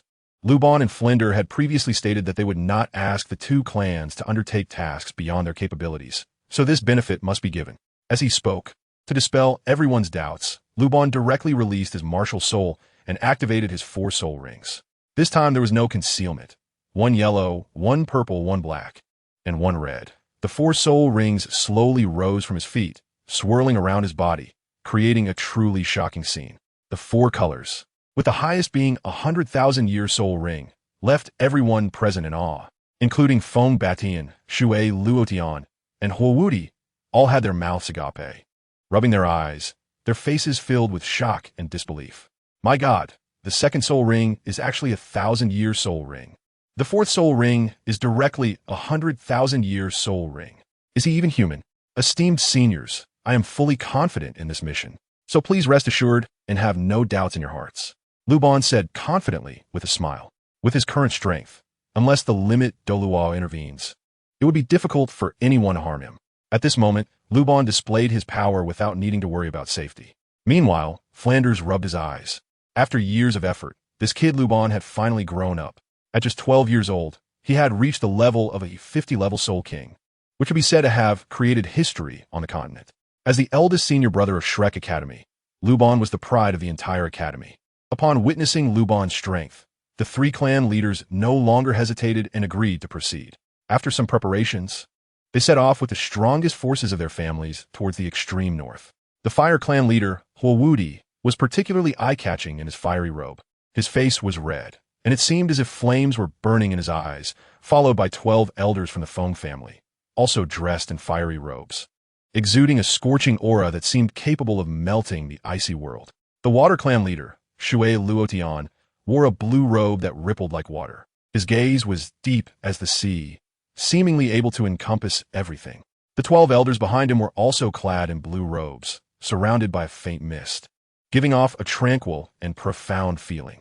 The Wind Clan leader, Feng Batian, donned a green robe, seemingly merging with the surrounding forest. His eyes were sharp as the wind, as if capable of penetrating everything. The 12 elders from the Wind Clan wore green robes, their bodies surrounded by a whistling wind, appearing quite swift and agile. The leaders and elders of the 3 major clans gathered together, marching north with great momentum. 2 days later, they finally reached the edge of the extreme north. Upon arrival, they retracted their aura and quietly advanced towards the core area. As soon as they entered the extreme north, even the Crackwind beast became tense. It warned everyone to act low-key to avoid attracting the attention of the soul beasts in the extreme north. After saying this, they took the lead, followed closely by Luban and Flanders as they continued towards the core area. Seeing this, the 3 clans of water, fire, and wind quickly followed suit. The extreme north before them resembled a snow-covered world adorned in silver. The temperature was extremely low, and the biting cold wind seemed to freeze the air itself.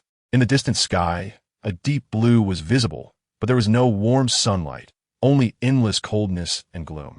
Occasionally, a few snowflakes drifted gently from the sky, dancing as if telling the loneliness and silence of this icy world.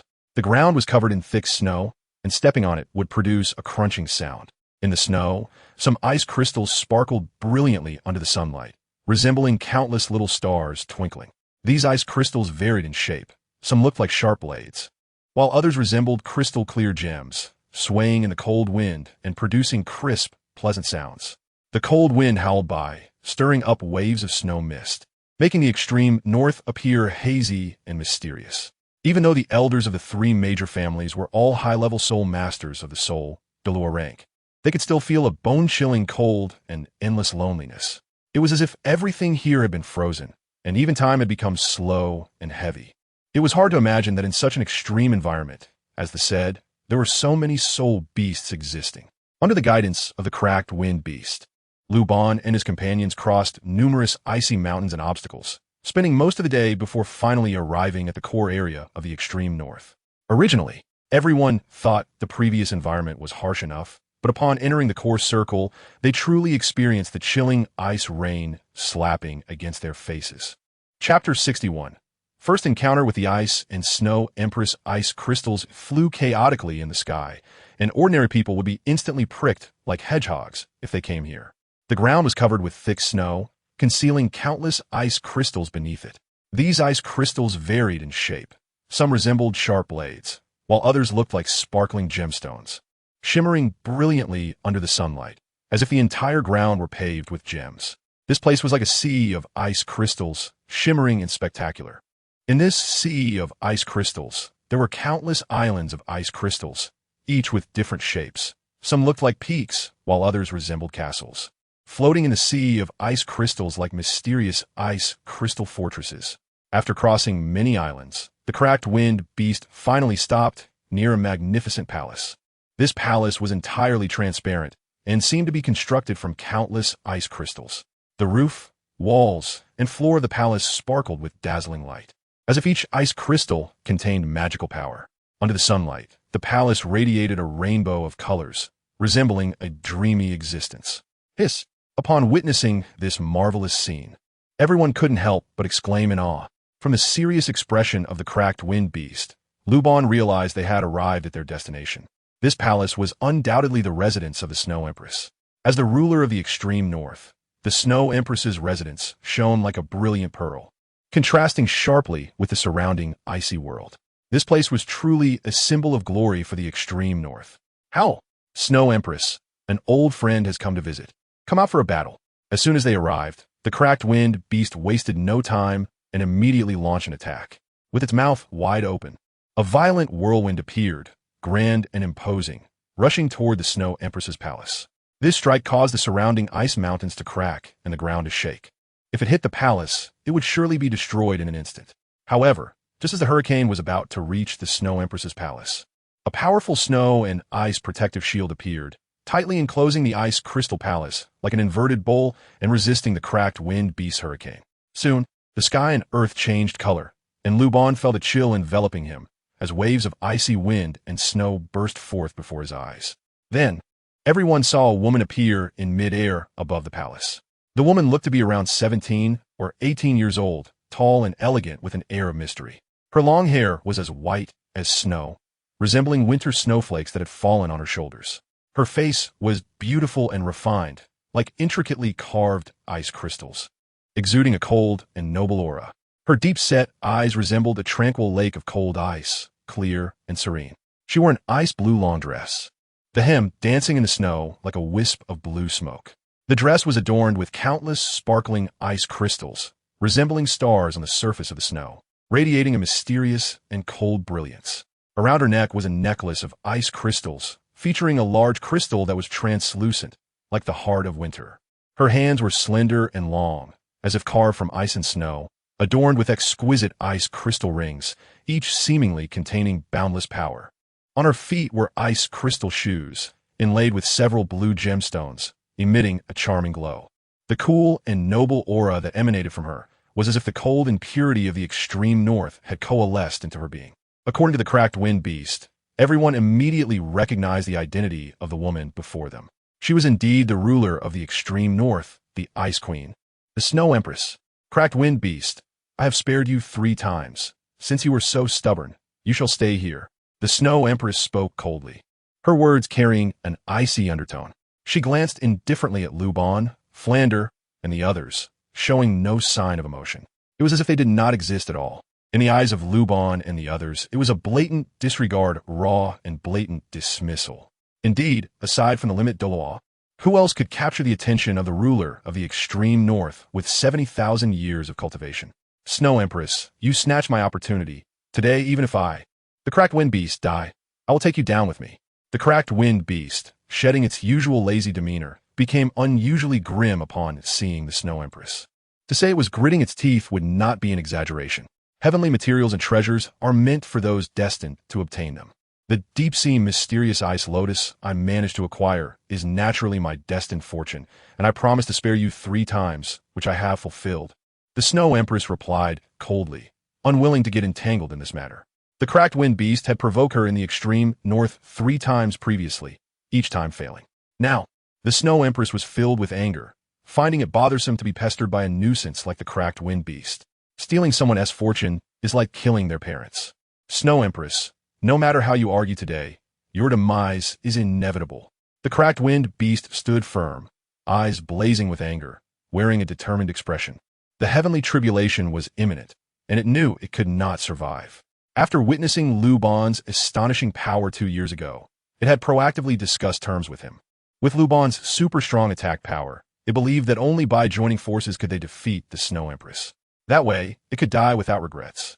Hey, I thought it was someone else. Turns out it's you, this black cat. Just as the cracked wind beast finished speaking, another female voice came from inside the Snow Empress's palace, revealing a temper as fierce as her power. Soon, Luban and the others saw a mutated soul beast with a human body and a scorpion tail appear beside the Snow Empress. This woman had a human form with a scorpion tail. Her figure was voluptuous, and she was strikingly beautiful. Her scorpion tail was at least 3 meters long, resembling an ice blue silk ribbon, graceful and smooth. The tail was slender and elegantly shaped, seemingly carved from the purest ice crystals, sparkling with dazzling light. The brilliant glow shifted in the sunlight, appearing as strings of sparkling ice beads, breathtakingly beautiful. At the end of the scorpion tail was a long, slender stinger, sharp and fine, like a beautifully curved dagger. The tip of the stinger glimmered with a cold light, as if it could pierce through anything. When a scorpion tail swung, the surrounding air seemed to freeze, emanating a powerful chill. That chill was like an invisible force, capable of instantly freezing enemies. So, you, the poison scorpion, are here too. Upon seeing the Ice Emperor Scorpion appear, the cracked wind beast snorted coldly, maintaining a facade of calm, though internally it felt a bit worried. After all, the Ice Emperor's cultivation was nearly 400,000 years, with strength comparable to its own.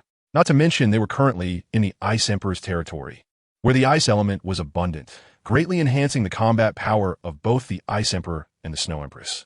As the Ice Emperor made her appearance, the elders from the Wind Clan, Fire Clan, Water Clan, and others grew increasingly tense. Feng Batian, Huowudi, and Shui Luotian displayed shock on their faces, their pupils constricted, all feeling a wave of anxiety. How could the 2 beast kings be together? This is unscientific. The stronger the soul beast, the stronger its territorial awareness becomes. Even among the same clan, conflicts are unavoidable, let alone between different clans. Chapter 62.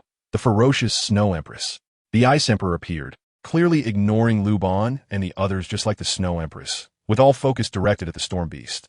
Although the Storm Beast felt a bit worried, it had no intention of retreating.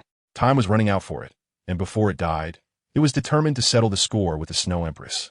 Attack! I will go with Tang Air to kill the Snow Empress. You all hold off the Ice Emperor. Oh, woo. With that, the Storm Beast launched an attack on the Snow Empress. Instantly, the entire arena seemed to be enveloped by an invisible force, and the Storm Beast's figure vanished in the air, leaving only a series of afterimages, like a flash of lightning streaking across the sky. The air was instantly torn apart, and an invisible blade of wind surged out, shattering the tranquility of the sky above the far north. The blade emitted a piercing chill, as if it could slice through the air itself. Wherever the blade passed, snow and ice flew, and the ice crystals on the ground were instantly flattened, leaving behind a deep ravine. At the same time, the Storm Beast let out a deafening roar, filled with rage and power. The sound echoed through the air, instilling fear in those who heard it. Surrounding soul beasts retreated in the face of this overwhelming power, unwilling to approach. As a purely offensive extreme attribute, the Storm Beast had no skills, only the purest extreme wind attribute attack. This extreme wind attribute attack was astonishing in its power and destructive capability. When the attack was launched, that extreme wind seemed to transform into an indestructible blade, devastating everything in its path. The Storm Beast's extreme attack attribute possessed immense cutting power. At this moment, whether it was the hard ice surface or the heavy rocks, under the onslaught of its extreme wind, they were as fragile as paper. Once the target was struck, it would undoubtedly be torn apart in an instant. In addition to physical damage, this extreme attack also carried strong wind attribute damage. This wind attribute damage would infiltrate the target's body, destroying its meridians and internal organs, causing significant internal injury. Moreover, this extreme attack also possessed a powerful shockwave, creating violent fluctuations in the surrounding air, forming waves of powerful shock. These shockwaves would not only harm the attack target, but also affect other nearby creatures. At the moment the Storm Beast's attack was launched, even the elders of the Luban, Flanders, and the three great families felt dizzy due to the shockwave, as if the entire world was shaking. In the face of the Storm Beast's full-force strike, even the Snow Empress, with her 700,000 years of cultivation, did not dare to underestimate it. She directly unleashed her domain skill, Emperor's Cold Sky, Snow Dance illuminating the sun. Instantly, a chilling aura enveloped the Snow Empress, as if even the air was frozen. This aura rapidly spread, covering the entire battlefield. Wherever the domain skill reached, snowflakes began to fall, each one like an exquisite ice crystal, radiating a dazzling light. At the same time, the sunlight in the sky was blocked by clouds. Yet under the reflection of the snow dance, it burst forth with brilliant brilliance. This interplay of light and cold created a unique scene. The light illuminated the snowflakes, making the entire battlefield appear like a dreamlike world of light and shadow. Under the effect of the snow dance illuminating the sun domain skill, the Storm Beast's wind blade attack seemed to be blocked by invisible ice and snow cages, its power diminishing. At this moment, Luban, who was beside the Storm Beast, was shocked by the Snow Empress's domain skill. It could attack and defend, truly impressive. Being within the coverage of the snow dance illuminating the sun domain, Luban felt the biting cold, as if even his soul was frozen.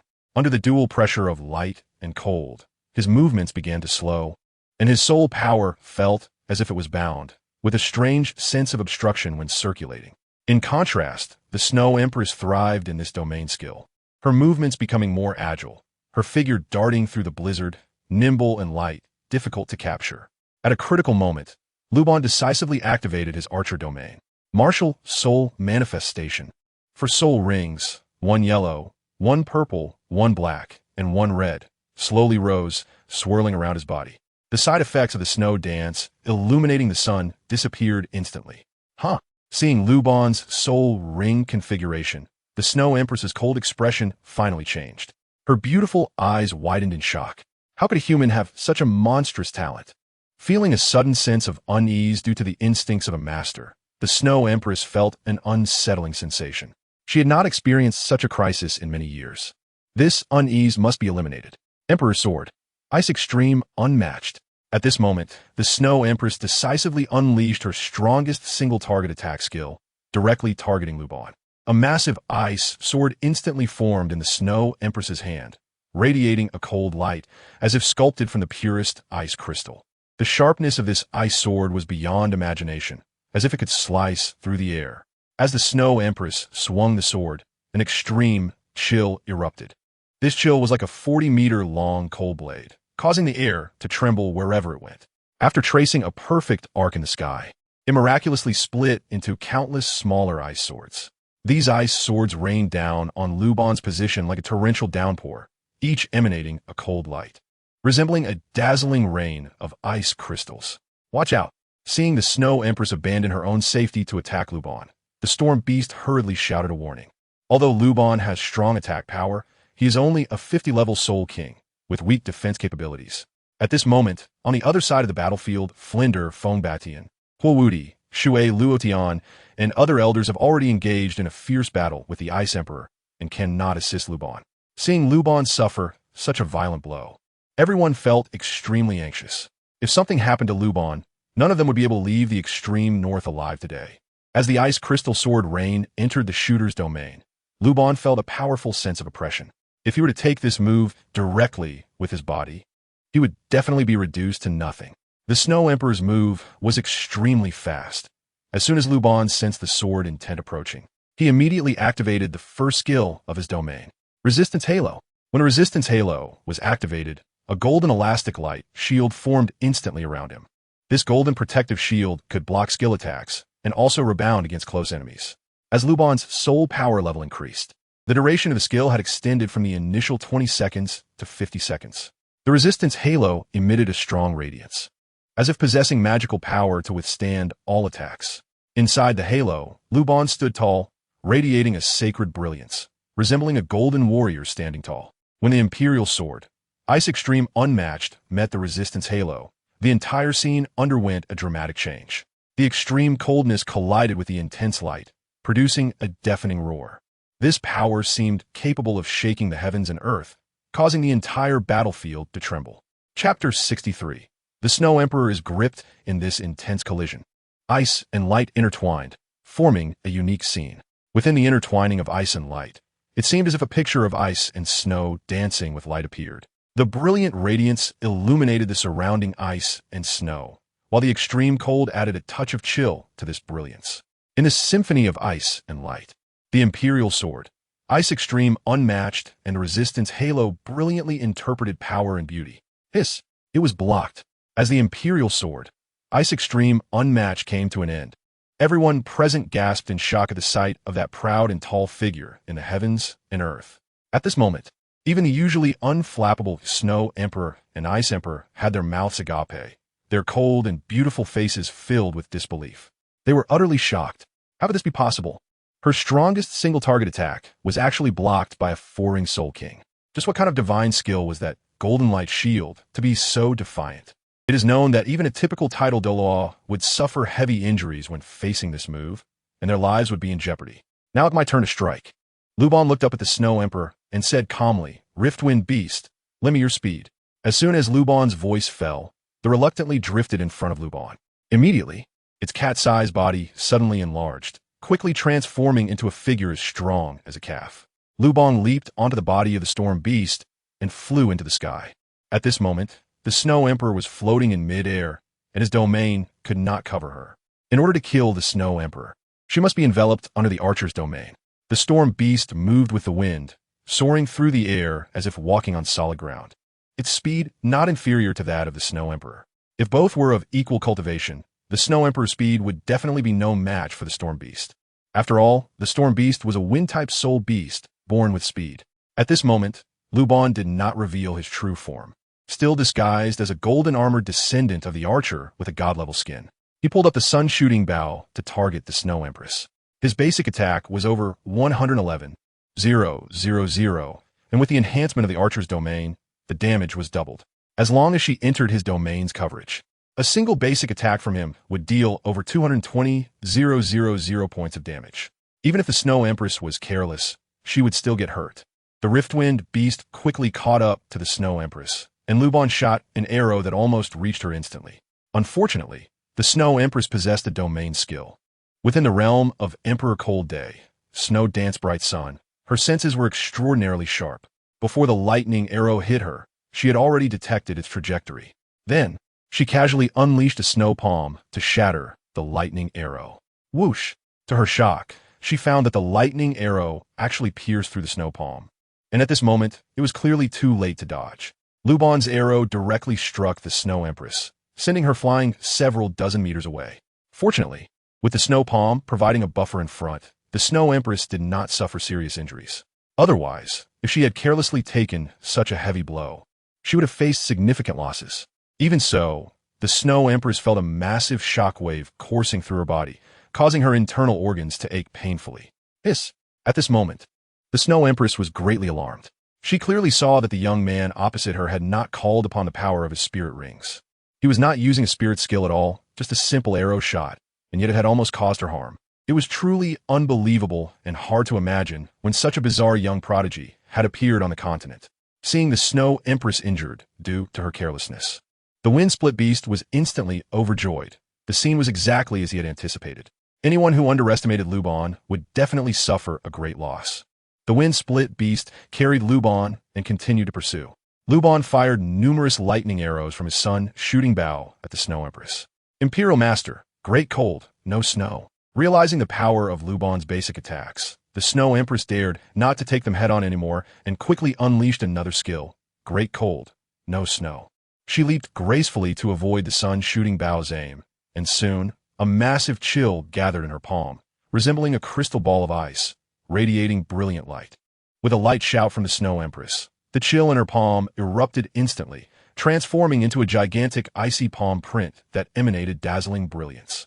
The heavy icy palm print, carrying a bone-chilling coldness, sliced through the sky and struck against the lightning arrows fired by Luban. Following this, both sides fell into a stalemate battle. Da-da-da-da. Come and hit me, you can't touch me. Luban was chasing after the Snow Emperor, not merely uttering a provocative remark that made the Snow Emperor frown in anger. Upon hearing Luban's boastful words, even the Rift-Wind beast couldn't help but want to bite him a few times. Come on, this is a showdown between top-tier experts. Can't we take it seriously? Even though he despised the Snow Emperor, he wouldn't act so flippantly at such a critical moment, making it seem like a joke. At this moment, not only the Rift-Wind beast, but also the Ice Emperor and Flanders, who were not far away on another battlefield, were dumbfounded by the sight of Luban battling the Snow Emperor. Even Flanders couldn't help but twitch at the corners of his mouth every time he heard Luban's provocations. If he weren't his student, he would have had the impulse to go up and give him a beating. The Ice Emperor never expected that a young human would force the Snow Emperor into such a desperate situation, leaving him utterly shocked. Feng Batian, Huowudi, and Shui Luotian from the three major families were already stunned by witnessing Luban's strength. My goodness, at such a young age, he can actually fight back against the continent's most powerful soul beasts. Is he even human? The entire continent might not be able to accommodate this kid in the future. Kid, what type of soul master are you? At this moment, even the usually cold Snow Emperor couldn't help but ask. Extreme Output Flow, Output System Battle Soul Master. I pursue ultimate output. Luban said lightly, the warm-up is over, now my real attack begins. If the Snow Empress can die at the hands of the #1 archer in Douluo Continent, you can be proud of that. Brilliant Night of Shock, 9 Absolute Thunder. After 300 rounds of fierce battle, Luban knew he could no longer waste time. The Snow Empress opposite him had a cultivation of 700,000 years, with abundant soul power, and now she was in the far north where she could replenish her soul power at any time. If this continued, they would eventually run out of soul power. Luban decisively unleashed his strongest attack skill, the third skill of the archer domain, 3000 Thunderfall. The first thunder arrow shot out with only 10% of its attack power, which was a little over 2,000 points. After the Snow Empress cast her skill, Great Cold without snow, she felt Luban's attack power sharply weaken, which surprised her. Could it be that the opponent's soul power was about to run out? The second arrow. The Snow Empress dared to have a glimmer of optimism, but Luban's second thunder arrow shattered her illusion. She realized that the attack power of the thunder arrows was increasing. After casting 3000 Thunderfall, the weather in the extreme north changed drastically. Dark clouds appeared, looming overhead, and thunder became dense. At this moment, Luban stood amidst the thunderclouds, surrounded by streaks of lightning, as if he were a thunder god emerging from the sea of thunder. His might was extraordinarily strong, directly suppressing the Snow Empress's Snow Dance Radiant Sun Domain. Chapter 64, The Pride of the Ice and Snow Emperors. The third arrow. The third thunder arrow of 3000 Thunderfall was shot out, now with 40% of its normal attack power, which was nearly 50,000 points. This increasingly powerful attack left the Snow Empress deeply moved, and her sense of unease grew stronger. What kind of skill is this? So bizarre. It was her first time witnessing a skill where each wave of attack was stronger than the last. It was truly absurd. As more and more thunder arrows were shot out, the Snow Empress found it increasingly difficult to cope. The sixth arrow. As the sun-shooting bow pulled out the sixth thunder arrow, the sky covered by the archer domain was filled with leaping thunder snakes, and the density of thunder grew larger, resembling a sea of thunder. The Snow Empress's frozen heaven, Snow Dance Radiant Sun Domain, was compressed to nearly nothing. She felt a deadly threat and knew she could not withstand this arrow. This was the feeling of a strong person, generally not mistaken. Ice Emperor, run! In the face of imminent disaster, the Snow Empress shouted to the Ice Emperor, urging him to escape the battlefield quickly. At this moment, everyone felt the Snow Empress's resolute shout, and they were deeply shocked by Luban's formidable attack power. My God, this divine thunder from the sky, wielding thunder arrows. What kind of divine skill is this, with such terrifying power? Luban's sixth arrow deals a 3. 2 times bonus to normal attacks. This means that over 220,000 points of attack power suddenly transforms into 660,000 points. Such a powerful attack has long exceeded the range that the Snow Empress can withstand. Only a purely defensive 700,000 Year Soul Beast could possibly block Luban's Thunderous Strike. Naturally, the Snow Empress, formed from Ice Attribute Elemental Energy, cannot withstand such a limit-breaking attack from Luban. Moreover, the Snow Empress discovers that Luban's attack contains extreme fire elemental power. Initially, this power does not affect her much. But as the attack power increases exponentially, this fire attribute power is completely a restraint for her. Right now, there are both lightning and fire elements, and she does not know how many more arrows her opponent can shoot. The Snow Empress feels deeply that she is doomed. Aside from trying her best to escape the range of the thunder, there is no glimmer of hope for survival. However, with the existence of a Gale Beast, a naturally fast soul beast, her last hope is shattered. No, seeing the Snow Empress let out her final cry before death, the Ice Empress's expression changed dramatically. After so many years in the extreme north, it is the first time she has seen the Snow Empress in such a desperate state. The Snow Empress is her close friend, and the Ice Empress can instantly understand every word she says. Now the Snow Empress clearly wants her to escape quickly and not to worry about her. But how could the Ice Empress not care for the Snow Empress? The Snow Empress is not only her best friend, but also the one she loves. The wrath of the Ice Emperor. At a critical moment, the Ice Empress instantly unleashes her strongest skill. The wrath of the Ice Emperor is cast, and an ice and snow storm instantly forms on the battlefield. This ice and snow is different from before. Anything that comes into contact with it will quickly freeze solid. It also possesses extreme ice attribute damage. After all, the Ice Empress has a cultivation of 200,000 years, and once the wrath of the Ice Emperor is unleashed, it almost instantly freezes Flandra and the expert from the 3 major families of wind, fire, and water. She does not continue to attack, but quickly rushes towards the Snow Empress. She cannot watch the Snow Empress die. She must save her. Even if she cannot save her, she is willing to die alongside the Snow Empress. Seeing the Ice Empress rushing toward her with a howl, the Snow Empress, who had already resigned herself to death, feels a spark of life again. As Luban's 6th arrow approaches, she unleashes all her strength and flies at full speed out of the Thunder Domain. Zzz. The sound of the thunder arrows approaching from behind makes the Snow Empress not have time to think, leaving only instinct to flee. At this moment, she no longer cares about dodging the thunder arrow attack. Run. Right now, she only has one thought in her mind, which is to run outward. No. As the thunder arrow shoots toward the Snow Empress, the Ice Empress's wailing echoes throughout the extreme north. Tears stream down her face, and her heart feels icy cold. Boom!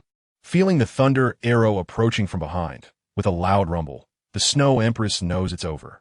She lets out one last cry, "Don't worry about me, just go." After saying this, the Snow Empress closes her eyes. At this moment, all her soul power is frantically activated, attempting to self-destruct. As the ruler of the extreme north, she must die with dignity as a king. She does not want to become a soul ring for humans. No. Hearing the Ice Empress's cry again, the Snow Empress feels a slight surprise in her heart. How come the thunder arrow hasn't shot yet after such a long time? At this moment, she hears Luban complaining not far behind. "Gale Beast, why did you suddenly pause just now? Oh, whoa, you kid fought so fiercely. Look at the mess you made of me." At this moment, Luban is bathing in thunder, riding on the Gale Beast. The Gale Beast has its fur standing on end, emitting thick smoke, and there's even a burnt meat smell wafting from its body. Seeing this, Luban showed a hint of embarrassment. "Quick, chase after them. I can't stop my skills." Upon hearing Luban's words, the Wind Beast gritted its teeth, enduring the electric current surging through its body, and its speed suddenly increased, once again catching up to the Snow Empress. The 7th arrow. As the time limit approached, Luban successfully fired the 7th thunder arrow. With a 6 times boost, the attack power reached nearly 1.3 million points, which the Snow Empress had no chance of resisting. However, at that moment, the Ice Empress had already arrived beside the Snow Empress. At this point, everyone saw the 2 great monarchs of the extreme north shout simultaneously, "Pride of the Ice and Snow Emperors." In that moment, the Snow Empress and Ice Empress floated in midair, emanating a chilling aura as if the very air was frozen. A massive cold energy coalesced in their palms. transforming into two enormous icy crystal handprints that radiated dazzling light. With a soft chant from the two women, the icy crystal handprints in their palms instantly fused together, becoming an even larger icy crystal handprint. This icy crystal handprint exuded a bone-chilling coldness, as if it could cut through anything. At that moment, the Snow Empress's domain skill Emperor's Cold Sky, Snow Dance Radiant Sun fused with the Ice Empress's Eternal Frozen Domain to form the extreme ice domain of Snow Dance. In this icy world, the cold snowflakes and hard ice crystals intertwined and merged, creating a vast expanse of ice and snow. In this icy world, everything seemed to have come to a standstill. Snowflakes danced in the air, and the ice layers reflected brilliant light, filling the entire space with an aura of coldness and brightness. In this vast, icy world, the figures of the ice and snow emperors appeared indistinctly, as if they had merged with the domain, showcasing the majesty and charm of the monarchs of the extreme north.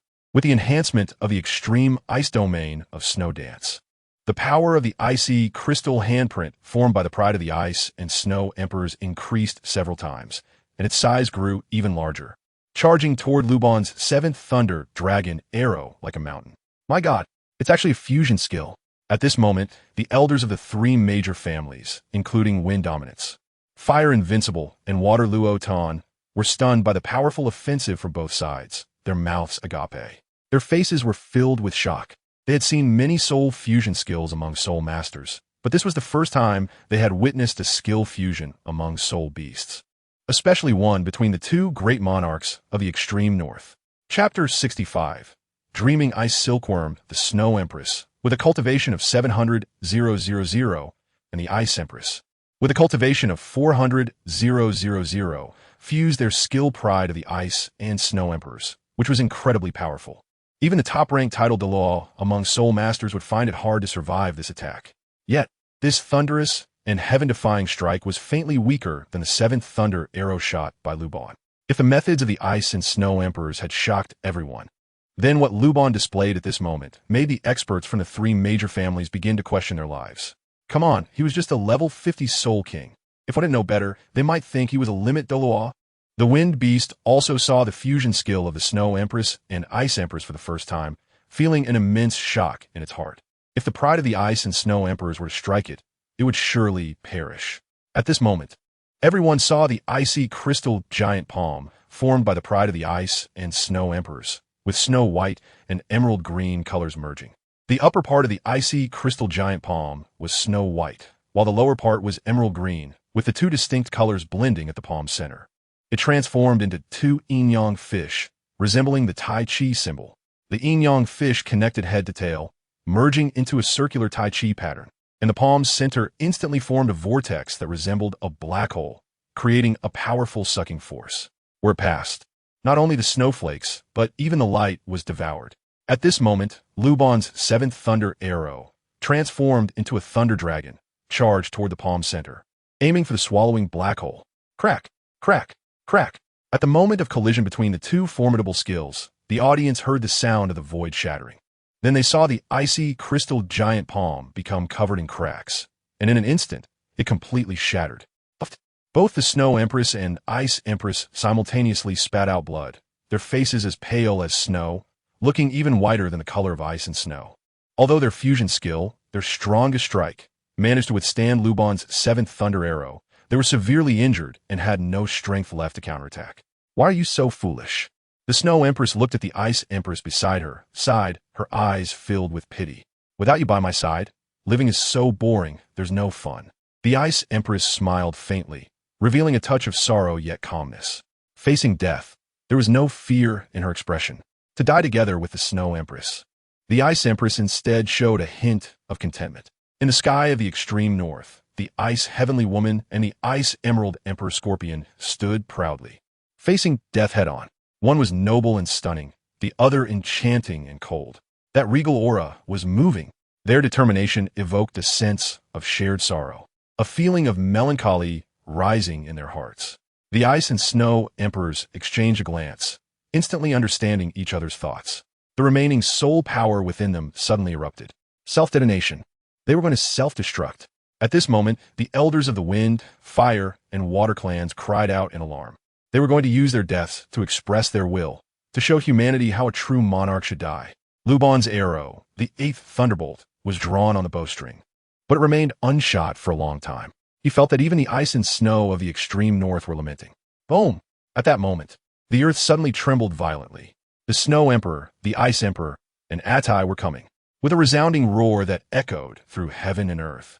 The third king of the extreme north, Titan Snow Demon King, arrived with an army of soul beasts.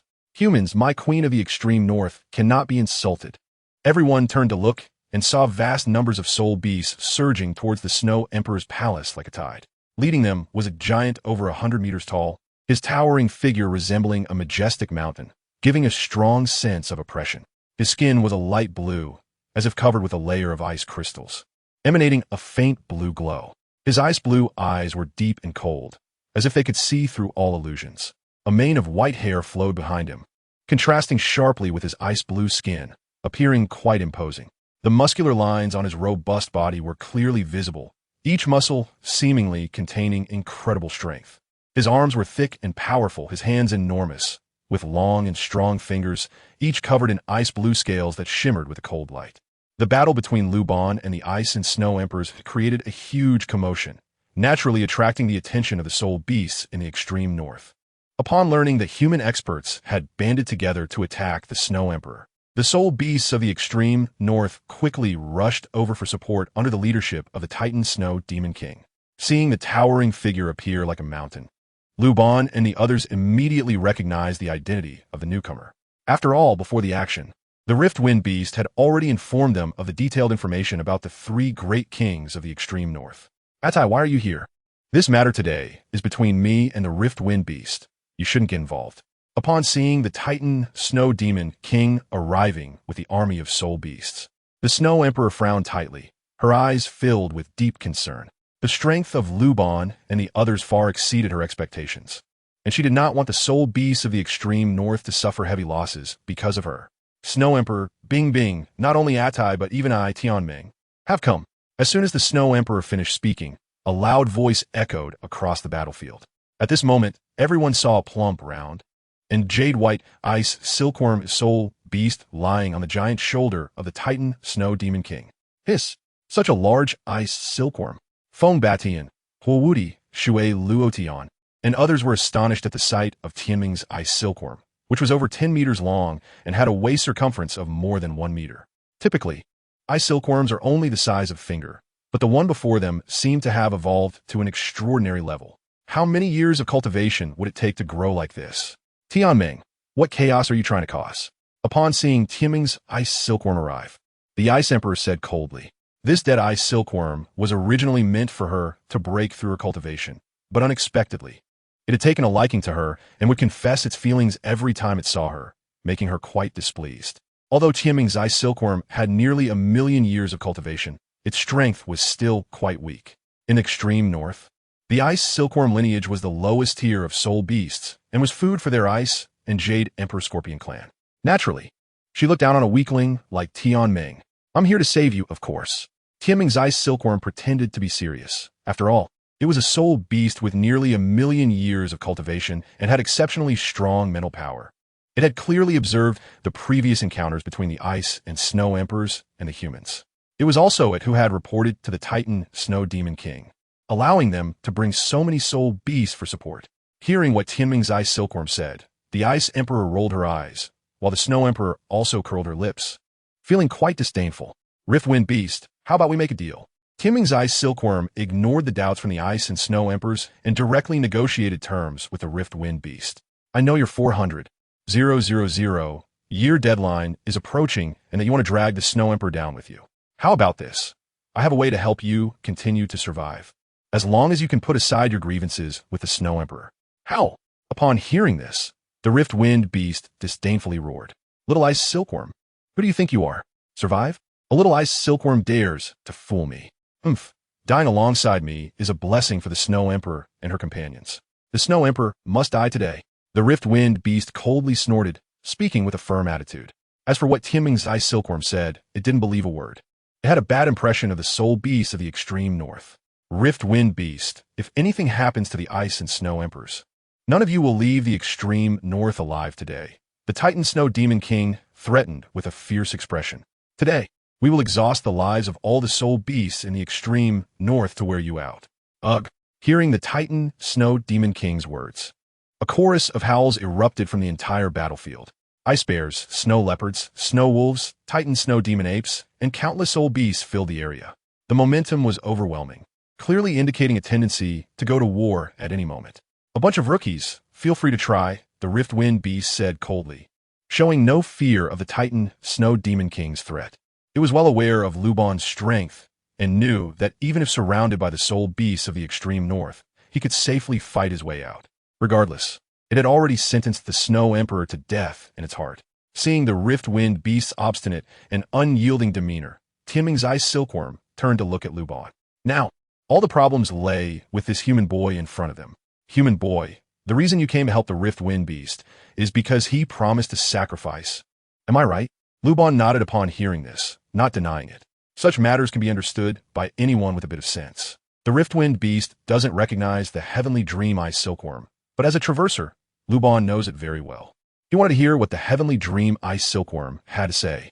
I have a method that can allow you to obtain a soul ring and also enable the Riftwind Beast to survive in some way. Are you willing to give it a try? The heavenly dream ice silkworm said confidently. I know your strength is formidable, but if the soul beasts in the extreme north fight to the death, it will be very difficult for you to leave here alive. Tell me more. And if it's feasible, I will persuade the senior Riftwind Beast to understand the grievances between it and the Snow Empress. Luban said calmly. Others may not know the cultivation level of the Sky Dream Ice Silkworm, but he was very clear about it. With nearly 1,000,000 years of cultivation, its spiritual power is incredibly vast. With its assistance, the beasts of the extreme north would indeed be no match. If a great battle broke out, they would definitely be worn out and perish in the extreme north. Tang Er, how can you believe the nonsense of the soul beasts in the extreme north? Seeing that Luban was swayed by the Sky Dream Ice Silkworm, he became a bit anxious. Do you not want to continue living? Upon hearing this, Luban simply said a few words, causing them to fall into deep thought. It might be worth listening to his plan. Luban's attitude wavered, and Tianming Ice Silkworm was overjoyed, quickly elaborating on his plan to create a god. As long as Luban was willing to sign a soul contract with that could exist in the form of a soul. On the day Luban became a god, they would become a divine beast and gain eternal life. Upon hearing Tianming Ice Silkworm's plan, everyone from the 3 major families, including Flanders, was left dumbfounded. They never expected such miraculous means to exist in the world. What shocked them even more was that they were hearing legends of gods from a soul beast. Level 100 to become a god. Eternal life. How could that be possible? Do gods really exist in this world? At this moment, even felt a stir of emotion in its heart. Luban is well aware of his talents. If what Tianming Binkan said is true, then Luban is destined to become a godlike existence in the future. At that time, he could also become a divine beast and gain eternal life. This big promise does sound tempting. I think it's worth a try. Hearing Tianming Binkan's words, Luban calmly said to the Liwind Beast, if he deceives us, after your sacrifice, I will still help you kill the Snow Empress. Upon hearing this, the Liwind Beast nodded in agreement. Snow Empress, if what that little ice silkworm said is true, then our grievances will be erased. The situation suddenly took a turn, leaving the Snow Empress and Ice Empress astonished. It would be best for them not to engage in conflict in their extremely northern region right now. Snow Empress, what are you still dawdling for? Hurry up and invite our human friend into the palace to sit. Seeing that Luban and the Liwind Beast agreed, Tianming Binkan was overjoyed. He spoke casually, full of pride, especially when he saw the Ice Empress's attitude toward him soften. He felt a surge of delight. His expression seemed to say, see how impressive brother Tianming is. In the Snow Empress's palace, both sides reached an agreement, and the sacrifice officially began. Luban's wind splitter, following the method taught by the dreaming ice silkworm, signed a soul contract. As the sacrifice began, the wind splitter emitted a dazzling light, as if golden flames were burning. The light grew stronger and stronger, until it completely enveloped the wind splitter. In this light, the wind splitter's body gradually became transparent, as if transforming into a beam of light and shadow. The surrounding air began to tremble violently, as if an invisible force was condensing.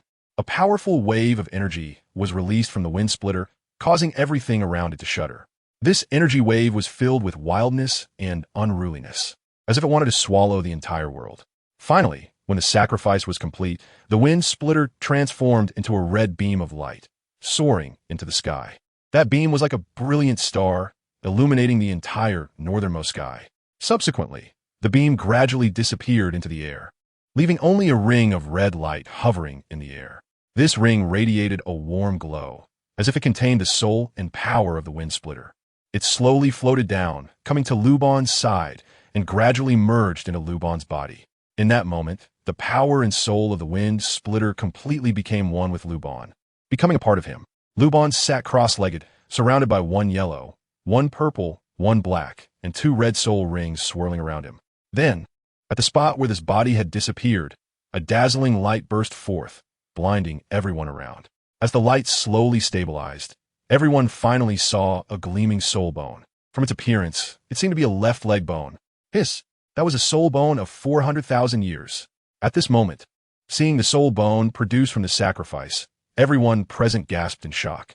They were astonished, especially the members of the Feng family, who were all so excited that their faces turned red with exhilaration. According to the agreement, this 400,000-year left leg bone belonged to their Feng family.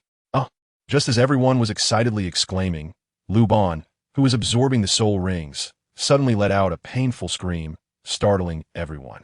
At that moment, they saw the veins on his forehead bulging, his entire body soaked with sweat, and his twisted face clearly in great pain. What was happening? The active sacrifice shouldn't lead to this situation. Seeing this, Flinder, who was protecting Luban, wore a worried expression. Previously, when the six-winged frost centipede was sacrificed, it was incredibly easy. Chapter 67, External Attached Soul Bone. Wind and thunder wings, what is going on? Are we being schemed against? This is bad. If Tang San has an accident, we're all doomed. Yes, the three kings of the extreme north 1T let me leave alive. I was careless. I said that Ice Silkworm had bad intentions. Boo-hoo. I knew the God creation plan was a scam. At this moment, with Luban experiencing an abnormal situation, the elders from the three major families who were guarding him all looked tense and worried. The previous joy and excitement vanished in an instant. If they couldn't leave the extreme north alive, everything before would have been a fantasy. Flinder clenched his fists, his face full of anger. Huowudi, Fongbatian, and Shui Luotian, the three family heads, looked at each other with serious and heavy expressions. If anything happened to them, the three major families would be completely finished. However, just then, a brilliant light suddenly burst from Luban's back, and a mysterious power surged from within him. That power was as dazzling as lightning, accompanied by a thunderous roar. At this moment, Luban's aura became sharp and powerful, as if merging with the heavens and the earth.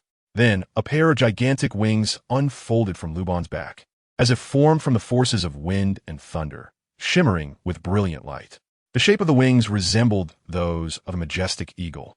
It appeared even larger and more awe-inspiring. Each feather seemed to be crafted from black gold, exuding a cold and mysterious aura. The emergence of the wings instantly made the surrounding airflow become violent, as if an invisible force was swirling around the wings. That power was strong and mysterious, as if it could tear apart any obstacle. At this moment, the aura of Luban reached its peak, his gaze becoming profound and bright, as if he could see through all illusions. He waved his wings, and a powerful gust of wind was generated, toppling the decorations within the surrounding palace. The strength of those wings seemed endless, carrying Luban soaring out of the grand hall and directly into the sky.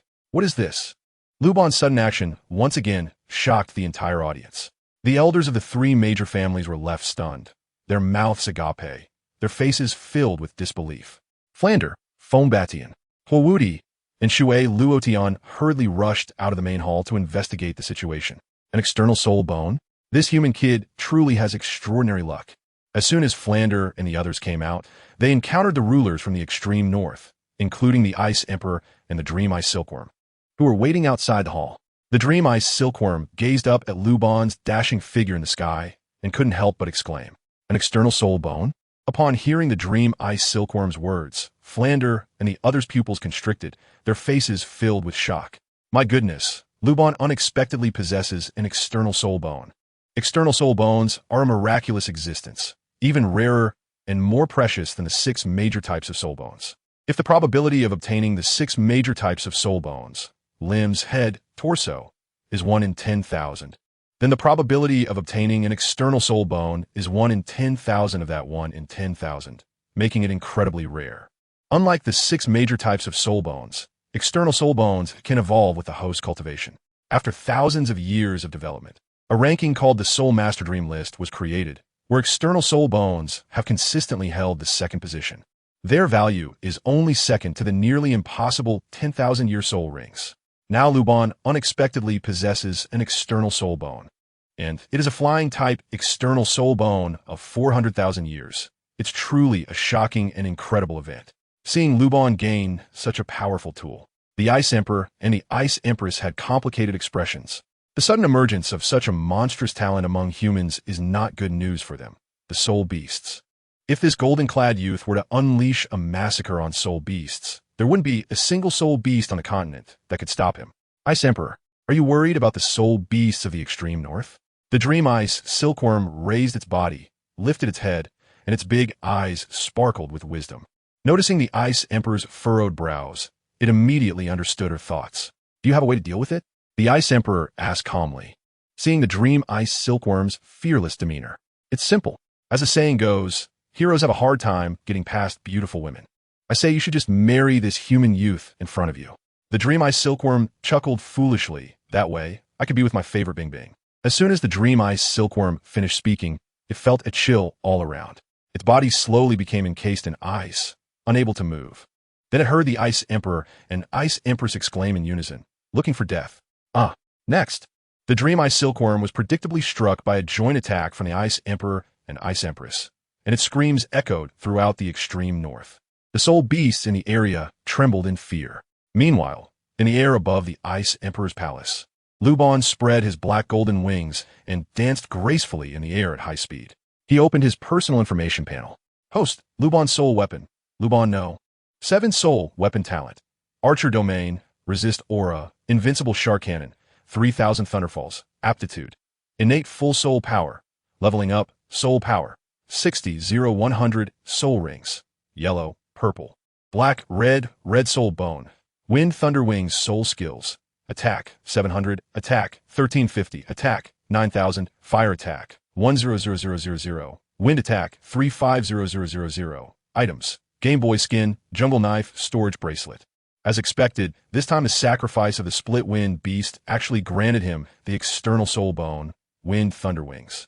After some testing, he discovered that the Wind Thunder Wings did not have any skills but purely provided speed enhancement. Once activated, he could fly at the peak speed of the split wind beast for 5 minutes. He believed that as his soul power level increased, the flying time would extend.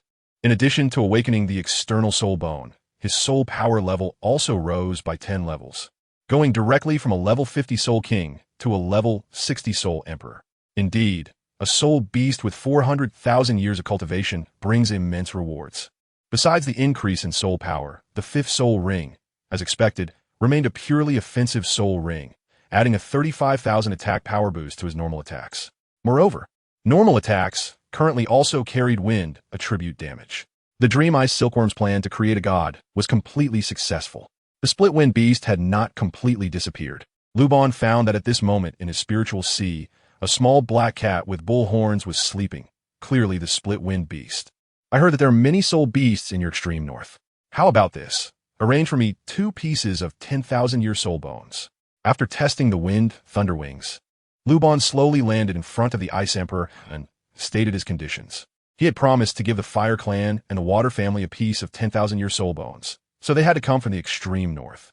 Chapter 68, The Legend of the Senior Brother. Upon hearing Luban demand soul bones, and right away asking for 10,000-year soul bones, the Ice Emperor, Ice Empress, and Titan Snow Demon King of the extreme north instantly changed their expressions, filled with anger. Kid, don't go too far. Do you really think we fear you? That's right. Better to be shattered than to be humiliated. The extreme north cannot be insulted. Let's fight. I want to see how many of you can leave the extreme north alive.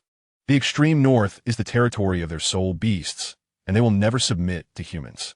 Luban's words clearly indicated that he regarded them as his own captive territory, wanting soul bones as he pleased, treating them like what? There are so many soul beasts in your extreme north. Surely there are some soul beasts whose cultivation time is about to end, right? Luban smiled faintly and slowly explained, if I were to search for it myself, it would be easy to mistakenly kill. Rest assured, I'm not one to commit murder. The 2 soul bones I have now are simply to repay a favor. I will never indiscriminately kill the innocent in the extreme north again. Upon hearing Luban's words, the Snow Empress's side gradually lowered their hostility. In the end, with the mediation of the heavenly dream ice silkworm, both sides reached an agreement. They found 2 soul beasts nearing the end of their lifespan, allowing Luban to obtain 2 100,000-year soul bones, after which they led their team away. As they exited the extreme north, members of the wind, fire, and water families were all extremely excited. They had made a huge profit from this trip. Each family received a soul bone over 100,000 years old. Afterwards, the 4 sides agreed to keep the secret among themselves. The expedition to the extreme north must not be leaked. Soon after, the agreement was reached, and everyone returned to their respective homes. Under the leadership of Flinder, Luban set off towards Soto City. Having completed their tasks in the far north, they were now returning to Shrek Academy to seek the Master's help. This was necessary for Luban to obtain his 6th spirit ring. During the years Luban had been out training, the Master had occasionally come to visit them and was quite familiar with Luban's situation. However, he had not joined them due to his own low strength, fearing that he would hinder Luban and Flinder's actions. Similarly, Flinder had often returned to Shrek Academy over the years, as he was the dean, and it would be unreasonable for him to be absent for too long. Luban, apart from you, our Shrek Academy has recently recruited a new batch of little monsters. Flinder slowly recounted the situation at the academy to Luban on their way back. Meanwhile, outside Soto City at Shrek Academy. In the morning, as the sunlight fell on the stone path of the academy, Tang San, Xiao Wu, Dai Mubai, Zhu Zhuqing, Oscar, Ning Rongrong, and Ma Hongjun walked together towards the small square of the academy. Today, the Master was going to conduct a training session for them. Along the way, they chatted and laughed, full of youthful vigor and energy. Tang San and Xiao Wu walked ahead, whispering to each other, their expressions revealing a sense of understanding and closeness. Dai Mubai and Zhu Zhuqing walked side by side, maintaining a certain distance yet achieving a unique harmony. Oscar and Ning Rongrong followed behind, with Oscar teasing Ning Rongrong from time to time, causing her to giggle. Ma Hongjun walked alone, his gaze firm, seemingly deep in thought. Before long, the conversation turned to the legendary senior brother, their faces filled with surprise and curiosity. Apart from Tang San and Xiao Wu, no one present had seen the extraordinarily talented senior brother mentioned by the academy's teachers. In response to Zhu Zhuqing's inquiry, Dai Mubai stroked his chin, a hint of confusion in his eyes. This senior brother is very well hidden. I'm also curious about his true strength. His tone carried a hint of challenge. Facing Ning Rongrong's question, Oscar scratched his head with a playful grin. I haven't seen the senior brother either, but they say he is stronger than all of us here. Ning Rongrong bit her lip, her eyes sparkling with eagerness. Is there really such a genius on the continent? Her tone was filled with doubt, as the talents of the 7 present were the strongest she had ever seen, and she couldn't imagine anyone surpassing them. Ma Hongjun clenched his fists tightly, his eyes shining with fervor. Only with strong opponents can one grow better. I want to see just how strong this senior brother is. His tone was filled with a thirst for battle. At the small square of Shrek Academy, the Master stood tall in a black robe, his eyes shining with intelligence. His demeanor was calm and reserved, exuding a scholarly elegance. Since taking in Luban and Tang San as his direct disciples, his previous disheartenment had vanished, and now he was full of energy every day teaching at Shrek Academy. Yesterday, he was delighted to have recruited Zhu Zhuqing and Ning Rongrong, 2 more little monsters. At this moment, he listened clearly to the conversation among the 7 on their way. The Master's lips curled into a slight smile. It seems that the legendary senior brother, Luban, has raised quite a bit of dissatisfaction among you. Hello, teacher. Upon reaching the small square, Tang San and the others bowed in greeting. The Master nodded with a smile. I heard your discussions on the way. Now, I have some news for you. The senior brother you want to challenge will return to the academy in the next few days. As soon as the Master's words fell, a wave of discussion erupted among them. Teacher, what is Luban's current spirit power level? Tang San asked confidently, clenching his fists. He had been overshadowed by Luban before, but after 6 years of hard training, he was now at level 29, and he believed he could defeat Luban. Is that kid really as powerful as you say? Can he withstand my 8? Xiao Wu pouted and waved her fists provocatively. Dai Mubai, Ma Hongjun, and the others also looked eager to try. Seeing their reactions, The master shook his head, not revealing Luban's specific level and strength. Doing so would be too discouraging and could easily shatter the resolve of these young ones. Yesterday, upon receiving news from Flinder that Luban had reached the level of 60 Spirit Emperor, even someone like him, who had seen the world, was shocked for a long time before regaining his composure. If Dai Mubai and the others knew Luban's level, they would certainly question their life choices. You seven should get to know each other. Today I will train you to become a team. When Luban returns, you can challenge him together. The master said with a calm smile. Even if these 7 little monsters teamed up, they were no match for Luban in a single move. But it was acceptable for Luban to play with them for a while. Talents like Ning Rongrong and Xiao Wu were all quite proud, without experiencing some setbacks. It'd be hard for them to mature. For the rest of the day, the master successfully forged a little monster group, which he named the Shrek's 7 Monsters. Luban and Flander emerged from the far north, traveling southward towards Shrek Academy. Soon, 2 days passed. As they gradually approached Shrek Academy, the surrounding scenery began to feel familiar. The green grasslands, dense forests, and winding streams all made them feel incredibly nostalgic. In the distance, the iconic buildings of Shrek Academy were already becoming visible. "We're back," Flander shouted as soon as they entered the village. Just as Flander's voice fell, a commotion erupted within Shrek Academy. 5 teachers, along with 7 students, rushed towards the village entrance.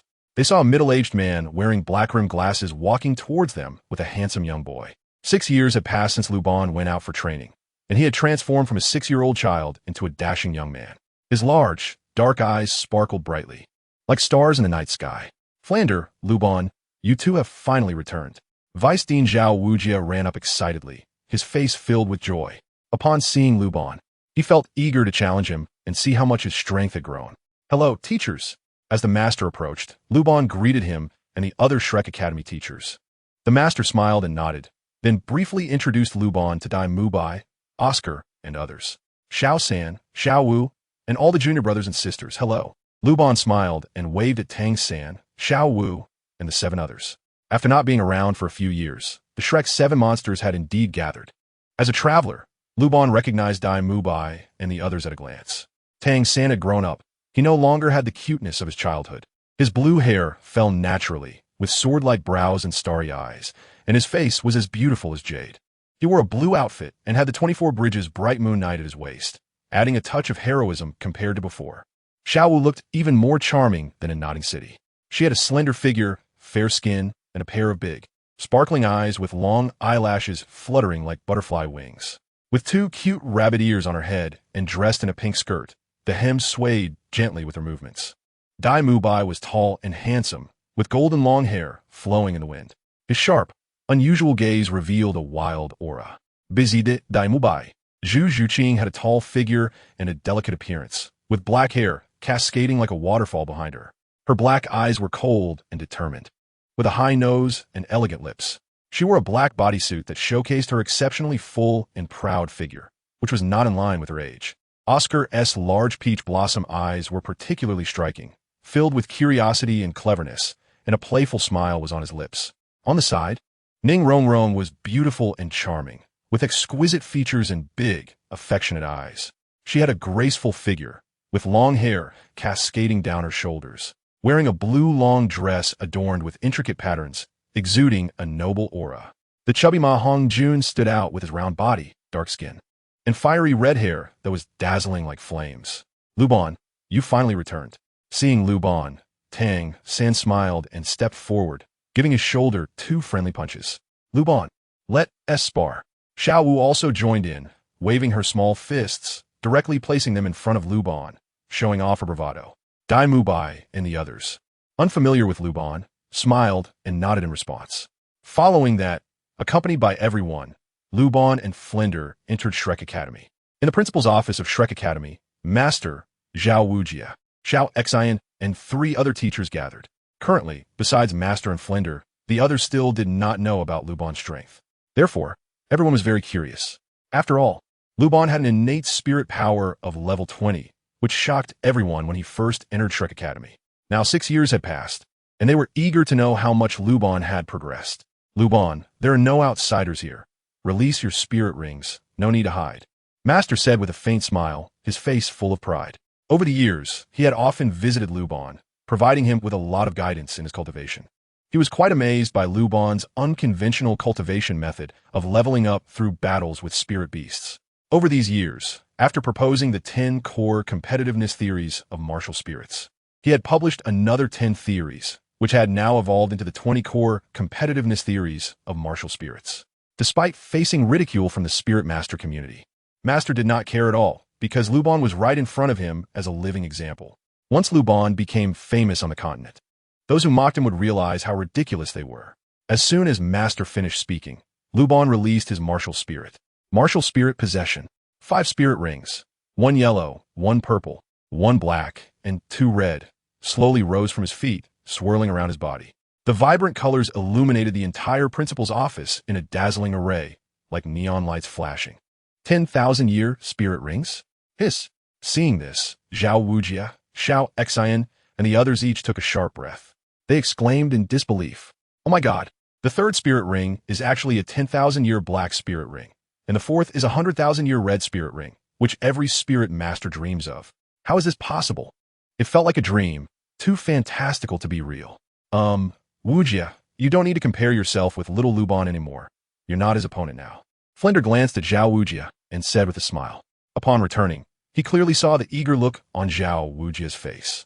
Knowing he was a battle fanatic who loved sparring, he realized that the gap between them was too great, making a match unnecessary. After all, Luban had already defeated the 2 kings of the extreme north, let alone a soul sage like Zhao Wujia. Goodness, Luban, how did you do it? You've really surprised me. Zhao Wujia circled around Luban, his eyes filled with shock. The other teachers were similarly astonished, speechless in their amazement. By the way, Luban, what is your spirit power level now? Zhao Wujia collected his thoughts and asked again. Level 60 Soul Emperor. I returned this time to discuss obtaining the 6th spirit ring with the teachers. What? Level 60 Soul Emperor? As soon as Luban finished speaking, the entire audience gasped again. Oh my god, a 12-year-old Soul Emperor, is this even human? Luban's current cultivation far exceeds the previous records of the continent. Luban, when you spar with Tang San and Xiao Wu later, hide your strength a bit. The master patted Luban on the shoulder and smiled lightly, saying, those little guys have been acting so self-important since they joined Shrek Academy. It's time to temper their arrogance a little. Chapter 70. The Shrek 7 monsters are at a disadvantage in the small square of Shrek Academy. All the teachers and students gathered together, with the teachers acting as judges. Luban was to have a simple spar with the Shrek 7 monsters. Upon hearing that the master wanted them to collectively confront Luban, this legendary senior brother, the faces of the Shrek 7 monsters were filled with disbelief. In their eyes, no matter how powerful Luban was, it was impossible for him to deal with all 7 of them. Even without using his soul skills, the mighty Zhao Wujin would suffer greatly if they teamed up, let alone Luban, who was their peer. Brothers, unleash your martial souls. The captain, Dai Mubai, shouted, and the Shrek battle team members released their martial souls one after another. Then, with a proud expression, they reported their soul power levels to Luban. Dai Mubai, martial soul. White Tiger, level 37 assault system soul master. Soul rings, 2 yellow, 1 purple. Tang San, martial soul. Blue Silver Grass, level 29 control system soul master. Soul rings, 2 yellow. Xiao Wu, martial soul. Jade Rabbit, level 29 close combat assault system soul master. Soul rings, 2 yellow. Ma Hongjun, martial soul. Evil Fire Phoenix, level 27 assault system soul master. Soul rings, 2 yellow. Zhu Zhuqing, martial soul. Ghost Shadow Cat, level 27 agility attack system soul master. Soul rings, 2 yellow. Oscar, martial soul. Sausage, level 29 support system food soul master. Soul rings, 2 yellow. Ning Rong Rong, martial soul. 7 treasure glaze tile, level 26 support system food soul master. Soul rings, 2 yellow. Let's begin. Seeing the opponents unleash their martial souls and activate their soul rings, Luban smiled and said, I haven't even summoned my martial soul. With his current strength, there was no need for him to use his martial soul against the Shrek 7 monsters. The 400,000 year cultivation of the Lufeng beast not only added 350,000 attack points, but also used the remaining 50,000 to enhance his body. Even without using a martial soul, with so many attribute points enhancing his entire body, he was not someone Tang San and the others could contend with. In addition, the fusion of the 400,000 year external soul bone, the wind thunder wings, further maximized the speed attributes of his body. Seeing your brother, you are too arrogant. Seeing that Luban didn't even use his martial soul, Captain Dai Mubai frowned, determined to teach this arrogant kid a lesson. Control, Dai Mubai shouted, and Tang San instantly understood and decisively used his first soul skill. Bind. Thick blue silver grass suddenly rose from the ground, wrapping around Luban's body. Seeing this, Luban smiled faintly, lightly leaping as if walking on the wind, jumping more than 10 meters away, causing Tang San's control skill to miss.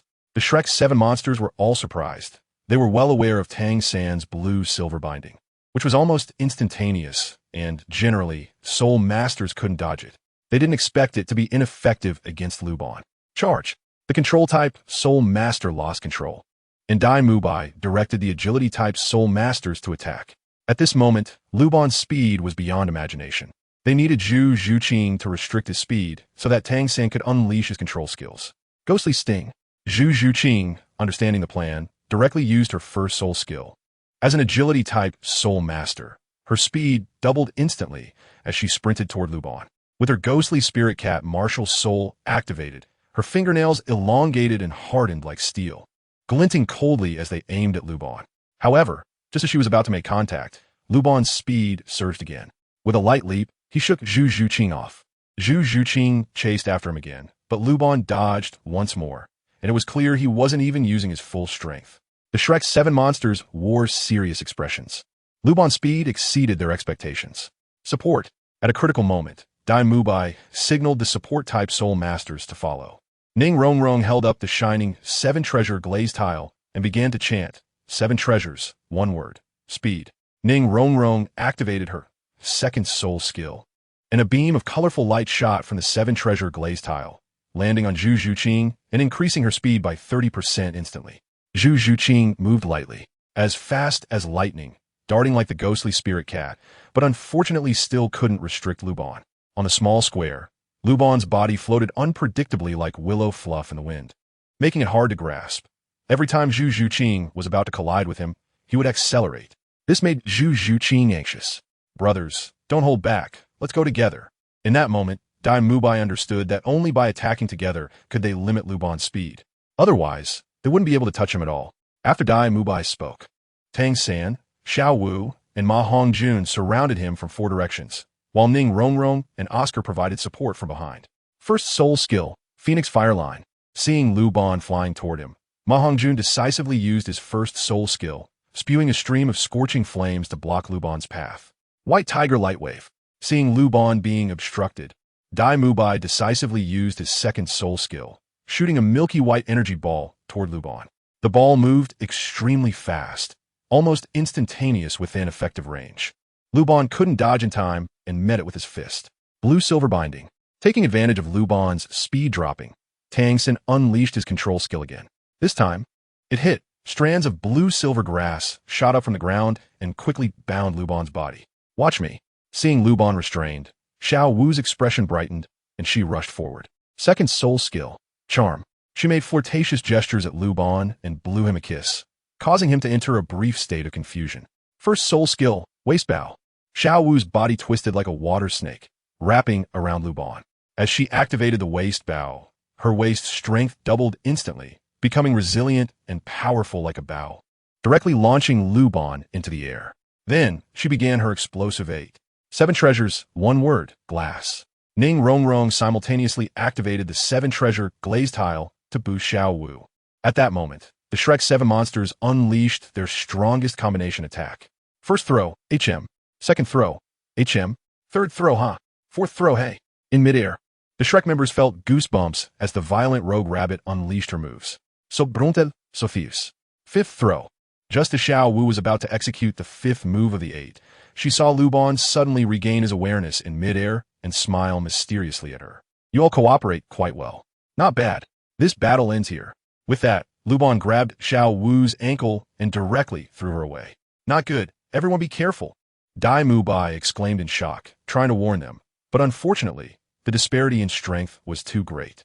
They saw Luban leap in the air, heading toward Ning Rongrong and Oscar. Ghostly Vine Parasitism.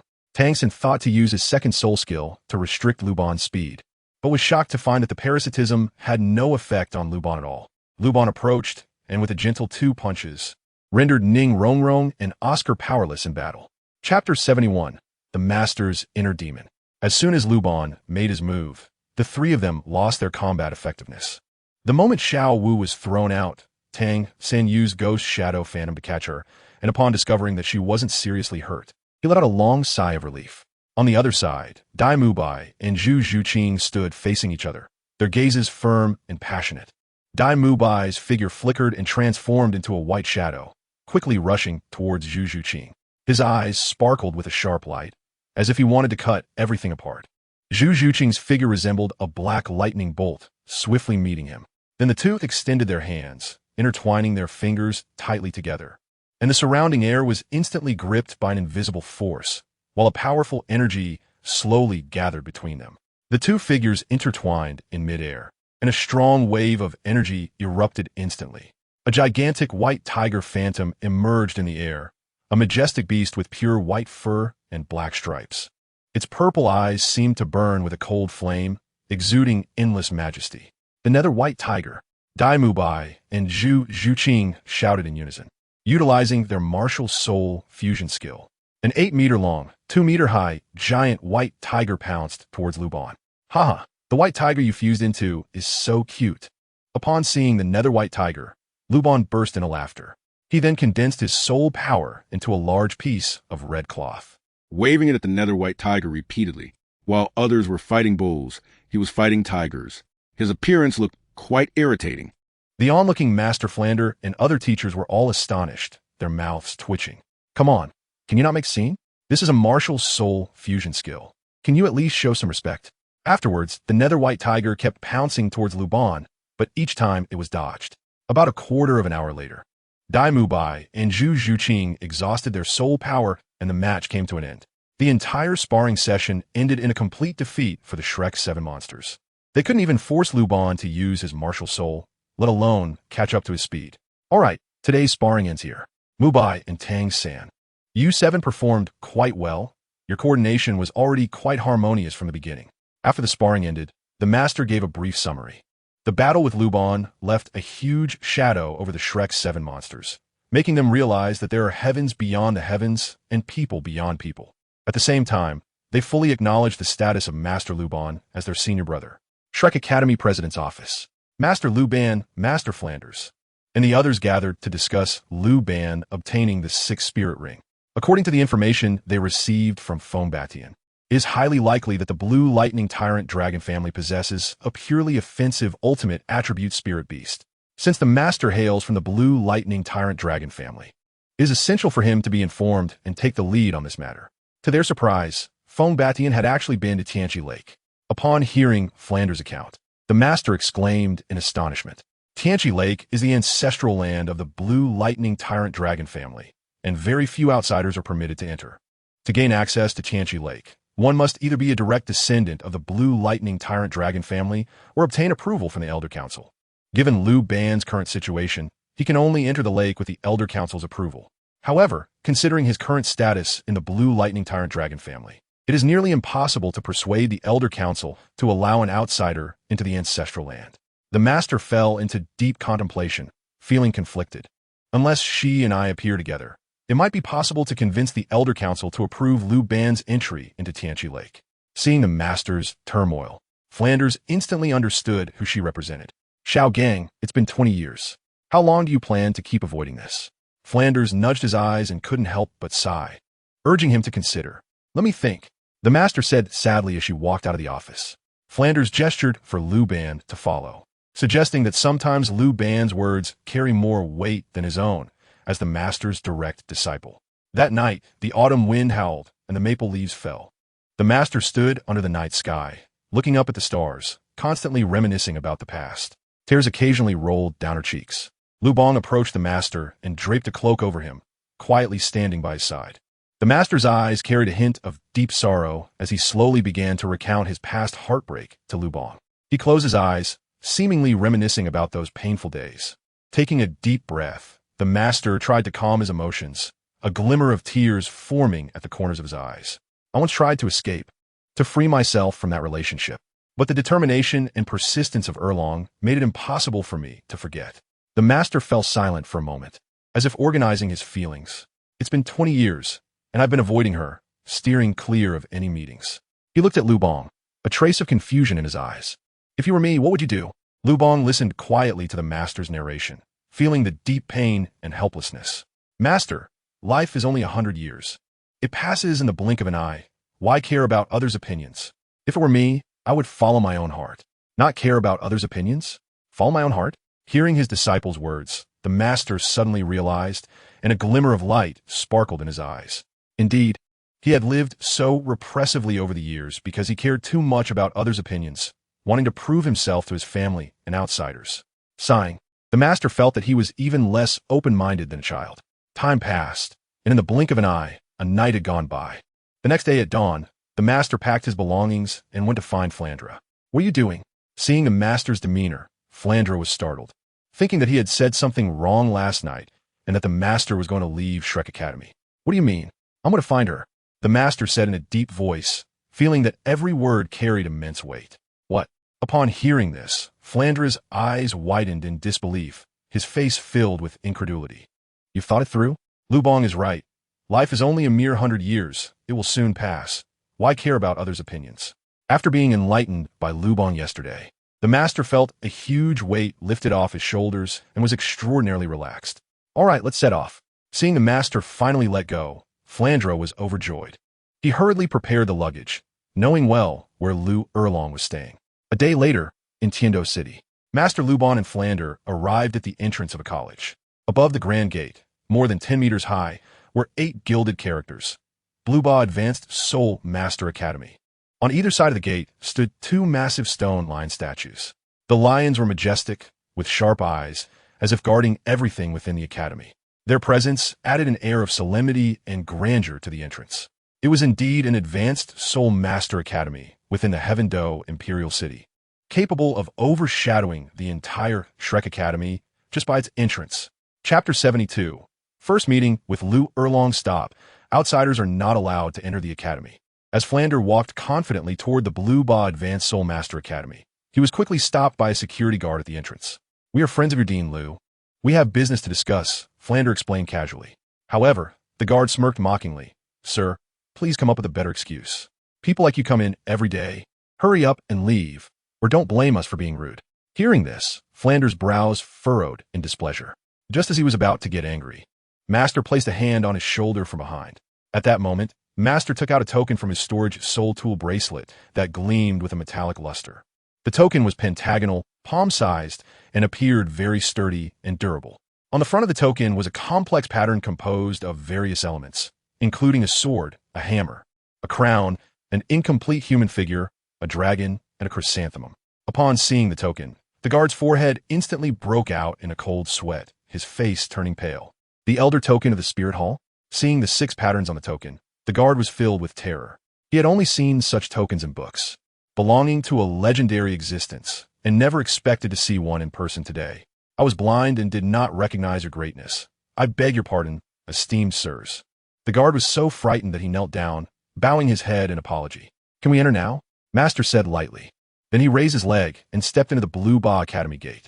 Upon entering, they found a wide road leading deep into the academy. Tall trees lined both sides of the road, their leaves gently swaying in the breeze, creating a rustling sound. As they walked into the academy, a vast square came into view. In the center of the square stood towering statues of various figures, surrounded by fountains and flower beds, adding a touch of vitality to the academy. On either side of the square were the main buildings of the academy. These buildings featured classical architectural styles, with tall stone columns, exquisite reliefs, and splendid roofs, exuding an ancient and grand atmosphere, typical of academy-style architecture. Inside Blueba Academy, the environment was lush with greenery and fragrant flowers. Pathways and lawns intertwined, creating a particularly tranquil and beautiful scene. Students gathered in groups of 3 or 5 to discuss academic topics, or sat alone on the grass, enjoying the sunshine and breeze. The number of students and the scale of the academy were unmatched by Shrek Academy.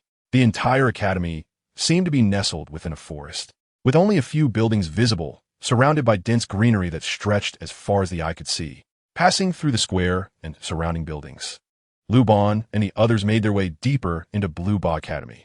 Once inside, they learned from the academy students about Dean Lu Erlong's residence. Continuing inward, a simple wooden cottage soon appeared before them. The environment here was serene, far removed from the noise of the front yard, exuding a natural tranquility. The cottage's exterior was simple and natural, blending seamlessly with the surrounding trees and grass. The potted plants outside were vibrant and lively, making the place feel very comfortable and warm. Erlong, an old friend, has come to visit. Come out and meet us. As they approached, Flanders shouted loudly. Soon, a modestly dressed woman walked out. She appeared to be in her 30s, wearing a simple black cloth dress, with a piece of cloth tying back a strand of her azure hair. On her somewhat pale face, her features were delicate and charming, her eyebrows and eyes like a painting. She was tall with fair, smooth skin, resembling porcelain. Beneath her fitted robe, her voluptuous figure exuded femininity. When she saw Master, her initially dazed expression instantly became lively. Xiaogang, is that you? Lu Erlong leaped to Master's side, tightly grasping his arm. Her soft voice tinged with a hint of tremor. Tears flowed down her pale cheeks, and her trembling body was felt even by Luban, standing nearby, who sensed her intense excitement. Master's eyes were also red, his lips quivering, unable to speak for a long time. It was Flander who sighed lightly and spoke first. It has been 20 years. The golden iron triangle has finally reunited. Flander patted Luban's shoulder, indicating for him to step aside with him and not be a third wheel. Luban scratched his head and walked away reluctantly. Just as he was getting interested in the gossip, Flander saw right through him. Soon, an hour passed. When the Master and Lu Erlong appeared again, they were holding hands, sweetly resembling long-distance lovers reuniting after a long separation. Little Ludan, come here and let the Master's wife have a look. Lu Erlong waved at Luban, shocked after hearing the Master's account of Luban's situation. She never expected there to be such a prodigy on the continent. Master's wife, my name is Luban. Luban scratched his head and corrected Lu Erlong's accent, which made Lu Erlong burst into hearty laughter. This kid in front of him was quite charming and articulate. Luban, show off your talent. Erlong is not a stranger. This time, you will need her help to obtain the 6th spirit ring, the Master said with a hearty laugh, his face glowing with joy, looking much more energetic than before. The heavy aura that used to surround him had completely disappeared. Luban nodded, then released his martial soul, and 5 soul rings slowly appeared from beneath his feet. Yellow, purple, black, red, red. Hiss! Seeing Luban's 5 soul rings with his own eyes, Lu Erlong was immensely shocked. Xiaogang was right. Luban was indeed a super genius, arguably the most gifted one on the continent. A 12-year-old soul emperor. My goodness, how unbelievable is that? If the talent of Luban spreads, it will definitely cause a huge sensation on the continent. Erlong, Luban's current strength, is even more astonishing. An ordinary Title Douluo are absolutely no match for him. Seeing Lu Erlong's shocked expression, Flanders couldn't help but smile widely. He recounted Luban's glorious deeds of battling the ice and snow emperors in the extreme north, leaving Lu Erlong dumbfounded with her mouth agape. She didn't expect that this 12-year-old boy had already grown up. Therefore, when they returned to the blue electric Tyrannosaurus Rex family this time, they would have no more worries. Next, Flanders also told Lu Erlong about the matters concerning Shrek Academy. Besides Luban, there were 7 other little monsters in Shrek Academy. Hearing this, Lu Erlong's beautiful eyes sparkled, looking like she wanted to snatch them away. Flanders, I think you should merge Shrek Academy with the Blue Tyrant Academy in Tiendo City, and you can still be the principal. Upon seeing the Master again, Lu Erlong had no thoughts of being the principal at all. She directly offered to hand over the Blue Tyrant Academy to Flanders, shocking him greatly. Just as he was about to refuse, the Master began to persuade him, saying that Erlong was right, and for the future of Tang San and the others, Shrek Academy should indeed move. Chapter 73. Back to the Blue Electric Tyrannosaurus Rex sect. Whatever soul power, mimicry, training environment, whatever Continental Advanced Soul Master Academy competition, the Master continued to recount. Shrek Academy was just a small academy, without any fame outside Soto City, not even officially registered, making it impossible to participate in the Advanced Soul Master Academy competition. This was very disadvantageous for the children's future growth. After the Master's explanation, Flanders gradually opened up his heart and nodded in agreement. Next, the Golden Iron Triangle shifted their focus to finding Luban's 6th spirit ring. Flanders recounted the information Wind Tyrant told him to Lu Erlong. The next day, everyone set off from the Blue Tyrant Academy towards the location of the Blue Electric Tyrannosaurus Rex sect. The Blue Electric Tyrannosaurus Rex sect is located in the northeastern Douluo Mountain area of the Tiando Empire, not far from Tiando City. In half a day's time, Luban and his group successfully arrived. Similar to Shinkong City, the Blue Electric Tyrannosaurus Rex sect is also built on a mountain, but its scale is much larger than Shinkong City. The Blue Electric Tyrannosaurus family has established 9 huge and magnificent cities on the 9 peaks of Douluo Mountain. Here, the peaks are steep and towering, shrouded in mist, as if they are a path to the heavenly realm. The entire sect's architectural complex is built along the mountain, layer upon layer, showing a magnificent momentum. At the foot of the mountain, there are several winding rivers flowing endlessly. Upon arriving in the Douluo Mountain area, Luban and his group stopped, and under the master's guidance, they came to a dock at the foot of the mountain and boarded a large ship heading to Zhenlong City in Zhenlong Mountain. This was Luban's first visit to the Blue Electric Tyrannosaurus Rex sect, and the sights before him left him and Flanders in shock. A river several dozen meters wide actually spiraled up along the mountain, which was quite miraculous. It resembled a giant dragon's massive body coiling around the entire peak. According to the master, there are 8 other rivers like the one in front of them. Each of the other 8 peaks also has a river spiraling slowly up along the mountain. From a distance, they look like 9 giant dragons coiling upwards. That is why this place is called Douluo Mountain. Such a paradise can only be occupied by a massive sect like the Blue Electric Tyrannosaurus Rex. The 9 peaks are each governed by the 9 elders of the Blue Electric Tyrannosaurus family.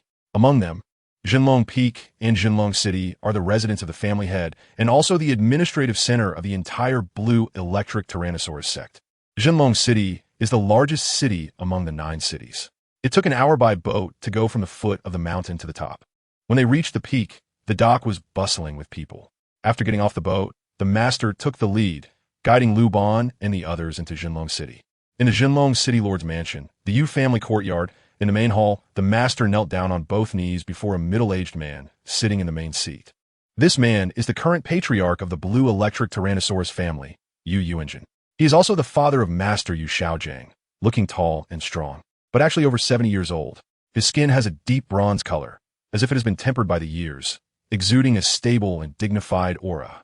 Yu Xiaogang is wearing a blue robe embroidered with dragon patterns, showcasing his authority and status in the Blue Electric Tyrannosaurus family.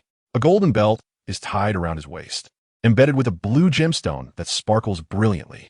At this moment, Yu Xiaogang looked at Yu Xiaogang with a complex expression, his hands tightly clasped, occasionally sighing. "These years, have you been well? Father, I am unfilial and have made you worry," Yu Xiaogang said with red eyes. Despite the ridicule from other family members, his father Yu Xiaogang had always treated him well. "I have been researching soul power theory over the years and have made significant progress." Hearing his son's words, Yu Xiaogang's expression tightened, and a hint of regret appeared in his eyes. It's such a pity that the Blue Electric Tyrannosaurus soul has mutated into such a strange soul. As for Yu Xiaogan's research on soul power theory, he did not take it to heart, believing it was merely his son avoiding reality and unwilling to face it. Yu Xiaogang waved his hand, signaling Yu Xiaogang to rise, and then said, "You don't need to prove anything to others." The master knew that his father was not interested in his research on soul power theory, so he explained, "Father, my theory has been successfully practiced on my disciple, and I believe the entire continent will appreciate it in the future. I came back mainly for this disciple, hoping he can enter the heavenly lake for baptism." Upon hearing this, Yu Xiaogang glanced at Luban, his eyes flashing with lightning, and his imposing aura gradually pressed down. He found that Luban remained unmoved, which surprised him quite a bit. He then continued to increase the pressure, raising his soul power suppression to level 50. Yet Luban still appeared calm, as if nothing had happened. At this moment, the master, with a soul power level of 29, felt immense pressure beside him, beads of sweat dripping from his forehead, while Luban, at the center of the pressure, showed no reaction at all. Seeing this, Yu Xiaogang continued to increase the soul power suppression. At 60 level suppression, Luban still remained unperturbed. At 70 level suppression, nothing happened. Lu Erlong came to the master's side, supporting him away from Luban's position. At this moment, the air around Luban seemed to freeze, and the massive fluctuations of soul power surged, causing the floor of the hall to crack. What a kid, so resilient. Seeing that Luban was unaffected, Yu Xiaogang's eyes widened in shock. This 11 or 12-year-old boy could withstand the 70-level soul power pressure he released. It was truly unbelievable. Not convinced, Yu engine continued to slowly increase the soul power suppression. When it reached 80 level, he couldn't even force out the boy's martial soul, leaving Yu engine completely dumbfounded. It is important to know that the soul power suppression he is currently releasing is an extremely strong presence, even for an 80-level soul Douluo, requiring the release of a martial soul to resist. Kid, how old are you, and what is your soul power level? Yu engine retracted his soul power suppression and asked with. He didn't continue to test further.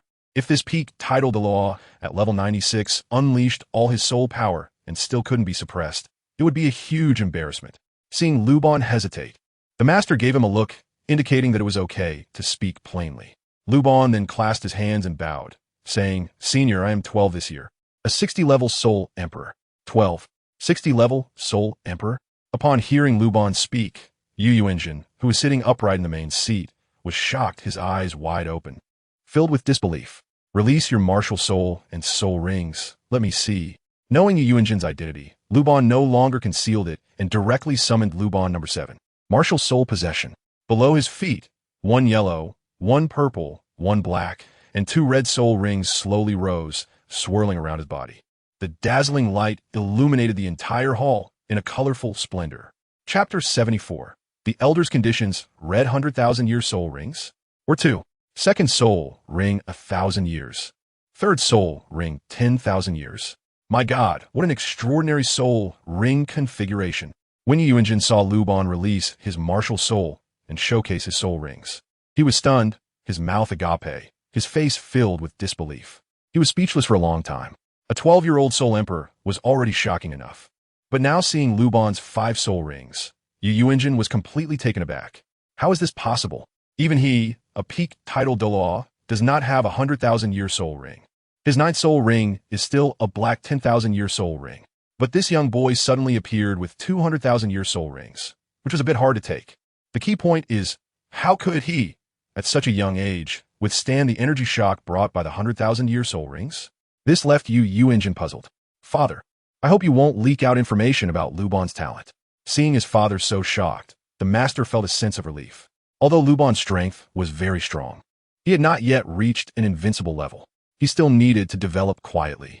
Otherwise, if his talent were to spread, many Title Douluos would surely come looking for trouble. Yu engine slowly regained his composure and nodded slowly. This young man's talent was indeed monstrous. Once it spread, it would definitely cause quite a stir. What on earth is going on with this boy's soul rings? While shocked, Yu engine was also filled with curiosity. How could his body withstand the impact of a 100,000-year soul ring? Seeing his father's astonishment, the master began to explain his martial soul's 20 core competitive theories again. As long as the soul beast voluntarily sacrifices itself, the so-called limitations of soul rings would be broken. No matter how many years of cultivation, soul masters could perfectly absorb them. Luban's soul rings were achieved because the soul beasts actively sacrificed themselves, resulting in his current form. Hearing his son explain Luban's special situation, Yu engine had his first positive view on martial soul theory. It seemed that martial soul theory was indeed crucial for the growth of geniuses. Without theoretical guidance, who would dare to absorb a 1,000-year soul beast for the 2nd soul ring or a 10,000-year soul beast for the 3rd soul ring? No one would take such a foolish risk with their life. Throughout the continent's thousands of years of records, there have been numerous cases of soul masters dying from excessive energy during absorption. The more talented the disciple, the less willing the great families were to take risks. However, this also distanced them from the true ranks of geniuses. Listening to the master's detailed explanation, Yu engine was focused and looked at Luban with increasingly fiery eyes. If only they could pull this young man into the blue lightning tyrant dragon family. No wonder his son hadn't returned home for so long. He specifically came back this time for this young man.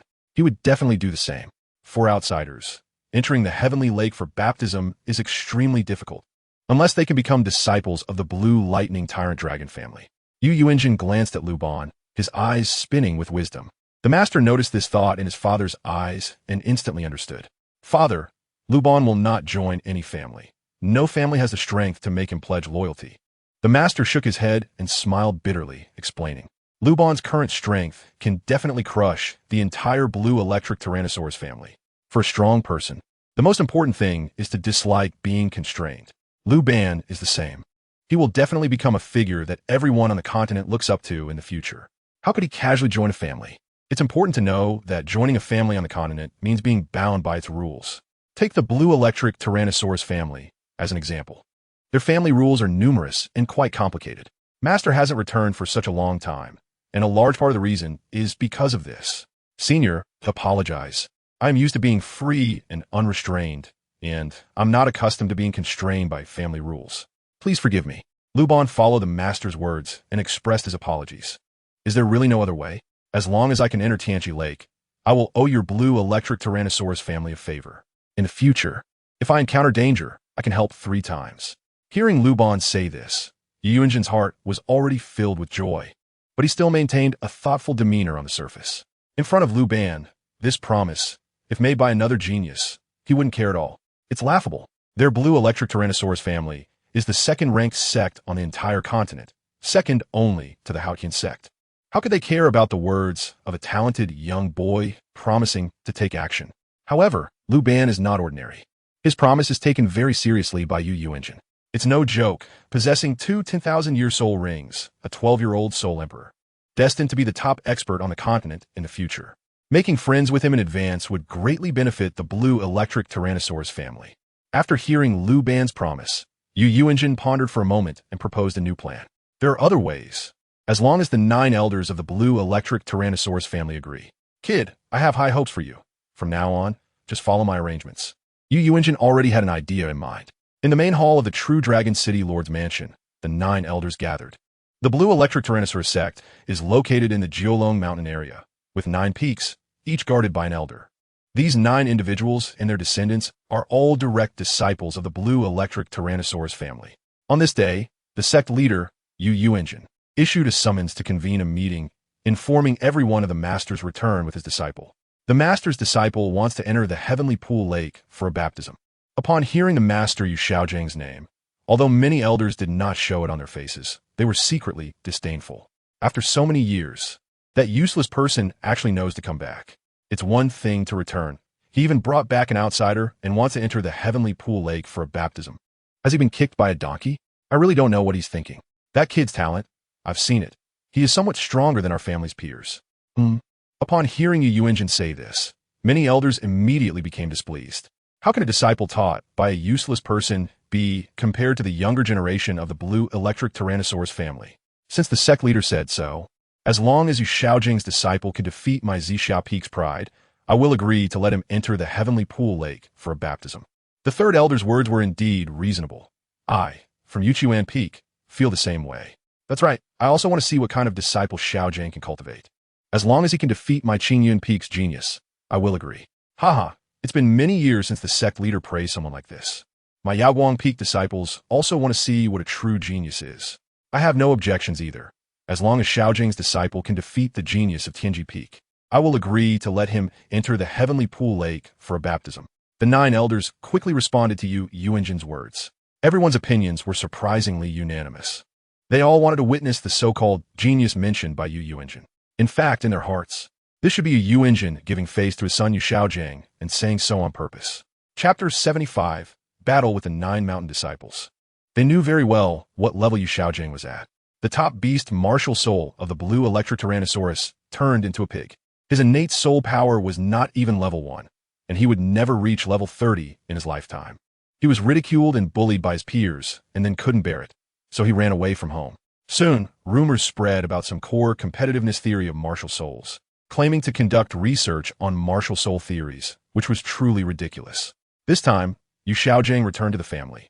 They were eager to see the joke. The elders did not believe that a useless person could cultivate any powerful disciple. Seeing that the elders agreed, Yu Xiaogang nodded, and the elders' meeting formally reached an agreement. As long as the master's disciple can defeat the genius disciples of the 9 mountains, he is allowed to enter the heavenly pool lake for a baptism. The heavenly pool lake is a forbidden area of the blue electric Tyrannosaurus family, located in the center of the 9 peaks of Jiulong Mountain. Surrounded by the 9 mountains, it is a lake formed naturally at the mountain's peak. The power of thunder spreads within the lake, which is quite miraculous, especially for soul masters with the blue electric Tyrannosaurus martial soul. Entering the heavenly pool lake for training can refine the thunder power throughout their bodies. The longer one stays in the heavenly pool lake, the more pure the baptism of thunder power one receives, which greatly benefits future cultivation. It can be said that the blue electric Tyrannosaurus family exists because of the heavenly pool lake. It has always been regarded as their family's forbidden area, and outsiders are not allowed to enter. After the elders' meeting agreement was completed, the news quickly spread. The master returned to the family, bringing his disciple who wanted to enter the heavenly pool lake for a baptism and would face the genius disciples of the Nine Mountains. As soon as the news came out, there was an uproar among the Nine Mountains. The disciples were all astonished. Crazy. The so-called genius disciple from the outside actually dared to provoke our blue electric Tyrannosaurus family. Just a useless person. What kind of powerful genius can he cultivate? Exactly. He dares to challenge the Nine Mountain disciples right from the start. Everyone just treats it as a joke. Come on, I love stepping on outside geniuses the most. Truly, ignorance knows no fear. Can anyone just provoke our blue electric Tyrannosaurus sect? I, the genius of Yu Xiaogang, am already at level 21 at 12 years old. With 200-year soul rings, dare to challenge me, and I will scare him to death. Indeed, generally, only disciples from large families have the best soul ring configurations. The master's disciple's first soul ring is very likely a white 10-year soul ring. A day later, in the central square of True Dragon City, it was bustling with crowds. A circular arena was temporarily built in the center of the square for competitions and exchanges. Today is the day Luban challenges the Nine Mountain disciples. At this moment, the area below the arena was filled with onlookers. Everyone wanted to witness the contest between the so-called geniuses. Who is Luban? Come out for a fight. Soon, it was the agreed time, and an 11 or 12-year-old boy jumped onto the arena, shouting, "I, Lei Yin, the genius disciple of Yu Xiaogang, will give you a chance to challenge today." Seeing this, Luban also leaped up and landed on the arena. Looking at the young boy opposite him, Luban smiled and shook his head. "You're not good enough. Call out your strongest genius disciples from Yu Xiaogang. You all come at once. Impudent, bold, arrogant." Seeing Luban's arrogant demeanor in the center of the arena, a wave of furious voices erupted from below. Especially those 11 or 12-year-old young geniuses from the Nine Mountains were infuriated. This is a blatant insult to them. To challenge all at once. He really knows how to show off. Kid, congratulations on successfully provoking me.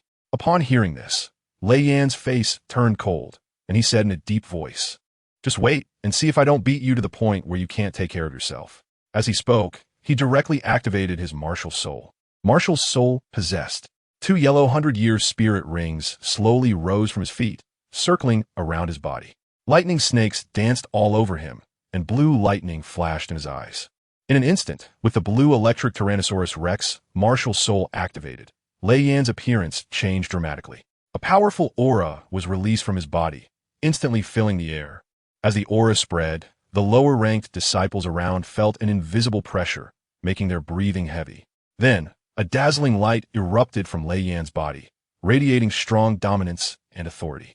His body instantly became tall and imposing, as if he had transformed into a real blue electric Tyrannosaurus Rex. This is the true blue electric Tyrannosaurus Rex martial soul. A disciple below the stage exclaimed. The other disciples nodded in agreement, their eyes filled with awe and envy. Lei Yan let out a long howl, the sound deafening. He directly used his first soul skill, Thunder Dragon Claw. As the skill was unleashed, Lei Yan's eyes suddenly sharpened, and his pupils seemed to flicker with lightning. He quickly swept his hands in front of him, accompanied by a dragon-like roar, as a blinding electric light gathered between his hands, gradually forming a massive dragon claw. This dragon claw exuded a terrifying majesty, as if it could tear apart the heavens and earth, shattering mountains and rivers. Terrifying electrical energy flowed over the dragon claw, with each arc of electricity seeming alive, jumping and roaring, filled with violent power. With the release of the Thunder Dragon Claw, Lei Yan's aura instantly reached its peak. His entire body was enveloped in intense electric light, and the space around him seemed to tremble. The disciples watching from below the stage were shocked by this momentum, their eyes filled with fear and reverence. Lei Yan's first spirit ring was obtained by hunting a 400-year-old thunderstorm dragon, making it extremely powerful. The Thunder Dragon Claw was indeed formidable, capable of both ranged and close combat attacks, making it an unsolvable spirit skill. It's over. That kid on the other side definitely won't be able to dodge. He'll be seriously injured if not dead. He deserves it. Let him brag. It's good to teach him a lesson. Haha, look quickly. That kid is so scared he didn't even dare to release his martial soul. On the stage, The battle between the two sides was about to erupt, with the genius Lei Yin from Zixia Peak exuding a grand momentum, while on the other side, Lu Ban stood quietly, not even releasing his martial soul. At this moment, the young disciples of the Blue Electric Tyrannosaurus Rex family began to mock. He was boasting so much just now, but as soon as it came to battle, he scared stiff. It's really funny. The Thunder Dragon Claw raced through the air towards Lu Ban. Wherever it passed, the air twisted violently, refracting colorful light with a deafening crackling sound, creating a huge commotion. However, just as the Thunder Dragon Claw was about to strike Lu Ban, he suddenly sidestepped, evading with a swift movement, and the Thunder Dragon Claw brushed past his ear, dissipating in the air. Huh? What happened? Seeing the Thunder Dragon Claw miss, the talented disciples of the Blue Electric Tyrannosaurus Rex family below the stage were taken aback, their eyes wide with shock. He dodged it? My goodness, how fast must that be? At this moment, many people rubbed their eyes vigorously, as they felt like they had seen an illusion. Lu Ban's speed is truly astonishing. If it weren't for the Thunder Dragon Claw missing its target, they would have thought they were seeing things. Chapter 76. The Talents of the Nine Mountains appear. The elders of the Blue Electric Tyrannosaurus family, who disagreed with the younger disciples of the family, clearly saw everything from below the arena. Just as the Thunder Flame's Thunder Dragon Claw was about to strike, Lu Ban dodged it with a flash, his movements resembling teleportation, so fast that it was hard to imagine, even for them, the sole Douluo experts at level 80. It is known that the Thunder Dragon Claw has a very fast ranged attack speed, almost instantaneous, and even high-level experts can mostly withstand it, unlike Lu Ban, who easily dodged it. Too weak, not fast enough. In the center of the arena, Lu Ban stood tall and spoke calmly, as if looking at a novice. Seeing this, Lei Yin was shocked for a moment, not expecting his first soul skill to be dodged so easily by Lu Ban. Moreover, up to this point, Lu Ban hadn't even released his martial soul. Then he heard Lu Ban's taunting words, and, as a genius from the Purple Mist Peak, Lei Yin suddenly felt his face flush with embarrassment, his anger evident. Kid, don't be arrogant. As he said this, Lei Yin directly unleashed his second soul skill, which was his strongest attack at the moment, Thunderbolt. Lei Yin stood in the center of the arena, his eyes tightly closed, as if communicating with the thunder power of heaven and earth. The surrounding air began to change, with distant thunder, rumbling, and gusts of wind causing his clothes to flutter. Suddenly, a blinding light erupted from his body, as if a miniature sun was burning within him. Immediately after, countless bolts of lightning burst forth from him, spreading in all directions. These bolts of lightning were thick and dazzling, each containing terrifying power, as if they could destroy everything. Thunderbolt! Lei Yin shouted, his hands thrusting forward. With his motion, the scattered lightning instantly converged into a massive beam of thunder, charging toward Lu Ban with an unstoppable momentum. Where the thunder beam passed, the air seemed to be torn apart, its might even greater than the Thunder Dragon Claw. A deafening explosion erupted from the arena, and the area where Lu Ban stood was instantly engulfed in thunder light, a powerful wave of energy radiating outward from the explosion point. The entire arena trembled under this energy wave, seemingly on the verge of collapse. Oh my God, how is this possible? Look up at the sky. Is he even human? Wow. Lu Ban can actually fly and dodge the Thunderbolt attack. Wow. So strong, not to mention the attack power, at least the speed is simply invincible at the same level. Lu Ban's space steps are so cool, absolutely stunning. The moment the Thunderbolt struck, Lu Ban directly walked in the air, a talent ability of the Riftwind Beast. After integrating the external soul bone wind, thunder wings, and becoming the spirit of the Riftwind Beast, Lu Ban also gained this incredible wind attributability. At that moment, Lu Ban strolled in mid-air, looking like a transcendent figure, leaving the audience in awe. Even Yu Xiaogang and the Nine Elders were shocked by Lu Ban's ability to walk in the void. Meanwhile, on the arena, Lei Yin was utterly stunned by Lu Ban's performance. He had exerted all his strength, and still hadn't even touched the edge of Lu Ban's clothing. What is the gap? This is the huge gap right now. You can't do it next. As the momentum of Thunderbolt dissipated, Lu Ban slowly descended onto the arena, waved his hand, and said nonchalantly.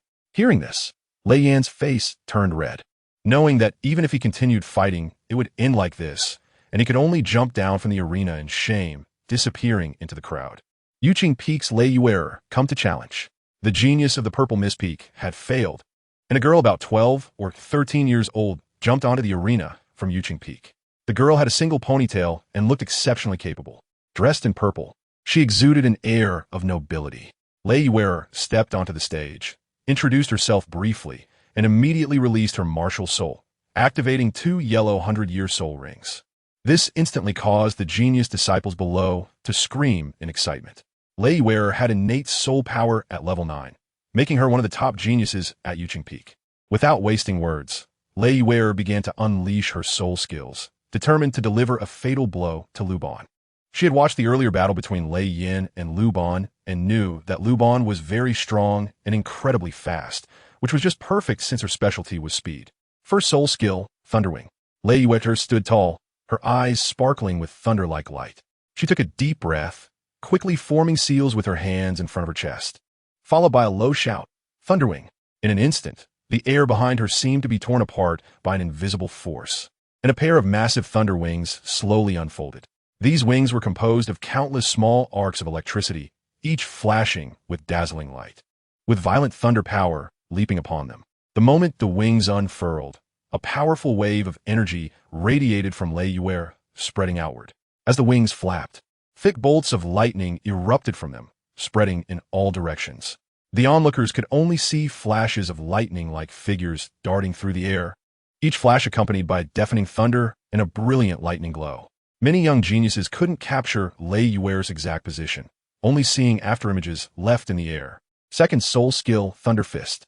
As the Thunderwing was unleashed, Lei Yuer shouted again, Thunder Fist. Her right fist was instantly enveloped by dense thunder power, forming a massive Thunder Fist shadow. With the aid of Thunderwing, this punch looked terrifyingly powerful. The first soul skill accelerated. The second soul skill executed a close-range strong attack. This was a very familiar combination of soul skill attacks. At this moment, Lei Yuer moved, transforming into a bolt of lightning charging toward her target. Her right fist clenched tight, the Thunder Fist carrying earth-shattering power, smashing down toward Luban. Facing Lei Yuer's pursuit, Luban's speed increased once again, darting through the air at an incredible pace. His feet seemed to walk on air, as if he were walking on clouds. Dodging Lei Yuer's Thunderwing and Thunder Fist attacks, under the illumination of thunder, Luban's figure appeared exceptionally agile, each flicker accompanied by a beautiful arc left in the air. He resembled a light bird, soaring freely in the sky, dodging the dense lightning attacks.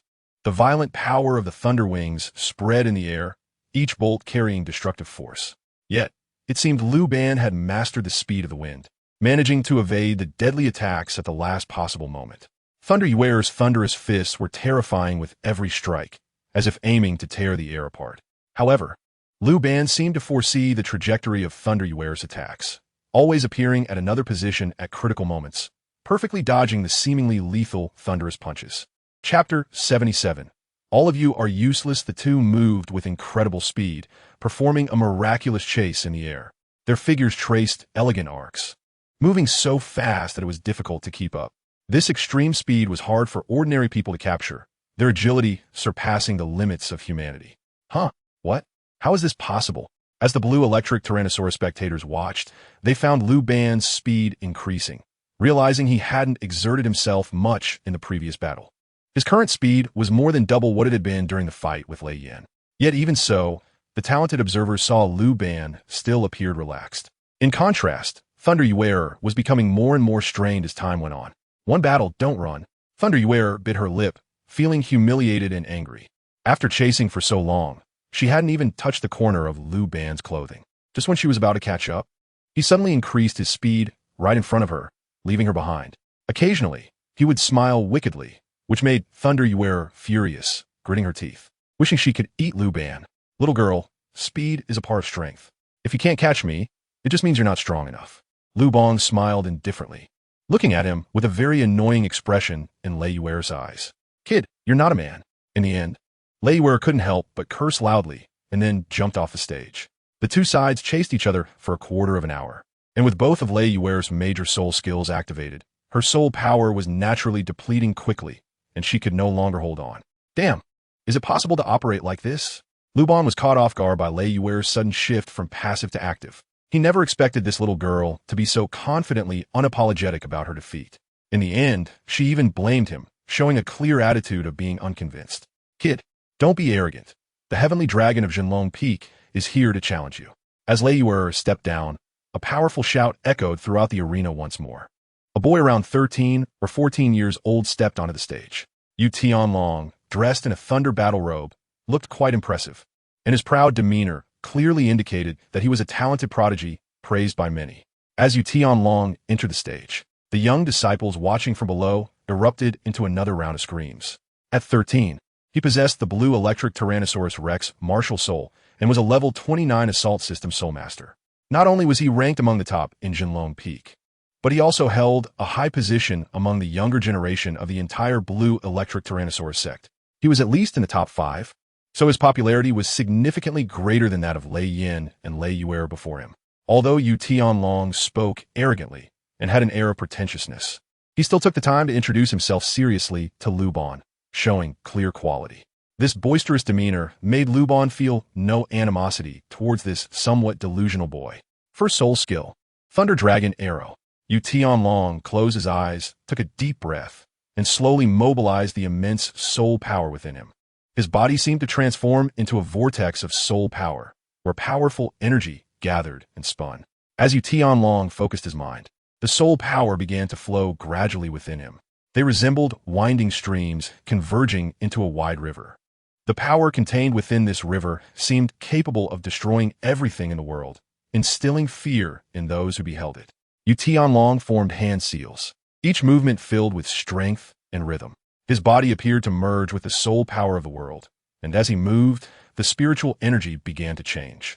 It gradually coalesced into fine threads, as if carved from the purest jade, emitting a faint glow.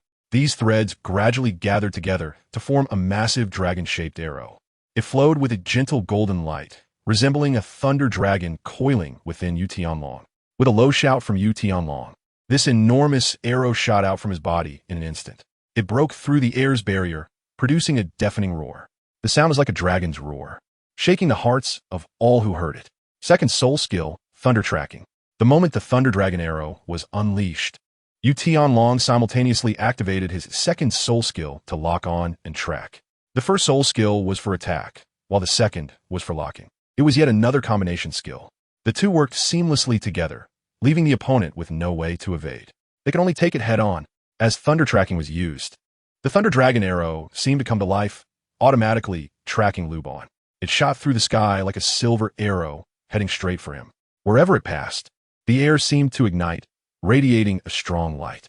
That light appeared to dye the entire arena in gold, beautiful and spectacular. At this moment, Luban felt a sense of being locked on the instant Yu Tianlong used his second soul skill. This was the intuition of a strong fighter. If he used the external soul bone, wind, and thunder wings, Luban was confident he could evade the tracking. However, there was no need to use such a powerful soul bone against a kid who was still under level 30. After all, it was a 400,000-year-old soul bone, which would be a bit too much.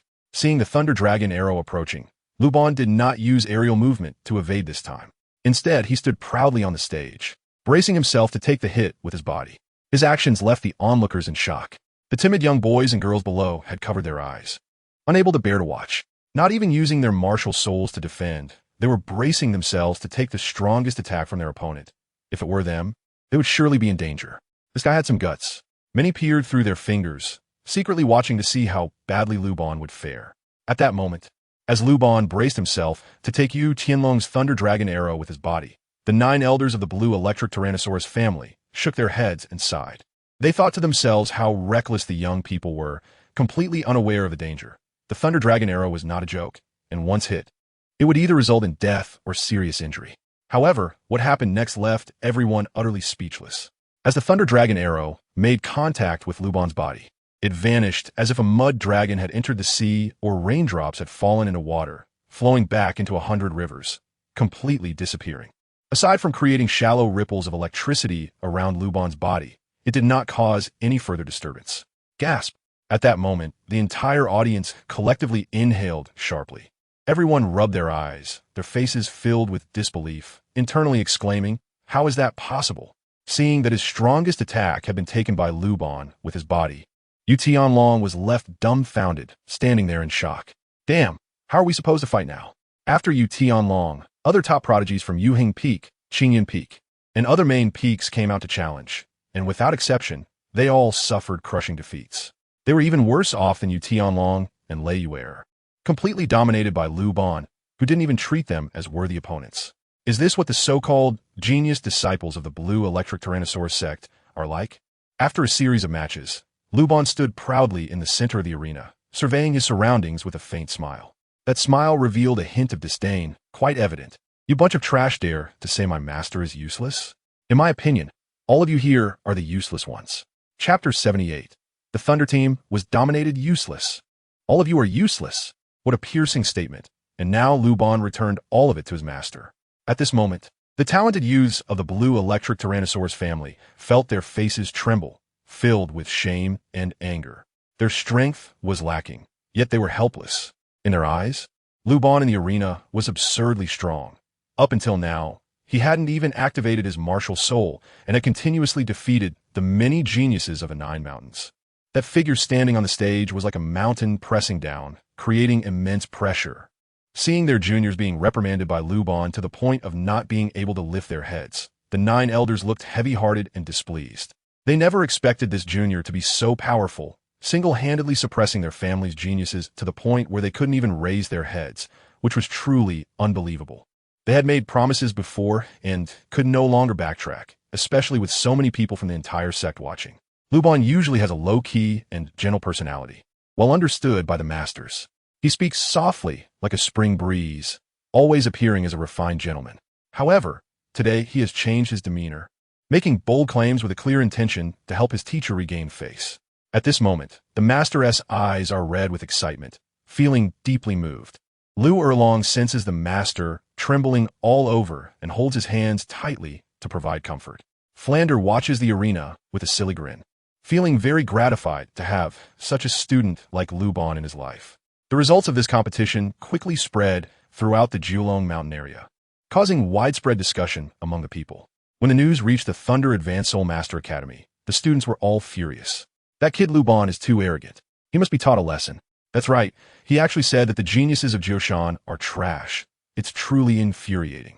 He must be shown the true heritage of the Blue Lightning Tyrant Dragon clan, so he knows what a genius really is. It's heard that the Thunder Team is going to strike back. Let us wait and see. Haha, there will be a good show to watch. It's well known that Thunder Academy is where the true geniuses of the Blue Lightning Tyrant Dragon clan gather. The 7 members of the Thunder Team have already declared that they will challenge Luban tomorrow. How dare he provoke our Blue Lightning Tyrant Dragon sect? This time, he will definitely regret it. Just after Luban defeated the geniuses of Jiushan, the next day, the Thunder Team appeared to restore the honor of the Blue Lightning Tyrant Dragon clan. They approached Yu Xiaogang and the 9 elders to express their intentions. The Elder Council ultimately agreed to their battle with Luban. On this day, the Dragon City Great Soul Arena was packed with people, as the disciples of the Blue Lightning Tyrant Dragon clan came to watch the match. On the main Soul Arena stage, Luban stood facing the 7 members of the Thunder Team. The captain of the Thunder Team, Yu Qianxin, and the vice-captain, Lei Dong, looked visibly displeased. They had approached the clan leader Yu Xiaogang yesterday, but unexpectedly he allowed their entire team to challenge Luban, which they felt was a huge insult to them. At 13 years old, they had already reached level 30 in soul power, possessing 3 soul rings, making them some of the best talents in the entire Blue Lightning Tyrant Dragon sect.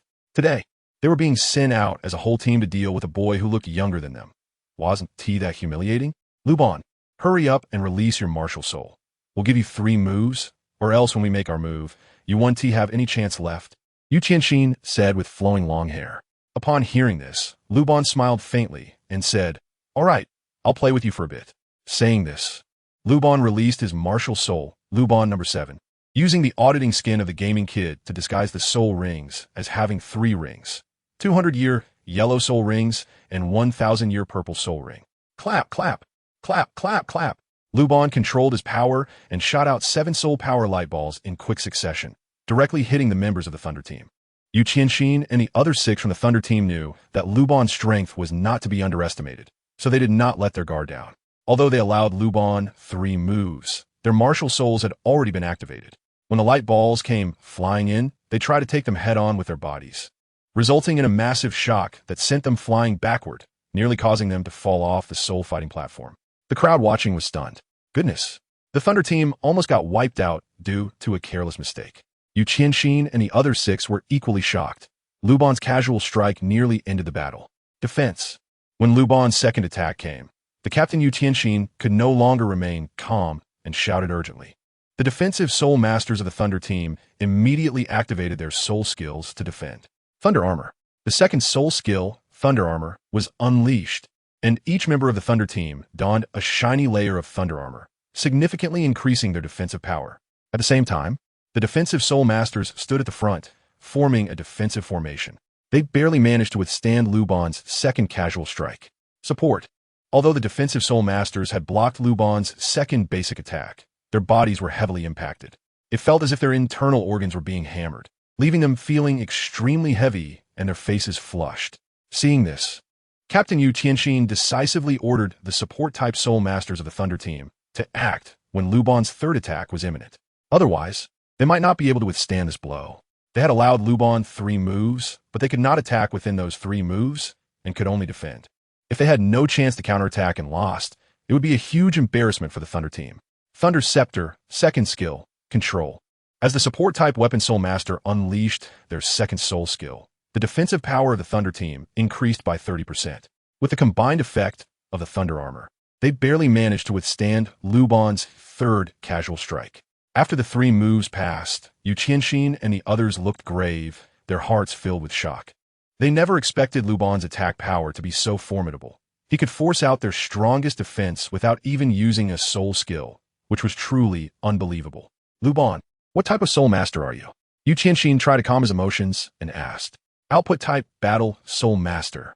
Upon hearing this, Luban smiled indifferently. Be careful. I specialize in long-range attacks. You might not even be able to touch the hem of my clothes before you lose. Arrogant words. Let me show you the strength of our Thunder team.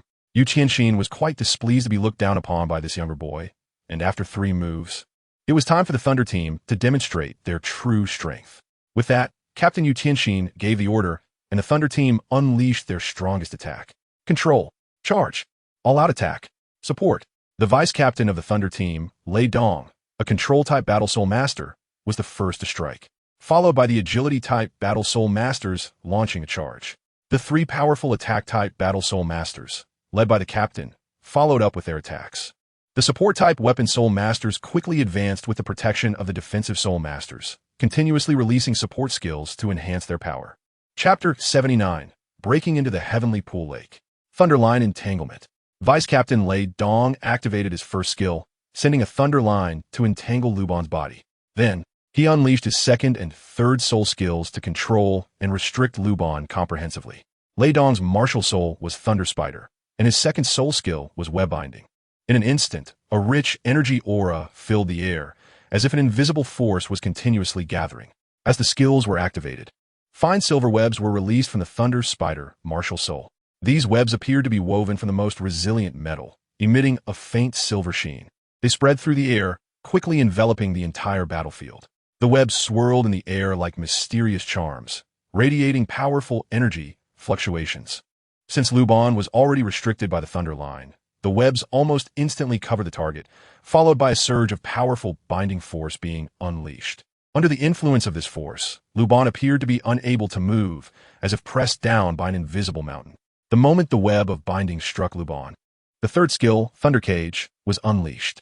With Luban already restricted, a square lightning cage quickly formed around his body. Seeing that Luban had been successfully restrained, the soul fighting arena erupted in a chorus of screams. It is known that once a combatant is controlled by a control-type soul master, it is essentially over. Following that, they would inevitably face the opponent's frenzied attacks. As the audience anticipated, at this moment the agile attack-type Soul Masters of the Thunder team had rushed in, decisively unleashing their first and second skills to launch a fierce assault. Meanwhile, the heavy attack-type Soul Masters of the Thunder team quickly followed up, and with the assistance of the auxiliary-type Soul Master support skills, all attack skills were directed at Luban in an instant. Thunder Dragon Claw, Londatsin Laosenyun, Thunder Fury, and so on, various attack methods inundated Luban, plunging him into a sea of thunder. Just as everyone thought the battle was about to end, amidst the sea of thunder, a comfortable groan escaped Luban's lips. That's right, bring it on. Your attacks are still not enough. Let the storm come even more violently. During his previous battle with the genius of Jioshan, Luban unexpectedly discovered that after merging with the external soul bone, wind and thunder wings, His body could actually evolve the wind and thunder wings by absorbing the power of lightning. The lightning power before him could be said to be the best nourishment for the evolution of the wind and thunder wings. When the Thunder Team's first round of strongest attacks concluded, they found Luban standing on the Soul fighting platform, grinning and laughing at them, instantly leaving them dumbfounded. At this moment, the entire Soul fighting arena fell silent. The audience was left with their mouths agape, eyes wide open, their faces filled with shock. In their hearts, they couldn't help but exclaim, "Incredible! How was this possible?" The Thunder Team's furious attacks seemed to have dealt almost no damage. Not only was Luban uninjured, but he also looked quite pleased, causing the audience's mouths to twitch. At this moment, the 9 elders of the Blue Electric Tyrannosaurus clan had their pupils constrict, filled with inexplicable horror. Hiss! They collectively inhaled a breath of cold air, their faces displaying an expression of disbelief. This young man actually seems immune to the power of thunder. This is simply outrageous, especially for the Blue Electric Tyrannosaurus clan, which specializes in thunder attacks. This was akin to encountering their nemesis. The subsequent battle unfolded as expected. Luban did not take action again, allowing the Thunder Team's 7 members to attack. They tried various combinations of attacks, coordinated assaults, skill support, and changes in formation, but no damage was inflicted at all. In the end, the 7 members of the Thunder Team exhausted their soul power and concluded the match. This left the members of the Blue Electric Tyrannosaurus clan feeling quite awkward. Their long-held glory was almost completely shattered by Luban. The younger generation was completely crushed from the previous battles. It was clear that they were not even on the same level. Luban hardly even made a move. The gap between the two sides was simply too obvious. After 2 days of competition, the Blue Electric Tyrannosaurus clan no longer dared to publicly speak ill of the master, as Luban had already branded them with the label of waste. Continuing to say so would be purely self-deprecating. Luban successfully swept through the younger generation of the Blue Electric Tyrannosaurus family, leaving the 9 elders with nothing to say. The Elder Council ultimately agreed to Luban's entry into the Heavenly Lake. The next day, Master Luban and his companions, accompanied by the clan leader Yu Xiaogang, arrived at the forbidden area of the Blue Electric Tyrannosaurus family, the Heavenly Lake. The Heavenly Lake of Julong Mountain appeared like a brilliant pearl embedded among the mountains. It is surrounded by 9 peaks, each with a different shape, resembling 9 giant dragons soaring through the clouds, guarding this mysterious heavenly lake. Luban stood on Jinlong Peak, gazing at Tianqi Lake as if he could see a sea of thunder. The sky above Tianqi Lake was filled with flashes of lightning and the sound of thunder, the surface of the lake constantly churning and surging. The power of the thunder seemed to possess life, sometimes gathering into powerful columns of energy, and at times dispersing into countless fine arcs of electricity, making the entire lake resemble a gigantic vortex of thunder. The thunderous power of Tianqi Lake was filled with violence and strength, instilling a sense of fear. Each clap of thunder seemed to tear the world apart, and each flash of lightning appeared to illuminate the darkness. Under the might of the thunder, the entire surface of the lake became wild and restless, as if it would devour everything. The reason Tianqi Lake was designated as a forbidden area by the Blue Electric Tyrannosaurus family was due to the presence of many thunder-type soul beasts, making it quite dangerous. Young disciples wishing to cultivate here needed to be accompanied by elders. On Jinlong Peak, the clan leader Yu Xiaogang provided Luban with a detailed introduction to the situation regarding Tianqi Lake. Luban nodded to indicate he understood, then leaped into the heavenly pool lake. As soon as he entered the lake, he was instantly enveloped and eroded by the power of thunder and lightning. It felt as if he had plunged into an ocean of thunder. Moreover, he discovered that the deeper he went, the stronger the thunder power became. As the thunder power entered his body, Luban could clearly feel that this force was changing his physique. No wonder the disciples of the Blue Lightning Tyrant Dragon family had such robust bodies. It seemed to be the result of the tempering in the heavenly pool lake. After staying for an hour, Luban felt that the thunder power had become more refined than before, which was indeed impressive. If he continued to train here, it would be the best cultivation paradise for thunder-type soul masters. It seems this is why the Blue Lightning Tyrant Dragon family considers the 9 Dragon Mountain their base. Such a rich natural cultivation environment is probably hard to find anywhere else on the continent. Luban dived deeper, and this time his purpose for venturing into Tianqi Lake was not for cultivation, but to search for soul beasts with pure offensive limit attributes. According to the intelligence provided by Fombatian, there was a high possibility that they were below Tianqi Lake. As the depth increased by each mile, The power of thunder in Tianqi Lake intensified in a very regular manner, which was quite magical.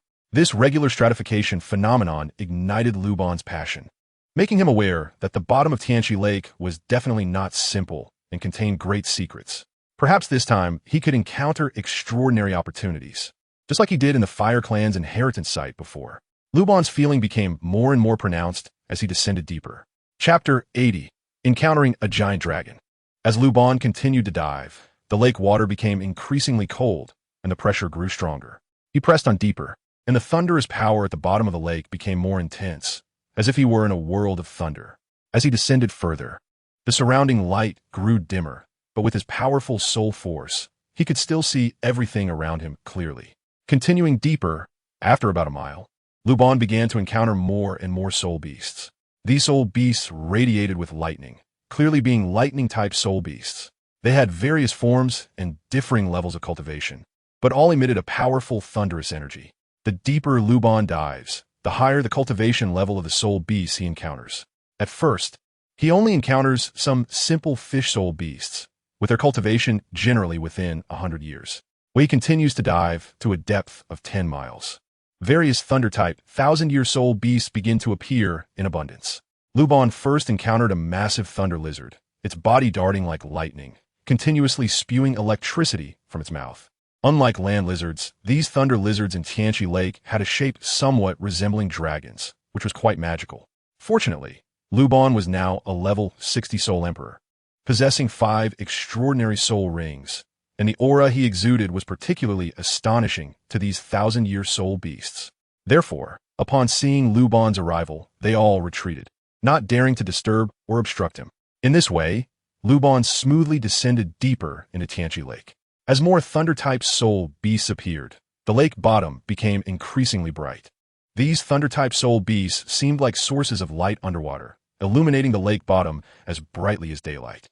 Moreover, it was quite strange that the deeper he descended, the brighter the lake bottom became, which was quite magical. 10 miles, 100 miles, 500 miles. When the depth reached 1,000 miles, Luban was utterly shocked. Goodness! Tianqi Lake was simply a bottomless pit. No wonder the patriarch of the Blue Lightning Tyrant Dragon clan, Yu Xiaogang, spoke seriously and with fear in his eyes when mentioning Tianqi Lake. It turned out that this place was indeed unfathomable. At the depth Luban was currently at, very few from the Blue Lightning Tyrant Dragon clan had ever reached. This depth was also the dangerous limit warned by Yu Xiaogang. Exceeding it meant that danger could arise at any moment. Years ago, Yu Xiaogang had spent a significant cost to invite Feng Jiayan, the head of the Feng family, to explore the depths of Tianqi Lake, and had also reached a depth of 1,000 miles. However, they did not descend for long before encountering a 100,000-year soul beast, which attacked them, nearly costing them their lives. In the end, they were severely injured and had to escape in a sorry state. These secrets were revealed to them not long ago by Yu Xiaogang. Yu Xiaogang's intentions were clear. Seeing Luban's extraordinary talent, he wanted to forge a bond and connection. As Luban continued to descend, he realized that Yu Xiaogang had not lied. Although the number of soul beasts at this depth had significantly decreased, each one had actually reached over 100,000 years in cultivation. Among them, at a depth of 1,100 miles, he first encountered a gigantic sea turtle, which emanated a powerful aura indicating that its cultivation had clearly surpassed 100,000 years. Continuing to descend, at a depth of 1,500 miles, he encountered another enormous octopus. This octopus had tentacles over 100 meters long and, upon seeing the suddenly appearing Luban, attempted to attack him.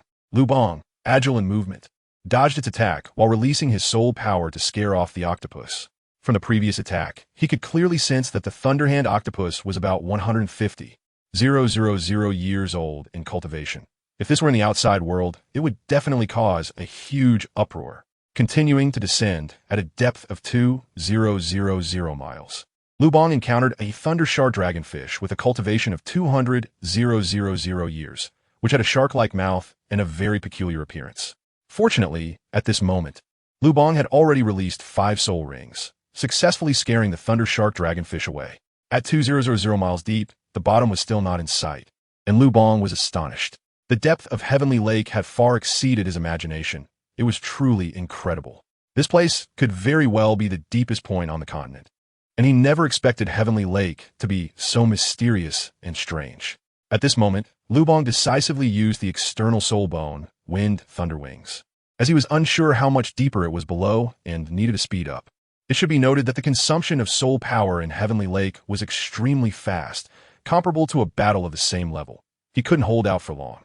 With the Wind Thunder Wings activated, Luban's speed instantly increased by more than 10 times, gliding through Heavenly Lake like a fish, continuing to speed towards the bottom. 3,000 miles. 4,000 miles. Soon, he reached a depth of 9,000 miles. At this depth, Luban could clearly feel the immense pressure. Even with the enhancement of the Wind Thunder Wings, his speed had significantly decreased, as if he had completely exhausted the speed boost from the wings. At this time, if he were to battle a soul beast, he wouldn't have any speed advantage left. Moreover, the concentration of thunder power at this depth was unimaginable.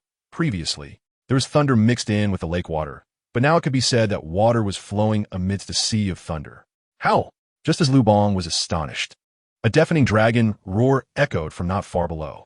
Luban stopped and looked ahead, gasping in shock at the sight before him. At that moment, he saw a blue electric Tyrannosaurus Rex quietly occupying the area, exuding a chilling pressure. Its size was enormous, reaching an astonishing 900 meters, resembling a towering mountain. Its body was covered with a thick layer of blue scales, each scale glistening like a gem, radiating a cold light. Moreover, its head was particularly large, almost occupying 1/3 of its entire body. Its massive jaws seemed capable of swallowing everything, and the 2 long fangs at the corners of its mouth gleamed with a menacing light, instilling fear in onlookers. Its eyes were like 2 giant sapphires, emitting a deep and mysterious glow. With each breath, bolts of lightning erupted from its mouth, as if heavenly thunder had descended, creating an overwhelming sense of majesty and oppression. Hiss! It was actually a blue electric Tyrannosaurus Rex with a cultivation of 900,000 years. Upon seeing the blue electric Tyrannosaurus Rex, Luban quickly discerned its cultivation level. The pressure this blue electric Tyrannosaurus Rex exerted on him was greater than that of the ice and snow emperors combined. He never expected such an extraordinary soul beast with such a cultivation level to exist beneath Lake Tianqi.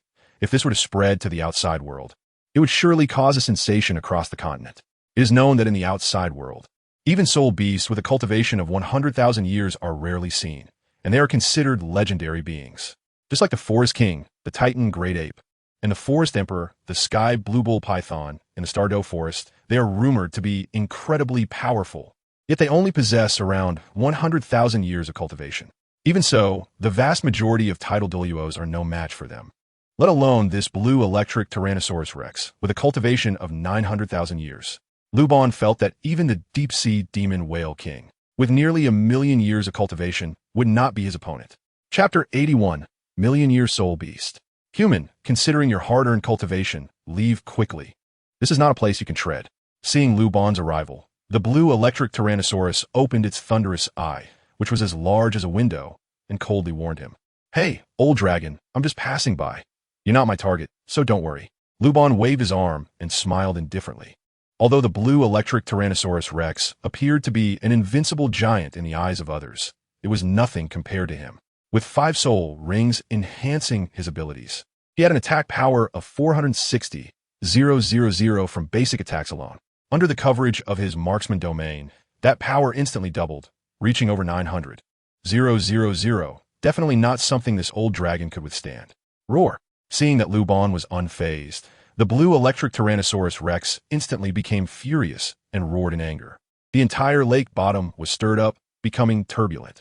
Seeking death, a mere human dared to underestimate him. The blue electric Tyrannosaurus Rex was enraged. With its mouth wide open, a thunderous beam, as thick as a person's waist, shot out, aimed directly at Luban. Old dragon, I was trying to talk to you nicely, but I didn't expect your temper to be so big. Since that's the case, let me show you my true power. With that, Luban released his martial soul, Luban no. Set, martial soul manifestation. Controlling the wind and thunder wings, he approached the blue electric Tyrannosaurus Rex. Then, with his left hand, he fired a soul power energy ball from the dragon mouth gun, colliding with the incoming thunder beam. Boom! The violent collision instantly stirred the thunder sea at a depth of 9,000 miles. This clash directly caused the entire Tianqi Lake to tremble, forming whirlpools. and the beasts in the lake were all shivering in fear. They hurriedly distanced themselves from the lake bottom. This level of combat was not something they could involve themselves in. One wrong move, and they could perish without a trace. In a single exchange, Luban's basic attack power of 460,000 shattered the blue electric Tyrannosaurus Rex's Thunderbeam. After the collision, the Soul Power Energy Ball still had considerable force, striking the blue electric Tyrannosaurus Rex, causing it to let out a painful howl. At the same time, it was greatly shocked and astonished. It never expected that this human in front of it would have such a powerful attack. Truly unbelievable. I can't lose. I can't let the big sister look down on me. I must test him one more time. Roar. The blue electric Tyrannosaurus Rex roared in anger, this time not holding back, directly unleashing its strongest attack skill, the Nine Heavens Dragon Explosion. As the skill was activated, Luban was instantly locked on, and 9 massive thunder dragons descended from the sky, striking towards Luban from different directions. The gathering of the 9 dragons would lead to a violent explosion. Even a peak Title Douluo caught in it would be reduced to nothing. The power was incredibly fierce. At the moment the 9 Heavens Dragon Explosion surged towards him, Luban felt a life-threatening crisis. Although his attack power was super strong, his defense was weak. He absolutely cannot be hit by this skill, or his life would be in danger. Resistance Halo. At the critical moment, Luban decisively activated his marksman domain, releasing his only defensive skill. After the Resistance Halo skill was activated, a circle of golden elastic light shield formed around his body. With the increase in soul power level, the skill's duration could now last for 60 seconds. Then, the 9 thunder dragons approached Luban, but they were all repelled by the protective shield. They did not cause any damage to Luban. However, it did consume quite a bit of Luban's soul power. Old dragon, you actually mean business. You asked for it. Seeing that the blue electric Tyrannosaurus Rex used its strongest move, Luban's expression turned cold. Initially, he had no intention of bothering with this old dragon, but after being attacked consecutively, he decided he had to teach it a lesson this time. With that, Luban once again fired a soul power energy ball from the dragon mouth gun. This time, enhanced by the marksman domain, the attack power doubled, smashing past with over 900,000 attack power.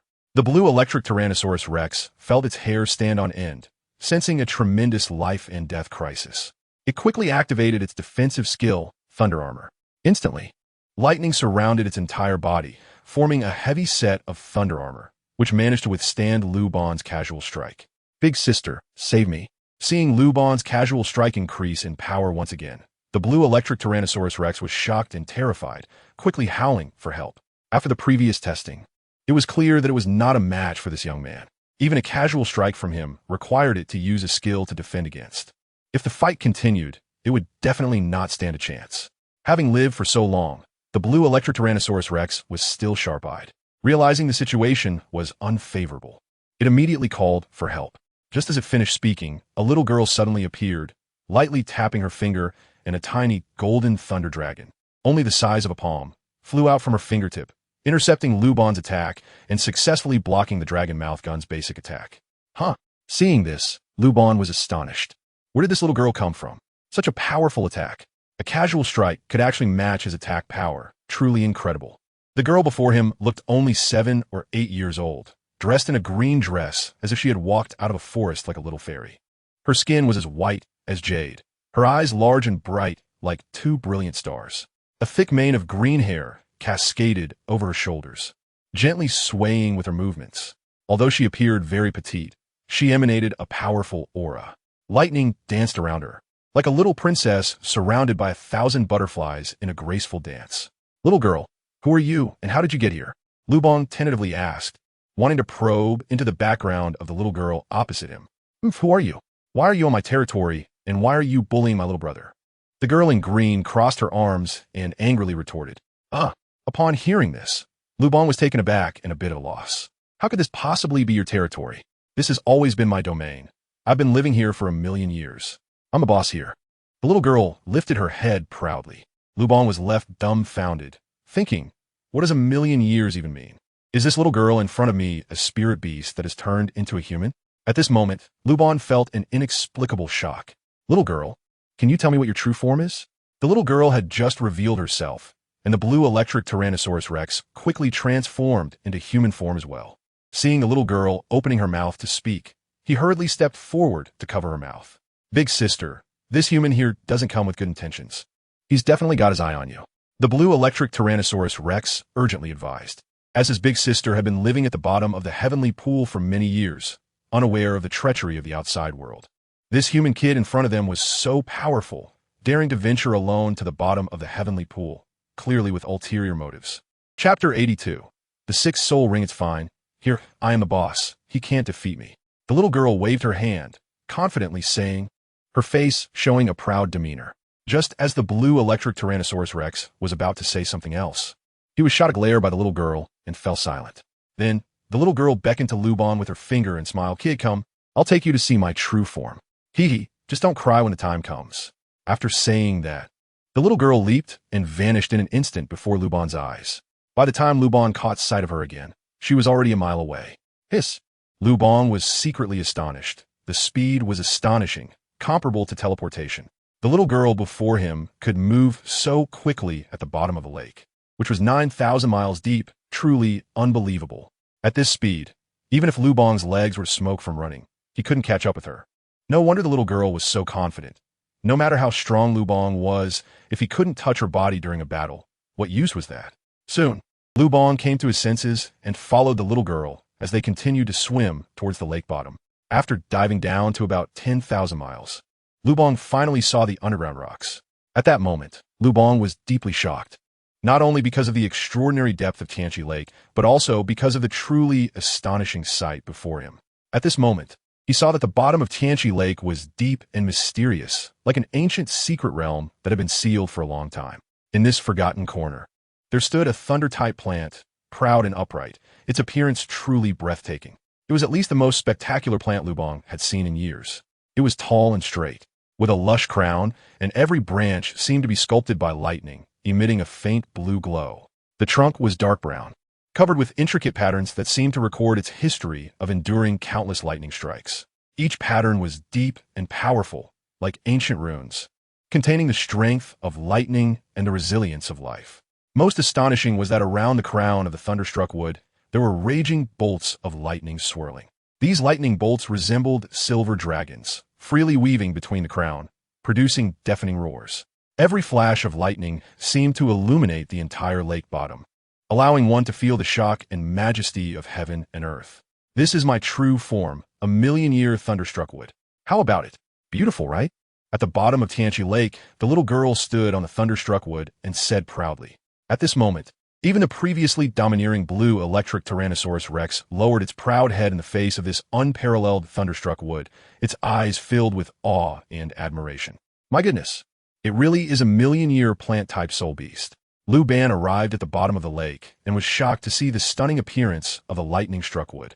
He recalled his earlier encounter with the little girl and felt it was clear that her attack power was terrifying, with no fluctuations of soul power at all.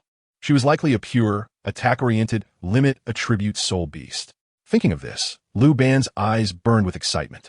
Wow, the sixth soul ring actually led him to encounter a million-year pure attack-type soul beast, which was truly unimaginable. It felt like a dream. Little friend, your true form is so beautiful. What's the point of staying at the bottom of the lake? Would you like to come out and play with Uncle? After his previous conversation with the little girl and the blue lightning tyrant dragon, Luban found that their intelligence wasn't very high, so he began to persuade her. If he could convince a million-year soul ring, he would be impressive. My true form cannot leave here. Upon hearing this, the little girl shook her head, revealing a hint of loneliness on her face. After a million years, aside from having a blue lightning tyrant dragon little brother, there were no other playmates at the bottom of the lake, which was quite boring. However, since you can come down, why not stay and play with us? The little girl, transformed from the lightning-struck wood, suddenly thought of something, her eyes shining brightly as she looked at Luban, her gaze intense. I have a way to let you leave the bottom of the lake and play in the outside world. Would you like to? Luban patiently guided the little girl in conversation. After his journey to the far north, he had learned from the heavenly dream ice silkworm about the method of signing a soul contract to obtain a soul spirit. As long as the little girl was willing to become his soul spirit, she could leave the heavenly pool lake and exist by his side. All right, if you accompany me to play at the bottom of the lake for a year, I will agree to become your soul spirit. When Luban finished speaking, he thought the little girl would refuse, but unexpectedly, she directly agreed. This made him overjoyed, and he couldn't suppress the excitement on his face. All right, this is what you said. Luban said solemnly. Come on, let us hook our pinkies. No cheating.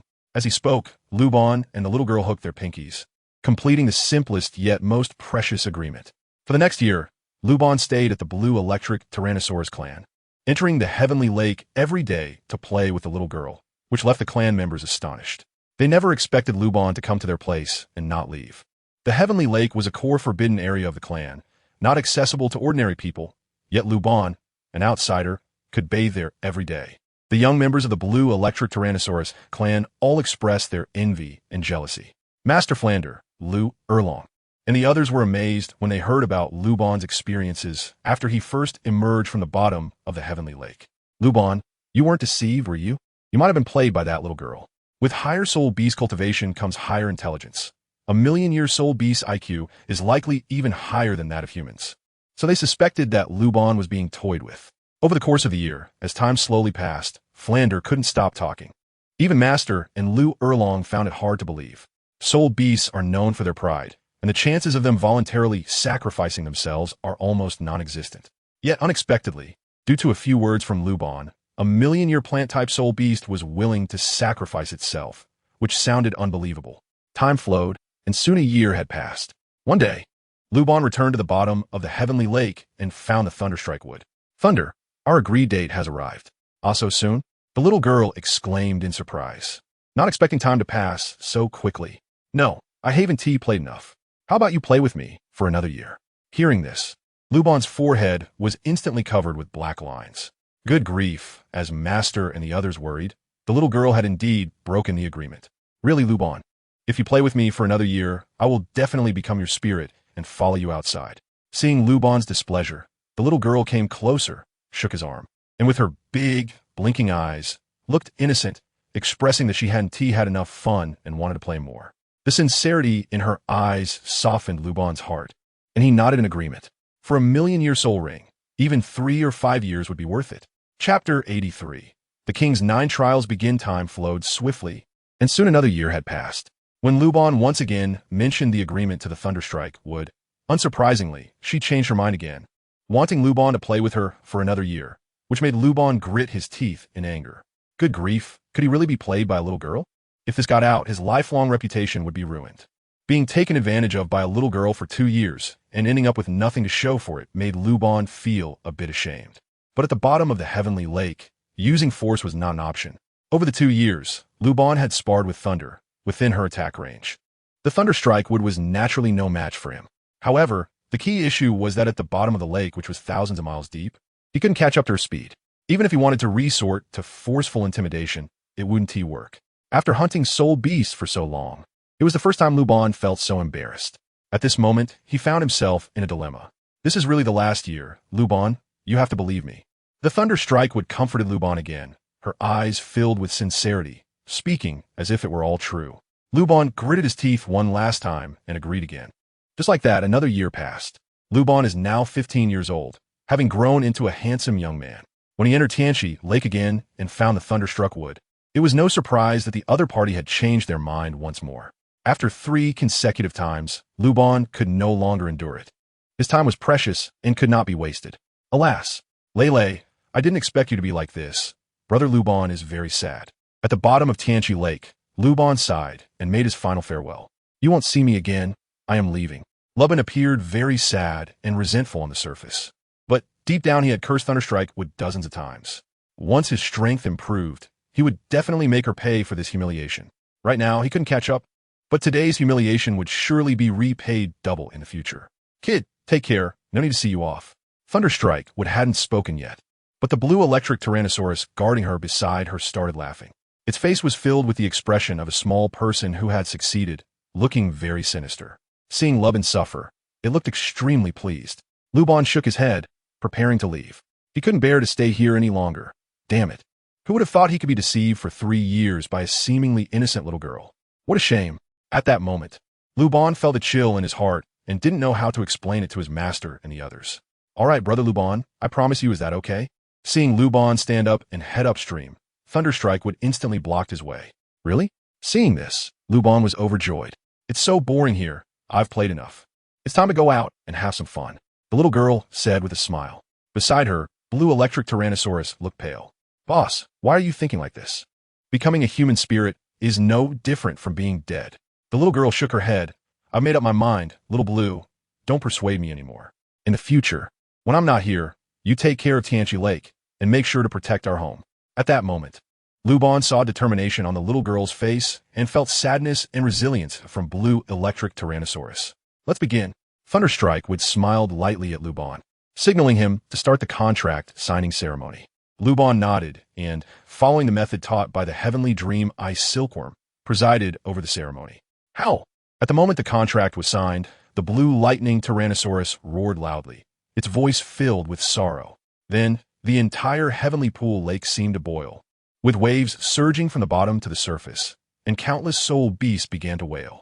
The bubbles they blew made the lake look as if it were boiling, creating an extremely terrifying scene from the outside. This startled the younger generation and elders of the Blue Lightning Tyrannosaurus family, who were undergoing tempering in the lake, causing them to jump out and observe the situation. As Luban's blood essence fused with the blood essence of the Thunderstrike wood, the soul contract was officially completed. Then, a golden million-year soul ring appeared at the bottom of the lake and slowly descended onto Luban. The active sacrifice fused without any difficulty.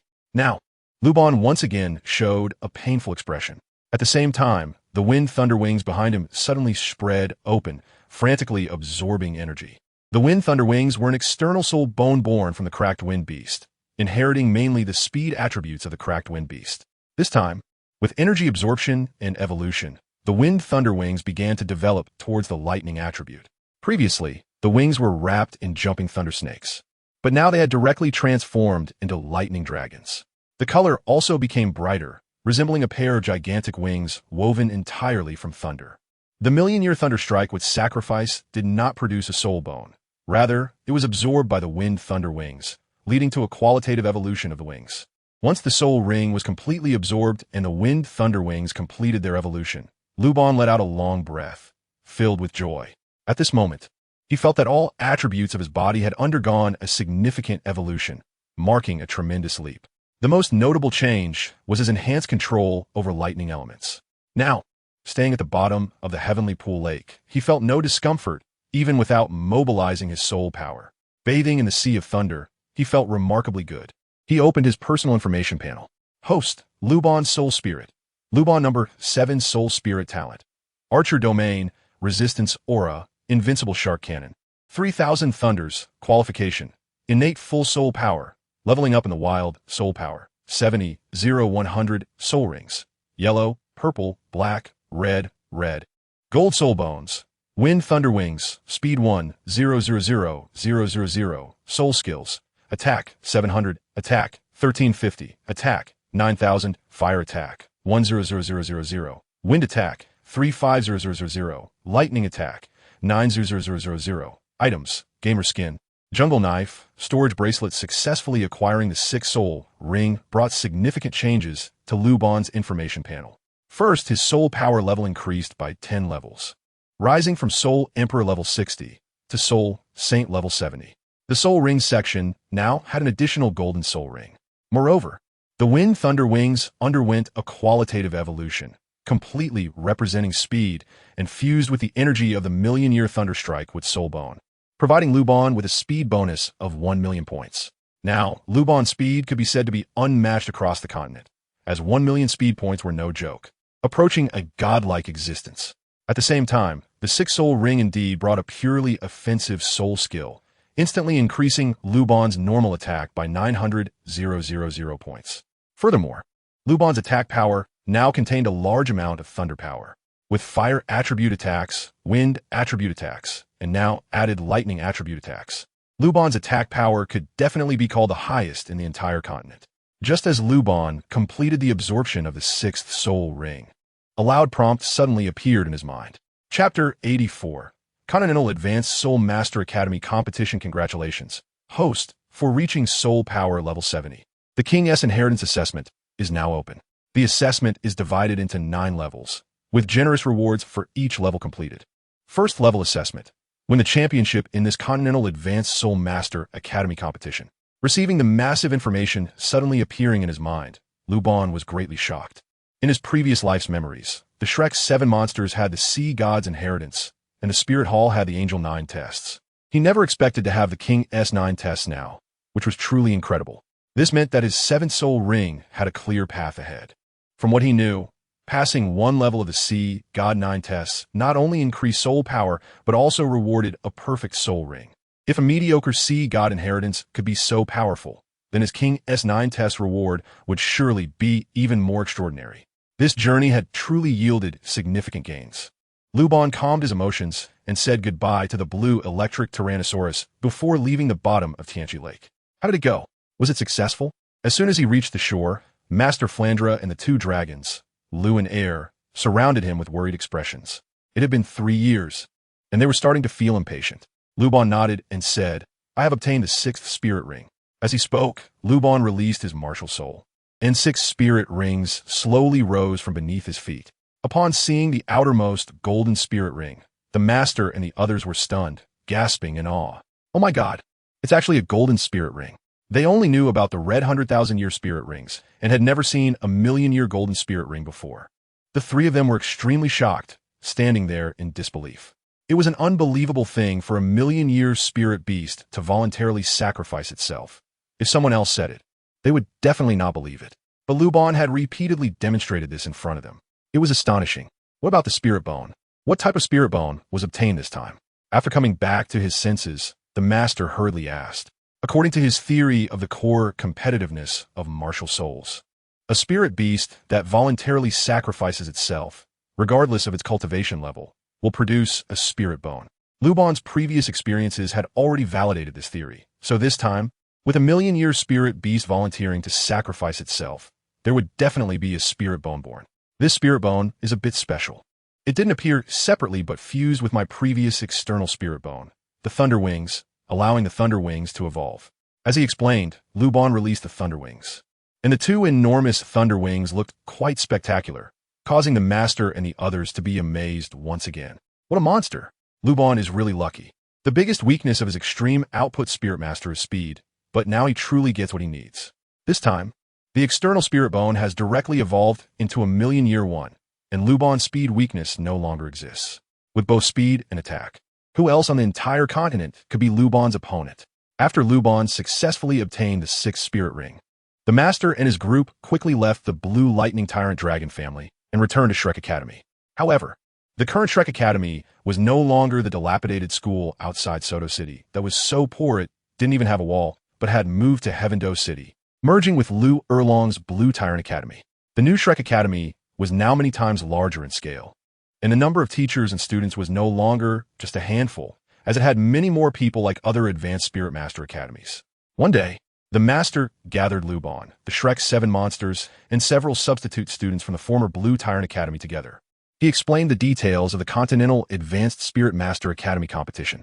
Today, I will introduce the rules of the Continental Advanced Spirit Master Academy competition in detail. This is not only a contest of honor, but also a test of the strength and wisdom of each Spirit Master. The Continental Advanced Spirit Master Academy competition is held once every 5 years, and the participants are the elite from each academy, with an age limit of no more than 25 years. The competition consists of 3 stages: the preliminary round, the qualifying round, and the finals, each with different rules and requirements. The master explained clearly. He paused and continued. In the preliminary round, each academy will send out 7 team members to compete in a 7 versus 7 team battle. This stage mainly tests the teamwork and combat skills of the participants. The qualifying round, on the other hand, tests individual combat power and performance. The competition format is quite special. The participating teams will still send 7 members, but instead of a team battle, it will be one-on-one duels. The winner stays on the field, while the losing side continues to send up students to challenge until all members of one side are defeated. Seeing the eager expressions on everyone's faces, the master felt a sense of comfort and pride in his heart. He knew that these little monsters were ready. They would use their strength and wisdom to conquer this stage that belonged to them. Our only goal in this Continental Advanced Spirit Master Academy competition is to win the championship, the master said confidently as he looked around at everyone. With Luban here, this time the Advanced Spirit Master Academy competition is secure, and there will be no unexpected events. Our Shrek Academy will definitely be the champion. However, we still need to go through the necessary procedures. Luban's strength was not revealed by the master to Tang San and the others, as he did not want them to rely on him. This high-level Soul Master Academy competition was a perfect test for them, and he believed they would grow significantly.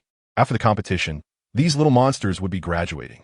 Working together to win the championship of the high-level Soul Master Academy competition would surely be a wonderful memory for them. Rest assured, our Shrek 7 monsters will not let you down. We are confident we can win this competition, Tang San said, gripping his hands tightly, looking equally assured. Due to their previous adventure in the Sunset Forest, where they discovered the ice and fire yin-yang eye and obtained a large amount of celestial herbs, their soul power had greatly increased.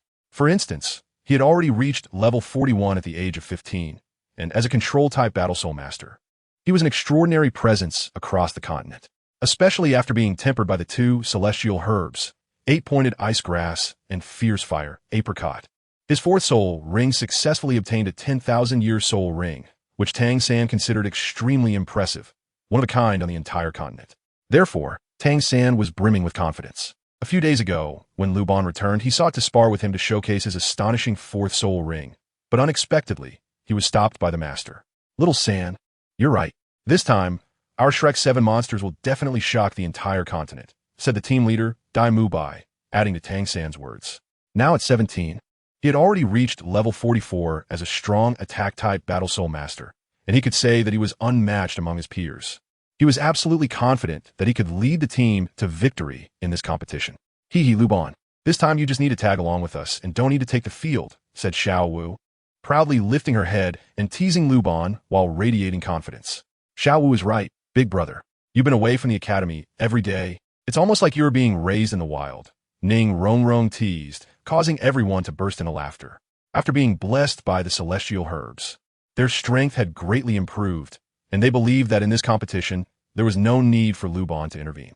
Moreover, if they teamed up again, they were very confident they could defeat Luban, although they knew Luban's strength was outrageous. The 7 members of the Shrek 7 monsters were all feeling very confident at that moment. On the day Luban returned to the academy, they challenged him but were ultimately stopped by Master Flender, who informed them that from now on, any student or teacher at Shrek Academy was prohibited from challenging Luban. ISNTE this just asking for punishment. Master Flender did not want to cause any psychological pressure or leave any mental shadows on Tang San and Xiao Wu. All right, this time it's up to you. I'll be cheering you on from the sidelines. Upon hearing this, Luban smiled lightly, not taking the teasing of the crowd to heart at all. It was normal for people their age to be competitive. There was no need to prove anything in front of this group of kids. As the strongest on the continent, he had to maintain the demeanor of a king. Time passed, and 3 days went by in the blink of an eye. On this day, in the capital of the Tindo Empire, Tindo City, the opening ceremony of the Continental Advanced Soul Master Academy competition was grandly held at the Tindo Great Soul Arena. As the most prestigious Soul Master competition in the Soul Master community, this event attracted nationwide attention, from commoners and nobles to the royal family and major Soul Master clans. Everyone attended the opening ceremony. The Emperor of the Tindo Empire, Emperor Shuya, the Sect Master of the 7 Treasure Glazed Tile School, Ning Fengji, the Platinum Bishop of the Spirit Hall, Salis, the head of the Shui family, Shui Luotian, the leader of the Fire Clan, Huowudi, the head of the Wind family, Feng Batian, the leader and Sect Master of the Blue Lightning Tyrant Dragon Clan, Yu Xiaogang, and many other powerful clans from the continent all appeared. The scale of the event was so grand that even the Tindo royal family was astonished. It is worth noting that in past Continental Advanced Soul Master Academy competitions, such a gathering of bigwigs had never been seen before. The top 10 families and 7 major sects on the continent all showed interest in this competition, which was truly astonishing. The opening ceremony attracted over 100,000 spectators. As the participating teams from various Advanced Soul Master Academies entered and the host introduced each team, the VIP area saw Emperor Shuya chatting with Yu Xiaogang, Ning Fengji, and other dignitaries. Gentlemen, do you have any favorite teams? Emperor Shuya, wearing a golden yellow robe and a jeweled crown, asked with a calm smile as he sat at the main seat. In response, Ning Fengji, who had close ties with the royal family, was the first to speak. Apart from the Tindo Royal Academy's first team, which is directly seeded into the finals, I do have my eye on another team among the 28 participating teams. Ning Fengji, dressed in an apricot-colored robe and wearing the 7 Treasure purple gold crown, spoke while his gaze continuously shifted between the various teams below. Oh, I wonder which team has caught Sect Master Ning's attention? Emperor Shuya immediately became interested and asked with a smile. "I'd like to keep that a secret for now," Ning Fengji replied with a smile, the corners of his mouth lifting in a way that suggested he was teasing. "However, I am certain that the champion of this competition will belong to the Empire." Upon hearing this, the Platinum Bishop of the Spirit Hall, who had been sitting next to Emperor Shuya with his eyes closed, suddenly opened them. Salas scanned the center of the arena, his gaze landing on the 28 participating teams, trying to identify the team Ning Fengji had mentioned. It should be noted that since the inception of the Continental Advanced Soul Master Academy competition, the Spirit Hall had always claimed the championship. He could not believe that a team could emerge capable of defeating the younger generation of the Spirit Hall. The Seven Treasure Glazed Tile School is as verbose as ever. At this moment, Huo Wudi, the leader of the Fire Clan, took over the conversation. "I also have my eye on a team. I am very confident they can secure the championship for the Tiando Empire. As for which academy's team it is, you might not be familiar with it. But if I mention the extreme output style, you should understand that I am not exaggerating." Huo Wudi, dressed in a fiery red robe that matched his fiery personality, did not beat around the bush like Ning Fengji and directly named the team he favored. Upon hearing Huo Wudi mention the extreme output style, Emperor Shu, Ning Fengji, Salas, and Huyin Jun immediately became interested. In recent years, the topic of output-type soul masters have been widely discussed and seemed quite mysterious. Moreover, as people continued to explore and discover, it was clear that output-type soul masters were indeed powerful. Currently, many young soul masters on the continent were developing in this direction. Many influential families were also doing their utmost to help their descendants pursue the extreme output style. Leader Hua, are you suggesting that the extreme output style will shine in this competition? Emperor Shuya asked curiously. Could it be that there are soul master academies that teach this uncertain path of martial soul development? Your Majesty is correct. Output-type soul masters will definitely take the stage in this competition. The entire contest process will surely be intense and exciting. Huo Wudi nodded with a smile and continued. And to be honest with you all, our Blaze Battle Team has also developed output-type soul masters in recent years. Although we may not be in contention for the championship, securing second place should not be a problem. Upon hearing Huo Wudi's words, the entire VIP area erupted in discussion. Feng Batian, the head of the Wind family, was the first to express his dissatisfaction. Old man Hua, I could agree with you earlier, as I believe output-type soul masters will indeed shine in this competition. But as for your Blaze Academy claiming second place, that's just nonsense. It's not just your Fire Clan that has developed output-type soul masters. Our Wind family has also cultivated our own output-type soul masters, and this time we are absolutely confident we will take second place.